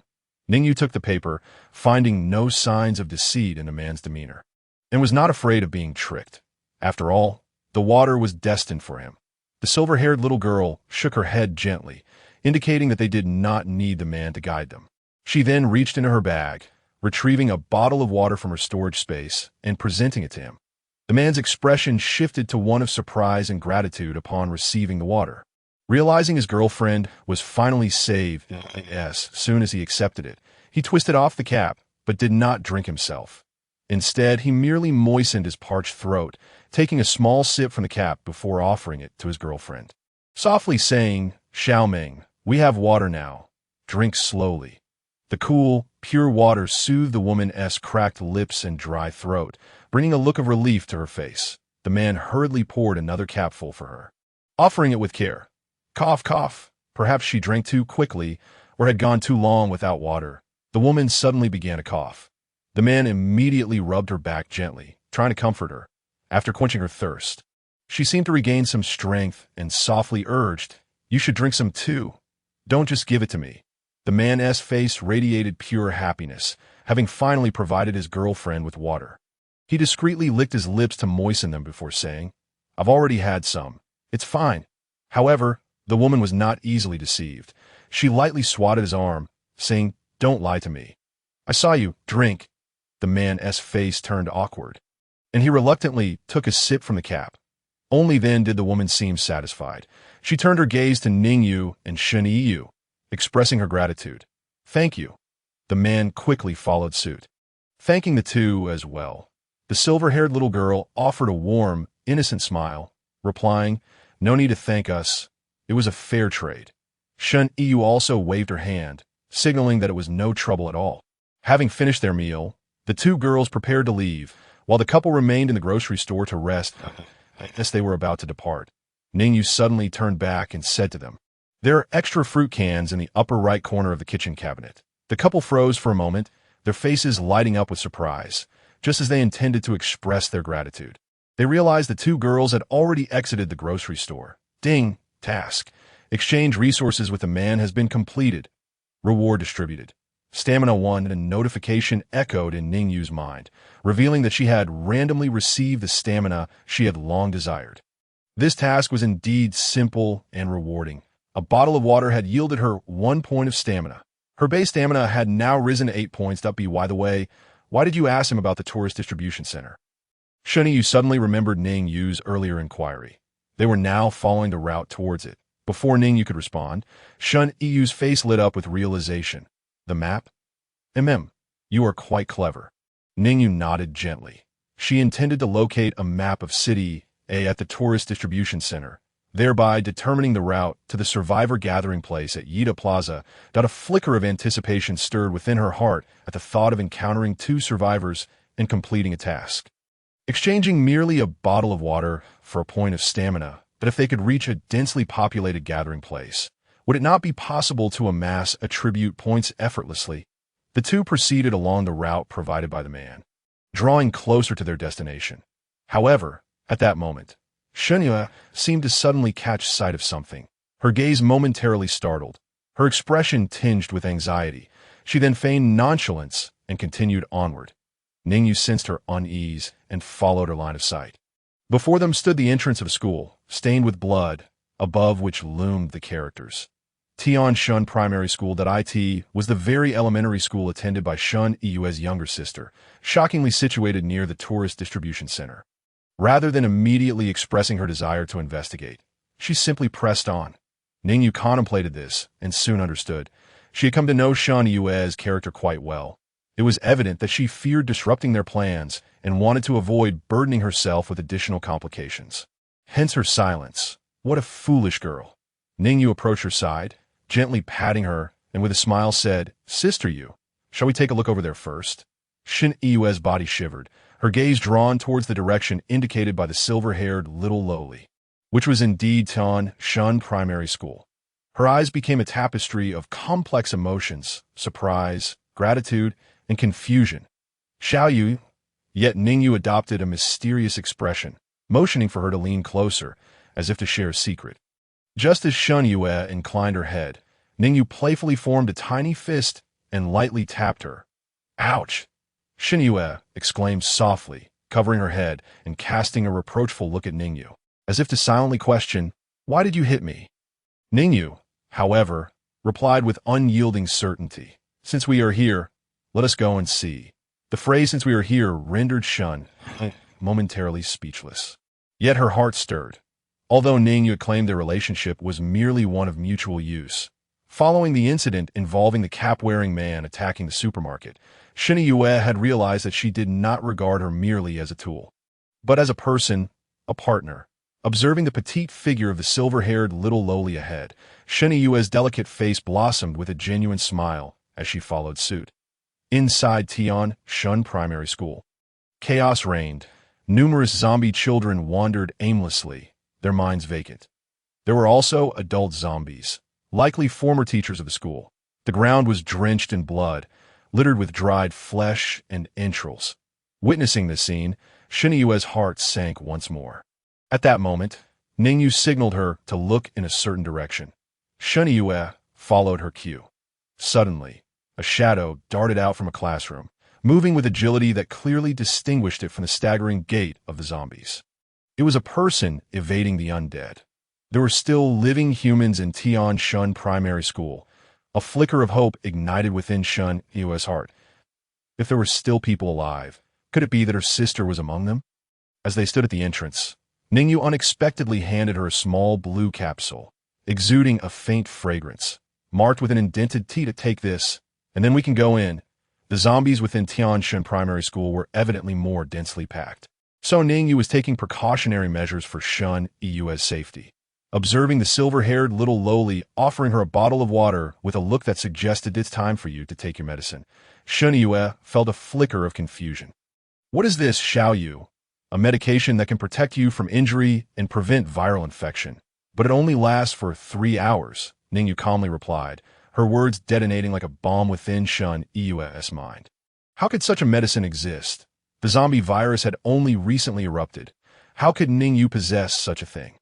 Even if research had commenced on the day of the outbreak, it would hardly have been feasible to produce it in time. Yet Shun Yu understood well that such inquiries were irrelevant. Asking would yield no benefit. She held an unwavering trust in Ning Yu. The silver-haired little Loli was replete with inexplicable elements that defied logic, and she was growing accustomed to it. Without hesitation, Shun Yu swallowed the immunity capsule with the water, returning the unfinished bottle to Ning Yu with the assurance, I will not speak of this to anyone. All right, let us go. Ning Yu's expression conveyed the realization that Shun Yu was indeed astute as she turned and headed toward the security room at the entrance of Tianshan Primary School. Inside the security room lay a corpse dressed in a security uniform, its head gruesomely smashed, the body desiccated, indicating it had been deceased for quite some time. Shun Yu followed her into the security room, where Ning Yu was clearing away the shattered glass from the windows. The two prepared to enter Tianshan Primary School through this window. After both had climbed through, Ning Yu pointed towards the back of the teaching building and said, That person went behind the teaching building. Let us follow. Have you ever been to your sister's school before? No, my father always took her to school, Shun Yu replied, shaking her head, entirely unfamiliar with Tianshan Primary School. Then let us proceed. We shall go this way. Ning Yu gestured towards a corridor on the first floor of the teaching building, which was separated from the outside by a railing, significantly reducing their exposure to potential threats. The scarlet blade was already gripped in her hand, and she swiftly dispatched a little girl zombie that had lunged at them with a blood-curdling scream. Shun Yu closely followed, glancing at the lifeless form of the little girl zombie as they passed, and exhaled a sigh of relief. Their footsteps were hushed, attracting only a small number of zombies, all of which were swiftly dealt with, allowing them to reach the edge of the corridor. Ning Yu approached the window of a classroom marked 6th year. Class 3 through the blood-stained and tattered glass. She glimpsed the state of the classroom. Desks lay askew, thick with dust. The blackboard still bore the timetable from the day of the outbreak.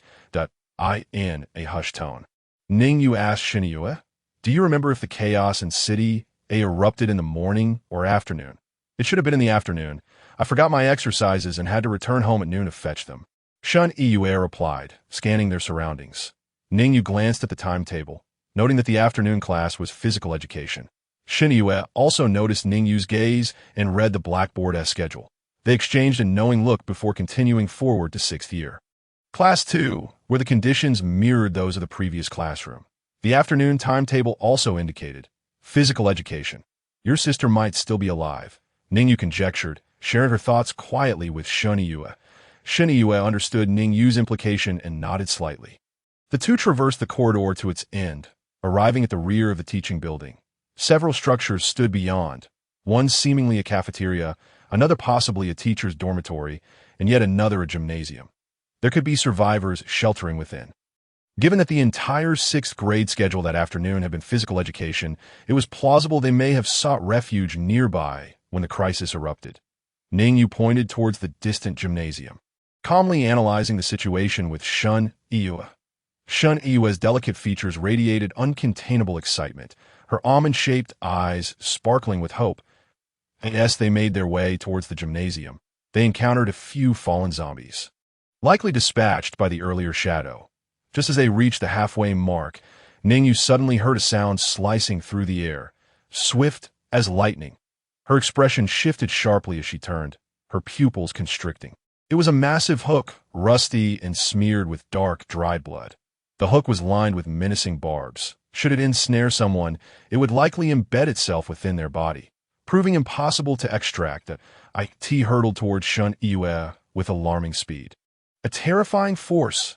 In the blink of an eye, Ning Yu surged forward, her crimson blade clashing violently with the oncoming giant hook. The impact echoed with a resounding clang, causing the hook to veer off course. Shun Yu, albeit a moment too late, reacted as well. The hook was deflected by Ning Yu, yet it still grazed her leg. A sharp hiss escaped her lips as a gash opened on her fair, delicate limb, blood oozing forth in a steady stream. She winced in pain but stifled her cry, wary of attracting more zombies. The sight of that terrifying giant hook sent a chill down Shun Yu's spine. Had it not been for Ning Yu's timely intervention, the hook would have likely pierced through her chest from behind, leaving her fatally ensnared.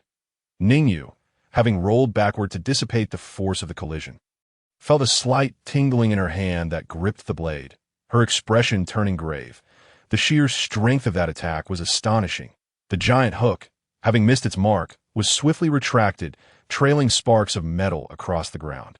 Following the direction of the hook's retreat, Ning Yu abruptly glanced up and beheld a grotesque and revolting creature perched atop a nearby rooftop.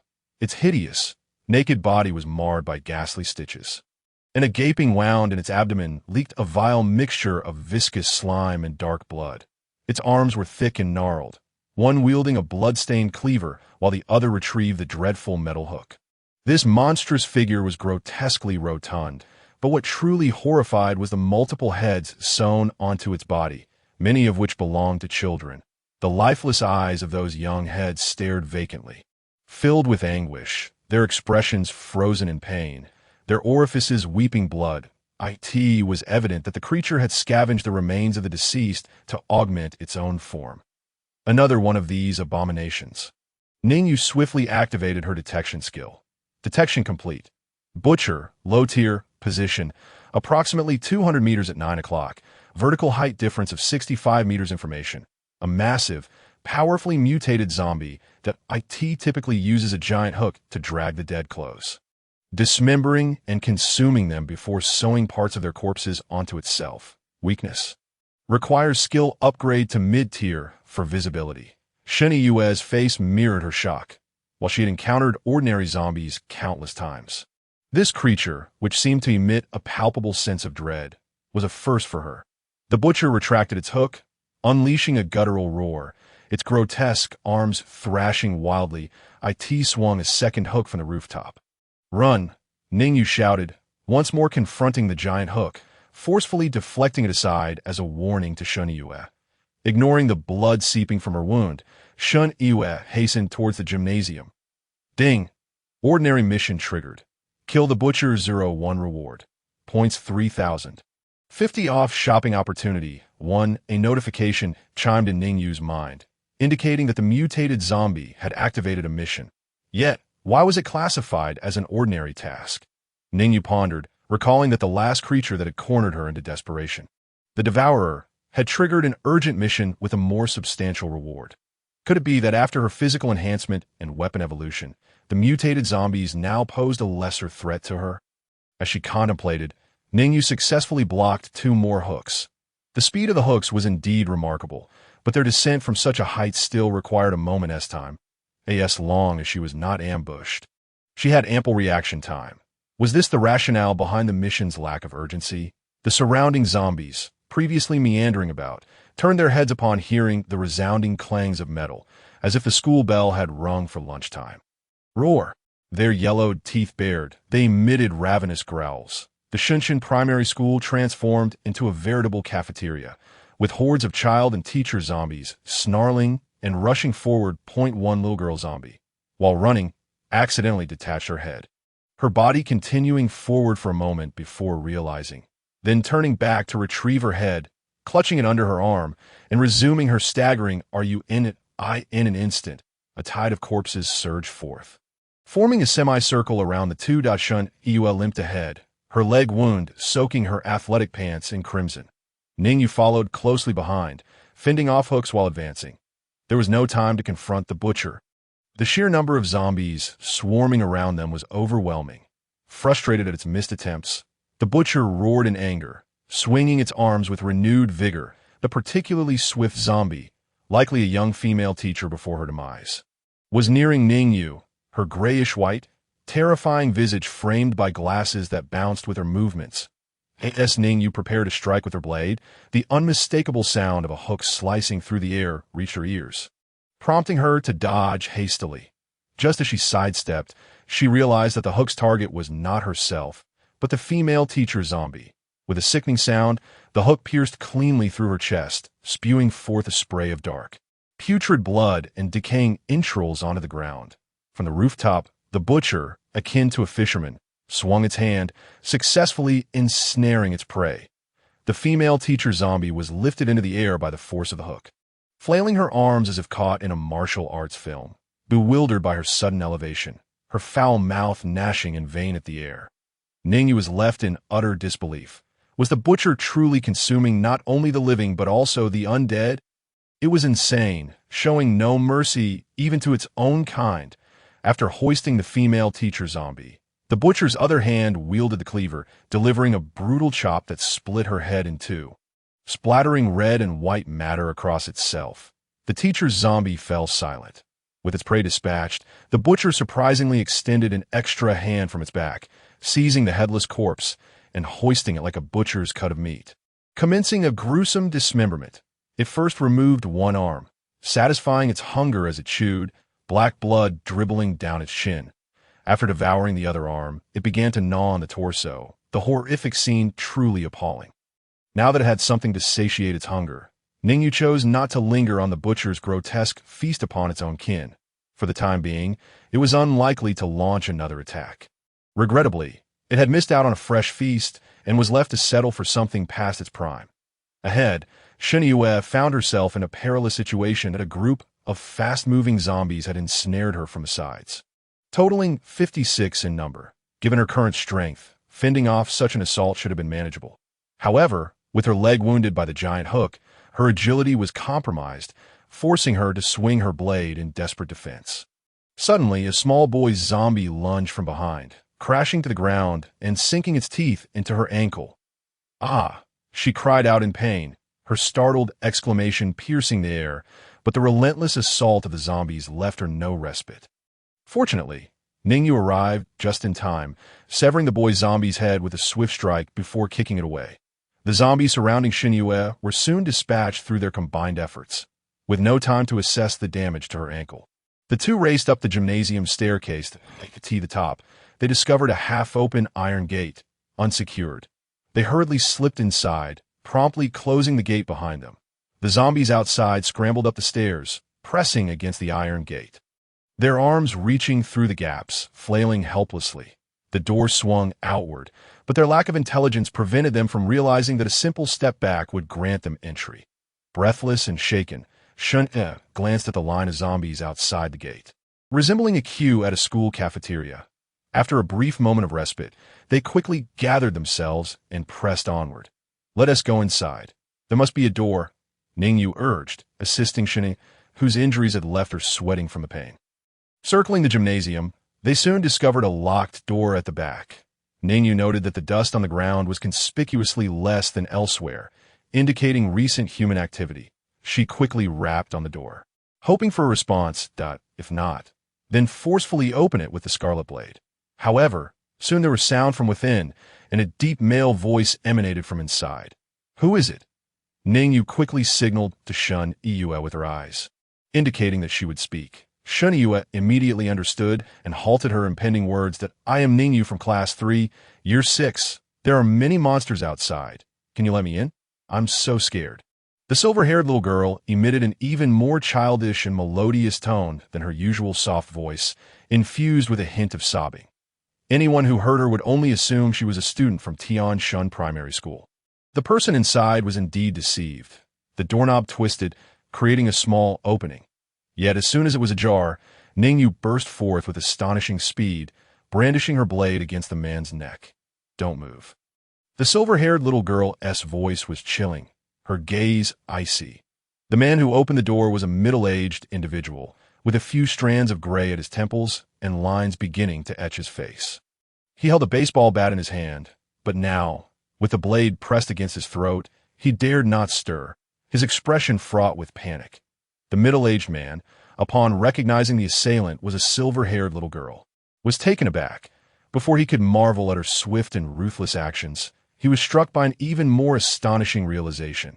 "It's you? Didn't you leave?" Ning Yu, too, was somewhat puzzled, yet her grip on the weapon did not relent. Her amber eyes fixed on him. "Do you know me?"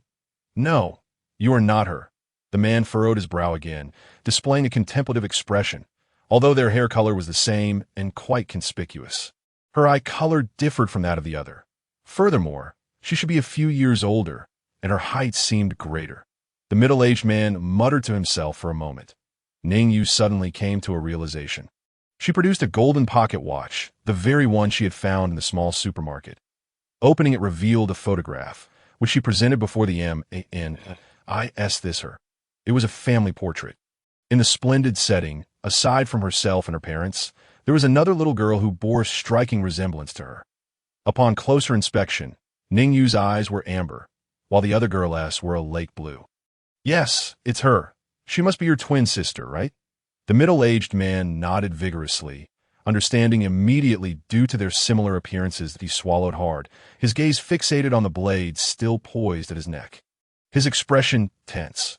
Ning Yu felt somewhat at a loss for words, her memories still muddled and unchanged. She could only occasionally recall fragmented pieces in her dreams. Her sister seemed to be named Ning Xian. In her dreams, she had heard her parents call out Ning Xian. Shen Yu, upon hearing this, wore a look of astonishment. She had never heard Ning Yu mention her family background and was entirely unaware that she had a twin sister. Curiously, she leaned closer to inspect the photograph in Ning Yu's pocket watch. Both little girls were smiling radiantly, their faces brimming with joy. Akati must have been a very happy family, Shen Yu mused. Ning Yu nodded in affirmation. "Yes, that's right." With the blade still at the middle-aged man's throat, she shifted the topic. "We mean no harm. We're just here to take refuge." Upon hearing this, the middle-aged man immediately relaxed, dropping the baseball bat to the ground as a gesture of peace. The silver-haired little girl also gently moved her hand, withdrawing the scarlet blade from the man's neck. Finally free from the blade's threat, the man exhaled in relief, glancing at the still-ajar door of the gymnasium, and said, "You might as well come in." Shun Iyue comprehended the cue, stepping halfway in before fully entering and shutting the door behind her. With her sister still unaccounted for, she had instead discovered the whereabouts of Ning Yu's twin sister. As the door closed, the man spoke while walking. "I'm Mr. Zhang, the math teacher at Tianshan Primary School. On the day of the disaster, I happened to be in the gymnasium. Having no classes, I was playing badminton with another teacher. At that time, all the sixth graders were in gym class, and those students who had not turned into zombies, along with us, took refuge here. Your sister arrived suddenly 2 weeks ago, merely passing by Tianshan Primary School. She was accompanied by several bodyguards and inquired if we had seen you. However, we had never seen you, and the following day, a helicopter specifically came to take her away. That Mr. Zhang's eyes revealed a hint of envy, likely wishing that helicopter had come to rescue them as well. But unfortunately, fate had other plans. Ning Yu fell into contemplation upon hearing this.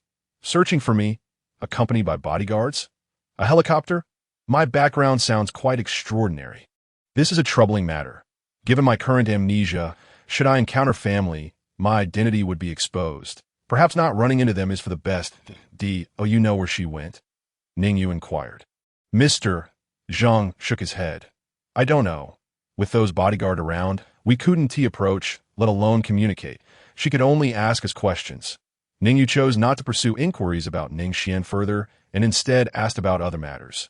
"How are things on your end?" Simultaneously, she subtly gestured to Shun Yu, aware that she was barely able to contain her curiosity regarding her sister's whereabouts. This was indeed the original purpose of their visit. Mr. Zhang paused, then sighed. "Not well. Food is severely lacking, and the remaining students are mostly starving. 2 of those with health issues have even died from illness." Upon hearing died from illness, Shun Yu's expression turned grim. She anxiously inquired, "Do you know a student named Shun Qianqian from Class 2? Year 6? Mr. Zhang hesitated, displaying a thoughtful expression before shaking his head. "I don't know her. Another teacher taught Chinese in class 2, year 6, and she would certainly know, but unfortunately, she has already passed away. Are both of you here to find her sisters? He looked at Shunyu, recognizing she too seemed to be searching for someone. These two young girls had ventured into such a perilous place together in search of their sisters. He was unaware of Ning Yu's twin sister's whereabouts, having only stumbled upon this revelation by accident. However, the day after the disaster struck, the physical education teacher took a bus with a group of 6th graders and ventured out. He had stated that he would return to fetch the second group once they reached safety, but after he left, he never returned. Thus, if she was not among them, Mr. Zhang pointed towards the activity room at the end of the corridor. It was highly likely she had been on that bus, accompanying the PE teacher as they made their escape. He paused momentarily before mentioning another matter. On the roof of the cafeteria, there is a terrifying monster that occasionally appears. You must be cautious. His face displayed fear, evidently having encountered that mutated zombie butcher.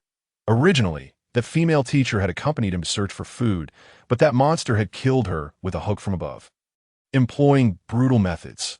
Now, it was just him daily searching for sustenance. Yet the school was becoming increasingly perilous, and supplies were dwindling.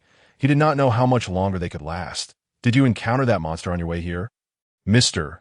Zhang asked. Teacher Zhang instinctively glanced at the silver-haired little girl, whose prowess was utterly terrifying and entirely incongruous with her docile and charming appearance. Just moments ago, she had deceived him into opening the door. Employing remarkably astute tactics, he had barely opened the door for a second when she had him subdued, her movements obscured from his view. Ning Yu merely nodded gently, refraining from further comment. I could see that moment. They had just arrived at the activity room. The space was quite spacious, with sports equipment and balls pushed to the side. That a dozen or so elementary school students were seated in a corner. Perched atop some gym mats, each appeared gaunt and listless, clearly having endured considerable hunger. Upon the sudden arrival of newcomers, their little eyes sparkled with hope as they gazed at Shun Yue and Ning Yu. Shun Yue mirrored their hopeful expressions, scanning the room, yet failing to spot her sister, Shun Qianqian, but a look of disappointment crossed her face. Her sister's fate remained uncertain. Ning Yu quietly handed her a packet of snacks, suggesting, "Go and inquire. Perhaps there are students who know your sister." Realizing Ning Yu's intent as she presented the food, Shun Yue quickly approached, revealing the snacks in her hand, and asked, "Are there any students from class 2 of year 6? Has anyone seen Shun Qianqian?" The famished students, their stomachs pressing against their backs, lit up at the sight of food, unable to suppress their expressions of desire. One little girl raised her hand, as if answering a question posed by a teacher, and exclaimed, "Sister, I've seen her. I'm Qianqian's deskmate." Shun Yue's face instantly brightened with joy. "Where is she?" The little girl, fixated on the snacks in Shun Yue's hand, swallowed hard and innocently inquired, "If I tell you, can you give us some to eat?" Ning Yu noted that she used us rather than me.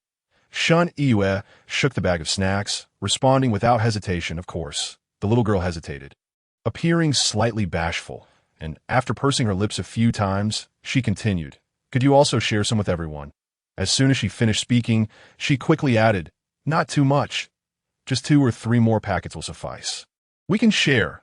Her hopeful little eyes gazed eagerly at Shun Yue, standing nearby. Teacher Zhang wore an expression of shame. Unable to resist turning his face away, he refrained from voicing a request, fearing that his words might lead them to believe he was the instigator.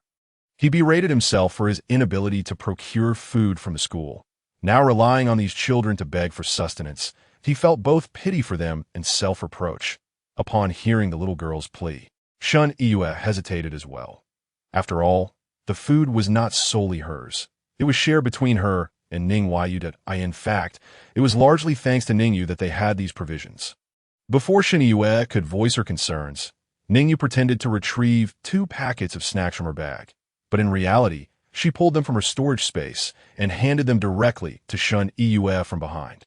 Seeing her grateful gaze as she accepted the snacks, Ning Yu realized that Shun Yue was worried about burdening her, silently cursing her for being foolish.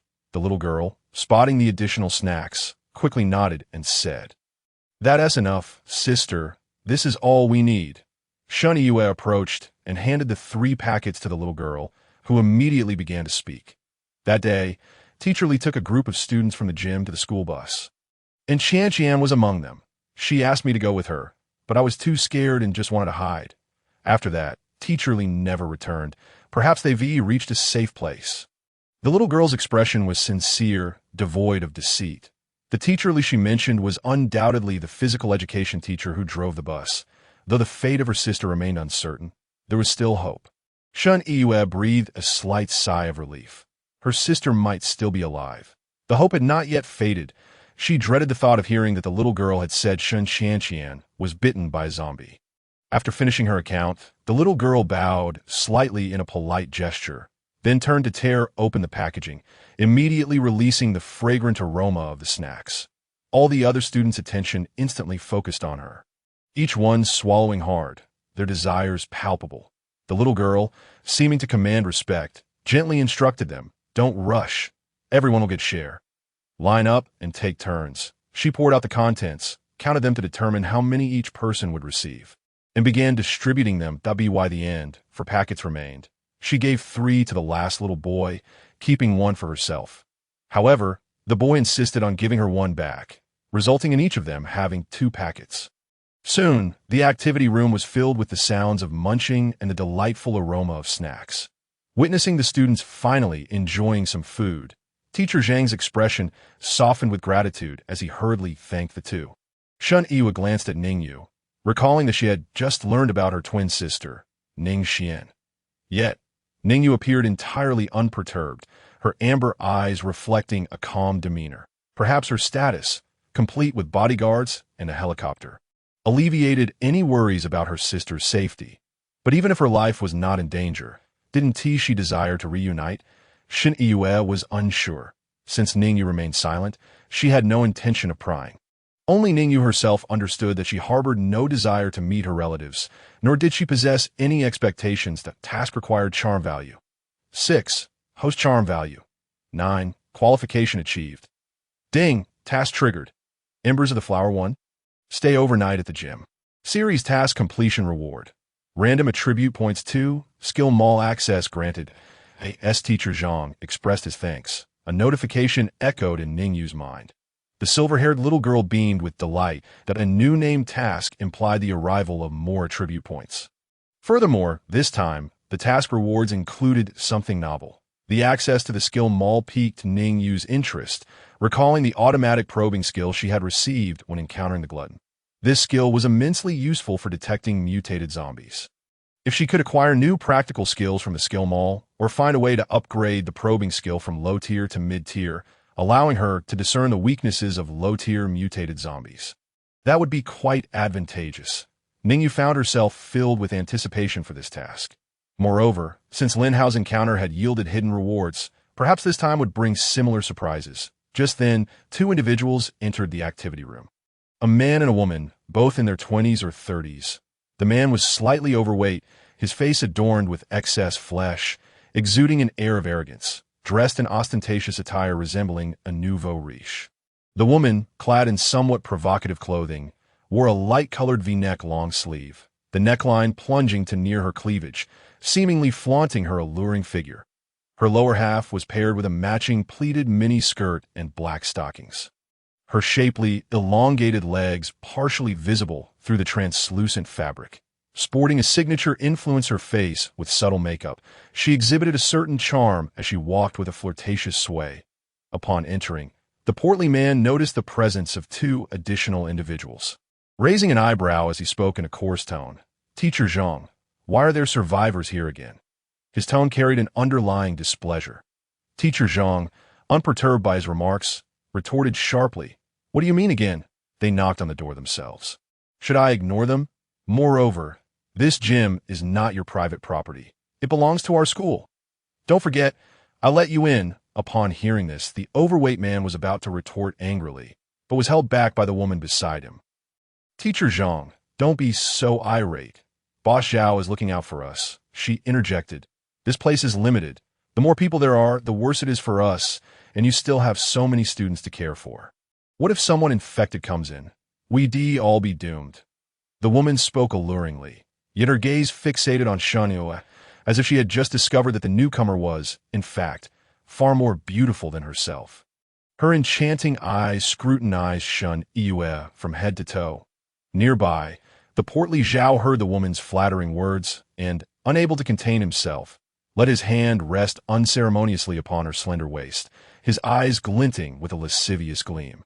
"Indeed, Sister Sun knows how to speak," he remarked, turning to Teacher Zhang. "ISNT that, right?" Suddenly, Sun Jiao exclaimed, pointing at Shen Yue as she cried out, "Look at her legs! Have they been bitten?" It was only then that the crowd noticed the two pronounced wounds on Shen Yue's legs. A deep gash marred her calf, tearing through her trousers, blood soaking the injured area. Most concerning was her ankle, where a somewhat rounded wound and a torn sock bore a striking resemblance to a bite mark. Instantly, the expressions of the elementary school students, Teacher Zhang, and the two newcomers shifted dramatically. "Damn it! I told you not to recklessly open the door to save anyone." Zhao, still seething from his earlier humiliation, seized the opportunity to berate Teacher Zhang. Sun Jiao, appearing frightened, swiftly concealed herself behind Zhao. Teacher Zhang's face turned ashen, leaving him a loss for words. After all, if Shen Yue had indeed been bitten, it would not be long before she transformed into a zombie. The students, previously basking in the joy of their snacks, were now gripped by fear and retreated to a corner, distancing themselves from Shen Yue. Many of them had witnessed their classmates turn into zombies after being bitten, and the memory was fresh in their minds. Ning Yu suddenly interjected, "Sister Yu was injured by glass on the road." "You're all mistaken." Zhao, however, was unconvinced, retorting, "Stop lying. That wound on her ankle is definitely a bite. Do you think we're fools?" He pointed accusingly between Ning Yu and Shen Yue, demanding, "You two should get out of here. Stop causing trouble." Teacher Zhang wanted to say something, for the two had just aided his students. Yet if Shen Yue had truly been bitten, it posed a grave threat to everyone sheltering there. He fell silent, saying nothing. Seeing that they could not escape the situation, Ning Yu discreetly signaled Shen Yue. In response, Shen Yue drew a knife, its blade still stained with zombie blood, positioning it defiantly before her. Ning Yu remained calm, merely leaning against Shen Yue's side. As the tension mounted, Teacher Zhang rushed to the student's side to shield them from potential harm, his gaze fixated on the seemingly harmless Ning Yu. He had just realized that her red knife was nowhere to be seen. He recalled the events that had transpired when the door was opened. Although Shen Yue brandished a knife, he understood that if Ning Yu were to act, not a single living soul would remain. Fortunately, the conflict was not centered here. As long as he protected the students, they should be safe. Yet he remained uncertain whether Shen Yue had truly been bitten by a zombie. Zhao, sensing the potential for violence, grew anxious, his demeanor awkward. He had not brought any weapons to the activity room. Ning Yu spoke again. "If you don't believe us, you can lock us up for half a day, and then you'll know that we'll stay together." Upon hearing this, Teacher Zhang saw a way to de-escalate the situation and quickly intervened. There's a storage room inside that could be locked. "I trust them." Since Ning Yu suggested confining herself with the girl who was suspected of being bitten, it was clear she had confidence that Shen Yue was not infected. Zhao, upon hearing this, found himself at a loss for rebuttal. Realizing the girls were armed and not to be trifled with, he feared a genuine conflict might erupt. Since they were willing to isolate themselves, wouldn't it merely endanger themselves if they truly were to turn into zombies? With a disgruntled glance at Teacher Zhang and the two girls, Zhao remarked meaningfully, "Fine, Teacher Zhang, you'd best lock that door securely. Your students are all here." With that, he turned and strode away with Sun Jiao in tow. Teacher Zhang offered the two a sheepish smile, his eyes again inadvertently drifting to Shen Yue's wounds. The gash on her leg was indeed severe, but the ankle wound, no matter how he looked at it, seemed unmistakably like a bite. With no viable option to fight or chase them away, and seeing as they wished to prove their innocence by confinement, he resigned himself to the situation. Ning Yu, grasping Shen Yue's hand, presented an obedient facade as they followed Teacher Zhang to the innermost storage room. It was apparent that the room had not been visited in quite some time. Dust accumulating in layers, Teacher Zhang kindly fetched a cloth and broom, tidying the space before allowing the two to enter. Just before locking the door, he reiterated, "I truly apologize that I will come back to unlock the door later tonight." With that, he turned the key and departed. As the sound of his footsteps faded, Ning Yu's facade of innocence evaporated, reverting to her usual indifference. This door lock, and indeed the door itself, posed no obstacle for her. She could effortlessly cleave through it with her crimson blade. Yet this arrangement was fortuitous, as it allowed her to shed suspicion and remain in the gymnasium to facilitate their task, retrieving a medical kit from the storage space. Ning Yu prepared to tend to Shun Yue's wounds. Shun Yue compliantly rolled up her pant leg, inquiring, "I've already taken that medicine. I shouldn't turn into a zombie, right?" Although she had complete faith in Ning Yu. This was her first encounter with a zombie bite, and a sense of unease lingered. Ning Yu, while disinfecting the wound, casually replied, "Oh, you might?" "What? I knew it." Shun Yue momentarily froze, taken aback by Ning Yu's response. However, she quickly regained her composure, feeling a mix of embarrassment and anger as she retorted, "You little rascal, who taught you that? You're teasing me." She feigned a playful punch toward the infuriating girl. Yet, the mischievous one effortlessly evaded her strike, continuing her task of treating the wound without missing a beat. The bite on her leg was manageable, requiring only a simple treatment. However, the gash inflicted by the butcher's hook was rather deep. That weapon was indeed terrifying, possessing considerable power even after being deflected. "Endure it, this will hurt," Ning Yu advised. After disinfecting the gash, she indicated to Shun Yue that stitches would be necessary. Yet Shun Yue, known for her resilience, clenched her teeth, displaying a brave demeanor as she nodded in agreement. The absence of anesthesia rendered the stitching process excruciating, and as Ning Yu worked, beads of cold sweat began to form on Shun Yue's forehead. Finally, the treatment concluded, and Ning Yu stowed away the medical kit. "Little Yu, what is our next move?" Shun Yue asked, lowering her pant leg as she inquired about their plans. "That we will stay here for 2 days until your wounds heal, while also completing our 2 tasks." Ning Yu thought to herself, one being to eliminate the butcher and the other related to the gymnasium. "All right," Shun Yue nodded in agreement, though hesitation flickered across her face. "Did I hold you back today?" She was concerned about her performance and whether she had genuinely assisted Ning Yu. "Not at all. Stop overthinking it. You performed admirably today. Besides, we encountered that monster, or else you wouldn't have been injured. Had we not stumbled upon the butcher, we would have reached the gym unscathed. That kind of monster is not something an ordinary human can contend with." Ning Yu playfully delivered a light chop to Shun Yue's head, promptly quelling her unfounded worries. All the points Ning Yu had accrued from slaying zombies were now credited to Shun Yue, and Ning Yu was thrilled, entirely unaware of this fact, upon hearing Ning Yu's words. Shun Yue's spirits lifted, yet she soon resumed her playful antics, exclaiming, "Oh dear, I'm injured. Little Yu is low on energy and needs a hug to recharge." The diminutive Loli rolled her eyes in exasperation. Unwilling to engage with the imbecile, as evening descended. The sun hovered low on the horizon, casting an orange hue upon the exterior of the gymnasium, evoking a sense of decay and desolation. Inside the cluttered utility room, Ning Yu and Shun Yu languidly rested, devoid of any pressing concerns. Suddenly, a commotion erupted at the door, which swung open to reveal the anxious visage of Teacher Zhang, flanked by 2 individuals wielding weapons, seemingly on high alert for potential threats. Upon seeing the 2 at ease, he visibly relaxed. "I sincerely apologize. We find ourselves in a rather helpless situation," Teacher Zhang expressed with regret. The 2 waved dismissively, indicating that it was of no consequence. "Shall I escort you to a different room? This one feels rather cramped," Teacher Zhang inquired further. Within the circular gymnasium, aside from the central basketball court, numerous offices had been repurposed into makeshift rooms. A handful of fortunate survivors had fortuitously taken refuge in the gym, while the younger students, being numerous, occupied the largest activity room. Shun Yu showed no inclination to rise, and Ning Yu interjected, "There's no need for trouble. We are quite comfortable here." Taken aback, Teacher Zhang refrained from further protest, simply handing over the key to the 2, although this room was somewhat smaller than the others. It boasted the advantage of being lockable, providing a modicum of peace of mind. Moreover, they intended to stay for just 2 days, rendering extensive relocation unnecessary. Once Teacher Zhang departed, Ning Yu stood and approached the corridor. Beginning her examination of the passageway, she swiftly noticed the gaze of Zhao, the stocky boy, and Sun Jiao from earlier in the day. Upon realizing Ning Yu was unharmed, they deduced that Shun Yu had indeed not transformed into a zombie and retreated to their room. A few other survivors lingered in the corridor, engaged in muted conversations.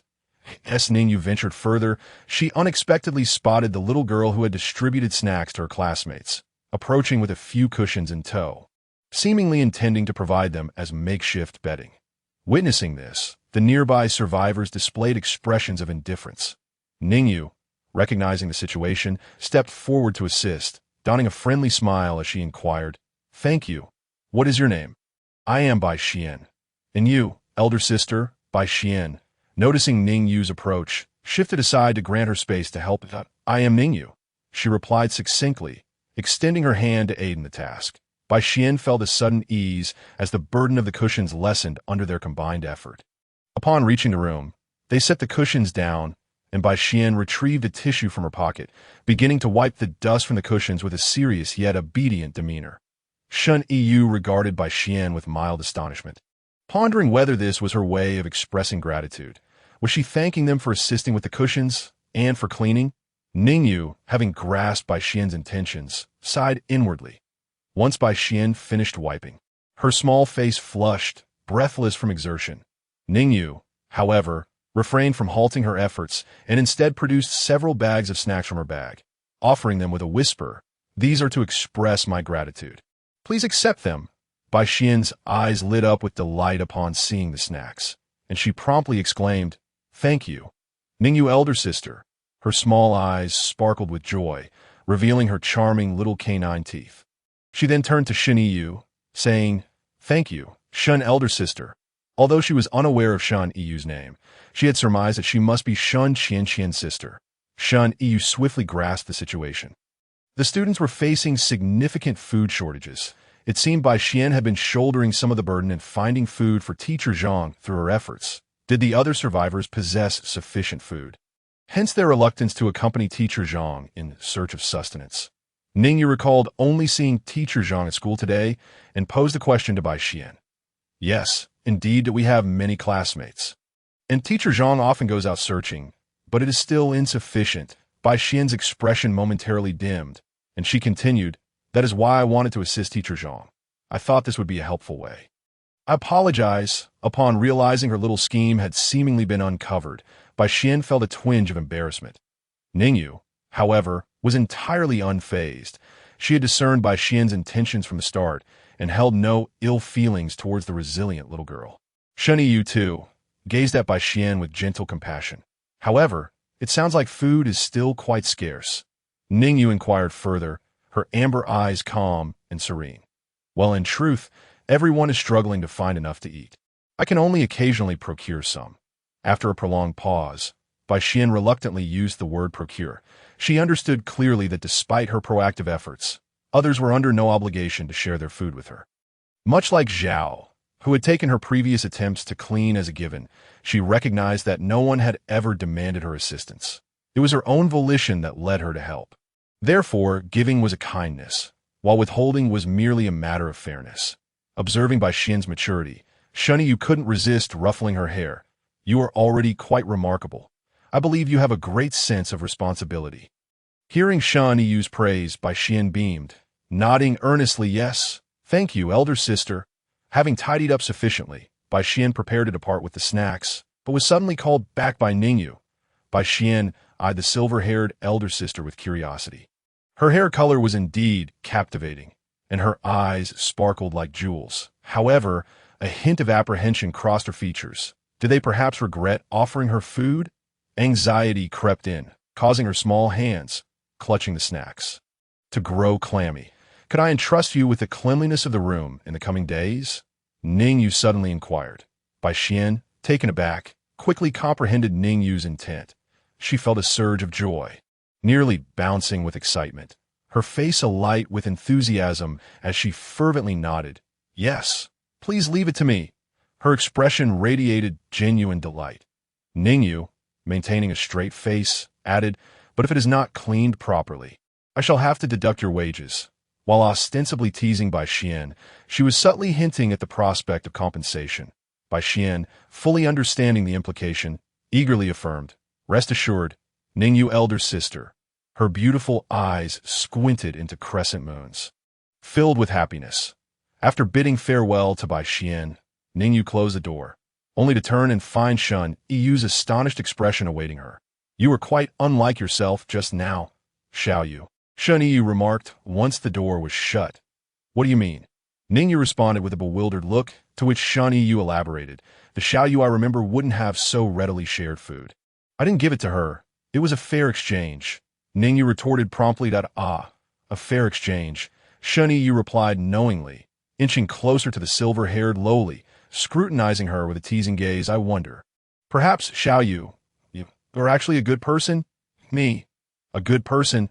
Ning Yu was momentarily taken aback, her expression contemplative.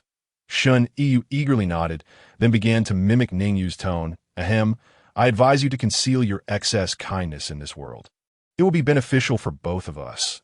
She pouted, imitating Ning Yu's words in a mockingly exaggerated manner. How splendid. Each time, it was you, this insufferable Loli, who teased me. Today, at last, it is my turn for retribution.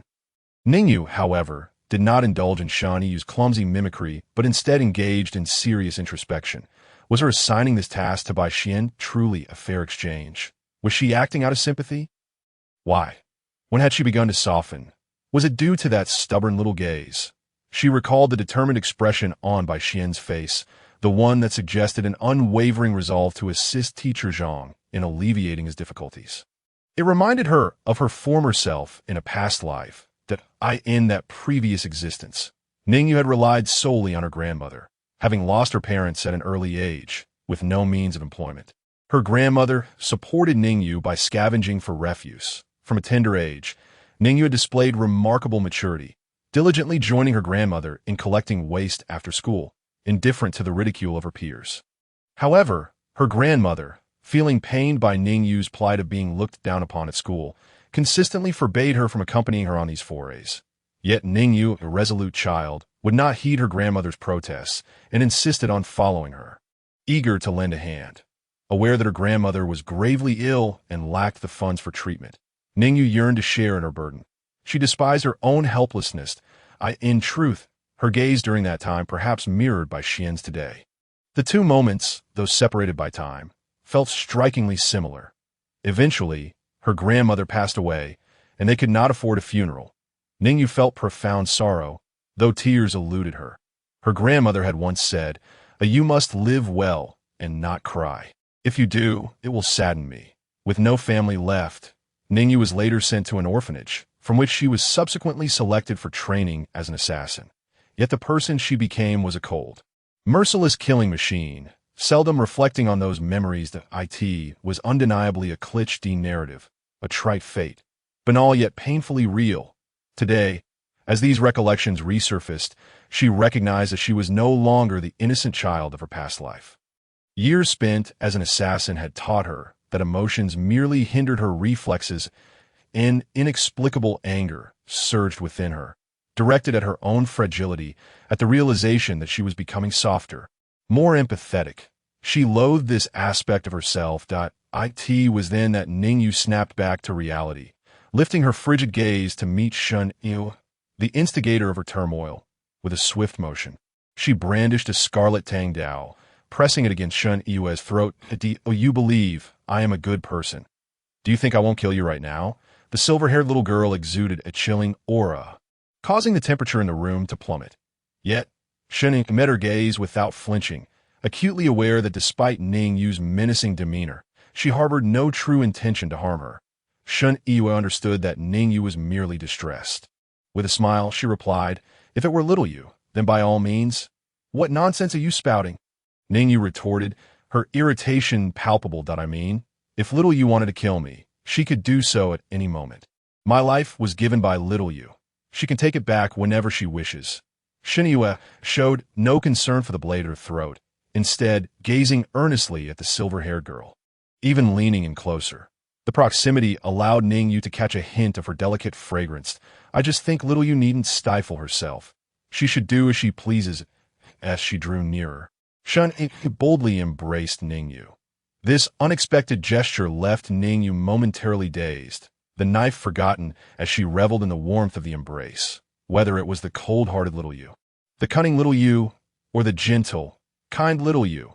She cherished all aspects, as long as little Yu remained true to herself. Yet, the blade was not merely poised at Shun Yue's throat. It was, in truth, at Ning Yu's own. This realization struck fear in her heart. You seek to slay your own weakness, but that is part of who you are, an essential aspect of what makes you. I adore this authentic little Yu. And I hope you remain genuine. Ning Yu, held tightly in Shun Yue's embrace, found herself momentarily stunned by her words. She had never engaged in such discussions, nor had she ever had the chance. What did her true self even resemble?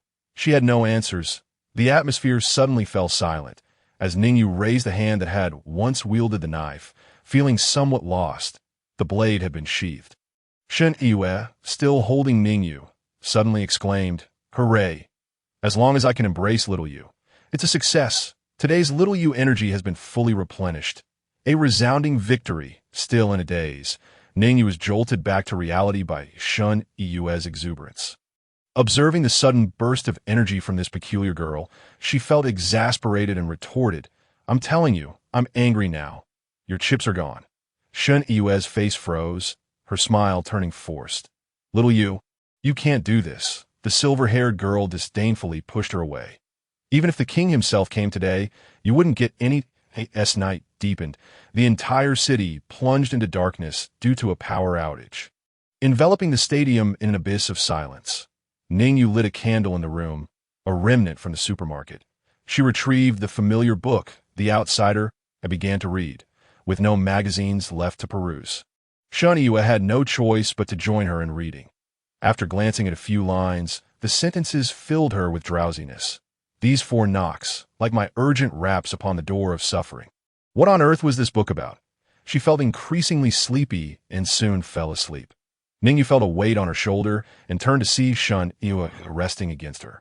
Her silky hair brushed against Ning Yu's face, tickling her. Shun Yue's beautiful eyes were closed, her lovely lashes fluttering gently in her sleep. Her delicate lips were slightly parted, the bridge of her nose rising and falling in a rhythmic breath. Deep in slumber, Ning Yu could even sense the sweet fragrance of her breath wafting over the pages of the book. The plot seemed to be reaching a critical juncture, and Ning Yu gently folded a corner of the page to mark her place, preparing to continue later. Carefully, she retrieved her bag, mindful not to disturb the slumbering Shun Yue, and placed the book back inside. She then closed her eyes and began to meditate in the tranquil night. Ning Yu did not drift into sleep, lost in her thoughts, but before long, she heard subtle movements outside, though muffled through the door. She couldn't help but grumble. Why is it that every time I meditate, some noise wakes me? Nearby, Shun Yue had begun to dream, occasionally calling out Ning Yu's name. Surely, it was yet another delightful dream. Ning Yu took action, quietly shifting her backpack to support Shun Yue's slumbering head. Stealthily, she approached the door and opened it. She stepped into the corridor. She discerned the source of the sounds. Melodic voices, unmistakably lonely male and female students studying late into the night. Yet, only a few minutes later, the noise from that room faded into silence, leaving only the faint sound of breathing. Suddenly, a woman's voice broke the stillness. "It's all right. 3 minutes is already impressive." It seems as though she is comforting a friend who is not diligent in their studies. Having only studied for 3 minutes, one could certainly say that she lacks a passion for learning. Of course, it may also be that she simply cannot concentrate. Ning Yu, with her keen sense of hearing, discerned that it was Sun Jiao's voice in an instant, she guessed that the man in the room must be the rather rotund Zhao. "Boss Zhao, the food." Sun Jiao's faint voice drifted from within, followed by a rustle of movement.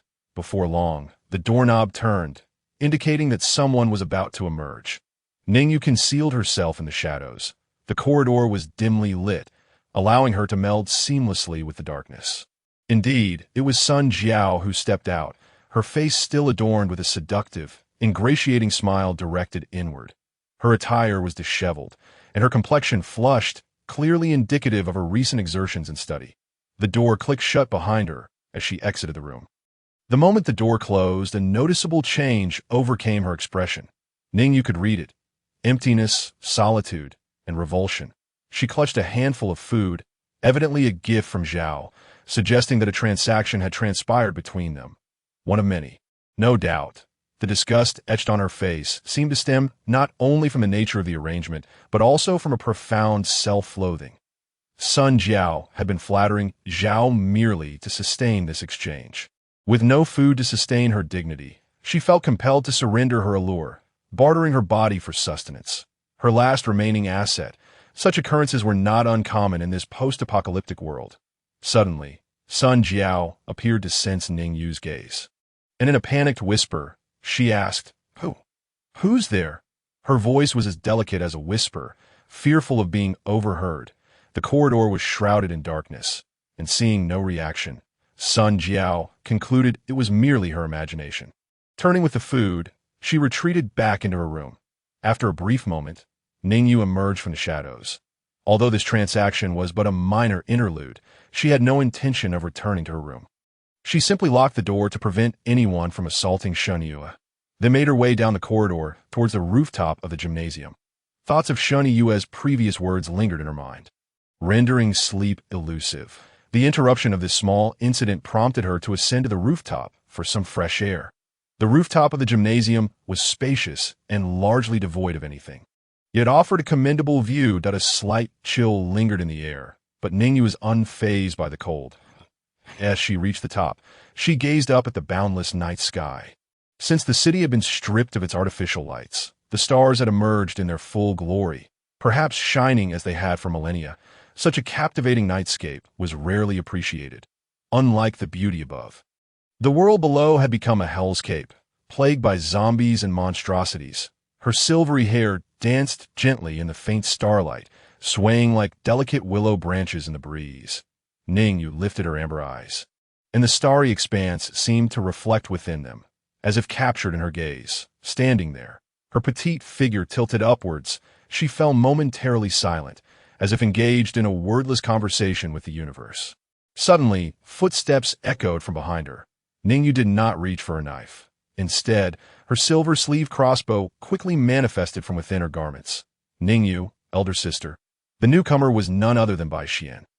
Bai Xian appeared somewhat taken aback, clearly surprised to discover someone on the rooftop. Before her stood Ning Yu, clad in a black tank dress, bathed in starlight, her exquisite features devoid of expression, embodying an air of indifference.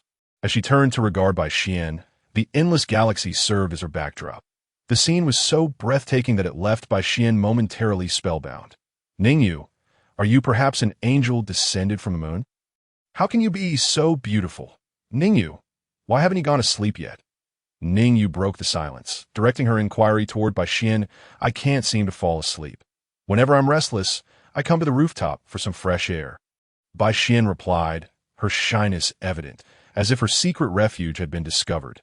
Ning Yu stepped closer, gently taking Bai Xian's hand, saying, Come, accompany your elder sister in watching the stars. Bai Xian was initially taken aback, but quickly nodded in agreement, her face lighting up with joy. Okay. Having always spent her nights alone beneath the stars, she was delighted to finally have company, especially the beloved Ning Yu.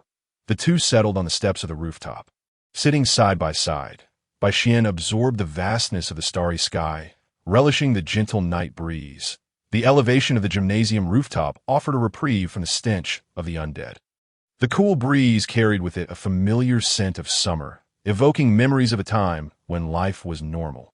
Bai Xian found herself lost in this surreal beauty until Ning Yu gently tapped her, prompting her to open her eyes. Suddenly, a lollipop appeared before her, a strawberry-flavored one, a personal treasure of Ning Yu's. With a tender smile, she presented it to Bai Xian, saying, This is a mysterious reward for accompanying your elder sister in stargazing. Bai Xian instinctively wanted to refuse. Had it been before the apocalypse, she could have indulged in as many of these lollipops as she desired. However, since the disaster struck, she and her classmates had often gone to bed hungry, taking whatever scraps they could find. It had been ages since she had tasted the delight of a lollipop, and she could already imagine the sweet and tangy strawberry flavor, her mouth watering uncontrollably. Ning Yu, this is too. Bai Xian's refusal was cut short as Ning Yu unwrapped the candy and handed it to her, leaving no room for dissent. Reluctantly, she accepted it, yet a spark of joy ignited within her. After all, what child does not adore sweets? Ning Yu took out another lollipop of the same flavor and popped it in her mouth. Look over there. She pointed towards Perseus, beginning to identify the constellations for Bai Xian. Explaining their significance, Bai Xian listened intently, captivated by Ning Yu's amber eyes shimmering under the night sky.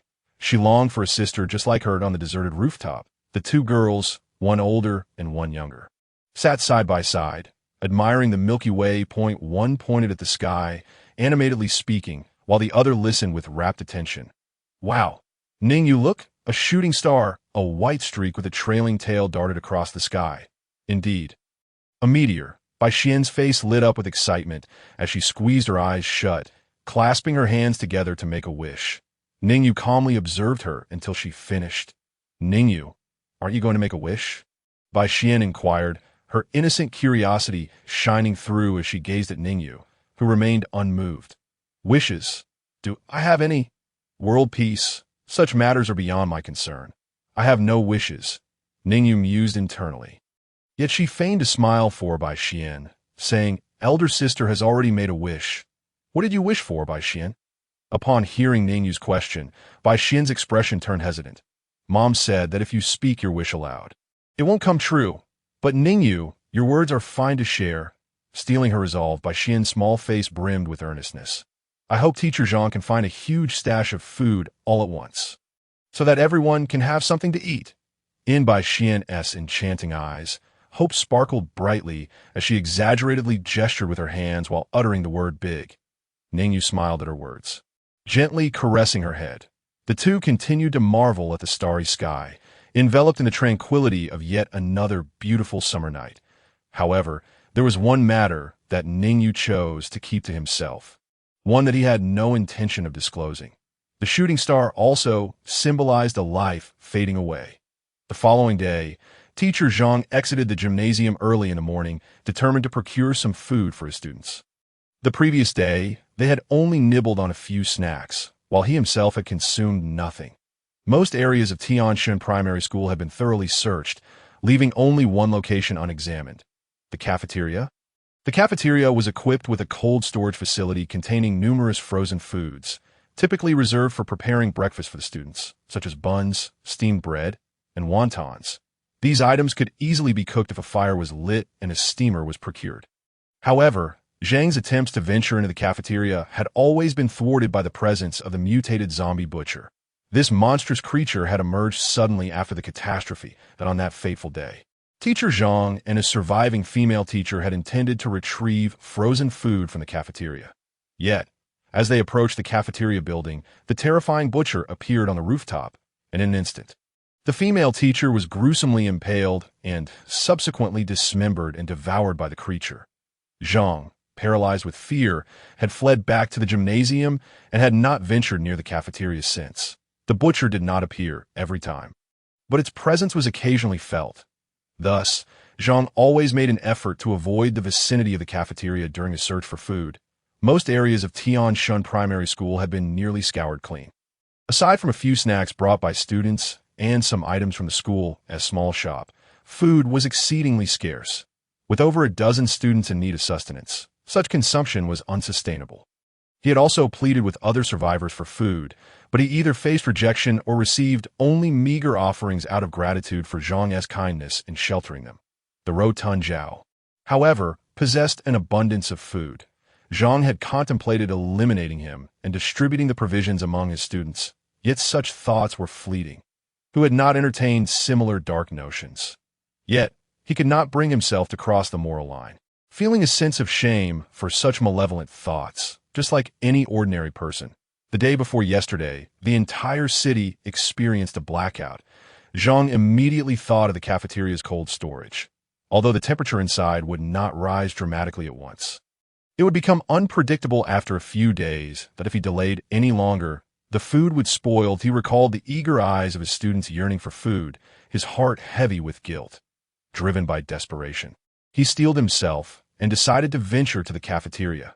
Navigating around several zombies near the cafeteria, he successfully approached the building without spotting the butcher on the rooftop, which filled him with excitement. If he could successfully bring back food, it might last his students for several days. The cafeteria was eerily empty. No students had been present at the time of the disaster, since it had not been mealtime. Logically, there should still be some cafeteria staff around. Yet, Zhang encountered not a single zombie. With little time to dwell on these details, he searched diligently and found the key to the cold storage in the cafeteria office. Upon entering the cold storage, he was astonished to find the temperature still remarkably low. It seemed a backup power source had yet to be exhausted. This meant that perhaps he could return again in the future. If he could continue to succeed in such endeavors, he and his students might have a steady supply of food until rescue arrived. But would there truly be rescue? He was uncertain as he filled his bag with various frozen foods. Zhang felt a chill from the cold, but also a surge of exhilaration. He envisioned the joy on his students' faces upon seeing the bounty of food, especially the filling buns and steamed bread. The days of their hunger would finally come to an end as he packed. A smile crept onto his lips, barely concealing his delight. Just as he exited the cold storage and secured the large door, he was met with a terrifying sight. A grotesque behemoth fixated on him with a predatory gaze. It bore an expression filled with contempt for life, an embodiment of destruction and annihilation. It was the butcher. Its grotesquely large form swayed, and dark, viscous liquid dripped from its torn belly, filling the cafeteria with a nauseating stench. It had positioned itself at the base of the stairs, its hooks swinging ominously. For this inferior creature daring to intrude upon its territory, the butcher intended to savor his fresh flesh and incorporate him into its own being. Seeing this indescribably horrifying monster so close, Zhang's legs turned to jelly. What chilled him further was the sight of the head of his deceased female colleague, partially intact, her mouth agape, as if to scream, grotesquely embedded in the butcher's body. He nearly collapsed in terror, feeling an icy dread paralyze him. Just as the butcher swung its hook towards him, a flash of memory surged within him. By Xian's hopeful gaze, her gentle words thanking him for his efforts. I must survive. This was his sole conviction in that moment, but he was now the last hope for his students. With a resounding crash, the cafeteria's tables and chairs shattered under the butcher's hook. Yet by a stroke of luck, Zhang narrowly evaded the fatal strike. Come on, you beast! His adrenaline surged, unleashing a potential he had never known as he let out a desperate, furious roar at the abhorrent creature. The butcher, missing its target, lost interest in retracting its hook and charged at Zhang, wielding a massive cleaver aimed at him. Though a mathematics teacher, Zhang had always been diligent in maintaining his physical fitness. Having participated in marathons, both half and full, this was why he had been able to search for food for his students. He sprinted towards the oncoming butcher. The towering cleaver was poised to strike down. In a split second, he slid beneath the butcher's legs, narrowly escaping as the cleaver crashed down onto the floor, creating a terrifying fissure that could have cleaved him in two, emerging behind the butcher. He sprang to his feet and dashed towards the now accessible staircase. With no time to descend slowly, he leaped. Upon landing, he lost his footing and tumbled down the cafeteria stairs, his body battered and bloodied. Yet, astonishingly, he seemed oblivious to the pain coursing through him. After a brief struggle, he rose again, grasped the food-laden backpack, and began to run, albeit with a limp. Glancing back, he saw the butcher had not pursued him. Having never seen it leave the cafeteria, he merely needed to avoid its hook's reach. Nearby, a zombie had caught the scent of blood and began to approach him. His body, already battered from the earlier tumble, felt as if it were on the verge of falling apart, with sharp pains radiating from various wounds. Blood trickled from his brow, clouding his vision in crimson. Clutching the baseball bat tightly, his gaze was fixed on the distant gymnasium. He had to return up by the time he reached the gymnasium. He was a patchwork of injuries that, in addition to the wounds from his fall down the stairs, he bore several lacerations and even bite marks from zombies encountered along the way. He barely managed to drop the backpack filled with food before collapsing at the entrance, succumbing to unconsciousness from blood loss. The first to discover him was the early rising by Xian. She beheld Teacher Zhang, drenched in blood, and instinctively covered her mouth, letting out a piercing scream. Her eyes mirrored despair and anguish, and tears streamed down her cheeks like a torrential flood. In a frantic rush, She hurried to support Teacher Zhang's frail body with her hands. With a choked voice, she cried out for help. "Is there anyone? Help! Someone save Teacher Zhang!" Suddenly, her eyes widened in realization, as if she comprehended something profound. The innocence that once shone in her gaze was replaced by an abyss of emptiness and shock. It was herself. Her own wish that had doomed Teacher Zhang. Despite residing in the innermost part of the building, Ning Yu was the first to hear the call for help, recognizing it as by Xian's voice. A cry so harrowing that something terrible must have transpired. Ding. Task. Progress of the Ember Flower has been updated. Task. Ember Flower 2? Eliminate Teacher Zhang. What was happening? She and Shun Yue rushed to the entrance. Other survivors, having heard the commotion, began to arrive one after another. I could see that moment. Bai Xian's eyes were vacant, tears saturating her small face as she clutched the bloodied Teacher Zhang. The others hesitated to approach. Uncertain whether Teacher Zhang had been bitten by a zombie, Ning Yu advanced swiftly, joining Shin Yue to assess Teacher Zhang's injuries. His body was riddled with fractures, extensive internal bleeding, and numerous claw and bite wounds inflicted by zombies. Upon spotting the unmistakable bite marks, Ning Yu's heart sank. Teacher Zhang was doomed. That it was all because of her. Suddenly, she heard Bai Xian muttering in a daze beside her. Ning Yu immediately understood what she was lamenting. Last night's wish.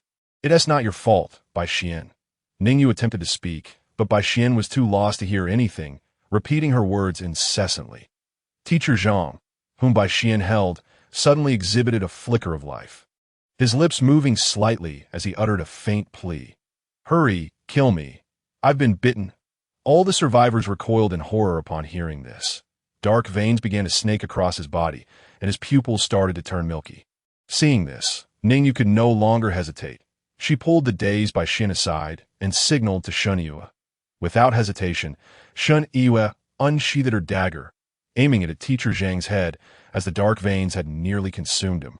The infection close to completion, he wore a relieved smile, pointing at a bag nearby, saying, "I brought back food," but before he could finish the word food, his eyes widened in disbelief. The bag he referred to was utterly empty. The contents had been taken by someone. That was the food he had risked his life to retrieve, the hope of all his students. Who could have? Just as he uttered the question, the virus had already infiltrated his brain.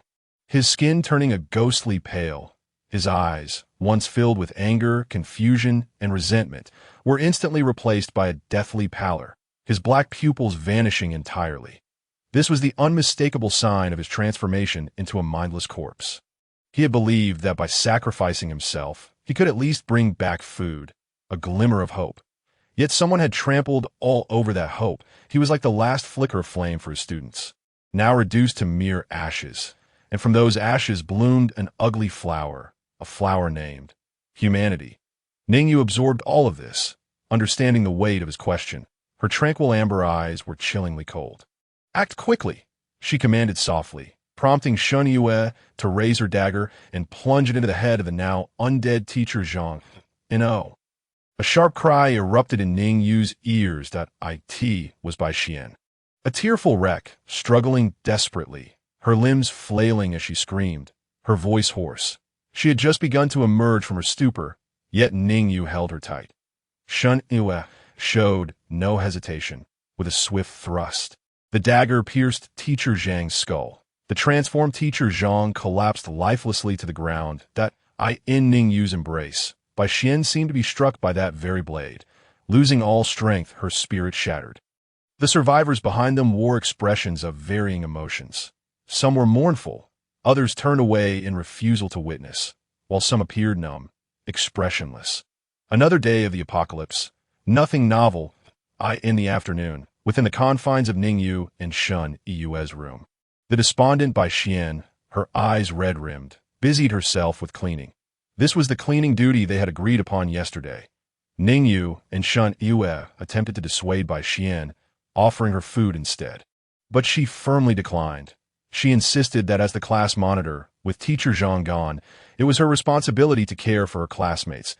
As Ning Yu gazed upon her stubborn expression, it struck a familiar chord, eliciting a faint smile of sorrow.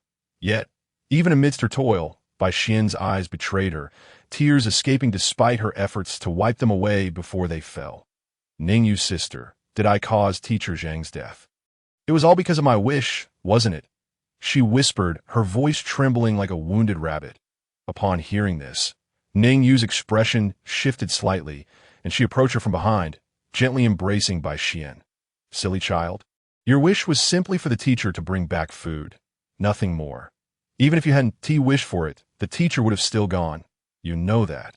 Ning Yu's words were somewhat clumsy, intended to reassure Bai Xian. Bai Xian turned to face her, resting her head on Ning Yu's shoulder, weeping softly. But what if I hadn't made that wish? Maybe. Ning Yu placed a finger gently against Bai Xian's lips, signaling her to be quiet. All right now. No more tears. You must live well. If Teacher Zhang hears you crying, it would sadden him. She pointed to the rooftop. Teacher Zhang had been buried there. The group had gathered some soil and crafted a simple grave in a hollow on the rooftop.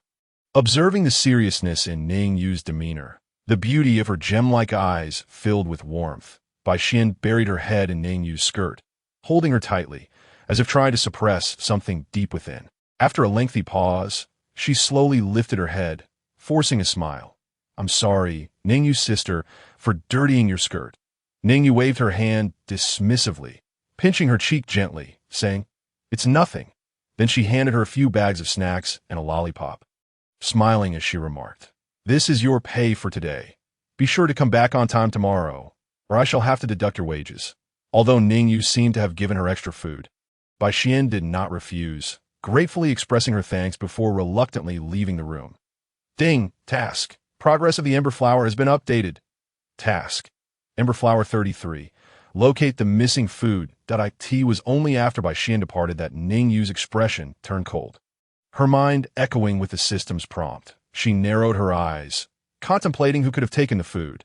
That person must have been the first to see the fallen Teacher Zhang, yet instead of calling for help, they had coldly and maliciously seized the food he had risked his life to obtain, pretending as if nothing had occurred.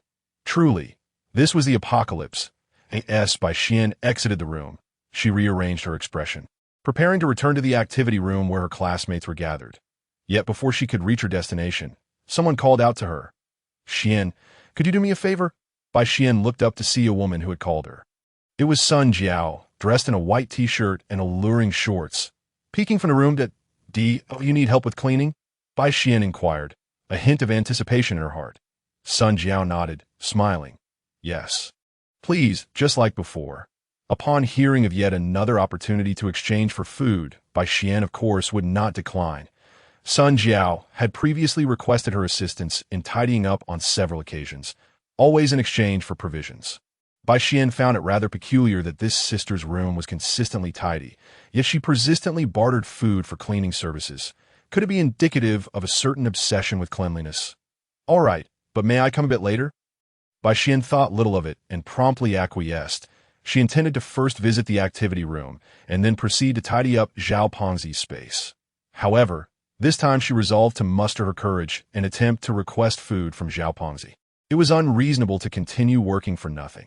With Teacher Zhang no longer present, she felt the need to strive even harder. Thus, she took on an invisible burden. Don't forget, Sun Jiao reminded her once more before retreating to her room. Bai Xian obediently acknowledged with a soft before departing in the activity room. She handed over the food she had acquired to another student for distribution, then stood up, preparing to make her way to Zhao Pengzi's quarters. As Bai Xian was about to leave, a few classmates detained her. Why not have something to eat? Bai Xian merely shook her head gently. No, I can't eat much. Her heart was still heavy with sorrow. The news of Teacher Zhang's demise had profoundly impacted her. The classmates exchanged glances at the food being distributed, concerned that Bai Xian might go hungry. Understanding their worries, she pulled out the strawberry lollipop Ning Yu had given her earlier that afternoon. No need to worry. I have something to eat. Only then did her classmates feel reassured. As the afternoon progressed, more students began to bother other survivors, seeking to exchange labor for food. They could not bear to see Bai Xian exerting herself alone. With Teacher Zhang's passing, they had lost their support. These perceptive students had realized that they needed to rely on themselves moving forward. Unfortunately, there was a limited amount of labor available for them. For most, cleaning rooms was far simpler than obtaining food. Consequently, many students returned empty-handed. Bai Xian herself felt uncertain whether she could still exchange for food starting tomorrow. Her spirits were weighed down. Knock, knock, knock. She rapped on Zhao Pengzi's door, who had claimed yesterday that he would clean up himself, yet as usual, had not mentioned any compensation. Zhao Pengzi regarded this as a matter of course. The door swung open, revealing a weary and irritated Zhao Pengzi. "What are you knocking for?" "I'm still sleeping. How bothersome." Upon seeing Bai Xian, he recalled that he had summoned her, but was at a loss for words. Nevertheless, his expression remained far from pleasant. His room was a chaotic mess, with ash strewn across the table and a haphazard assortment of food wrappers. The floor was littered with crumpled tissues and some unidentifiable grime. Indeed, it was rather filthy. Yet Bai Xian had tidied it several times before, and it was consistently in such a state.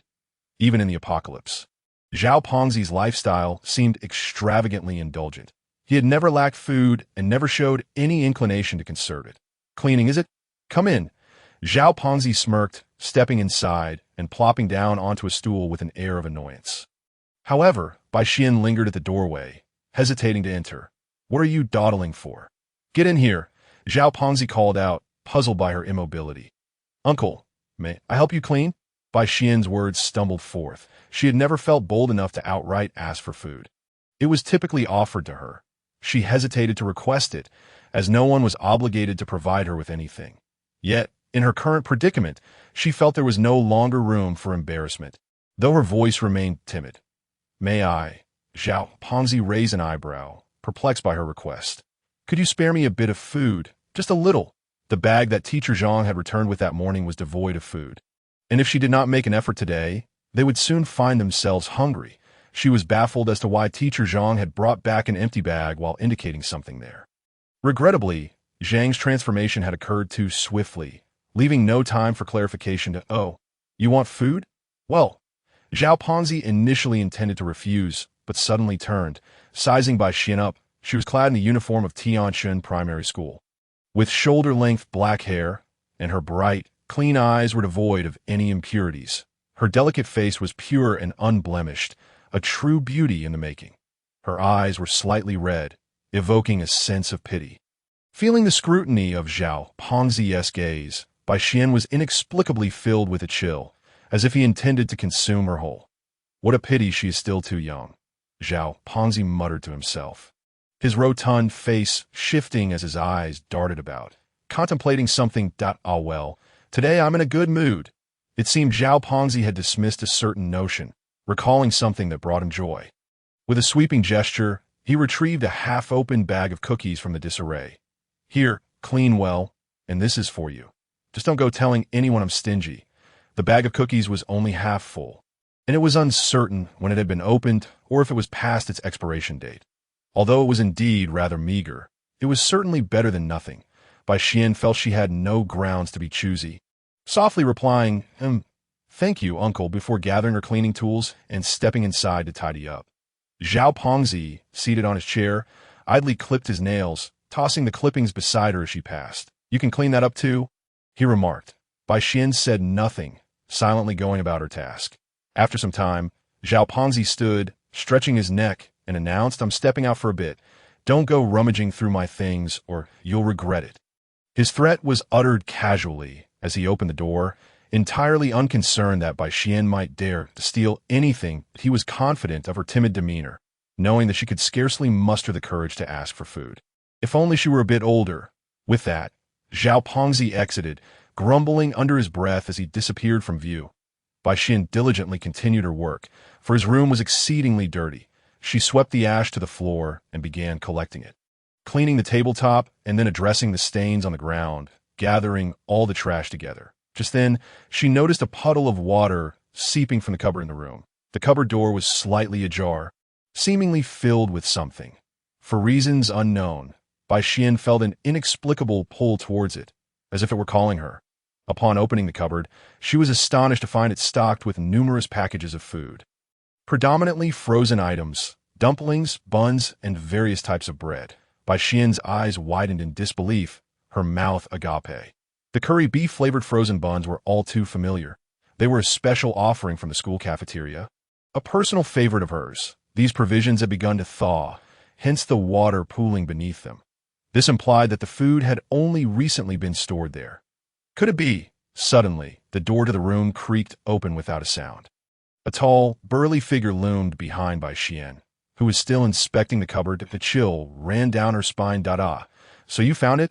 Bai Xian trembled all over. Her neck stiffened as she turned around with a shudder. Behind her, Zhao Pengzi had returned without her noticing. His towering figure loomed like a mountain of flesh, eyes cold and piercing like arrows, his expression as dark as murky water, accompanied by a cruel smirk. He extended his hand, removed the black-framed glasses from his face, and tossed them onto the table. The faint evening light glimmered on his corpulent face, casting an unsettling, greasy sheen. The sound of the glasses clattering against the pristine tabletop startled Bai Xian, her small eyes betraying a flicker of fear. However, she soon experienced a sudden realization. Her gaze shifted from terror to boundless anger and hatred. It was you. You took away the things that Teacher Zhang brought back. Bai Xian stood up, clenched her small fists, and her eyes blazed with hatred. You just stood there, watching Teacher Zhang lying there, uncaring, and even took the food he brought back. How could you? She breathed heavily, her chest heaving violently as she struggled to control her emotions, her teeth gritted tightly. Zhao Pengzi regarded the furious Bai Xian with scorn, casually spitting on the floor, completely indifferent to its cleanliness. That old fool was bitten by a zombie. He beyond saving. Little sister, he leaned forward, eyes wide and brows slanted, his expression filled with malevolence. I call this the utilization of waste. Upon hearing this, Bai Xian could no longer suppress the turmoil within her.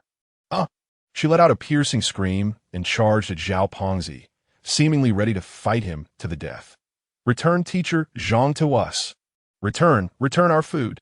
You scoundrel. Ugh.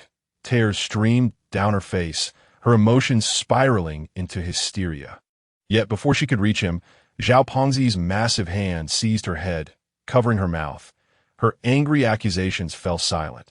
She flailed her limbs to kick and strike at Zhao Pengzi, but her petite frame was simply too short to reach him. Zhao Pengzi's robust arm tightened around her throat. His expression was vicious and brutal, effortlessly lifting Bai Xian's small body off the ground, pinning her against the wall. Don't blame Uncle for being harsh. It's your own fault for not being aware. His face drew close to Bai Xian's furious eyes as he whispered, I will soon send you to meet your Teacher Zhang. Bai Xian's small face turned an alarming shade of red from lack of oxygen, her hands and feet thrashing helplessly, but to no avail. She was being choked, her cheeks twitching, her nose quivering, yet her eyes remained fixed on Zhao Pengzi's grotesque visage. If I die, I will haunt you as a ghost. Sun Jiao waited in her room for a long time, but Bai Xian never arrived. A strange sense of unease gnawed at her. Ever since Bai Xian came here, Sun Jiao had always asked her to clean the room. From the very first day, she noticed that this obedient and lovely child bore a striking resemblance to her late daughter. As understanding, so resilient, she seemed like a little adult. Sun Jiao realized that she was merely a pitiful creature trading her body for food, constantly needing to please those who provided sustenance. In truth, she had long wished to escape this life, longing for a swift end, believing that death would be preferable to this torment. However, since arriving here, she felt an inexplicable urge to care for Bai Xian. This was why she consistently kept the room tidy, invited Bai Xian to help clean, and then provided her with food. Sun Jiao recognized the absurdity of her actions, offering food obtained through her own suffering to a girl who merely reminded her of her deceased daughter. Such a sad endeavor to compensate for lost affection through another. Deep down, she despised herself, yet she still wanted to do what little she could to help this child during her limited time. Bai Xian always arrived punctually, never slacking off despite the room already being clean, diligently tending to her tasks. Each time darkness enveloped the sky, Sun Jiao grew increasingly restless. Teacher Zhang had just died today, and she feared something might have happened to Bai Xian.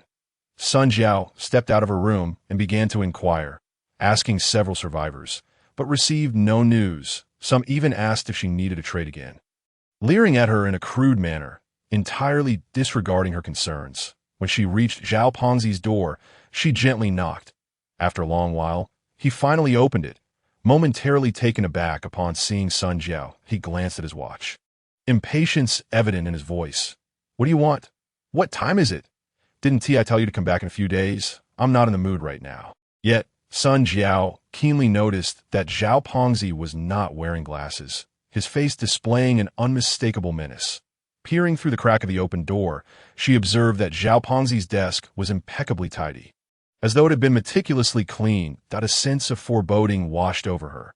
However, she maintained her composure, feigning weakness as she leaned against Zhao Pengzi. "That I can't wait any longer, darling," in his embrace. Zhao Pengzi showed no sign of pleasure, frowning and cursing. "Can't you understand human speech?"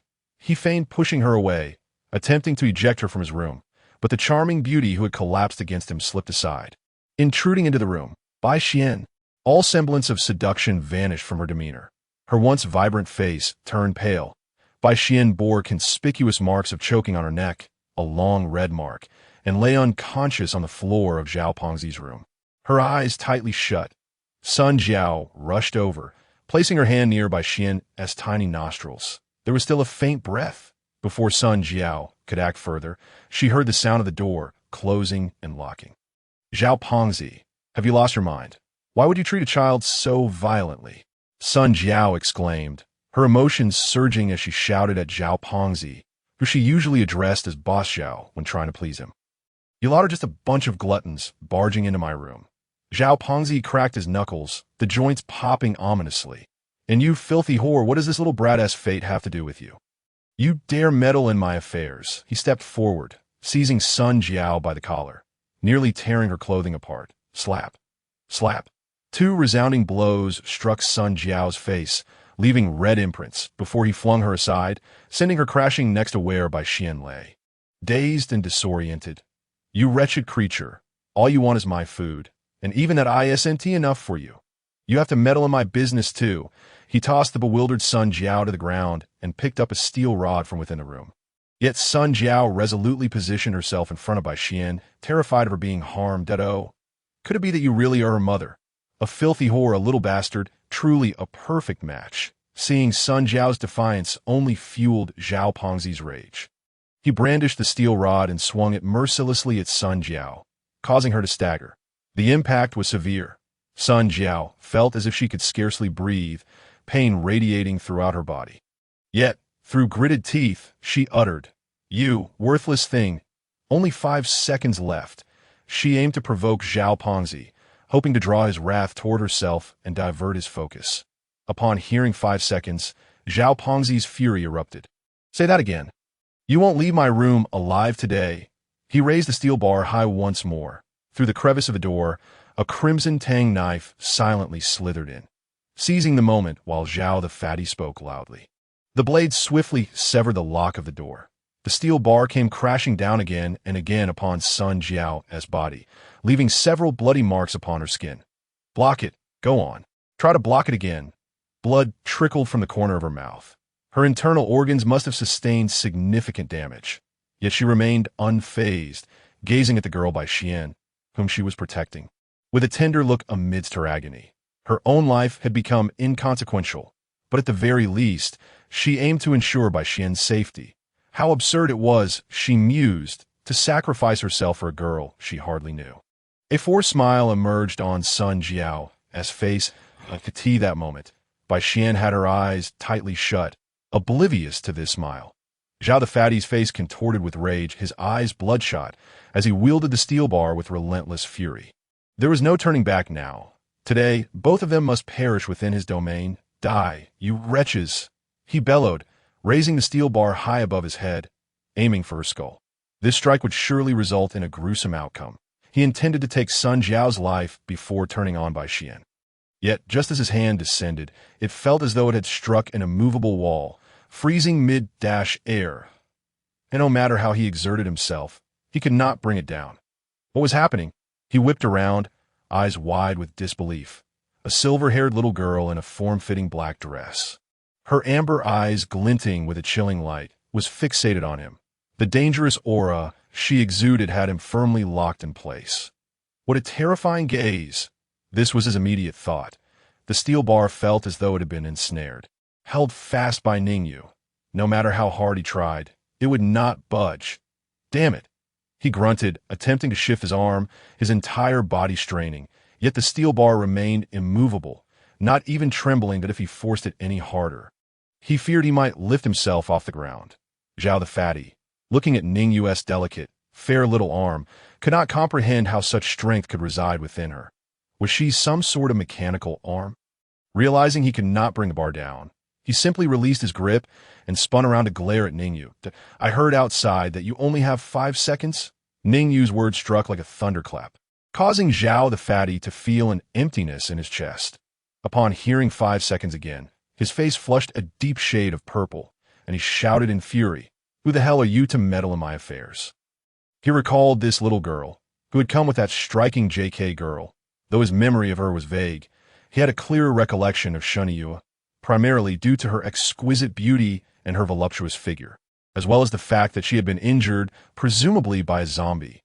Just as this thought crossed his mind, Ning Yu entered the room, her long hair cascading down her shoulders, wielding a long blade.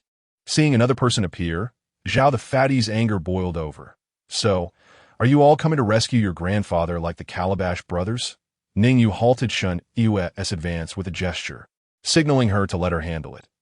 Ning Yu understood and proceeded to close the door again. Her expression remained as indifferent as usual, yet she could sense an almost imperceptible fury emanating from Ning Yu. "You wish to know where I'm from?" Ning Yu narrowed her crescent-shaped eyes, smiling with a charming demeanor.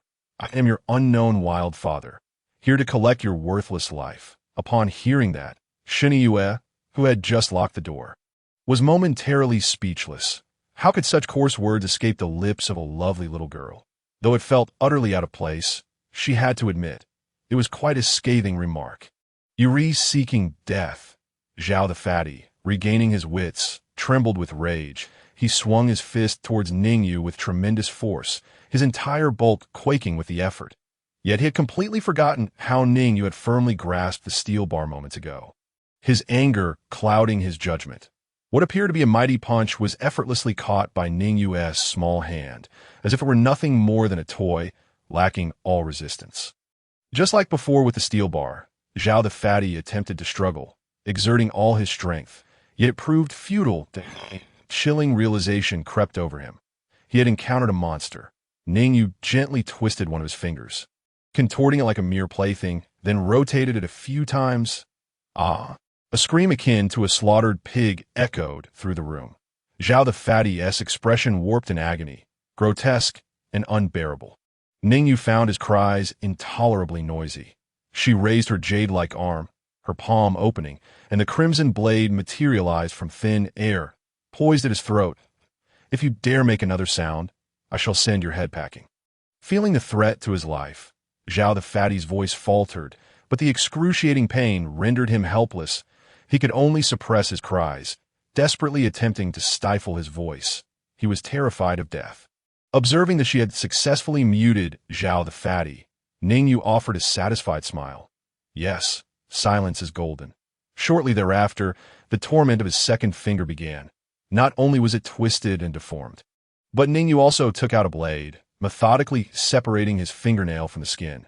She removed it entirely and placed it before him for him to see. The pain of 10 fingers connected to the heart was undoubtedly one of the most harrowing tortures imaginable. This was merely one of Ning Yu's many torturous techniques. Zhao the fatty was drenched in sweat, tears and snot streaming down his face, yet he could only emit weak, raspy sounds. The agony was unbearable. Yet he had to suppress it, tormenting him further until he had lost all strength to resist, stripped of the ferocity he once possessed. "Please, I was wrong," he cried as his third finger met the same fate. Ning Yu paid no heed to his pleas, her gaze indifferent, as if she had heard nothing. "How dare you harm her? How could you even think of hurting her? Do you relish trampling upon the hopes of others? You disgusting swine, I will treat you well." Then came the fourth finger, twisted, separated from a nail. The fifth his fingers were now a bloody mess, and he could no longer endure the pain, collapsing to the ground. Unconscious, utterly useless, seeing that Zhao the fatty had lost consciousness, Ning Yu cast him a disdainful glance before kicking him aside. Meanwhile, Shen Yue first helped the barely conscious Sun Jiao, then turned her attention to Bai Xian. She appeared to be merely unconscious, checking Bai Xian's breathing with her fingers. Shen Yue turned to Ning Yu and spoke, before gently laying the unconscious Bai Xian on the bed. Ning Yu nodded and shifted her gaze to the barely breathing Sun Jiao. She was too pained to speak, her body marred with gruesome bloodstains, and only her faint breaths signaled that she was still alive. This woman was battered and bruised, while Bai Xian bore only a mark around her neck. Otherwise unscathed, the events that had transpired were now crystal clear. Sun Jiao had protected Bai Xian. What could their relationship be? Why would she go to such lengths? Ning Yu was perplexed, eye in her mind. Sun Jiao was merely a pitiable woman who engaged in transactions with her body. Nevertheless, who could truly know? Regardless of the reasons, this woman had, at the very least, saved Bai Xian's life. The water stains on the ground caught Ning Yu's attention. Leading her gaze to the cabinet in the room. There, within the half-open door, lay a pile of thawed food. Indeed, it was this repugnant glutton who had taken away Teacher Zhang's provisions. Ning Yu and her companion communicated with several survivors in a friendly manner.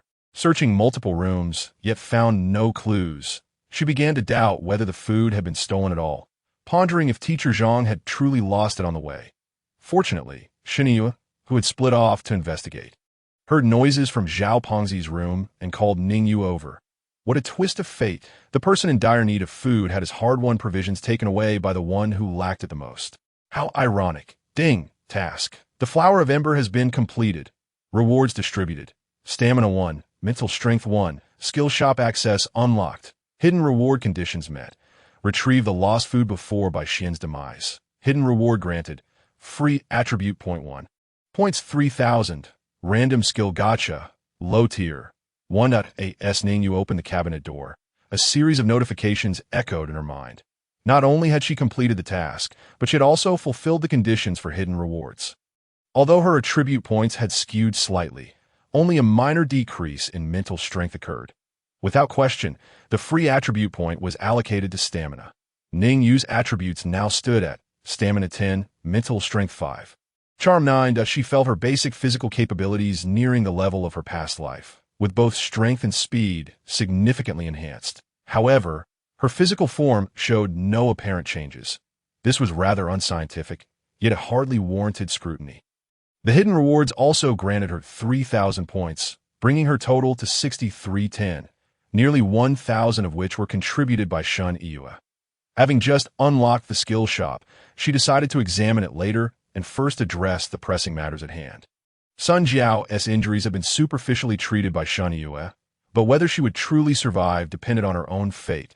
The internal bleeding caused by those thick steel rods could lead to unforeseen complications. What shall we do about this guy? Shen Yue pointed at the unconscious Zhao Pengzi, who remained unresponsive.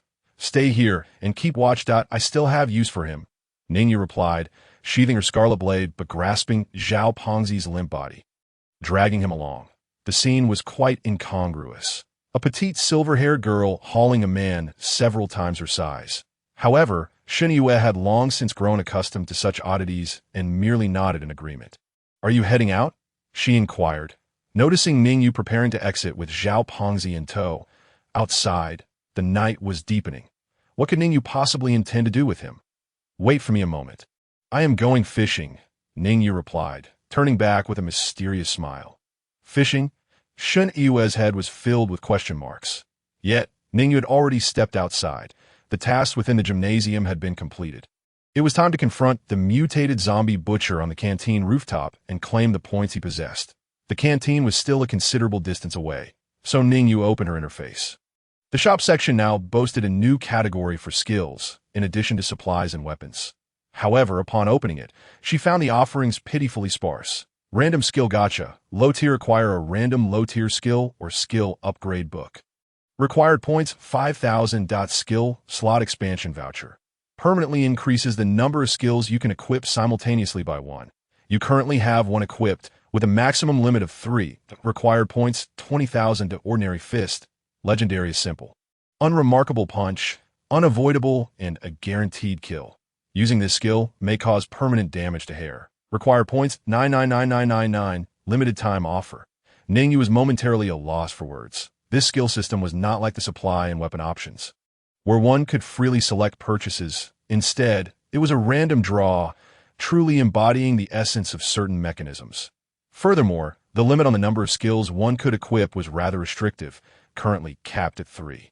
Her exploration skill already occupied 1 slot. To carry additional skills, she would need to expand her capacity. It was a pity they had not turned this into a pay-to-win game. The limited time offer for the legendary skill, Ordinary Fist, appeared to be a skill available for direct purchase, yet required a staggering 999,999 points. A countdown next to it suggested it would refresh irregularly. How fortunate she was to encounter a legendary tier skill. Yet it was utterly unaffordable. And why was the name of this legendary skill so casual? Ordinary Fist?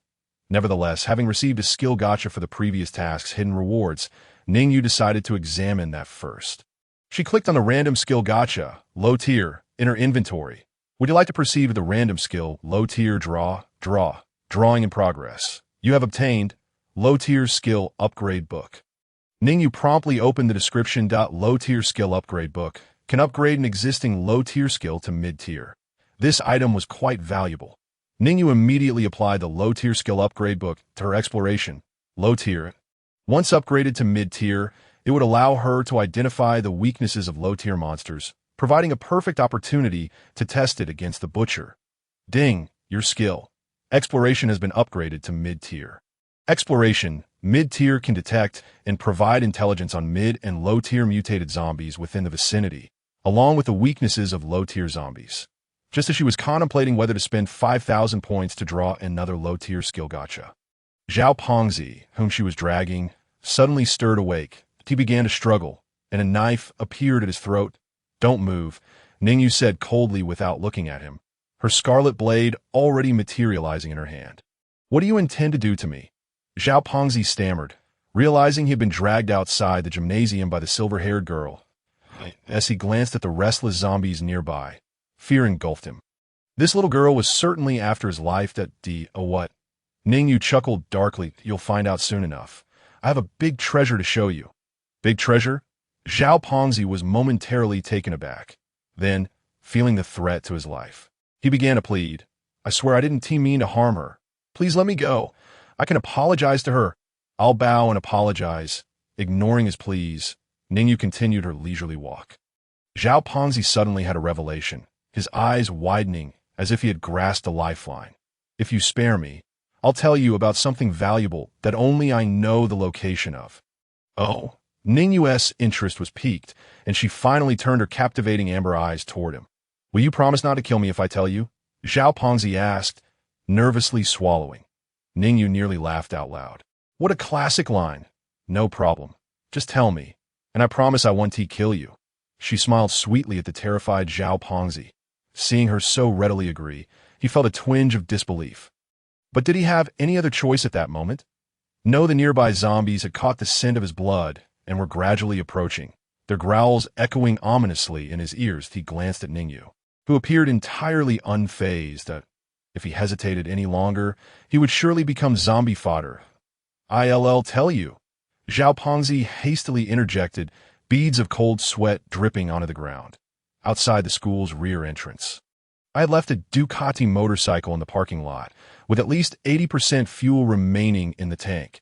Upon hearing the mention of a motorcycle, Ning Yu's eyebrows shot up in interest.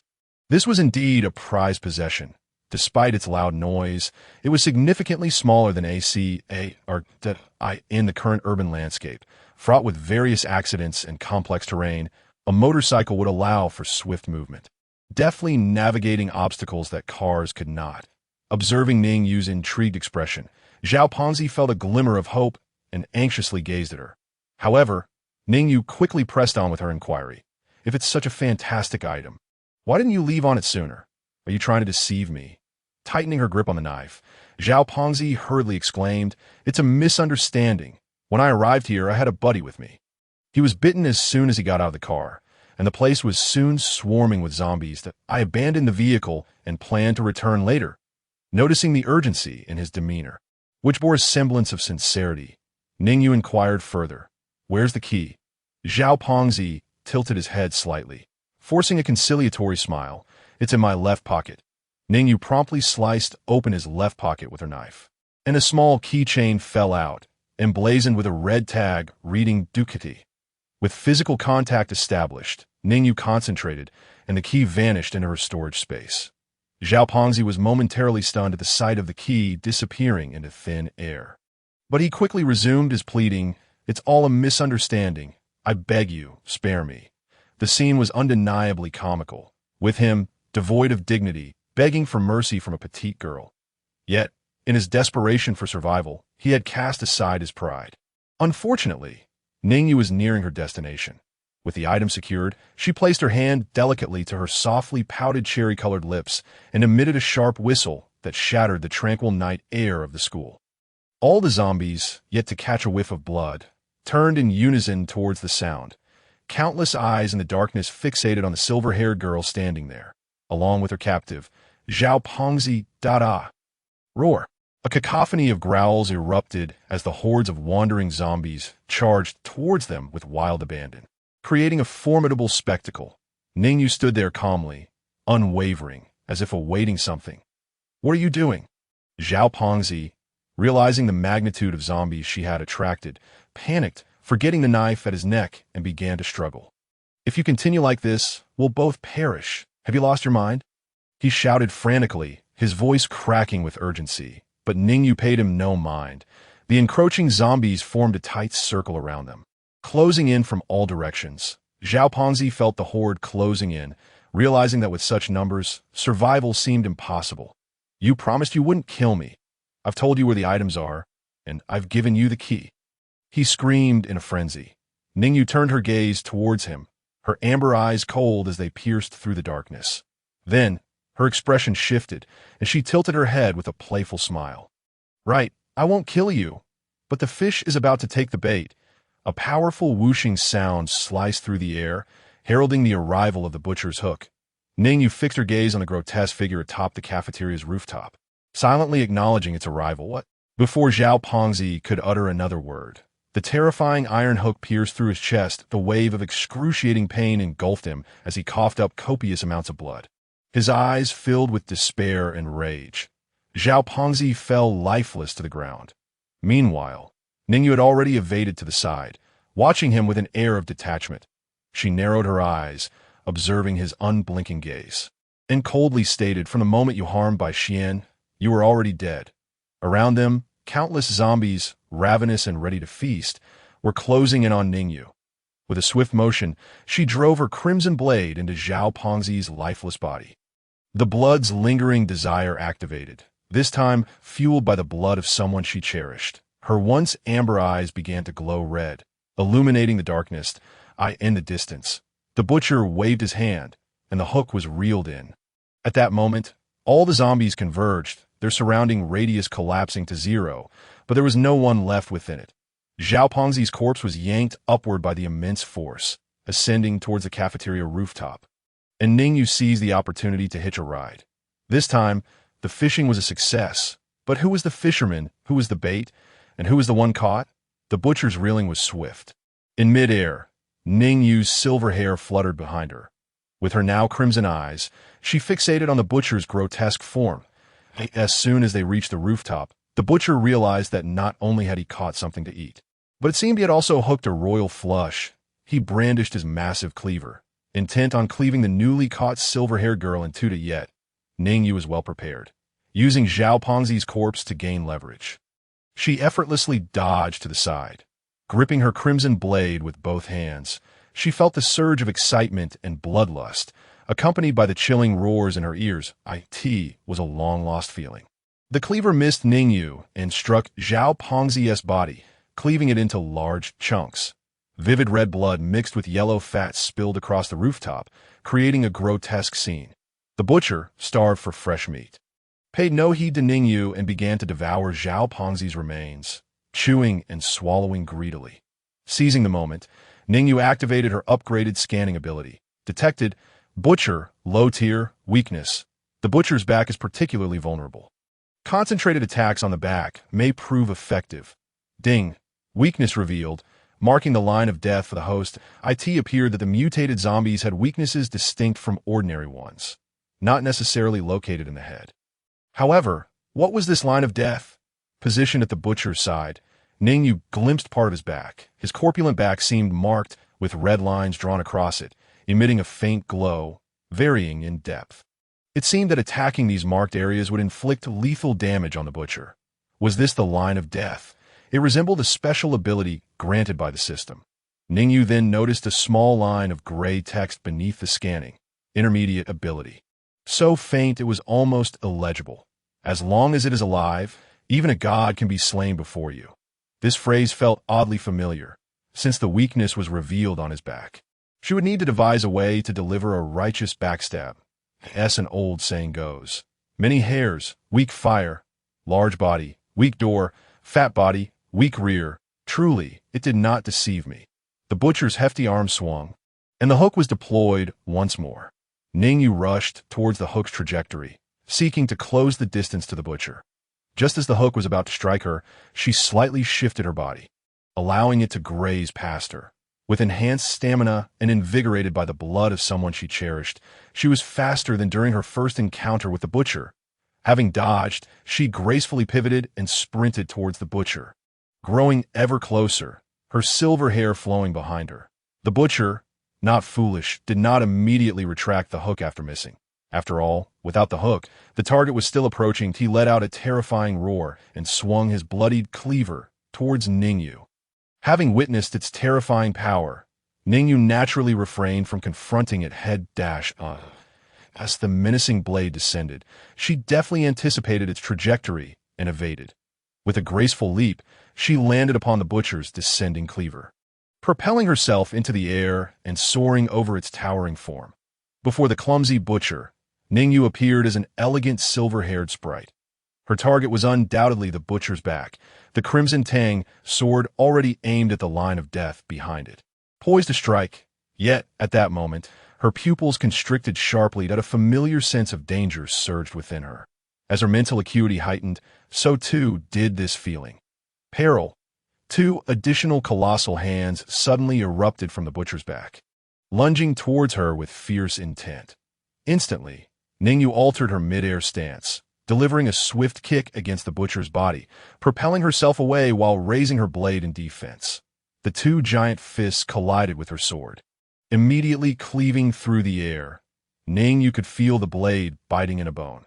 The force of those blows sent her flying, but she managed to absorb the impact multiple times before landing steadily not far from the butcher. She nearly lost her grip on the weapon. Had she not struck bone, those two fists would have surely penetrated her defenses and struck her directly. Indeed, the back was its weakness, but she had not anticipated the presence of two additional arms, seemingly intended for the defense of its vulnerable spot. She would need to neutralize those extra limbs first. Suddenly, a lightning bolt cleaved the sky, illuminating the rooftop with a stark white light. This was swiftly followed by a thunderous roar. Boom! Then torrents of rain cascaded down, large and small droplets plummeting like pearls on a jade plate. Rainwater instantly soaked Ning Yu's clothes and hair. The rooftop, now drenched, shrouded itself in a thin veil of mist from the deluge, severely impairing visibility. The once desolate rooftop now echoed with the cacophony of a torrential downpour. Taken aback by the sudden onset of rain, Ning Yu's expression transformed into a mysterious smile, unseen by the butcher. It was time to alter her combat strategy. The rain obstructed not only Ning Yu, but also the butcher, who found its vision and hearing compromised, suddenly realizing it could no longer see that bothersome insect. Her presence seemed to have vanished. Was it possible that the insect had fled in fear? Its limited intellect began to churn, the grotesque eyes spinning as signals from its pitiable CPU activated. Suddenly, it sensed movement behind it, and its massive cleaver swung back with ferocious force. The rain was momentarily displaced by this terrifying power, creating a brief vacuum. However, the blow struck nothing but a small pebble on the ground. It had been outwitted. As it turned, a sharp swish echoed in the air that a crimson blade emerged from the rain, and the butcher reacted instinctively, raising its newly grown arms to block. Slash. Unfortunately, this was a full-force strike. A precisely executed cut, a premeditated assassination. One of the grotesque appendages was severed, falling onto the rain-soaked rooftop. Ordinary zombies lack the sensation of pain, yet the mutated ones regain it. Roar. It let out a piercing wail, the sound waves causing the raindrops to tremble. The cleaver, now wielded with empty air, swung wildly at the unseen assailant, yet struck nothing that it flailed about like a blind creature, dancing a futile jig. The blood-red blade and those scarlet eyes now began to retreat, hidden once more within the endless curtain of rain. The nature of the battle had shifted, transforming from a soldier-esque confrontation into a cat-and-mouse game between an assassin and a tank. The butcher spun its rotund body incessantly, searching for that accursed insect. Tap! That familiar sound arose again, but this time the butcher was not fooled. It refrained from turning and swinging its cleaver immediately. Yet the lightning-fast crimson blade appeared directly behind it, and Ning Yu launched a genuine attack. The essence of warfare is deception. Slash. Once again, the butcher fell for the ruse, forced to defend itself as another of its proliferated arms was lost. Having tasted blood, the assassin's crimson gaze grew ever more vibrant. However, this time, the butcher's cleaver was swifter than before, slicing down towards Ning Yu just as she had successfully launched her attack. Clang! A violent metallic clash erupted. And though Ning Yu defended herself, she was still struck by the overwhelming force.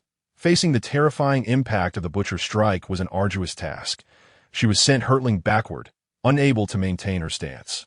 Observing the scene, the butcher displayed a cruel grin, intent on dismembering this troublesome prey piece by piece. The hook, previously retracted, was suddenly flung towards the airborne Ning Yu that moment. She found herself with no means of evasion. The hook had found its mark. This lowly insect had finally bitten the bait. Sensing the resistance from the hook, the butcher realized it had ensnared its target. That it immediately began to retract the hook. But a peculiar situation unfolded. The hook, tethered to a chain, began to spin around it. If it continued in this manner, it would soon find itself ensnared. Reacting swiftly, it too began to spin, attempting to counter the rotation from the end of the chain and prevent itself from becoming entangled. Like a carnival ride, it whirled, causing the radius of the hook's path to shrink with each retraction. The immense centrifugal force caused the hook to flutter. When it finally managed to reel in the hook, it discovered it was utterly empty. Instantly alert, it scanned its surroundings. Where had she gone? It looked around frantically, but Ning Yu seemed to have vanished entirely. Had it truly just caught nothing? No. Suddenly, it heard a powerful sound slicing through the air, not from the front, nor behind, but from above, its blind spot. Ning Yu descended from the heavens, fierce winds causing her black skirt to flutter wildly. Her beautiful silver hair billowed upwards, revealing her unimpeded forehead and exquisite visage. With a slight reveal of her pearly teeth, her enchanting red eyes radiated a murderous intent. Had you ever witnessed a blade descending from the sky? She gripped her crimson tang sword and swung it down with ferocity. Die.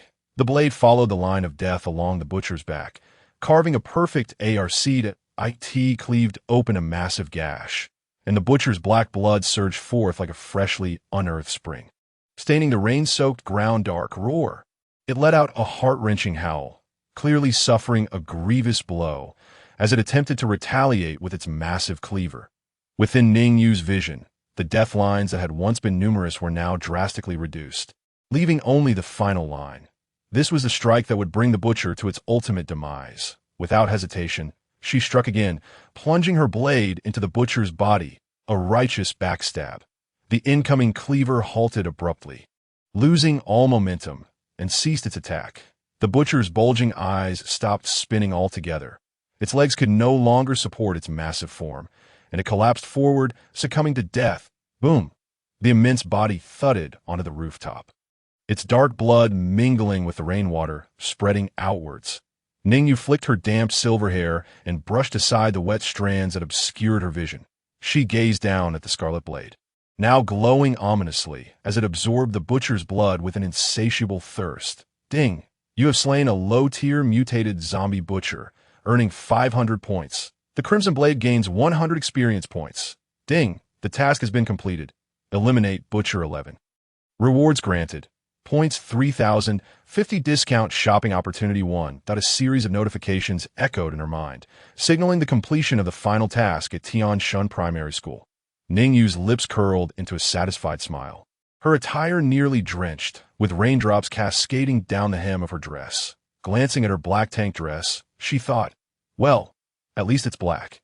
Checking the experience points of the Scarlet Blade, she noted, experience points. 1. 601000. Did it seem that as weapons reached higher levels, the experience gained from slaying ordinary zombies diminished significantly. Even the corpse of Zhao Fatty had only yielded 10 experience points. Only the bodies of mutated zombies still provided a stable amount of experience.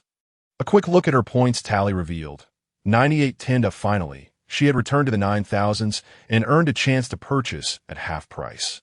Ning Yu hesitated, contemplating whether to acquire another skill at a discount. After all, there were still available slots for skills, and even after purchasing, she would have over 7,000 points remaining. Alternatively, she considered the RPG-7 anti-tank rocket launcher. A shot at the butcher would surely incapacitate him, if not kill him outright. This was indeed a man's romance, even if she currently inhabited the body of a petite girl. However, the RPG-7 did not come with rockets, unlike the titanium crossbow, which generously included 3 bolts. Ning Yu casually browsed the available ammunition in the shop. PG-7 VR Kinetic Energy Round 1. Points 2,000. TBG 7V Thermobaric Round 1. Points 5,000. Goodness, even thermobaric rounds, such a terrifying item, were available, and no matter how formidable the butcher, he was still merely flesh and blood. Ning Yu was eager to experiment with the sensation of launching a thermobaric round at him. Did you kill the butcher? Who are you? A girl's voice resonated behind Ning Yu. The tone was languid and disenchanted, chillingly serene, akin to sipping a glass of ice-cold cocktail. She had not even sensed anyone approaching from behind. Without responding, she swiftly constructed her silver crossbow on her arm. With a rapid turn, she released an arrow. Whoosh! The silver gleam darted through the torrential rain, aimed at the figure that had suddenly emerged amidst the downpour. Ning Yu squinted, finally discerning the identity of the newcomer. It was a beautiful girl clad in white combat attire, her icy blue hair cascading nearly to her waist, billowing in the fierce wind. Most striking were her equally icy blue eyes, radiating an air of superiority that seemed to freeze one's very soul upon gaze. Ning Yu had never encountered such exquisite eyes. They resembled the most delicate of masterpieces. The rain continued to pour, yet as droplets reached above the girl's head, they vanished as if diverted by some unseen force. A strange mechanical device adorned her ears, with inexplicably complex tubing entwined amongst its components, flickering with a flowing luminescence, as if engaged in some computation. Faced with the swiftly approaching silver crossbow bolt, she didn't even spare a glance, as though it were non-existent. Then came a moment that tightened Ning Yu's heart. As the bolt neared the girl, it seemed to collide with an invisible barrier, creating a ripple in the air before plummeting to the ground. Ding! It landed, rolling to rest at the girl's feet. Who are you? Ning Yu demanded, staring intently at her. Their gazes met. Her blood-red eyes clashed with the girl's icy blue within the deluge. The now bloodless Scarlet Blade emitted a soft whine, stirring restlessly in Ning Yu's grasp. Kill her! Kill her! The shrill whispers became increasingly frenzied, yet Ning Yu's heart sank. The girl before her exuded an overwhelming sense of danger, even more intense than her initial encounter with the glutton. The girl exhibited no expression, coldly observing Ning Yu, and did not respond to her inquiry, muttering mechanically, "Are you an awakened?" Awakened? Ning Yu was taken aback. What a peculiar term. Was this some kind of delusion? Ding! Emergency mission triggered. Eliminate? Mission rewards. Before Ning Yu could utter a word, the system's notification echoed in her mind. However, this time, the message was far stranger than usual. It failed to specify the mission target, nor did it indicate the rewards. Yet it was evident that the subject was the girl before her. Such a bizarre occurrence, where even the system could only display, was unprecedented. Ning Yu's body tensed with an unfamiliar wariness as the girl advanced slowly. As she moved, there was not the slightest tremor of displacement. Ning Yu observed, to her astonishment, that the girl's feet appeared to be hovering above the ground. You are not yet. The girl did not solicit a response from Ning Yu, but instead drew a conclusion, her gaze fixed unflinchingly upon her. The silver-haired little girl met her stare without flinching, her murderous intent intensifying. Must eliminate. The girl spoke again, her voice slow, mechanical, and frigid. Suddenly, she raised her arm, as if activating something terrifying. Ning Yu's eyes widened, sensing a profound danger.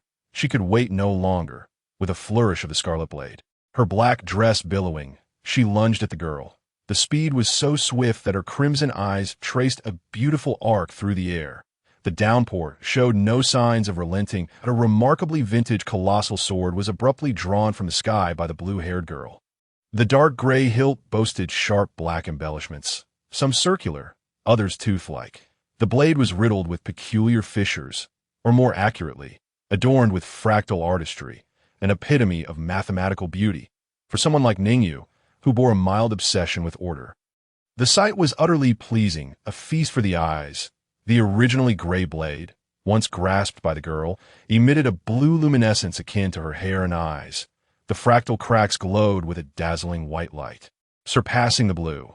Strange mechanical chants echoed around them, as if celebrating the sword's arrival, creating an atmosphere reminiscent of a sacred ritual.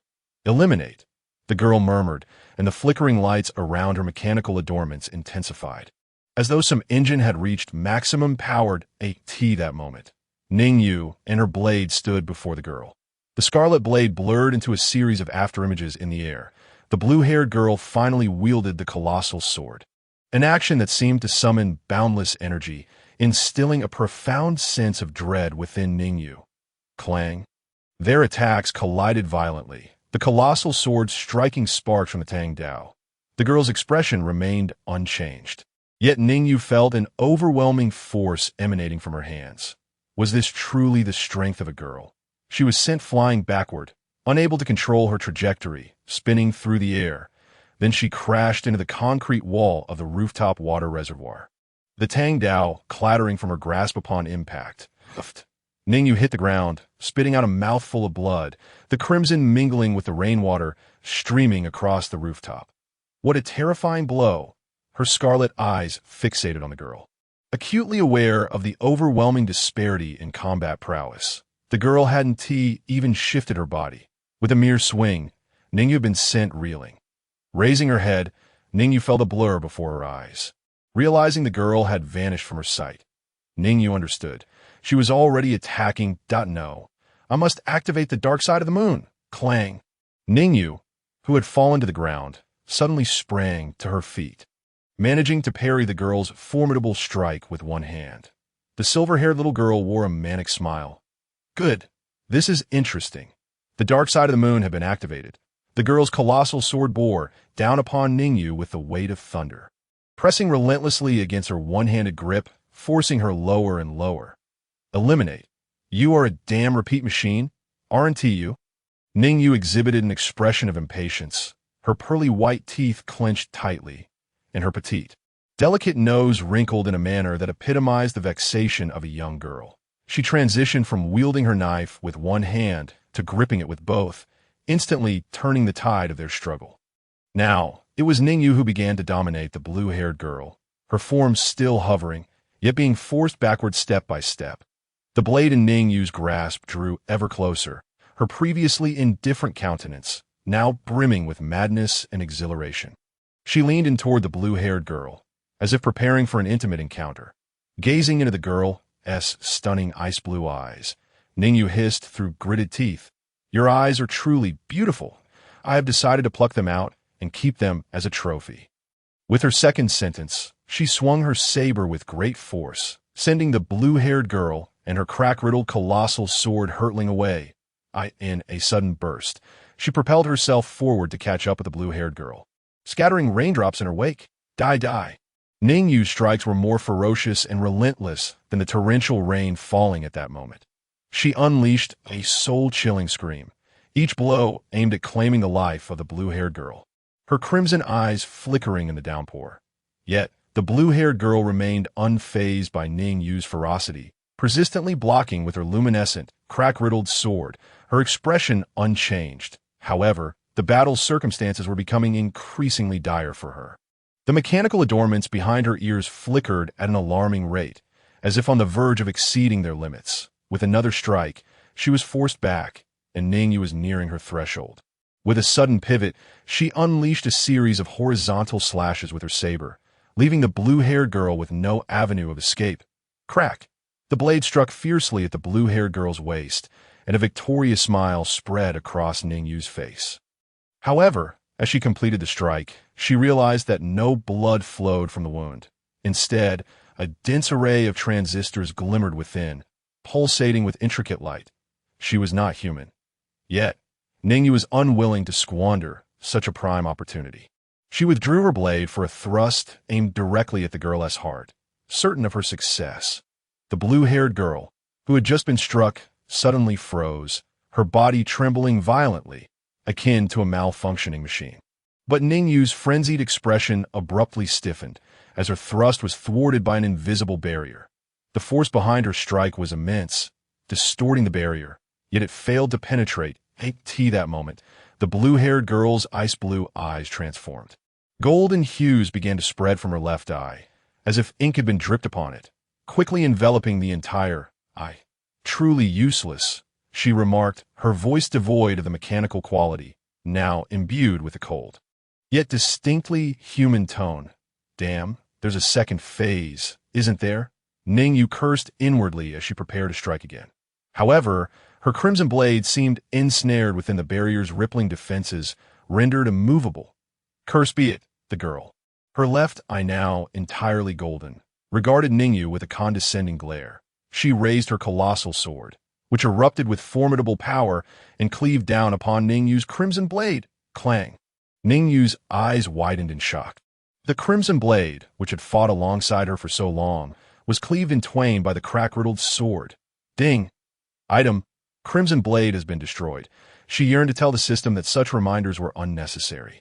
With the destruction of her weapon, the effects of the dark side of the moon and the blood's vow were instantly nullified. Ning Yu felt the strength ebbing from her body, while the frenzied, negative emotions that had consumed her mind dissipated like a flood released from a dam. Her scarlet eyes visibly shifted back to their original amber hue. Exhausted, she collapsed onto the ground.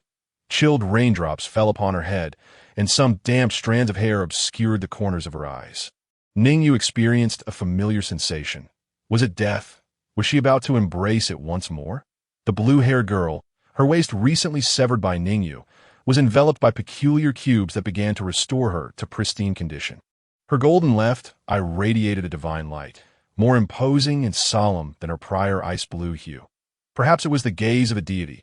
She raised the crack-riddled colossal sword that had just severed Ning Yu's crimson blade and brought it close to Ning Yu's neck. For the first time, it was Ning Yu who found herself threatened by another's weapon. "You are quite intriguing," the girl remarked, her words laced with significance, her eyes shimmering with extraordinary patterns. Ning Yu gasped for breath. Having forcibly extricated herself from the dark side of the moon, it seemed she had evaded the anticipated backlash of negative effects. She had not fainted, nor did she experience excruciating pain. This was encouraging news. But the unfortunate reality was that her once 15,000-point crimson blade was gone. So, can I get a refund for this? You won't kill me. Ning Yu glanced at the colossal sword poised before her neck. Observing the fractal cracks that shimmered upon its surface, you wish to die. Don't you understand that villains often perish due to excessive monologuing? Speed it up. Ning Yu interrupted the blue-haired girl's verbal barrage, momentarily catching her off guard. Fascinating. The girl bent down to observe the silver-haired little girl seated on the ground, her first genuine smile revealing a distinctly human quality, without the display of her golden left eye moments prior. She had appeared entirely robotic as the girl approached. Ning Yu finally discerned the intricate patterns within her eyes, mirroring the flawless fractal designs of the colossal sword she wielded. That aren't you afraid that I might truly? Before she could complete her thought with the word truly, a dagger materialized in Ning Yu's hand, the very one she had acquired during her time in the supermarket. With a swift motion, she lunged it toward the girl's eye. Yet, as it drew near, it was abruptly halted by the invisible barrier. Without the enhancement from the crimson blade, Ning Yu lacked the strength to even bend the barrier. Seeing her covert attack thwarted, Ning Yu discarded the dagger and opted for a more straightforward approach. She had not harbored high hopes for that strike anyway. Huh. The blue-haired girl erupted into a melodic laugh, her mechanical apparatus shimmering with signals. You are simply delightful. I suddenly find myself reluctant to ruin you just yet. She emphasized the word ruin. Why do you have so many clutch lines? If you wanted to kill me, you could have done so earlier. Ning Yu countered with ruthless verbal jabs. The girl refrained from responding to Ning Yu's taunts, instead rising to her feet, her delicate hand lifting and splaying open. It was directed toward the butcher's corpse. Suddenly, the butcher, whose battered body had been drained by the crimson blade, began to tremble violently. Soon after, it disintegrated into countless ashes, forming a perfect and elegant bezier curve as it soared toward the blue-haired girl's palm. In her hand, all the ashes coalesced into a gray orb of light, before vanishing entirely. Ning Yu observed this extraordinary spectacle and inquired, "The T-virus, was it your doing?" Her question concealed two inquiries. First, having witnessed the girl's method of reclaiming the butcher's remains, she harbored strong suspicions of a connection to the T-virus. Second, by using you all, she sought to discern whether there was an organization behind her. The blue-haired girl paid no heed to Ning Yu's probing, her focus solely on her own thoughts. It is not yet time. Her gaze deepened, the golden hue in her left eye beginning to fade.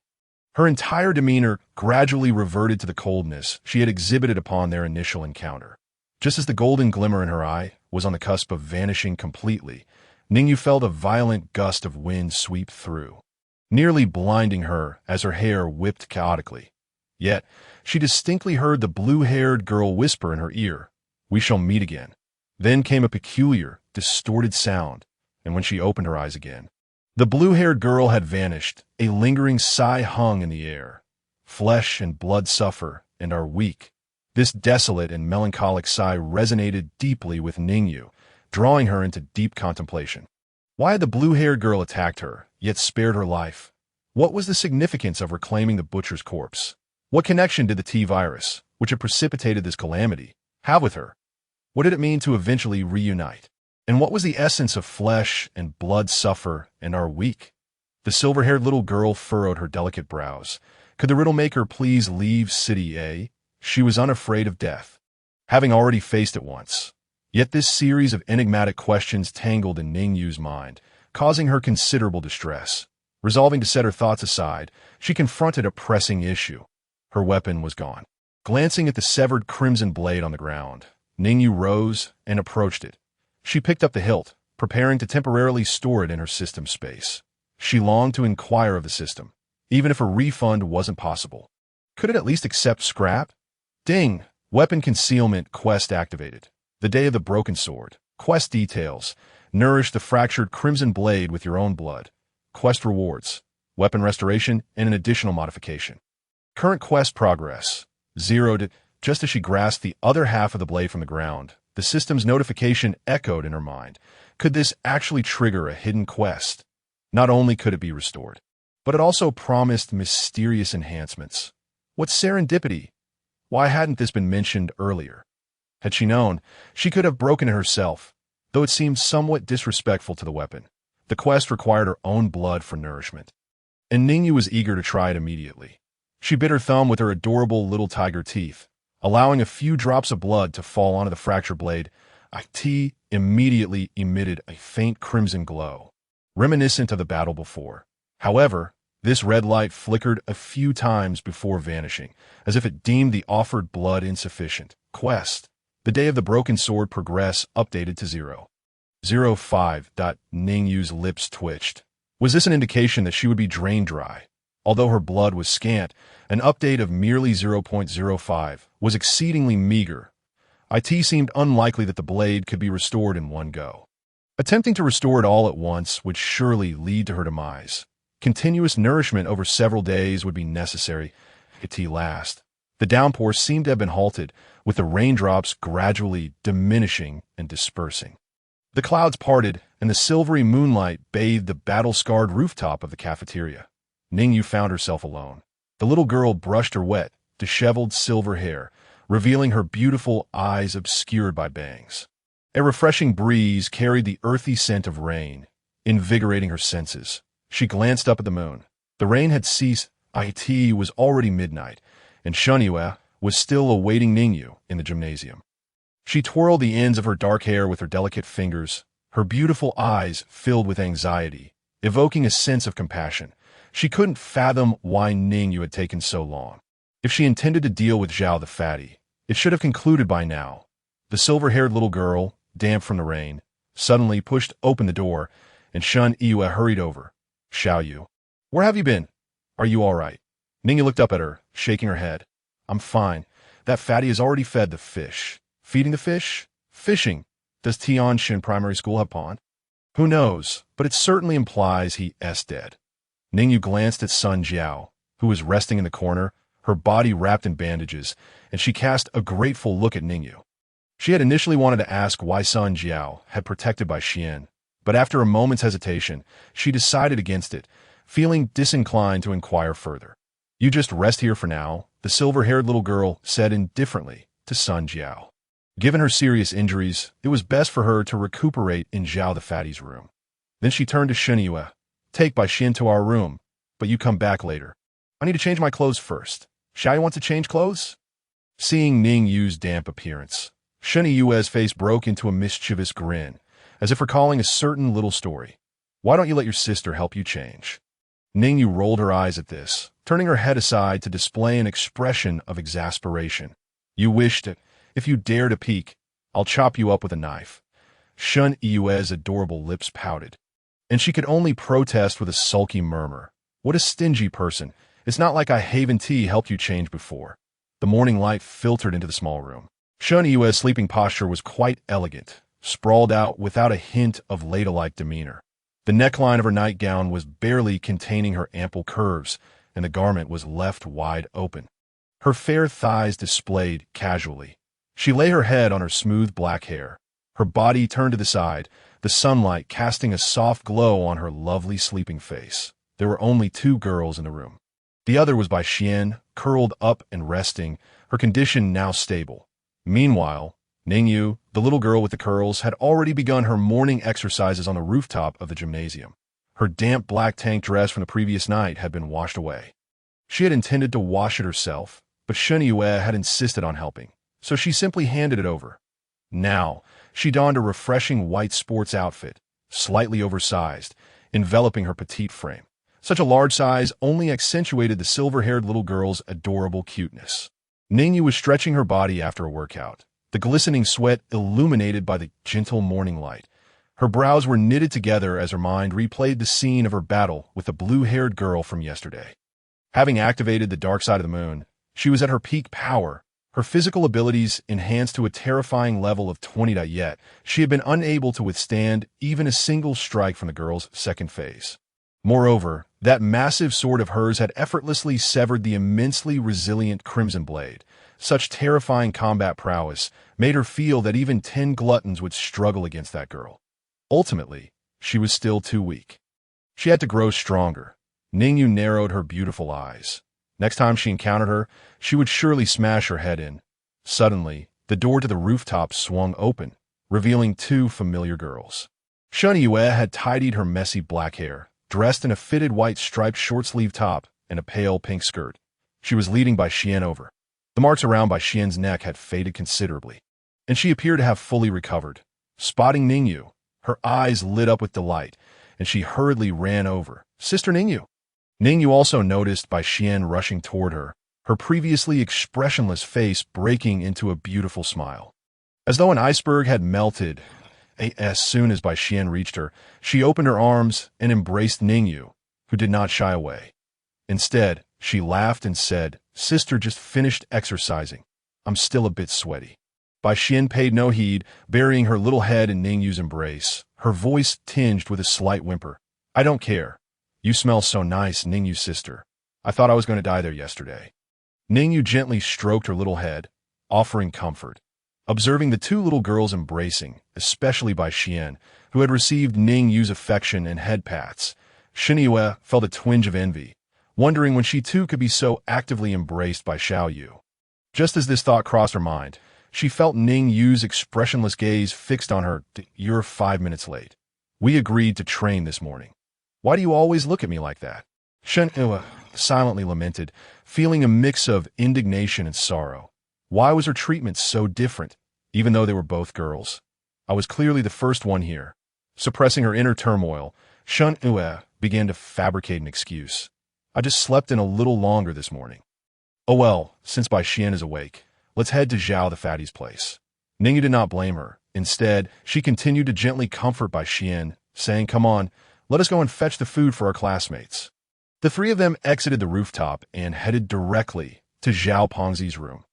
Sun Jiao had already regained consciousness, though she still appeared quite weak.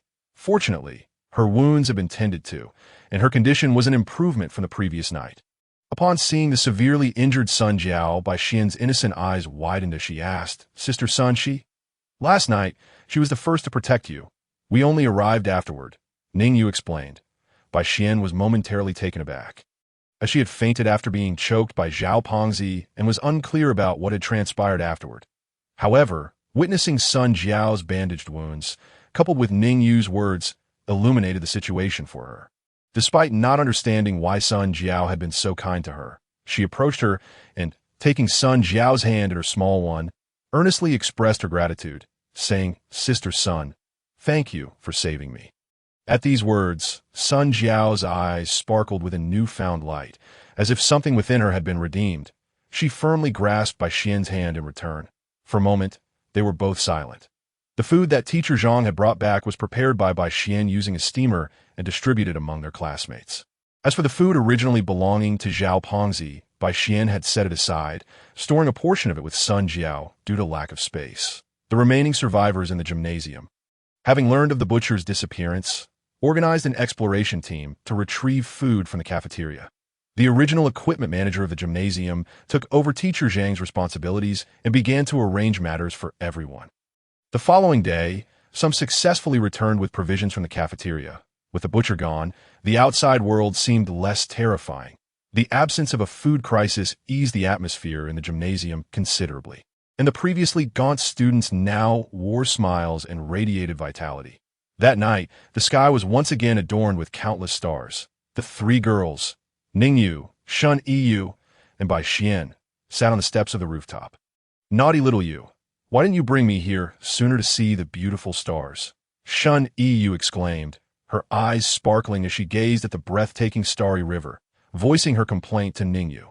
"There was a pig sleeping.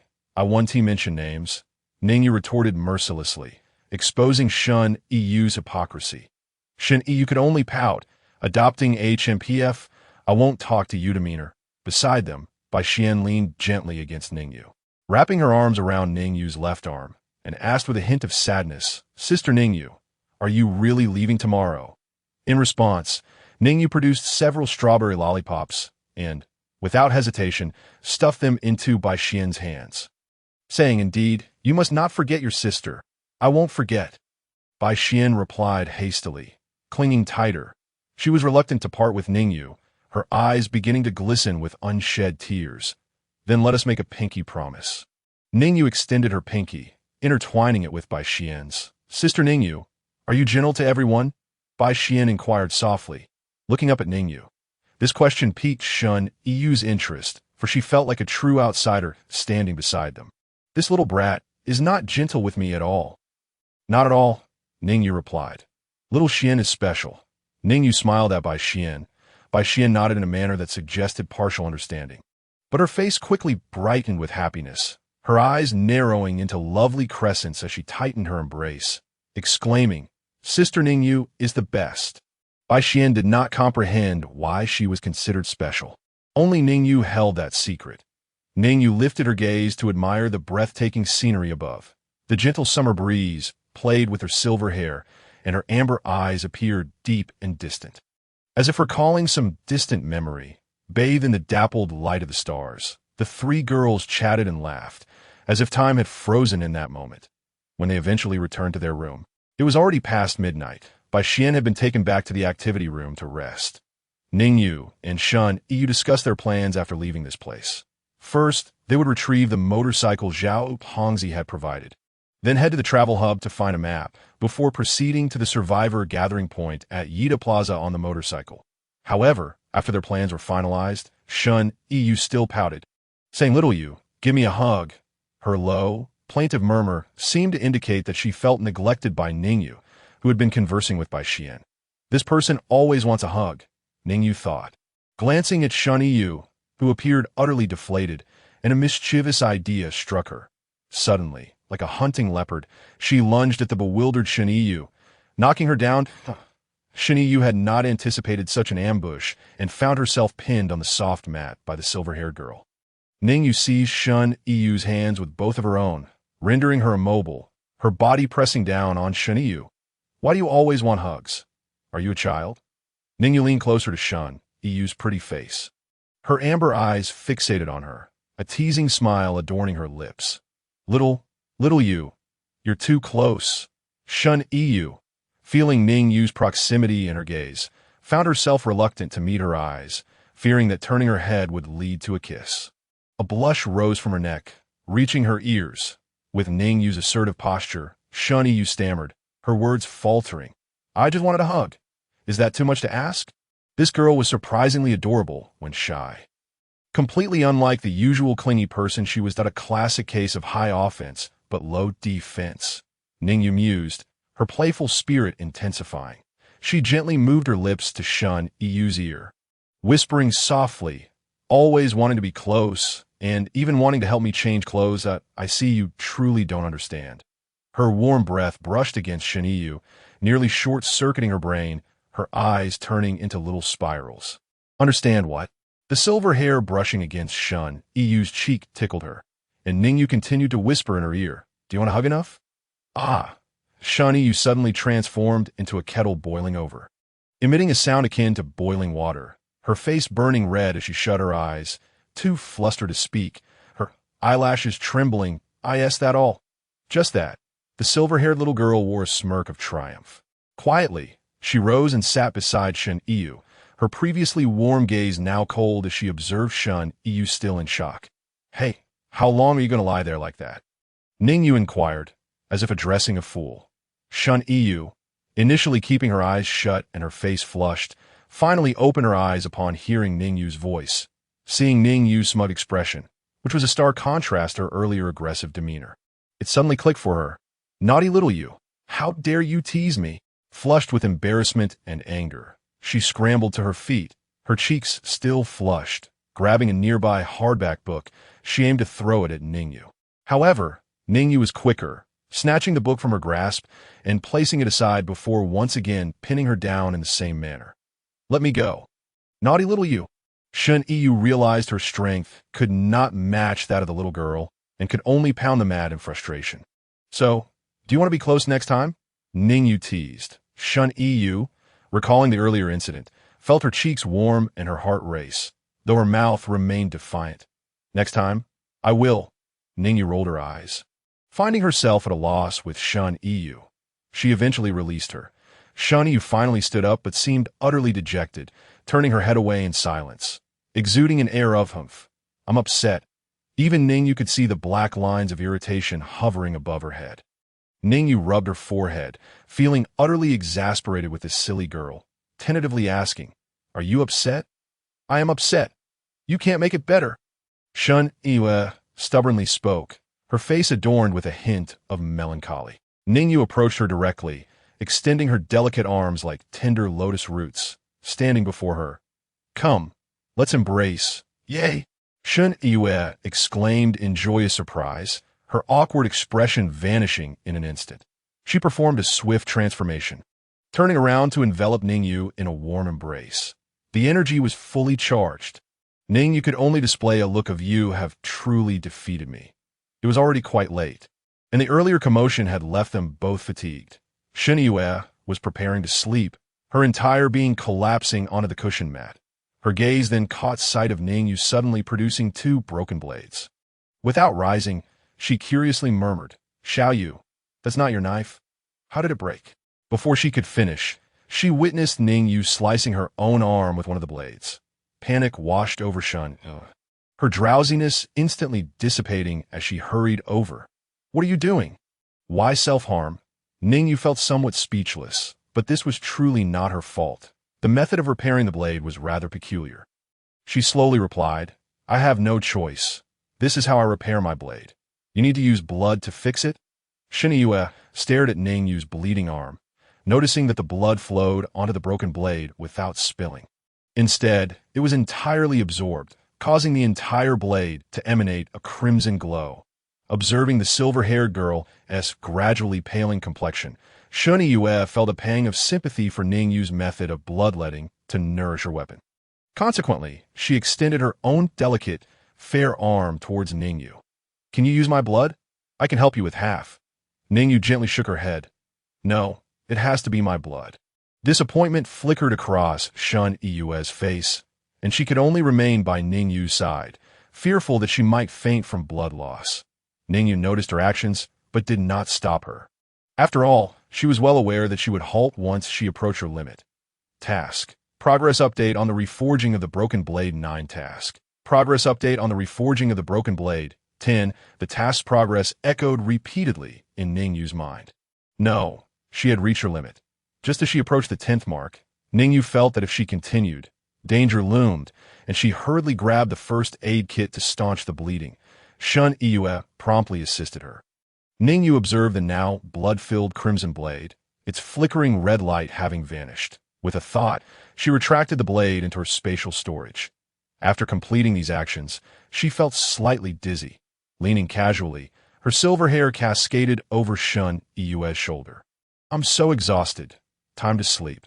The silver-haired girl leaned against Shen Yue and closed her eyes, emitting a sound of weariness.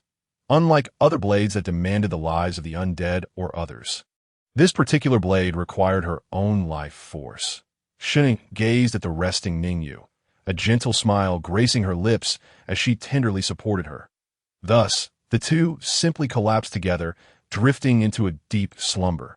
The following day, after bidding farewell to Bai Xian, Ning Yu and Shen Yue first made their way to the back entrance of Tianxin Primary School, as indicated by Zhao Pengzi, with Ning Yu's blade now broken. She exchanged several titanium alloy crossbow arrows from the marketplace. During this time, she could rely on the arrows and daggers until the crimson blade was sufficiently nourished with blood to be swapped back. Throughout their journey, Shen Yue primarily engaged in dispatching zombies, as Ning Yu currently lacked a primary weapon. Shen Yue expressed her desire to train further, so Ning Yu quietly followed behind, occasionally taking down a few zombies with her arrows. You have killed an ordinary zombie, gaining 19 points. You have killed an ordinary zombie, gaining 20 points. Listening to the pleasant notification sounds, Ning Yu leisurely trailed behind, feeling as though she were passively accumulating points in an idle game. Exiting the back of Tianxin Primary School, they indeed found a parking lot of moderate size. The previous encounter of ambushing the gluttonous one in the parking lot was still vivid in her mind. Compounded by the butcher's surprise attack at the school, Ning Yu was now more cautious and employed a mid-tier detection ability to assess the situation. Mutated zombies detected? Excellent. The two then proceeded directly down the parking lot's exit. The parking area was permeated with a foul stench, mingled with the damp aroma from the rain of the previous days, making it quite unbearable. Hearing the moans of zombies within, and noting there were quite a few, it appeared that Zhao Pengzi had not lied. Indeed, a considerable number of zombies had been drawn. You need medication. Yeah. Ning Yu inquired of Shen Yue, asking if she required T-virus immunity capsules. Upon hearing this, Shen Yue turned back, revealing a confident smile as she replied, No need. I am confident. Let me protect you, Xiao Yu. They encountered no immediate danger along the way, as long as there were no mutated zombies. Shen Yue's combat prowess was undeniably effective, even showing signs of increasing proficiency. Ning Yue's occasional shots were merely for fun, aiming to maintain her combo rewards. Just as they stepped into the parking area, several zombies detected their scent. Lurching toward them, Ning Yu, positioned at the rear, readied her crossbow and dagger, prepared to assist Shen Yue at any moment.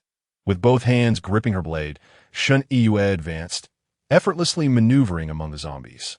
With a series of swift strikes, she dispatched them to the ground.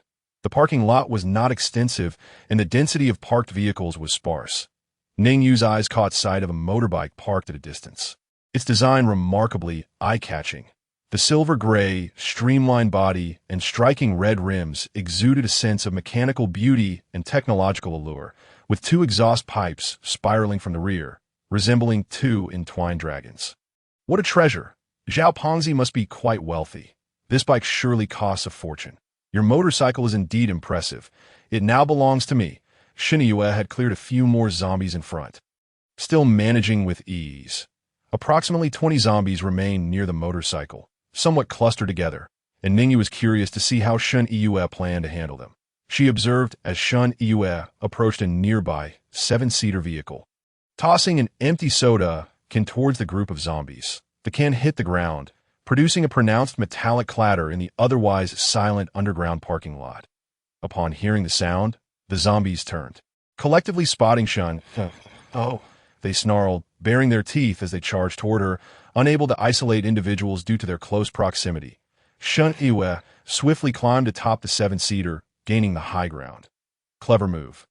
Ning Yu murmured approvingly, her crossbow arrows aimed in that direction just in case. The zombies, unaware of how to assist each other in climbing, found the 7-seater's design unsuitable for a direct assault, allowing Shen Yue to exploit her elevated position.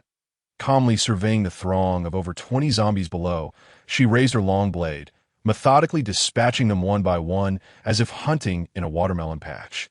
In no time at all 20 zombies lay lifeless on the ground. Only then did she leap down from the 7-seater to assess the surroundings. Ning Yu approached, saying, "Well done." Shen Yue flashed a playful smile, shaking the blood from her blade. The two then made their way towards the Ducati motorcycle. As they caressed the hard metallic surface of the bike, Shen Yue could not help but exclaim, "What a beautiful machine!" Meanwhile, Ning Yu inspected the fuel tank, noting it was still about 80% full. Zhao Pengzi had indeed spoken the truth. However, a new question arose. Who would ride the motorcycle? Ning Yu mounted it first, only to find an awkward predicament. Her legs barely reached. Ning Yu longed to ask the system if it were possible to purchase a few extra inches of height with her points. What to do now? Observing the silver-haired girl struggling with her short legs, Shen Yue approached and gently patted her shoulder. "Xiao Yu, why don't I take the wheel?" Ning Yu turned her head, regarding Shen Yue with skepticism. "You can ride a motorcycle?" Shen Yue, feeling a bit embarrassed, scratched her head and said, "I've only ridden an electric scooter, but it should be quite similar, right?" Ning Yu immediately shot her a disapproving glance. "How can that possibly be similar, you fool?" However, with no other options available, especially since her legs couldn't reach, she proceeded to instruct Shen Yue on the spot. "You need to sit on it first. Yes, just like that. This is the clutch, and this is neutral. Right now, slowly release the clutch." The silver-haired little girl patiently guided Shen Yue as they practiced in the underground parking lot. After a considerable amount of time, Shen Yue suddenly came to a realization and paused to ask Ning Yu, "Xiao Yu, since you're not tall enough, how can you ride a motorcycle?" Ouch! Ning Yu, exasperated, gave her a light punch and retorted, "Do you have any manners?" Shen Yue, holding her head in pain, wore an awkward expression. "How are you so skilled? I can do a bit of everything." Ning Yu glanced at her, uninterested in further explanations, and plopped down on a motorcycle's rear seat. She then wrapped her arms around Shen Yue's slender waist, resting her little head against her back. "Let's go at a good speed." Feeling the silver-haired girl clutching her, Shen Yue broke into a mischievous grin and began to hum a little tune. "Riding my beloved little motorcycle, taking my cherished Xiao Yu along." It seemed that something peculiar had crept into her song. Ning Yu, too weary to engage with this fool, let her sing on. The motorcycle whirled around the underground parking lot, practicing back and forth. Just as they reached an originally closed-off stairway, a figure suddenly emerged from within. It was a young man with a cigarette hanging from his mouth, blocking their path. "Stop." Normally, if it were just one person blocking their way, they could easily push through. However, the situation was different now. The man held a black gun in his hand. The dark barrel was aimed directly at Shen Yue on the motorcycle. Instantly, Shen Yue froze in place, but her expression remained unchanged as she slowly raised her hands in surrender. Her gaze fixed on the man's movements. The cigarette in the man's mouth still burned, as he hadn't had the chance to take a puff, He casually waved the gun aside with his wrist and ordered, "Get off." Ning Yu followed suit, stepping off the motorcycle without a hint of hesitation, discreetly sizing up the man with her eyes. This guy appeared frail and emaciated, with deep circles under his eyes. He either indulged excessively or had been sleepless for years. Despite having a gun, he seemed utterly unconcerned about two girls. As he ambled closer, he pulled the cigarette from his mouth, took a deep drag, and then carelessly tossed it to the ground. Quite extravagant. "Hey, the one with the big chest, put down your knife." He lifted his chin slightly, indicating her direction. Ning Yu narrowed her eyes, sensing that this man was exceedingly rude. Shun nearly burst out laughing, though it seemed rather inappropriate given the circumstances. After all, she had received professional training and generally wouldn't laugh unless. She subtly glanced at Ning Yu, assessing her newly developed chest. No matter how one looked at it, it was as flat as a board. She quickly noticed Ning Yu's murderous gaze, far more terrifying than that of the man with the gun, and hastily diverted her eyes. Pretending nothing had happened, Shun Yue complied with the man's command and slowly placed her long knife down on the ground. "Good, kick it over here," he issued a second command. Shun Yue, without hesitation, kicked the knife towards him. Only then did the man feel a sense of relief as he approached slowly, gun still in hand. The underground garage was dimly lit, and it was only then that the man noticed Shun Yue's appearance.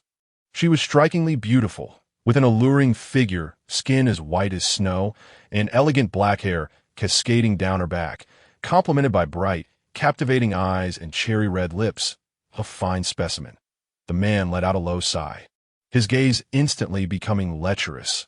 Casually, he pressed the gun against Shun Yue's abdomen and began to scrutinize her closely. "Hey, beautiful, you're coming with me," to ask for what he intended to do upon their return. It went without saying that he glanced over at the silver-haired little girl. "Ning Yu, is she your sister? Tell her to drop her bag and scram. I'll let her go." The man, emboldened by the gun in his hand, adopted a seemingly magnanimous demeanor while leaning in to inhale the fragrance of the girl's hair, attempting to draw his face closer to hers. "Could my sister come along with me?" Shen Yue flashed a charming smile, appearing completely unfazed by the man, feigning a request. Upon hearing this, the man's expression soured, and he snapped, "I'm not negotiating with you. Hurry up and—" However, before he could finish a sentence, Ning Yu had already launched a surprise attack from beside Shun Yue. With a foundational agility of 10, she swiftly struck the man's gun-holding hand. The man reacted quickly, pulling the trigger in an instant. Bang! The deafening gunshot echoed just inches away. Unfortunately, Ning Yu had deflected the direction, causing the bullet to ricochet off the wall. Ning Yu's dagger followed suit, slicing through the man's palm with lightning speed. The force was so great that it severed not only his fingers but part of his hand as well. The man's eyes widened in disbelief. How could this little girl be so ferocious? Just as he was about to scream in pain, Shen Yue swiftly followed up with an uppercut that landed squarely on his chin, knocking him backward into unconsciousness. Ning Yu slowly approached, retrieving the gun that had fallen from the man's grasp and inspecting it. It was a common 9mm handgun. She couldn't name the model, as they were now in Blue Star, not her original home, but that was of little consequence. Instinctively, she dismantled the handgun in mere seconds, examining its internal structure. The chamber, having recently fired a bullet, was still warm, but Ning Yu paid it no mind. Shun Yu gaped in astonishment, her mouth forming an O. A gun that had just fired a shot was reduced to parts in Ning Yu's hands in the blink of an eye. "Xiao Yu, can I kill him?" Shun Yu asked, now coming to her senses. Ning Yu, playing with the bullets, felt a sense of familiarity wash over her, having not touched such things in a long while. Without looking up, she replied, "No, let him live. He could be useful." Shen Yue was somewhat puzzled. Ning Yu finally concluded her tinkering and swiftly reassembled the handgun, her movements fluid as water. She flashed Shen Yue a cunning smile. "Of course, we're robbing the rich to help the poor. We're practically starving here." Shun Yue nodded, beginning to grasp Ning Yu's intentions. They had consumed some supplies in recent days, and it was just the right time to replenish. Though they were certainly not destitute. After waiting for a moment, Ning Yu stepped forward and slapped the man across the face. Smack! He didn't wake up, so Ning Yu landed 2 more slaps before he finally jolted awake. As he opened his eyes, he was met with the dark barrel of a gun pointed at him. The seemingly harmless little girl was regarding him with an indifferent expression. The situation was painfully clear. He quickly plastered on a flattering smile, disregarding the intense pain in his hand. "Hey, little sister, it's all a misunderstanding." Before he could finish, Ning Yu pressed her foot down on his mouth, the dust from her shoe invading his mouth. Leaving him quite uncomfortable. "I ask, you answer," Ning Yu's cold voice commanded, causing the man to shudder in fear. Convinced that if it didn't comply, the gun would soon be fired, he hurriedly nodded, signaling his submission. Internally, he was terrified. Were little girls now this fierce? "How many of you are there?" Ning Yu posed her first question, releasing her foot. "There are still 2 more. The man replied, spitting out the dust he had swallowed. "What weapons do you have?" "Just 1 gun with me. They only have knives and steel pipes." "Where are you located?" "Guide us." Ning Yu kicked him again, signaling him to get up quickly.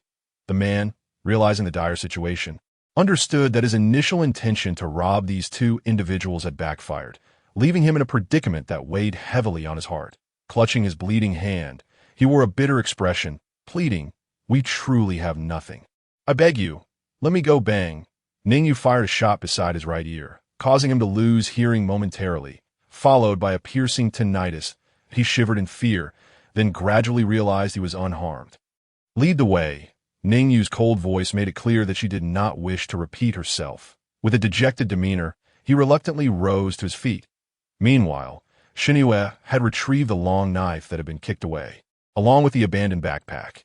Ning Yu instructed Ning to secure the motorcycle with the keys, preparing to venture into the man's stronghold for supplies.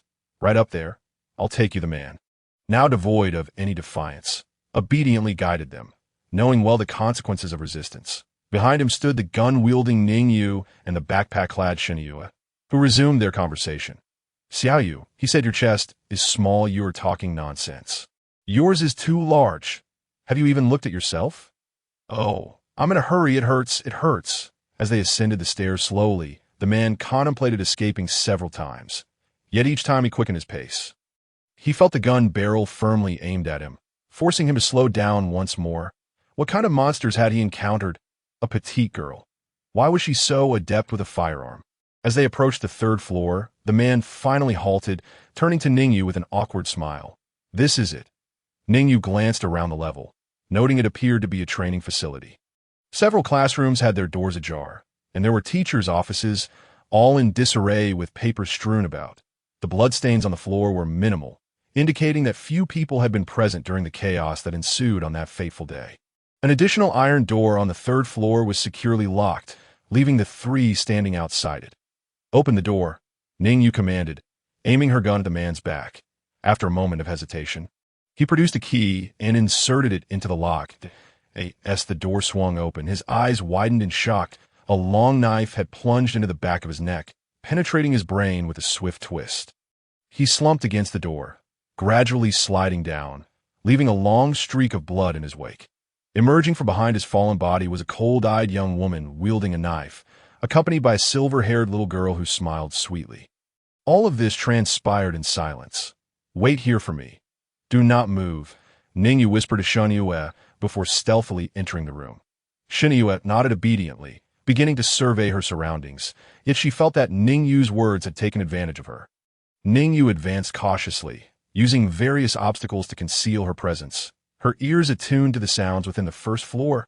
"Damn you! Hey, come on, pay up!" From an office, the voices of 2 men could be heard, seemingly engrossed in a card game.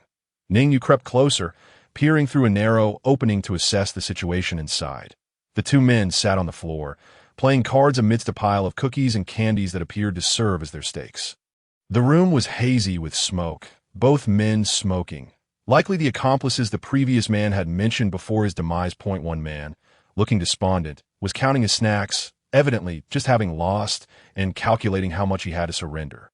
"Sai, where has Xiao Lu been for so long? What is taking him?" the man across from him inquired. "Who knows? He goes out every day and never brings anything back," the frustrated loser retorted, dismissing the question. "Here, take this." He begrudgingly handed over the lost stakes, grumbling, "That bastard might as well be dead."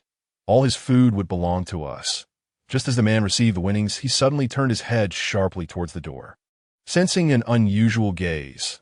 Yet, the entrance was empty, devoid of any presence. I could see that moment. Ning Yu had returned to Shen Yue's side, having assessed the combat capabilities of the two men. Xiao Yu, how is it? Shen Yue curiously inquired. There are two men inside, armed with only knives and steel pipes. Ning Yu replied nonchalantly, it is already summer, and they're in short sleeves and shorts. They have no place to hide firearms. Go, eliminate them, Ning Yu commanded, her expression as impassive as if she were discussing what to have for dinner. Without hesitation, Shen Yue nodded, grasped the long knife, and proceeded inside, after working alongside Ning Yu for so long. She was no longer the timid girl who would retch at the thought of taking a life. Ning Yu followed closely behind, ready to witness her performance. They arrived at the door of the room, where the two men seemed to be starting a new round. Should we go check? If he is dead outside, we could reclaim his gun, one suggested. You go if you want. I can't be bothered to check, the other replied, their opinions clearly at odds. Still, I'm the best. A voice from inside announced as a card was slapped down on the floor, signaling someone had revealed their hand. Damn it. What bad luck. I'm done playing. Moments later, the sound of footsteps rising was heard. I'm going to find that woman to vent my frustrations. That you're going again. Don't mess it up. Shuan-Ti escaped. We'll take our time with her, his companion cautioned. Hearing this, Ning Yu concealed herself behind the door of classroom, leaving a narrow slit to observe.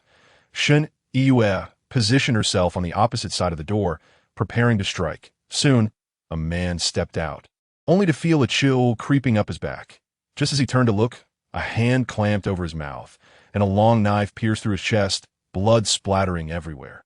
Shen Yue had delivered a decisive backstab. He emitted no sound, his body slumping forward as crimson liquid pooled on the floor. Ning Yu watched the blood spill, feeling a pang of regret. If only the scarlet blade hadn't broken. It could have feasted to its heart's content.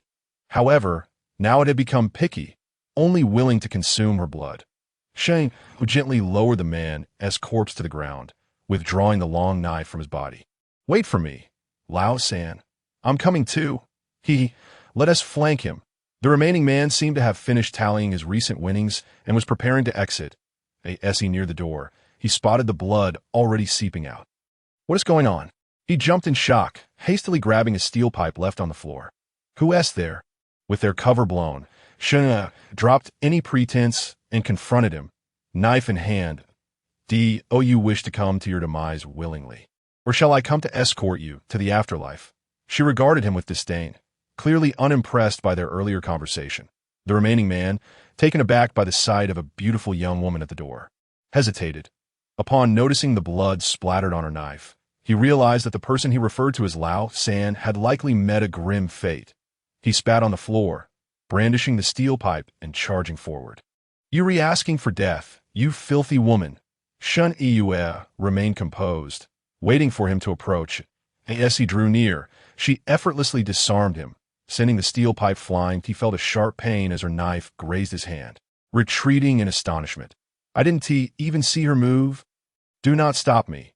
Just as he was about to speak, Shen Yue lunged forward with a knife, a cold glimmer flashing through the room as she swiftly slashed his throat. The man fell to his knees, collapsing onto the ground, his eyes filled with disbelief. A young girl had managed to take down both of them, as effortlessly as swatting two flies, in his final moments. He caught sight of a lovely silver-haired little girl slowly walking in from outside the door. Moments later, a long blade pierced through his skull, definitively ending his life. You did well, Ning Yu remarked casually, offering a pat on Shen Yue's back. Shen Yue flicked the blood off her knife and flashed a smile at Ning Yu, exclaiming, that was easy. Next time, give me a more challenging task. From their earlier conversation, it seemed there were others present, possibly a woman being held captive. Ning Yu approached and collected the food the man had just acquired, then instructed Shen Yue to commence a search of this level. Apart from food and water, there were numerous cigarettes, though they held little value. While tobacco might possess significant monetary worth, she prioritized food over all else. After several searches, they arrived at a room in the far corner. Inside, a muffled woo sound could be heard, likely from a woman whose mouth was obstructed to muffle her cries. Ning Yu stepped forward and gently pushed open the door. Required charm value for the task. 1. Host charm value. 9. Qualified. Ding. Task triggered. Rescue the trapped woman. Task reward.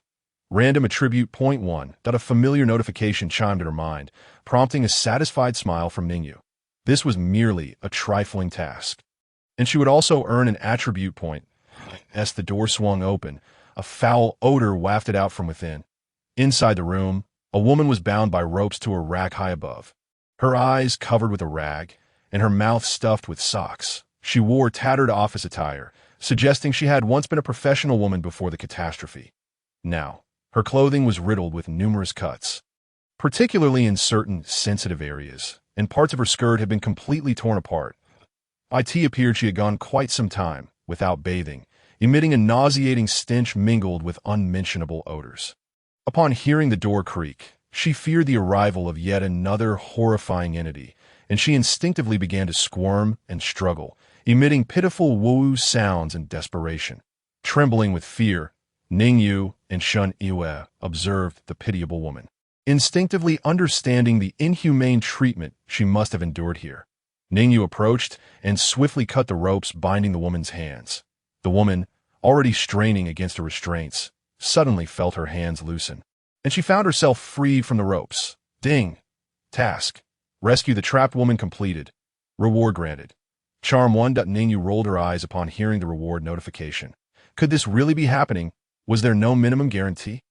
The woman rubbed her sore wrists, bearing deep marks that were already turning purple, remnants of an unknown number of days spent in bondage. She sensed that the newcomers were not the same men. Gradually, she lowered the fabric, blinding her eyes. After removing the socks from her mouth, she gasped for breath. Having been deprived of sight for so long, all she could see was a blurred figure before her. Yet, she could faintly discern that the person standing in front of her was a young girl. The girl's hair seemed to be a beautiful silver shade, and she was not very tall. Appearing quite youthful, the woman felt a sense of familiarity, yet could not place it. Realizing she had been rescued, free from the torment of those beasts, she attempted to express her gratitude.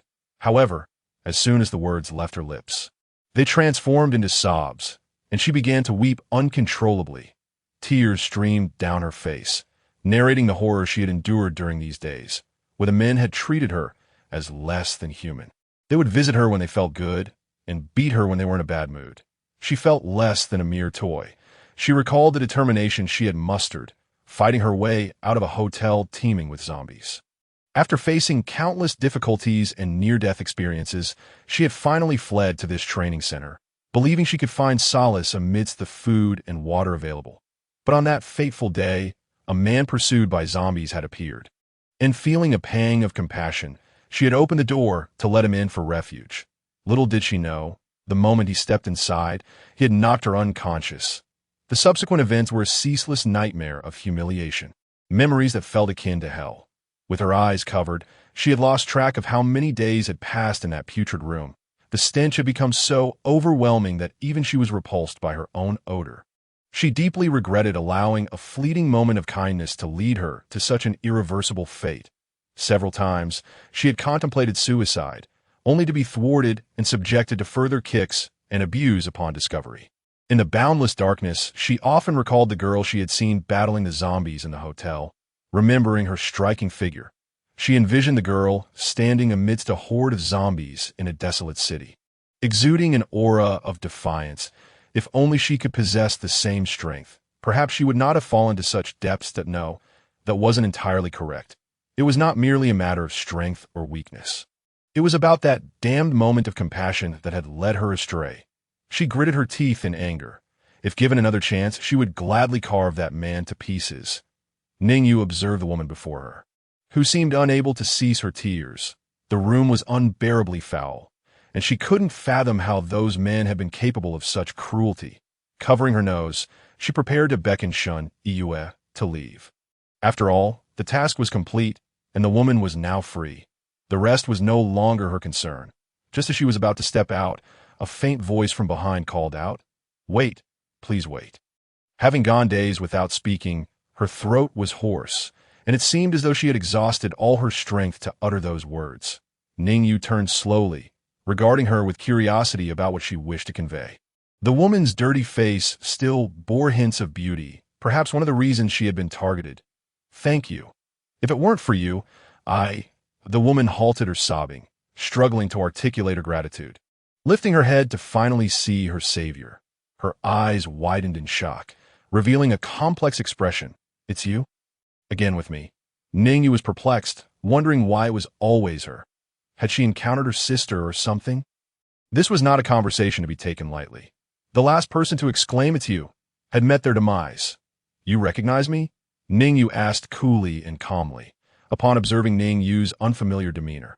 The woman fell silent, realizing that she had only seen her from afar, while Ning Yu had no knowledge of her presence during that day in the hotel. "Tio Ning Yu." The woman was merely a stranger. The woman found herself at a loss for words, as the person who had inspired her now stood before her to rescue her once again. That it was a coincidence known only to her. Yet, for reasons she could not fathom, despite her rescue, she felt herself sinking into a deeper despair. Ning Yu had little patience for riddles. The last blue-haired mechanical girl had already irked her enough. Noticing the woman remained silent after her initial exclamation, she furrowed her brow, drew her dagger, and stepped closer to the woman, placing the blade against her throat, her gaze cold and unyielding. "Speak, or I will kill you."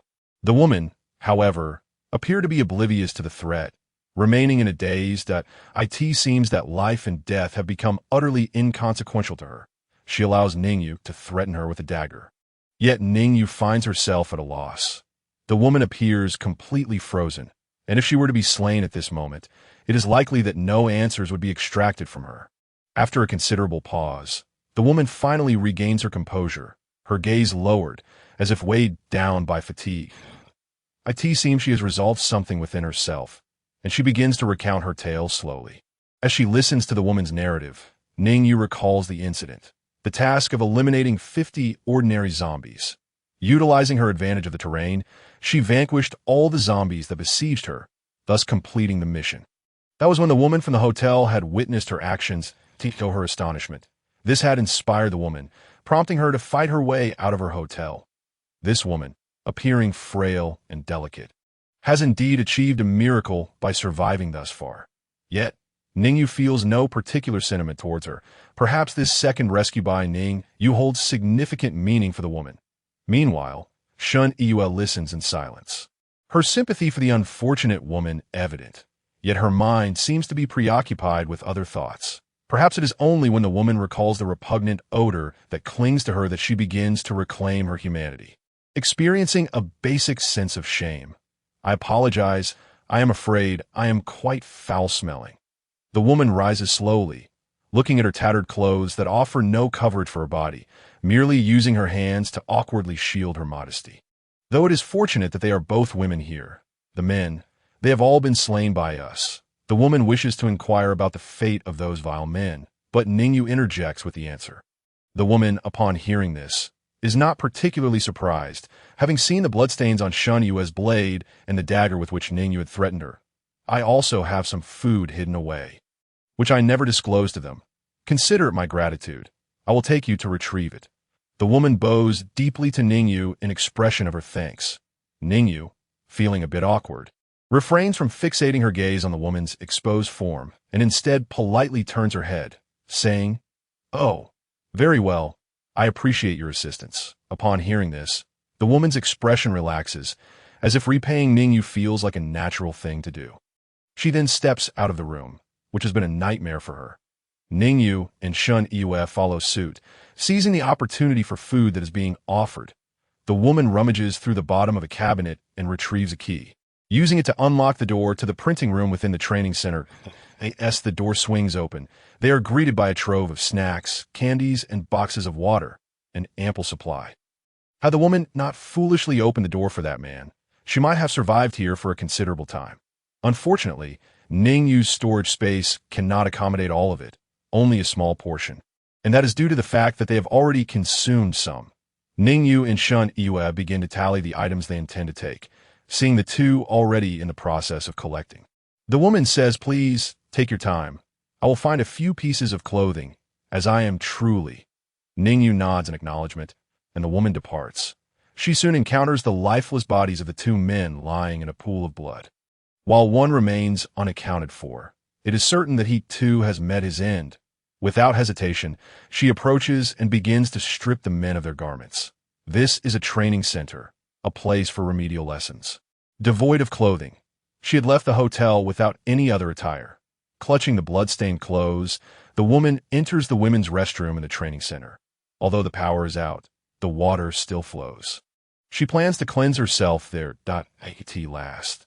This nightmare seems to be drawing to a close. The woman stands in the restroom, filling her hands with the cold water from the faucet. She first removes all her garments. Then, with a water container in hand, begins to pour water over herself from head to toe.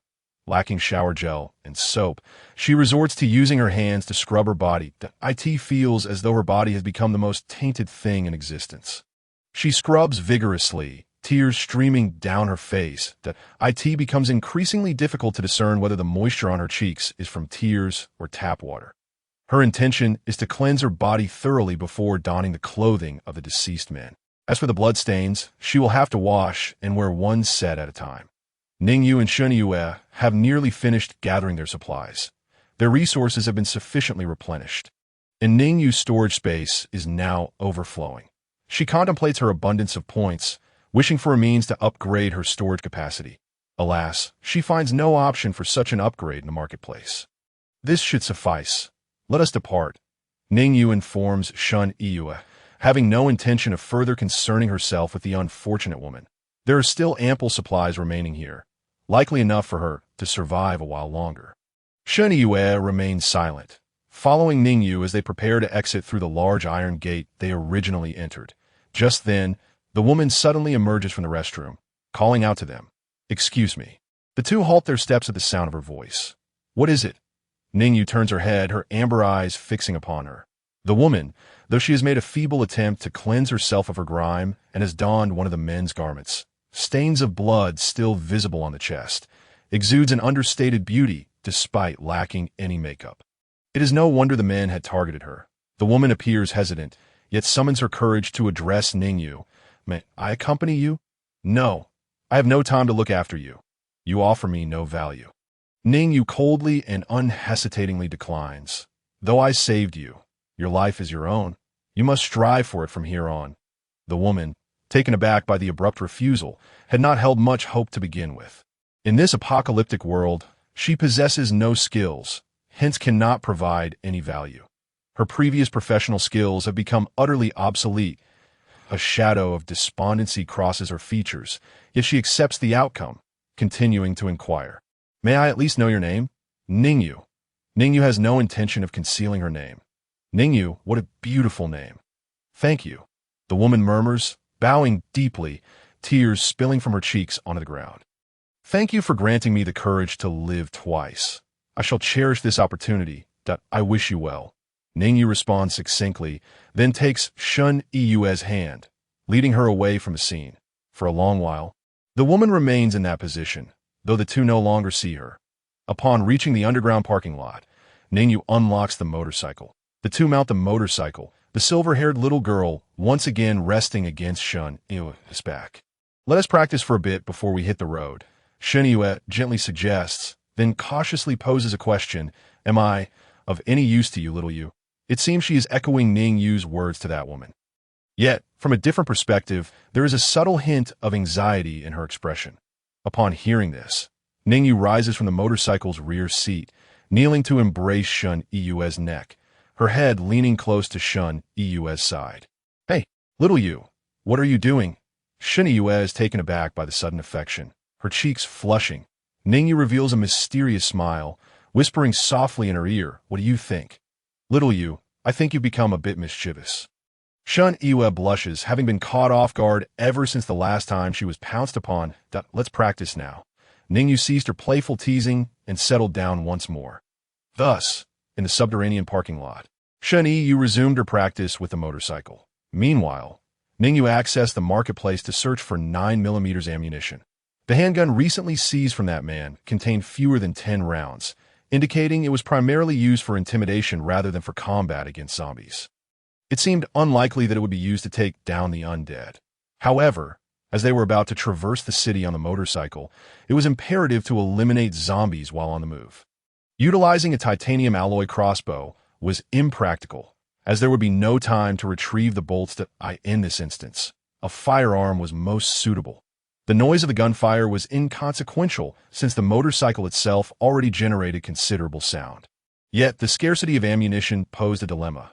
Suddenly, Ning Yu's eyes lit up as she spotted a particularly eye-catching item. The automatic infinite magazine. 9mm cost 3,000. This magazine could supply 150 rounds of 9mm ammunition, automatically replenishing without the need for manual reloading.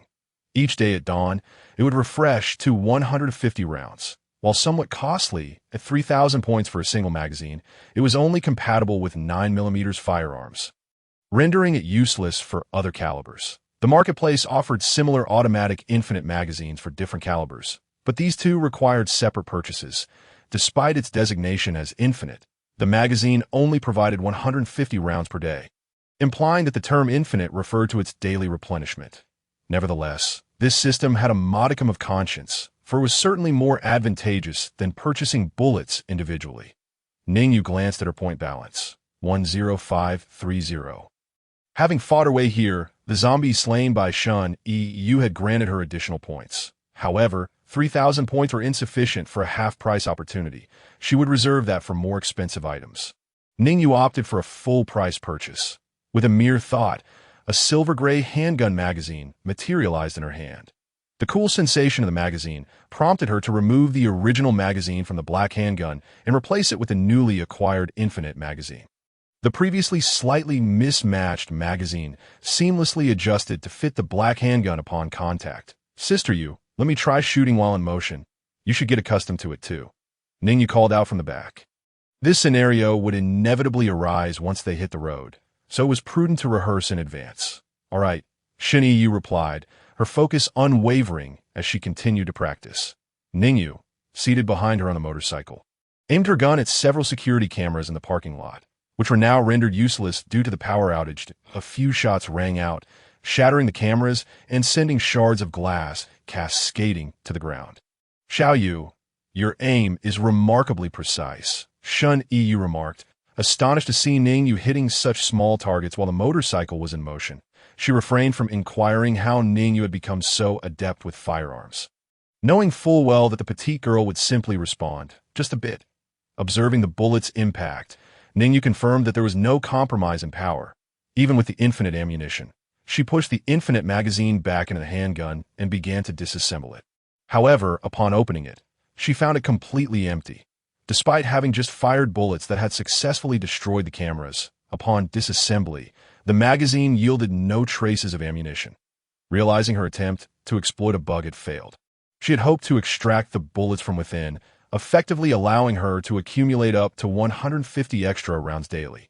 Yet true to the system's meticulous design, even this opportunity had been denied her. With the efficacy of her shots confirmed, Ning Yu refrained from wasting the day's allotment of bullets.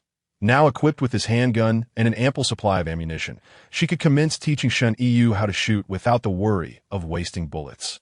"Xiao Yu, I think that's enough for now. Let's go." After a few hours, Ning Yu felt she had gained sufficient familiarity and stopped at the exit of the parking lot. Ning Yu looked up and noticed the sun was beginning to set, indicating it was at least past 4 in the afternoon. With visibility diminishing in the evening, they needed to find a place to rest before darkness enveloped the city completely. Virum, the motorcycle roared to life as the two of them surged out of the underground parking lot. Initially, as they hit the road, the ride was somewhat unsteady, perhaps due to the motorcycle's front being too heavy, causing Ning Yu to struggle with steering. Thus, she refrained from accelerating too much, maintaining a moderate speed on the road, occasionally weaving past abandoned vehicles and onto the sidewalk. Bang! From her vantage point behind, Ning Yu scanned the surroundings, swiftly raising her firearm to eliminate any zombies that ventured too close. Bullets pierced through their foreheads, resulting in a spectacular spray of crimson as they collapsed. First, let's head to the distribution center to grab a map. The noise of the motorcycle was deafening, prompting Ning Yu to shout over the din. simultaneously taking down a portly zombie that had lunged from beside a power pole. Got it. Ning Yu, having grown braver after a while, twisted the throttle with her right hand, tentatively increasing their speed. Virum, the motorcycle surged forward, the red rims spinning like two blazing flames. Ning Yu, caught off guard by the sudden acceleration, instinctively wrapped one hand around Ning Yu's slender waist, feeling the warmth of the girl's abdomen. The proximity allowed her to catch a hint of the subtle fragrance emanating from Ning Yu, reminiscent of citrus blossoms, a rather pleasant scent. Woohoo! We're taking off! Ning Yu exclaimed, exhilarated by the abrupt speed, her joy akin to that of a child with a new toy. With the motorcycle already producing a cacophony, there was no concern that her cheers would attract zombies. They had become the prime targets of the undead. Ning Yu felt no fear, and Ning Yu's confidence only grew. Take a right ahead, then go straight to the second intersection, and make a left, as Ning Yu followed Ning Yu's directions. She felt as though she were receiving navigational guidance from a smartphone app. Xiaoyu Navigation, at your service. The setting sun bathed the entire city in hues of orange and red, casting a beautiful yet melancholic glow over the streets.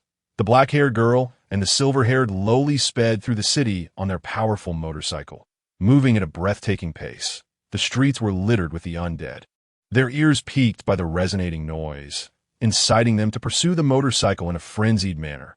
Though all they could do was inhale the exhaust fumes, in that moment, the symphony of the roaring engine.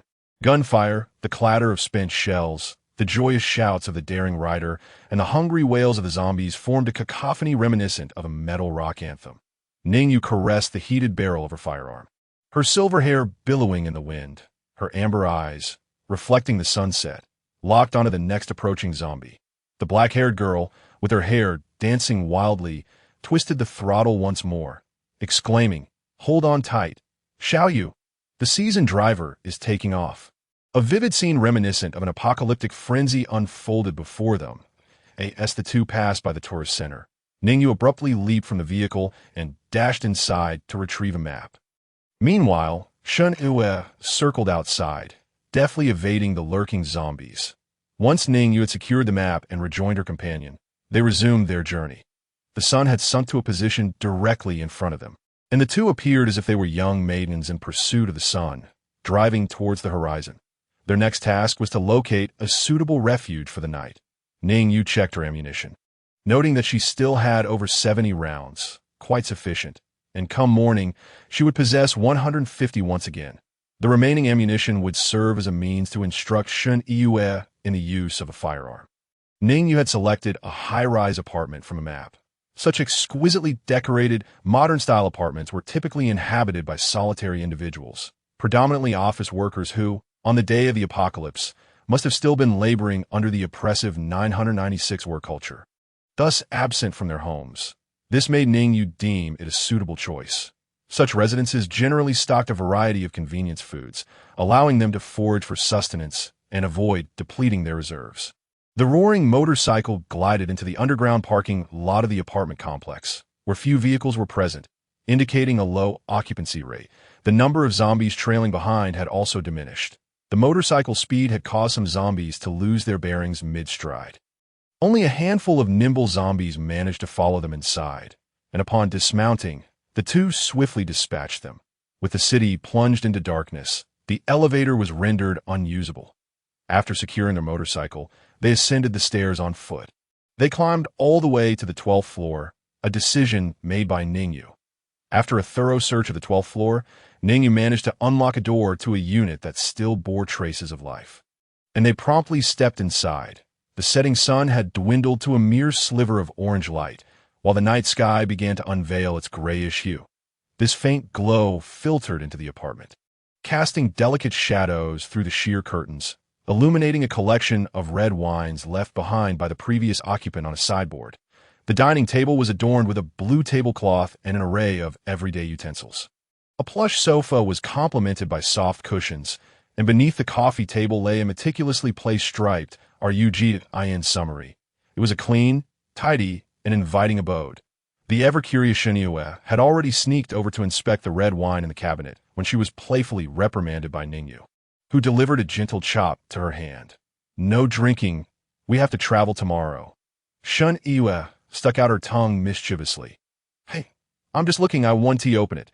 She instinctively reached for the television remote, only to suddenly remember that there was no power, leaving her with a sense of isolation. Seizing the last vestiges of daylight, the two decided to take showers. After Ning Yu finished first, she searched the apartment for food and discovered some sparkling water, along with chocolates and dried fruits. She pulled aside one side of the sheer curtain in the living room, gathered it up, and moved a stool to the balcony. She placed the snacks and drinks on the balcony and settled onto the stool, resting her fair, slender legs on the railing. Fresh from her bath and feeling invigorated, she enjoyed the gentle breeze while gazing at the towering buildings bathed in the twilight glow. She began to savor the sparkling water and snacks, relishing the moment. Shortly thereafter, Shun Yu emerged from her shower, and upon seeing the silver-haired girl in such a state of relaxation, she too mimicked her actions. She brought over a small stool and, like Ning Yu, boldly rested her fair legs on the railing as she indulged in her treats.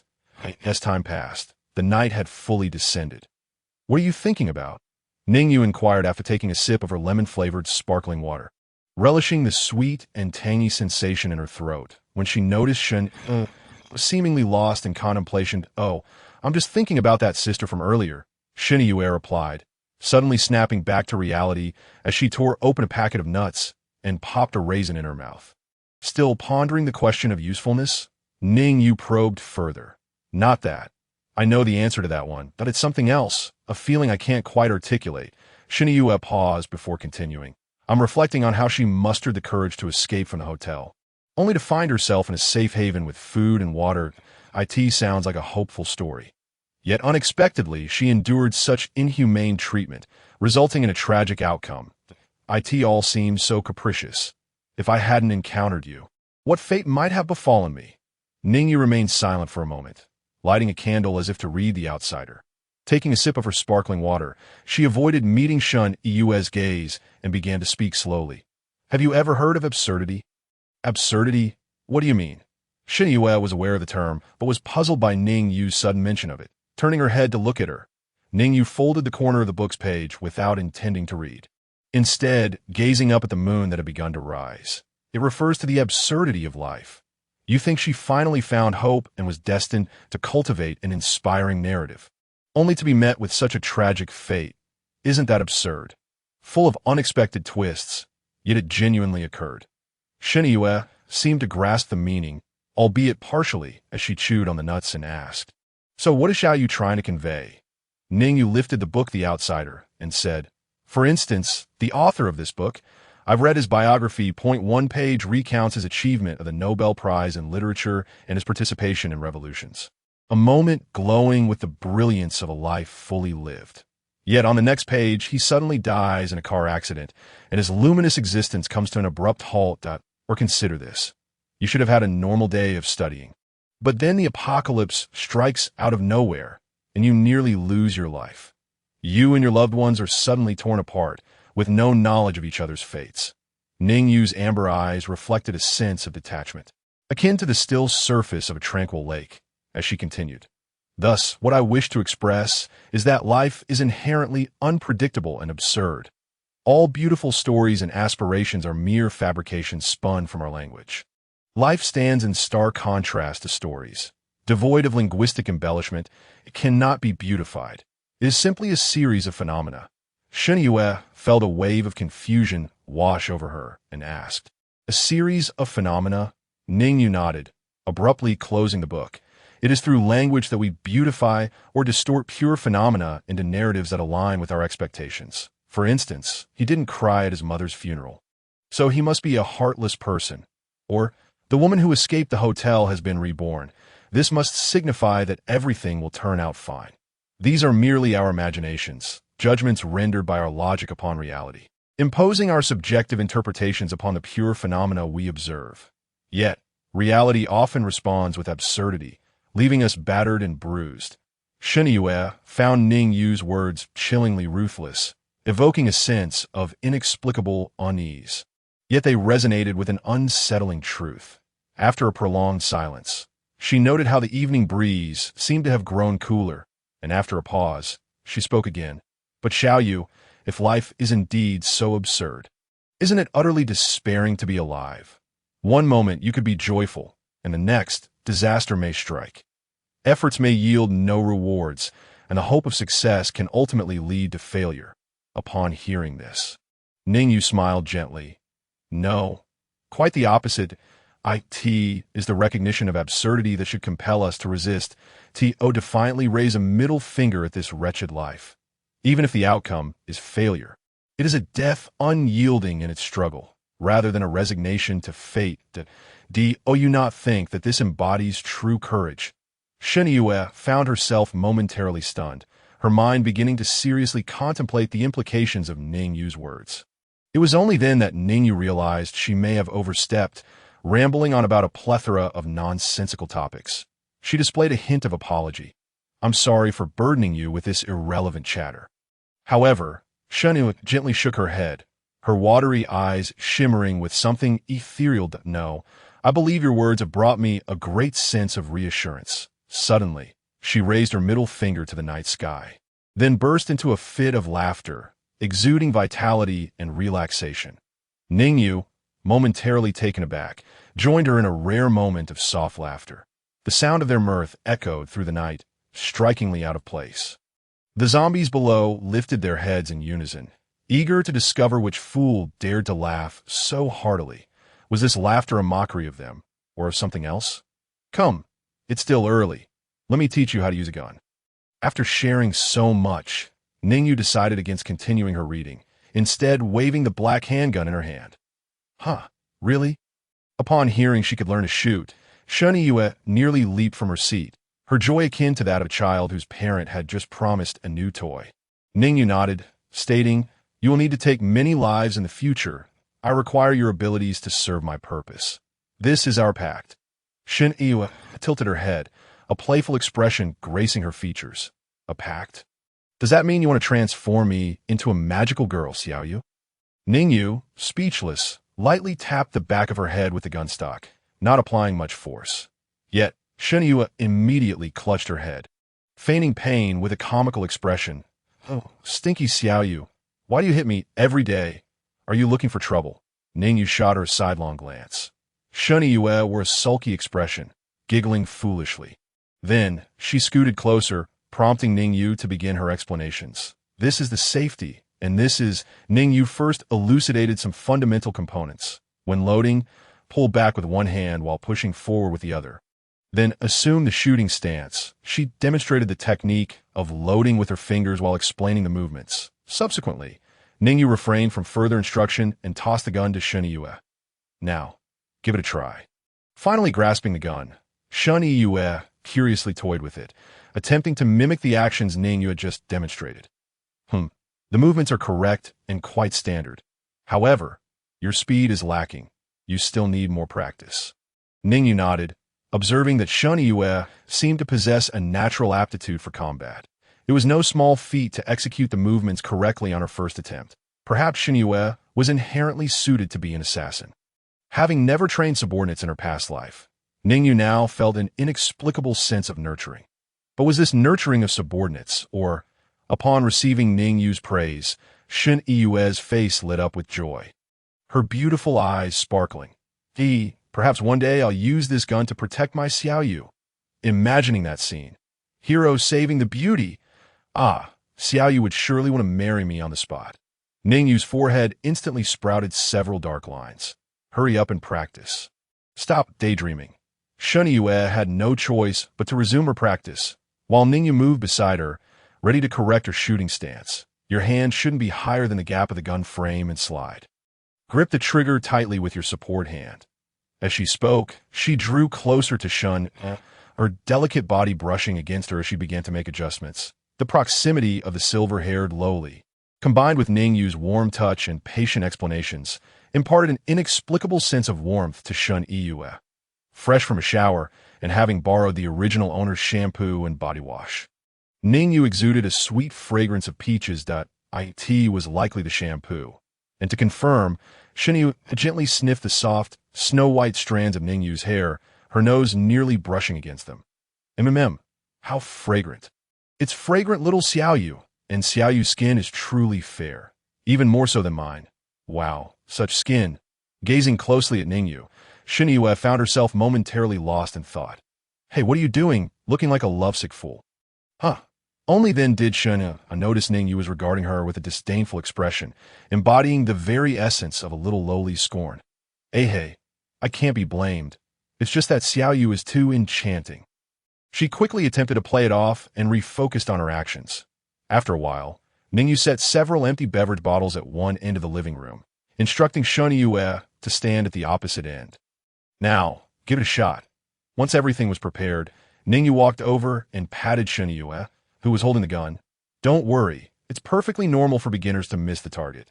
There are still over 70 bullets left. Shoot at will. But won't this waste bullets?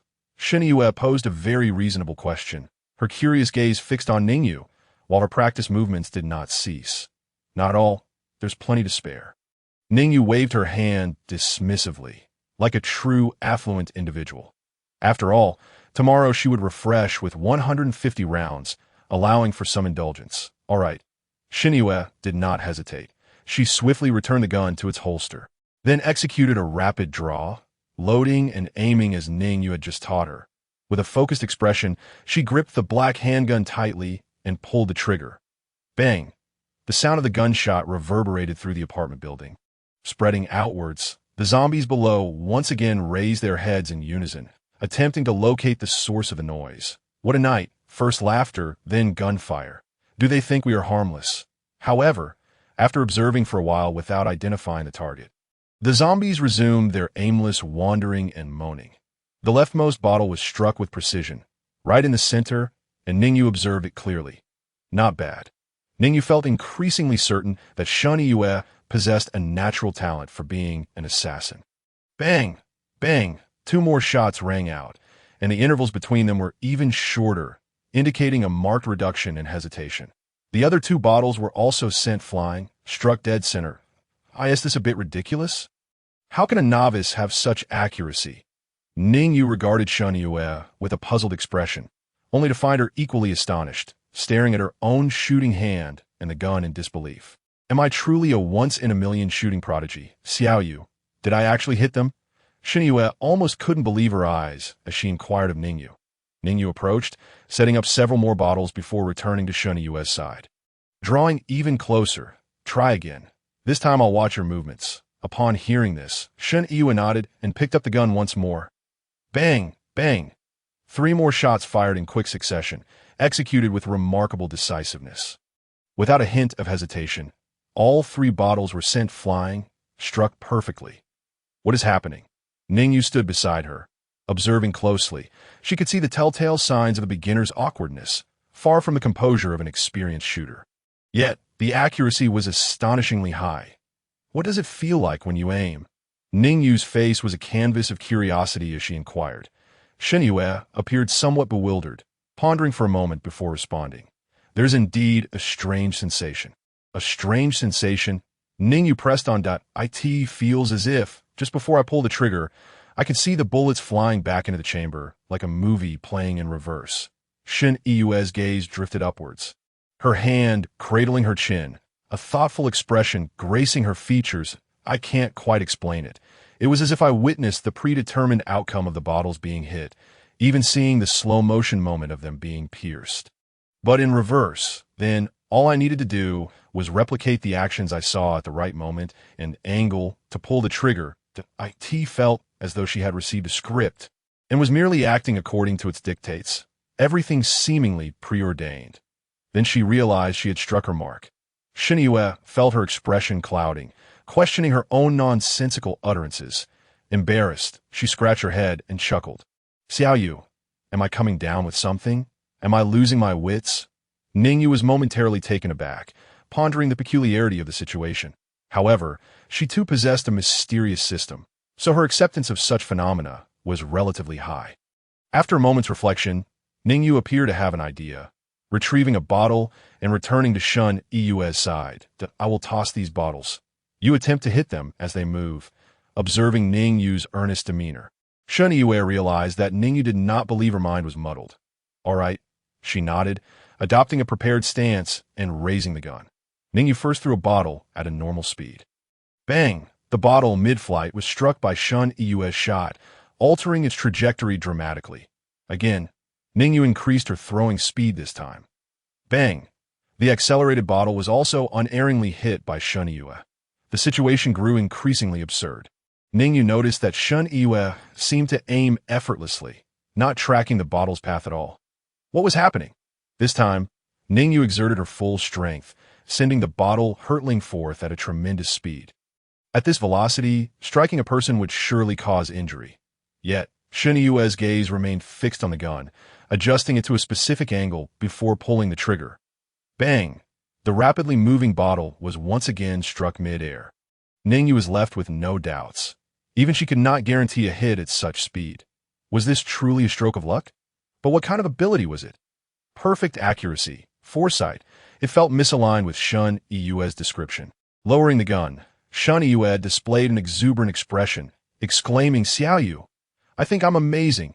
Even she was astonished by her performance. Ning Yu approached her, ruffling her hair as if soothing a child. "You seem to be treating me like a little kid." Shun Yue protested, turning her head away in discontent that if one could achieve perfect accuracy with a gun, could it be done with a knife as well? "Let's put it to the test." Ning Yu, undeterred, pointed to Shun Yue's long knife, intent on conducting further experimentation. Shun Yue grasped the knife sheath, hesitant to wield the blade directly for fear of harming Ning Yu. "Come on," she urged, as if returning to their usual training. Armed with the sheath, Shun Yue attacked, slashing towards Ning Yu, but all her strikes were evaded. "No, Xiao Yu, using the knife doesn't evoke that reverse sensation. It feels just like our regular training." Shun Yue shook her head. After some contemplation, Ning Yu proposed a possibility. "Perhaps the sheath isn't considered a weapon. Try using the knife directly in a way. Xiao Yu, what if something goes wrong?" Shun Yue expressed her concern, unwilling to take the risk of injuring Ning Yu. "Oh, are you suggesting you could harm me at will?" Ning Yu raised an eyebrow, her competitive spirit ignited. With a playful gesture, she called out to Shun Yue, "Bring it on. If you happen to hurt me, I'll just let the knife taste blood." Hearing this, Shun Yue admired Ning Yu's audacity, yet she hesitated no longer. Seizing the gleaming knife, she declared, "Watch out." Swiftly, she lunged forward to strike, while Ning Yu adeptly dodged her attacks. After several exchanges, both paused. It seemed that the knife was indeed ineffective. Could it be a matter of weaponry? Why not point the gun at me? Absolutely not. Shun Yue reacted with indignation at Ning Yu's dangerous suggestion. "What are you thinking, Xiao Yu? I could never shoot you. Besides, do you honestly believe you could catch a bullet?" She huffed, pouting defiantly. "I was just joking, you silly." Ning Yu suddenly smiled, waving her hand dismissively, though a flicker of satisfaction danced in her eyes. "Let's change our experimental direction." Before Shun Yue could comprehend, she felt her knife slip from her grasp. "Xiao Yu, what are you doing?" Ning Yu had snatched the knife from her, a mischievous glint in her eyes. The moon hung high behind her, casting an eerie shadow across her face, creating an oddly tense atmosphere. "What else would I do? I intend to test whether your peculiar ability activates when you defend yourself." With that, Ning Yu swung the knife, sheathed towards Shun Yue at breakneck speed. "Help! Domestic violence!" Shun Yue yelped, frantically fleeing, while Ning Yu unleashed a flurry of strikes. Miraculously, Shun Yue managed to evade them all. Ning Yu's excitement bubbled over. It seemed effective. "Xiao Yu, I can see the reversed images and simply mimic them to avoid your attacks."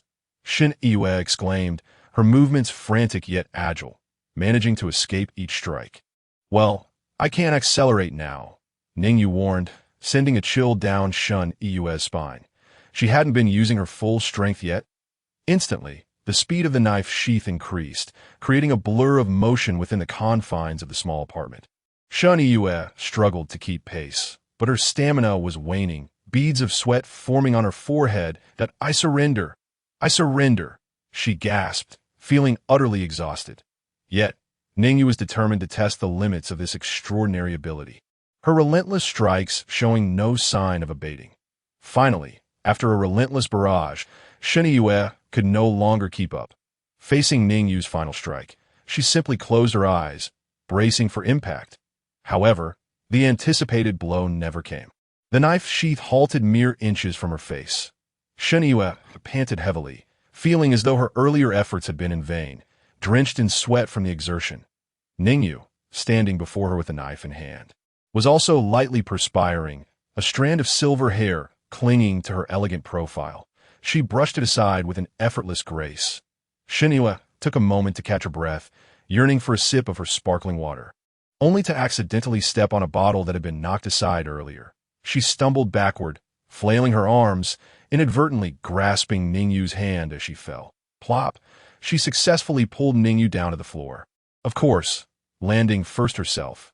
Ning Yu fell right onto her, nestling into her embrace. The pure white moonlight spilled into the dimly lit apartment, illuminating only the space where the balcony door stood ajar, revealing two girls drenched in fragrant sweat. Under the moonlight, Ning Yu and Shen Yu faced each other, their proximity unprecedented. Both widened their eyes in surprise, their lips slightly parted as they gasped for breath. Lost in each other's gaze, for a moment, silence enveloped them, the moonlight casting an enchanting glow. Neither spoke, and they remained still, gazing at each other for what felt like an eternity. Suddenly, Ning Yu regained her senses and hurriedly stood up, chiding herself for being so careless as to be pulled down like that. It was also due to her lack of vigilance regarding Shen Yu that she had ultimately relaxed her guard. Ning Yu couldn't help but reflect on her own actions. Shen Yu, too, quietly rose, her ears flushed and her face warm. Afraid of revealing her embarrassment to Ning Yu, she turned away to eat tea that moment. A small Shen Yu inside her was wailing loudly. Ah, what a pity! What was she regretting? Was she not quite right? Shen Yu quickly shook her head, attempting to clear her mind. Yet, for some reason, her head felt increasingly dizzy, to the point of feeling rather peculiar. Ning Yu noticed Shen Yu's condition and quickly asked, "What's wrong? Did I hurt you just now?" Shen Yu shook her head in denial, turning her body to speak. Suddenly, she felt the world spinning before her, and she fainted forward. Ning Yu quickly caught her, but this time she wouldn't be pulled down again. Holding Shen Yu's delicate form, Ning Yu felt her heart racing, realizing that she must have simply fainted. But how could this happen? Was it due to excessive exertion? That couldn't be the case. Ning Yu surmised that Shen Yu's ability to perceive scenes in reverse, akin to a form of precognition, was likely not something she could utilize continuously. That moment, as she lay unconscious, she must have overexerted herself mentally. It was also her own fault for being too eager, solely focused on testing the limits of her ability. Cradling Shen Yu's soft body, Ning Yu repositioned her into a princess carry. After taking a couple of steps, she gently laid her on the sofa in the living room. She softly touched Shen Yu's forehead, ensuring she had no fever or other symptoms. Then she took out some wet wipes to gently clean her sweaty body, concerned she might catch a cold from the cool air. The moonlight streaming into the living room barely illuminated her exquisite and charming face, and her rapid breathing gradually steadied, as if she had just fallen asleep. Ning Yu couldn't help but steal another glance at the sleeping beauty before her, finding her sleeping visage quite endearing. She then walked over, picked up the unfinished sparkling water, and sat down on the carpet in front of the sofa, leaning her head against the sofa and Shen Yu's delicate form. She opened the bottle cap and took a sip of the sweet and tangy lemon-flavored sparkling water. It felt as though she wouldn't be able to sleep tonight. A question arose in Ning Yu's mind. Why did Shen Yu suddenly possess this ability? During their training, she had shown no sign of it. After much contemplation, she considered a possibility. Shen Yu had been bitten by a zombie at Tianshan Primary School and had also been injured by a butcher. However, due to the presence of the immunity capsule, she had not been infected with the T-virus. Could it be because of this? If there were other humans who had been infected with the T-virus but managed to survive, might they also possess such strange abilities? If such a scenario existed, perhaps humanity was not entirely devoid of hope. Ding! Awakener detected around the host. The system is automatically upgrading. Upgrade complete. Suddenly, a system prompt echoed in her mind. Ning Yu recognized a very familiar term, Awakener. That phrase had been uttered by the blue-haired mechanical girl, which she had merely regarded as some sort of dramatic line.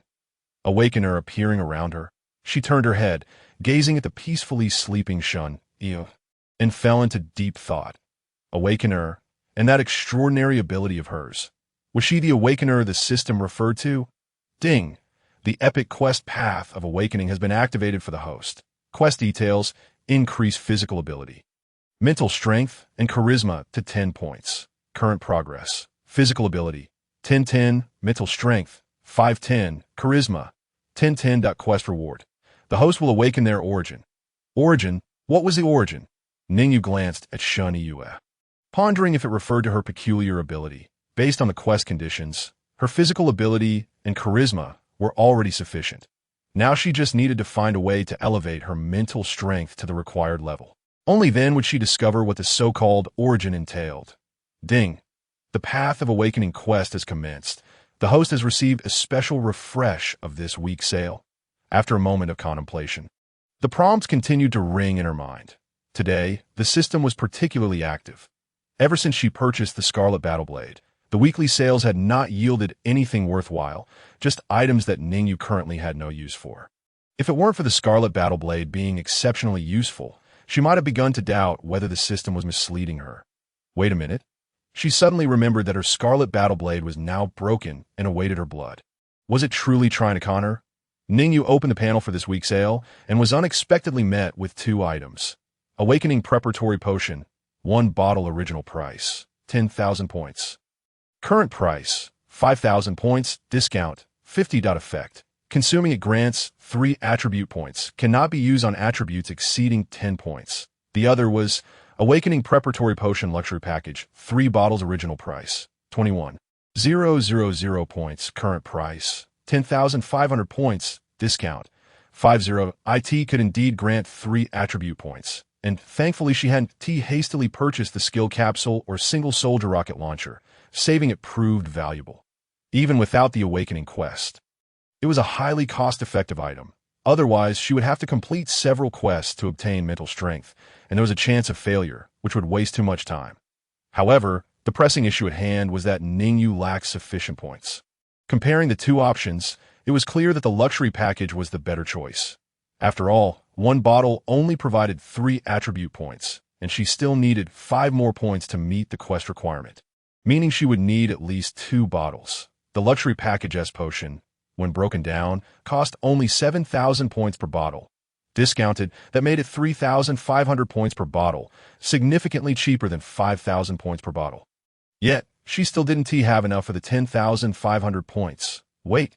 Ning Yu suddenly recalled that she had a 50 off purchase opportunity from the shop. She wondered if it could stack with the weekly sale discount. If it were a pay-to-win game, they would likely not allow such stacking. Nevertheless, Ning Yu found a discount purchase button next to the purchasing options. To her astonishment, it was indeed possible to stack the 50 off with the 50 off, allowing her to purchase the Awakening Preparatory Potion Luxury Package for only 5,250 points. Glancing at her points, 530, it was more than enough, leaving her with over 2,000 points to spare. This time, the system was undoubtedly at a loss. Having made up her mind, Ning Yu no longer hesitated and utilized the discount purchase. Instantly, 3 bottles of the Awakening Preparatory Potion appeared in her inventory. Meanwhile, the single bottle of the Awakening Preparatory Potion in the weekly sale immediately vanished. It seemed the 2 options were mutually exclusive. Purchasing one caused the other to disappear. She felt even more relieved by her choice. With a thought, a test tube-like glass vial containing the potion appeared in her hand. The exquisitely crafted glass vial bore a special material imprint of the letter U. How strange. Why was it not marked with AT? Ning Yu distinctly remembered that the low-level T-virus immunity capsule was marked with AT. So what did this U signify? A new virus. She felt an increasing sense of confusion surrounding this matter. The liquid within the vial emanated a kaleidoscope of colors, seemingly infused with some kind of fluorescent agent. Ning Yu felt that this concoction was imbued with a touch of Mary's souffleur. Without further hesitation, she uncorked a bottle of the Awakening Preparatory Potion and gulped it down. Ding! You have gained 3 attribute points. Upon detecting that both physical strength and charm have reached their maximum, the excess has been automatically allocated to mental power. You have gained mental power 3. Ning Yu discerned that the taste of this Awakening Preparatory Potion was rather peculiar, defying simple description with its strange flavor that could not merely be characterized as sweet, sour, bitter, or salty. Overall, consuming it brought a cool sensation that traveled down her esophagus into her stomach, where it spread a unique chill throughout her entire body. She immediately became acutely aware of the enhancement in her mental power. Her senses sharpened, allowing her to see further, hear the night wind more clearly, and even faintly catch the distant groans of zombies downstairs. The fatigue accumulated from a day of ceaseless activity dissipated in an instant. Had it not been so exorbitant, she would have relished the idea of using it as an energy drink. Ning Yu decisively downed a second bottle of the awakening preparatory potion. The host is limited to gaining only 2 attribute points. Only 2 points were distributed. This was due to her physical strength and charm, both reaching 10, while her mental power had recently increased to 8. Thus, she could only add 2 more points to her mental capacity. Ding, you have obtained 2 attribute points. Upon detecting that physical strength and charm are at their maximum, the excess has been automatically allocated to mental power. You have gained mental power to 8T this moment. Ning Yu's attributes fully met the requirements of the Awakening Path task. Ding! Epic Quest. Awakening Path has been completed. Initiating the host's awakening of the origin. The system did not immediately dispense rewards. As if entering some sort of process, Ning Yu felt an overwhelming warmth envelop her body, her blood seemingly replaced by boiling water. She furrowed her brow, enduring the searing pain, but was soon beset by waves of dizziness. The entire room spun around her. Her mind felt as if it had been tossed into a concrete mixer. An endless blackness surged from all directions, and she could no longer hold on. Succumbing to unconsciousness in her dazed state, she heard the system's prompt. Awakening complete. The host's origin is mist. Boundless gray mist enveloped her, and Ning Yu's eyes flew open. Once again, she found herself in this dream. The last occurrence having been when she fainted after unlocking the dark side of the moon. Ning Yu looked around, noting that this time she was utterly alone, that a damp sensation reached her feet, prompting her to look down. To her astonishment, she possessed a physical form, that of her current petite self. She was clad in the exquisite attire she wore upon first opening her eyes, with her legs adorned in pristine knee-high socks. Though her feet were bare, it seemed she stood upon the surface of a lake. Suddenly, the surrounding light brightened, and the gray mist swiftly dissipated, revealing the lake's reflective surface in stark clarity. Ning Yu could distinctly see her silvery gray hair and those familiar amber eyes reflected in the water. A soft drip echoed as a drop of water fell before her, sending gentle ripples across the previously smooth lake's surface. She quickly raised her head, only to have her pupils dilate in shock. She beheld another version of herself? This was undeniably not Ning Xian, for though they were twins, their appearances bore noticeable differences, such as her sister's lake-blue eyes. The self before her was an exact replica, silver hair, amber eyes. Ning Yu merely locked gazes with this self for a fleeting moment before a myriad of images flashed before her eyes. Like a revolving lantern, exiting her mother's womb, to being reduced to ashes and interred in a grave. Primitive humans feasting on raw flesh. Emperors ascending thrones in ancient times. Battlefields drenched in blood. Office workers making phone calls, and future cities suffused with light pollution. When she finally regained her senses, the self across from her remained still, gazing at her intently. That self suddenly moved her lips, yet no sound emerged. Ning Yu strained to read her lips. Finally, origin. As with all dreams, when you struggle to accomplish something within a dream, you invariably fail to do so. The torment of wanting to achieve something but being unable to do so persisted until the dream ended. No matter how she tried, Ning Yu could not decipher what she was attempting to convey. The endless gray mist began to engulf her once more, and the lake vanished. The self also faded away. Upon opening her eyes again, Ning Yu found herself staring at the pure, white ceiling of her apartment's living room. The intense warmth that had previously enveloped her had dissipated, leaving her with an inexplicable lightness. She glanced at the clock in the living room. 2 a.m. She had been unconscious for several hours on the sofa. Shun Yue remained in slumber. Ning Yu approached and gently touched her forehead, finding her temperature normal. After checking her body for any abnormalities, it seemed that Ning Yu had merely fainted from overexertion of her abilities.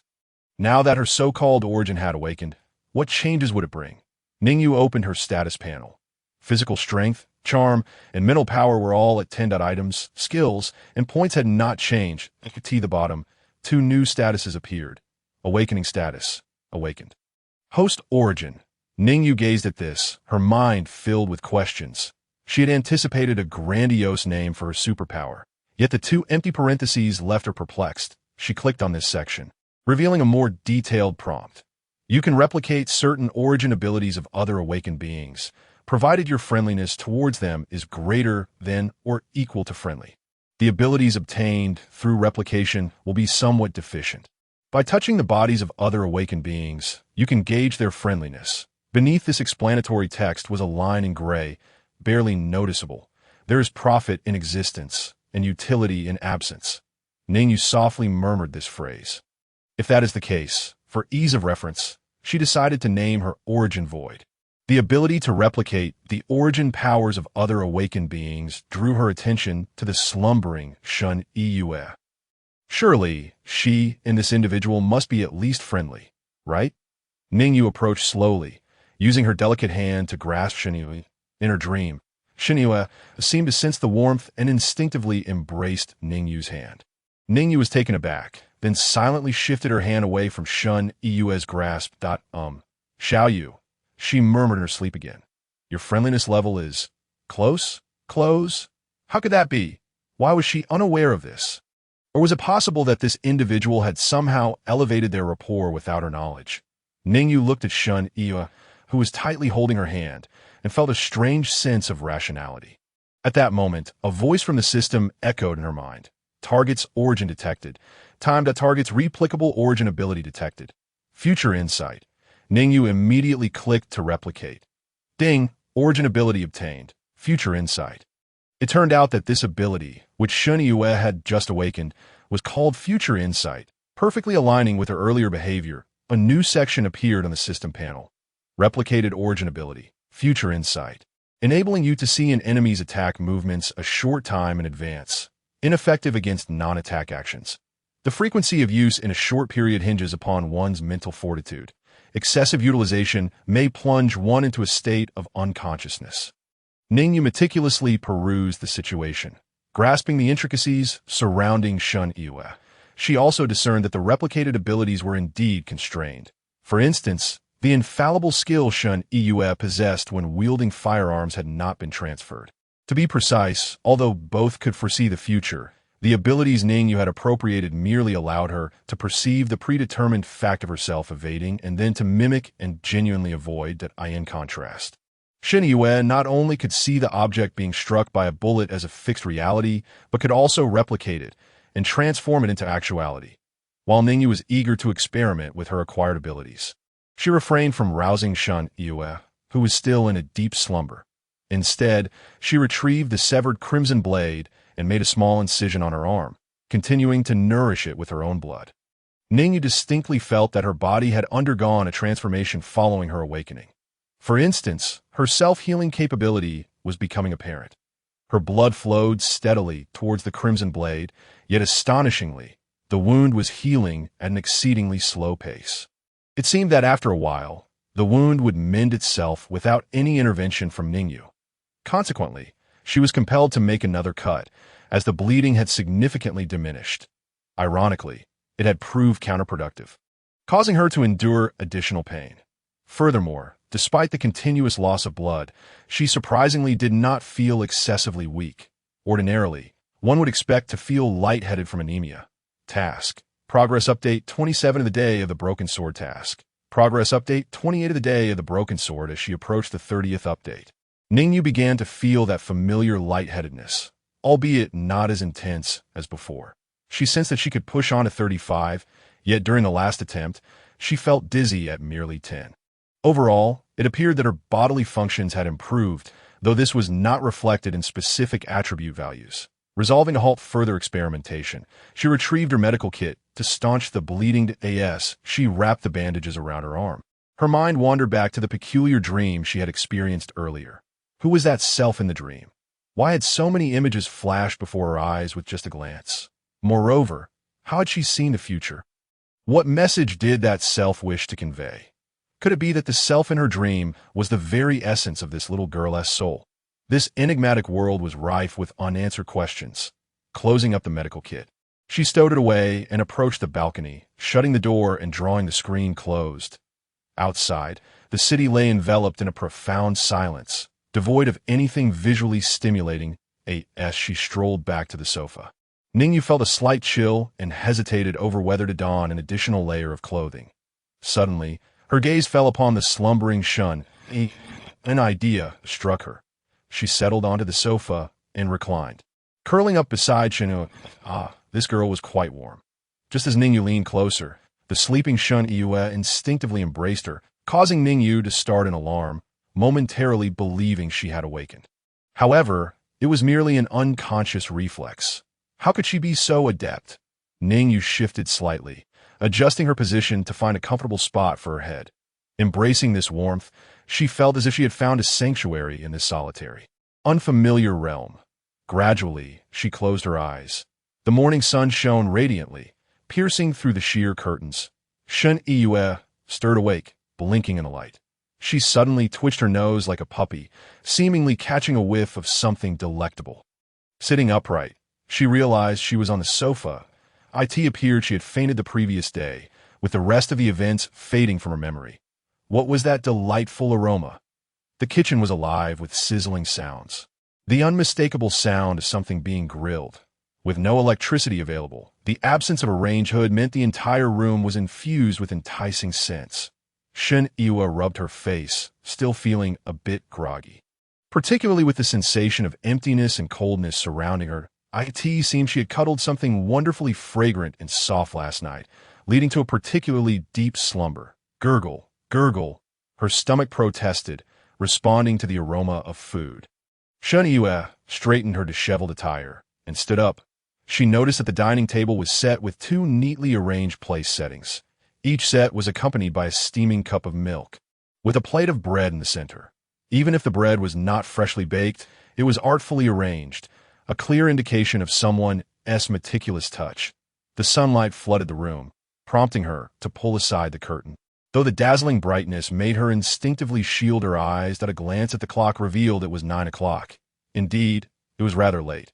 Ordinarily, she would already be in class tackling exercises at this hour. She tiptoed toward the kitchen, having already surmised that Ning Yu was preparing breakfast. Just as the silver-haired little girl was about to exit the kitchen, they nearly collided. "Hey, you idiot, what are you doing?" Ning Yu nimbly dodged, a look of disdain adorning her delicate features. Her silvery hair was neatly combed, though it had been tousled the previous night after Shun Yue had held her tightly. This silly girl had been incessantly ruffling her hair in her dreams, leaving her exasperated. Shun Yue gazed at the adorable silver-haired girl clad in an apron, her eyes sparkling with delight. It's my little Rain making breakfast. How utterly charming. I'm in love. She pretended to lunge at Ning Yu, as if to shower her with kisses. Ning Yu, however, was holding a plate of crispy bacon that she had prepared using a portable alcohol stove, still radiating warmth. Unable to free her hands, she had no choice but to halt the foolish girl with her foot. "Quick, go wash your face and brush your teeth. Hurry up, no breakfast until you're done." Shun Yue reluctantly acquiesced, trudging off to the bathroom. That'd be why the time she emerged, Ning Yu had already made a simple sandwich with the bacon nestled between slices of bread, enjoying it alongside the milk.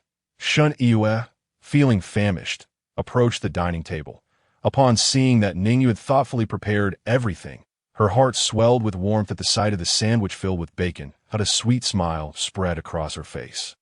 It's little Rain's love-filled breakfast. She eagerly snatched the bread and took a large bite, sitting down without a care for appearances. Soon, her gaze fell upon a peculiar drink placed in the center of the table. It was a colorful concoction, glistening under the morning light, and Shun Yue couldn't help but think it looked remarkably enchanting. Could it be a magical potion that would transform her into an adorable girl? "Little Rain, what is this drink?" In stark contrast to Shun Yue's boisterous eating, Ning Yu savored her food delicately, taking small bites and occasionally sipping her milk embodying the grace of a refined young lady. Upon hearing Shan Yue's inquiry, Ning Yu shot her a sidelong glance, responding nonchalantly, "You'll find out shortly." So mysterious? Intrigued, Shan Yue reached for the drink, taking a cautious sip. Ugh, what a strange taste. She scrunched her nose in distaste. Finding the beverage oddly bland, devoid of sweetness, completely at odds with its vibrant appearance, setting the drink aside, she resumed relishing the heartfelt breakfast Ning Yu had prepared. Before long, both had finished their meals, just as Shan Yue was about to rise. Ning Yu suddenly pressed her back down into her seat. "Little Rain, what are you doing?" She looked up, her big, watery eyes brimming with curiosity.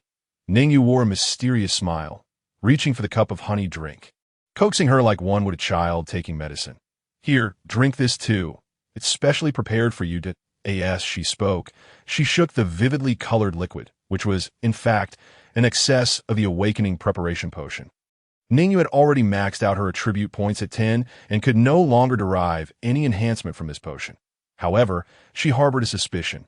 Perhaps this surplus potion could also transform Shan Yue's body. Shan Yue looked at the strange vial with a disdainful expression, exclaiming, "This tastes horrible. I don't want it." Suddenly, Ning Yu leaned in close, her amber eyes fixed on Shan Yue with an air of undeniable authority as she insisted. "No, you must drink it. I went through a great deal of trouble to obtain it." Shan Yue was momentarily taken aback, questioning why she had to consume this bizarre Mary Sue liquid. Her mind began to conjure up whimsical and absurd scenarios.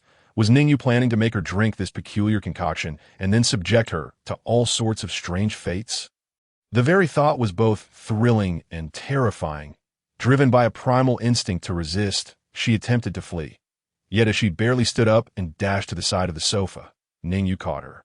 She found herself tumbling onto the couch, turning to see Ning Yu approaching with the vial in hand. In a flurry, she retreated, only to find herself cornered on the sofa, her face a portrait of refusal. "No, Ning Yu, I don't want to drink this. What is it? You can't just come closer." Ning Yu, resembling a villain in a tale, shook the bottle and wore a wicked grin. "Good girl, you must drink it all up." As Ning Yu drew nearer, Shan Yue made one last stand against the inevitable, pleading, "No, no. Ning Yu, I refuse." MMPH. Before she could finish her protest, Ning Yu forcibly shoved the bottle's opening in her mouth, beginning to feed her the awakening preparation potion. It seemed she was drinking too quickly, and halfway through, she choked. Ning Yu had no choice but to pull back momentarily, and Shan Yue coughed, tears gathering at the corners of her eyes, her cheeks flushed. After a brief moment of recovering her breath, Ning Yu approached again with the remaining potion, resembling a cold and unyielding physician. Shan Yue weakly shook her head, futilely resisting. "No. Ning Yu, take it slow. It's too much. I can't drink anymore." MMPH. Her eyes gradually dimmed, losing their sparkle, and she succumbed to the potion, drinking it helplessly until the entire vial was empty. Once she finished, she cast a mournful gaze at the little demon. Ning Yu, what on earth did you make me drink? Forcing me to consume it, 6 walnuts, to nourish your brain." Ning Yu replied nonchalantly, tossing the now empty bottle aside. "Are you trying to deceive me? You didn't give me anything strange, did you?" Shan Yue expressed her disbelief, not trusting a single punctuation mark of Ning Yu's words. Ning Yu raised an eyebrow at her skepticism. "Huh, what do you think it is? Something bizarre?" She genuinely wished she had mind-reading abilities to discern the nonsensical thoughts swirling in Shan Yue's mind. Shan Yue's cheeks flushed as she said nothing, merely huffing in response. "Humph, it's nothing." Just as she stood up, a look of surprise crossed her face. Ning Yu, intrigued, quickly asked, "What is it? What do you feel?" Shan Yue waved her fair arms, experiencing an inexplicable sense of ease and a surge of strength. "I feel like I've gotten stronger, and my spirits have lifted." She raised her petite fist, puffing out her cheeks defiantly at Ning Yu. "You little rascal, making me drink something strange. Take this." Ning Yu's vision suddenly blurred as she witnessed the scene of her dodging Shan Yue's punch in reverse. She realized that if her movements matched those in the reversed vision, she could evade the blow. However, rather than dodging, she chose to catch Shan Yue's fist with her hand. The impact resonated through her palm. While it did not surpass her own strength, It evidently exceeded Shen Yue's original power. Grasping Shen Yue's fist, she praised, "Not bad. That punch has at least 20 years of prowess." Ning Yu was merely being facetious, complimenting the strength without any genuine assessment. Indeed, this potion proved effective for others besides herself, seemingly granting Shen Yue at least 23 points in physical capabilities. Yet she pondered why, despite needing all 3 attributes to reach 10 for awakening, Shen Yue could awaken directly without meeting that criterion. Perhaps it was due to the peculiar system she possessed. So, what you've made me drink is a potion that enhances strength? Shen Yue asked with curiosity in her gaze. Fixated on Ning Yu. Ning Yu nodded, but why did you have to force-feed me in such a bizarre manner? Couldn't you have been a bit gentler? Shen Yue immediately pouted, her adorable lips forming a defiant line. Well, it was because you were being picky. Once you tasted its unpleasantness, you refused to drink it. I was afraid of waste. Ning Yu shot her a disapproving glance before loosening her grip on Shen Yue's fist. Shen Yue feigned another punch, but paused, recalling how Ning Yu prepared a heartfelt breakfast for her. She huffed and retracted her fist. Then, no more of that next time. There was no other choice. One could hardly resist a kind gesture. Let us go. We need to continue our journey. The sooner we reach the gathering place of survivors, the sooner we might find your family. Ning Yu silently added to herself that they could also acquire more tasks. Wasting no time, she began to gather her belongings. All right. Shen Yue nodded obediently and joined Ning Yu in tidying up. The sleek silver motorcycle sped along the elevated highway. After departing the apartment, they followed Ning Yu's planned route towards Yida Plaza on the outskirts of City A. Behind them trailed a throng of zombies. Along the way, numerous vehicles that had been involved in accidents saw zombies spilling out, beginning to pursue the motorcycle. Today, Shen Yue's driving skills had improved markedly, her speed increasing as she became a seasoned rider. Ning Yu hardly fired her weapon. The speed was so great that many zombies were left far behind before they could even approach. You didn't use your abilities to evade, did you? Ning Yu lay her head against Shen Yue's back, appearing relaxed as if they were on a leisurely vacation. She reminded Shen Yue to avoid using her abilities to prevent the risk of losing consciousness while driving. No, Ning Yu. I turned it off, Shen Yue replied without turning around, her voice mingling with the howling wind. The ability to read the future could be controlled by deliberately blurring her vision for a time. She could deactivate it. Likewise, it could be reactivated using the same method. This was something Shen Yue had discovered through experimentation, and Ning Yu found that her own pirated version of the ability could also be managed this way. This was crucial. Should the ability remain active, they could collapse at any moment as they progressed along Ning Yu's planned route. They were nearing the exit of the elevated highway. Wait. Ning Yu suddenly called out to Shen Yue, tapping her hand to signal her to slow down. Look over there. Ning Yu pointed to a distant area that appeared cluttered with vehicles, suggesting a severe multi-car pileup had occurred. Ning Yu, what's over there? I can't see clearly, Shen Yue said, slowing the motorcycle while squinting to get a better look, but still unable to discern anything. She was nearsighted. The distance was simply too great, with Ning Yu's mental power reaching 10. Her vision had seemingly improved exponentially, allowing her to perceive far-off details, while Shen Yue remained at a disadvantage. Ning Yu hesitated over whether to inform Shen Yue and ultimately decided to speak. There's a bus involved in a crash over there. It says Tianshan Primary School. What Shen Yue's face paled instantly, her body trembling involuntarily. Ning Yu gently patted her back, trying to offer some comfort. Let us go. We want to know until we check it out.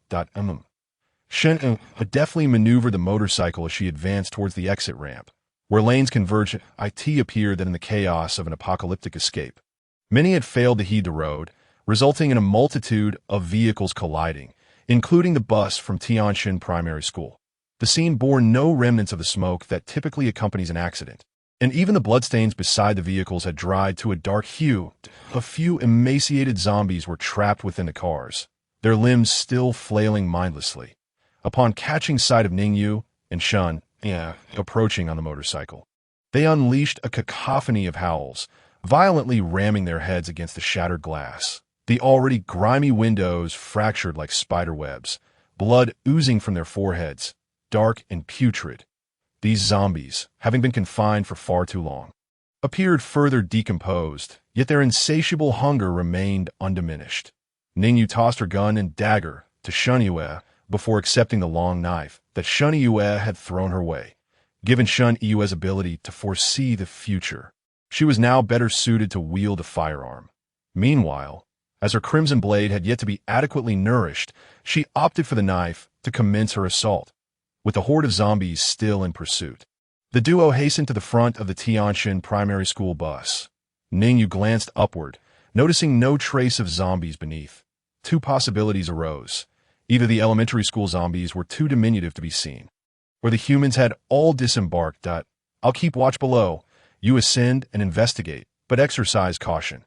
Armed with the long knife, Ning Yu prepared to eliminate any zombies crawling out from under the bus. While casting a cautious reminder over her shoulder, Shen Yue nodded, her heart racing with trepidation. Holding a gun in one hand and a dagger in the other, she kicked open the dilapidated bus door. Neither had consumed the immunity capsules. Ning Yu had no need for one, and with Shen Yue's foresight, she was unlikely to be easily attacked. As the door creaked open, a gust of dust and the distinctive stench of motion sickness mingled with the odor of decay rushed out from within. Shen Yue hesitated, opting first to toss a stone inside, which elicited a series of ow sounds. The shrill cries of the zombies were unmistakably those of miners. Transformed into the undead, a wave of mixed emotions washed over Shen Yue as she dared not envision Shen Qianqian as one of them. Ning Yu shot her a steady glance, calmly asserting, "Go on, whether good or bad. It is a reality we must confront." She pivoted, plunging her knife into the skull of a zombie that crawled out from beneath the vehicle, silencing it in one swift motion. Blackened blood oozed from the gaping wound as if the blade had unearthed crude oil. This awakening was primarily a significant enhancement of her mental fortitude. Ning Yu discovered her ability to sense danger had markedly improved, her perception of the environment becoming more acute. Perhaps she had previously overvalued physical prowess, underestimating the power of mental acuity. Shen Yue boarded the bus, swallowing hard as she peered inside. The interior was eerily empty, save for a few elementary school zombies restrained by seatbelts. Unable to move, upon spotting a living person, they immediately bared their teeth, their expressions grotesque. The seatbelts straining against their frantic movements. The zombies' eyes were a lifeless gray, and some were missing teeth, a reminder that they had been in the midst of losing them before their transformation. Shen Yue cautiously identified each one, plunging her dagger into the skull of each zombie she recognized, rendering them silent in their seats, time forever suspended within the bus. "How's it going?" Ning Yu swiftly dispatched the 10 or so zombies that had advanced toward them and leaped onto the bus. She observed Shen Yue fixated on a window, noting that the safety hammer was missing and the glass completely shattered. Not having found Qianqian's body implied that some had escaped. Shen Yue turned, excitement illuminating her eyes as she regarded Ning Yu, an unmistakable glimmer of hope in her gaze. Ning Yu surveyed the surroundings, noting only the presence of the elementary school zombies, and replied, "It is quite possible that the gym teacher's body is not here.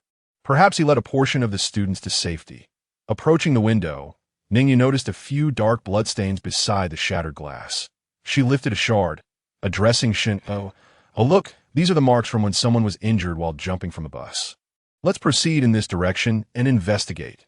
Before them stood a grand edifice adorned with vibrant signage, though now devoid of electricity and unable to shine from the remnants of the lights.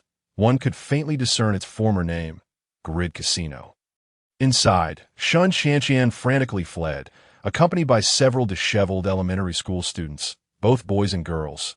She was no exception, her garments marred with grime, her visage dust-laden. They darted among various gambling machines and card tables, desperately seeking escape. In pursuit with a robust middle-aged man, his wrist adorned with a silver watch, clad in a fitted short-sleeved shirt and shorts that showcased his muscular physique. However, his pallor betrayed his condition. Gaunt and weary, clearly suffering from hunger and exhaustion. Brandishing a bloodied baseball bat, he battled against several zombies, each strike obliterating their skulls upon contact. These struggling zombies were swiftly dispatched, collapsing to the ground. "Mr. Li, over here!"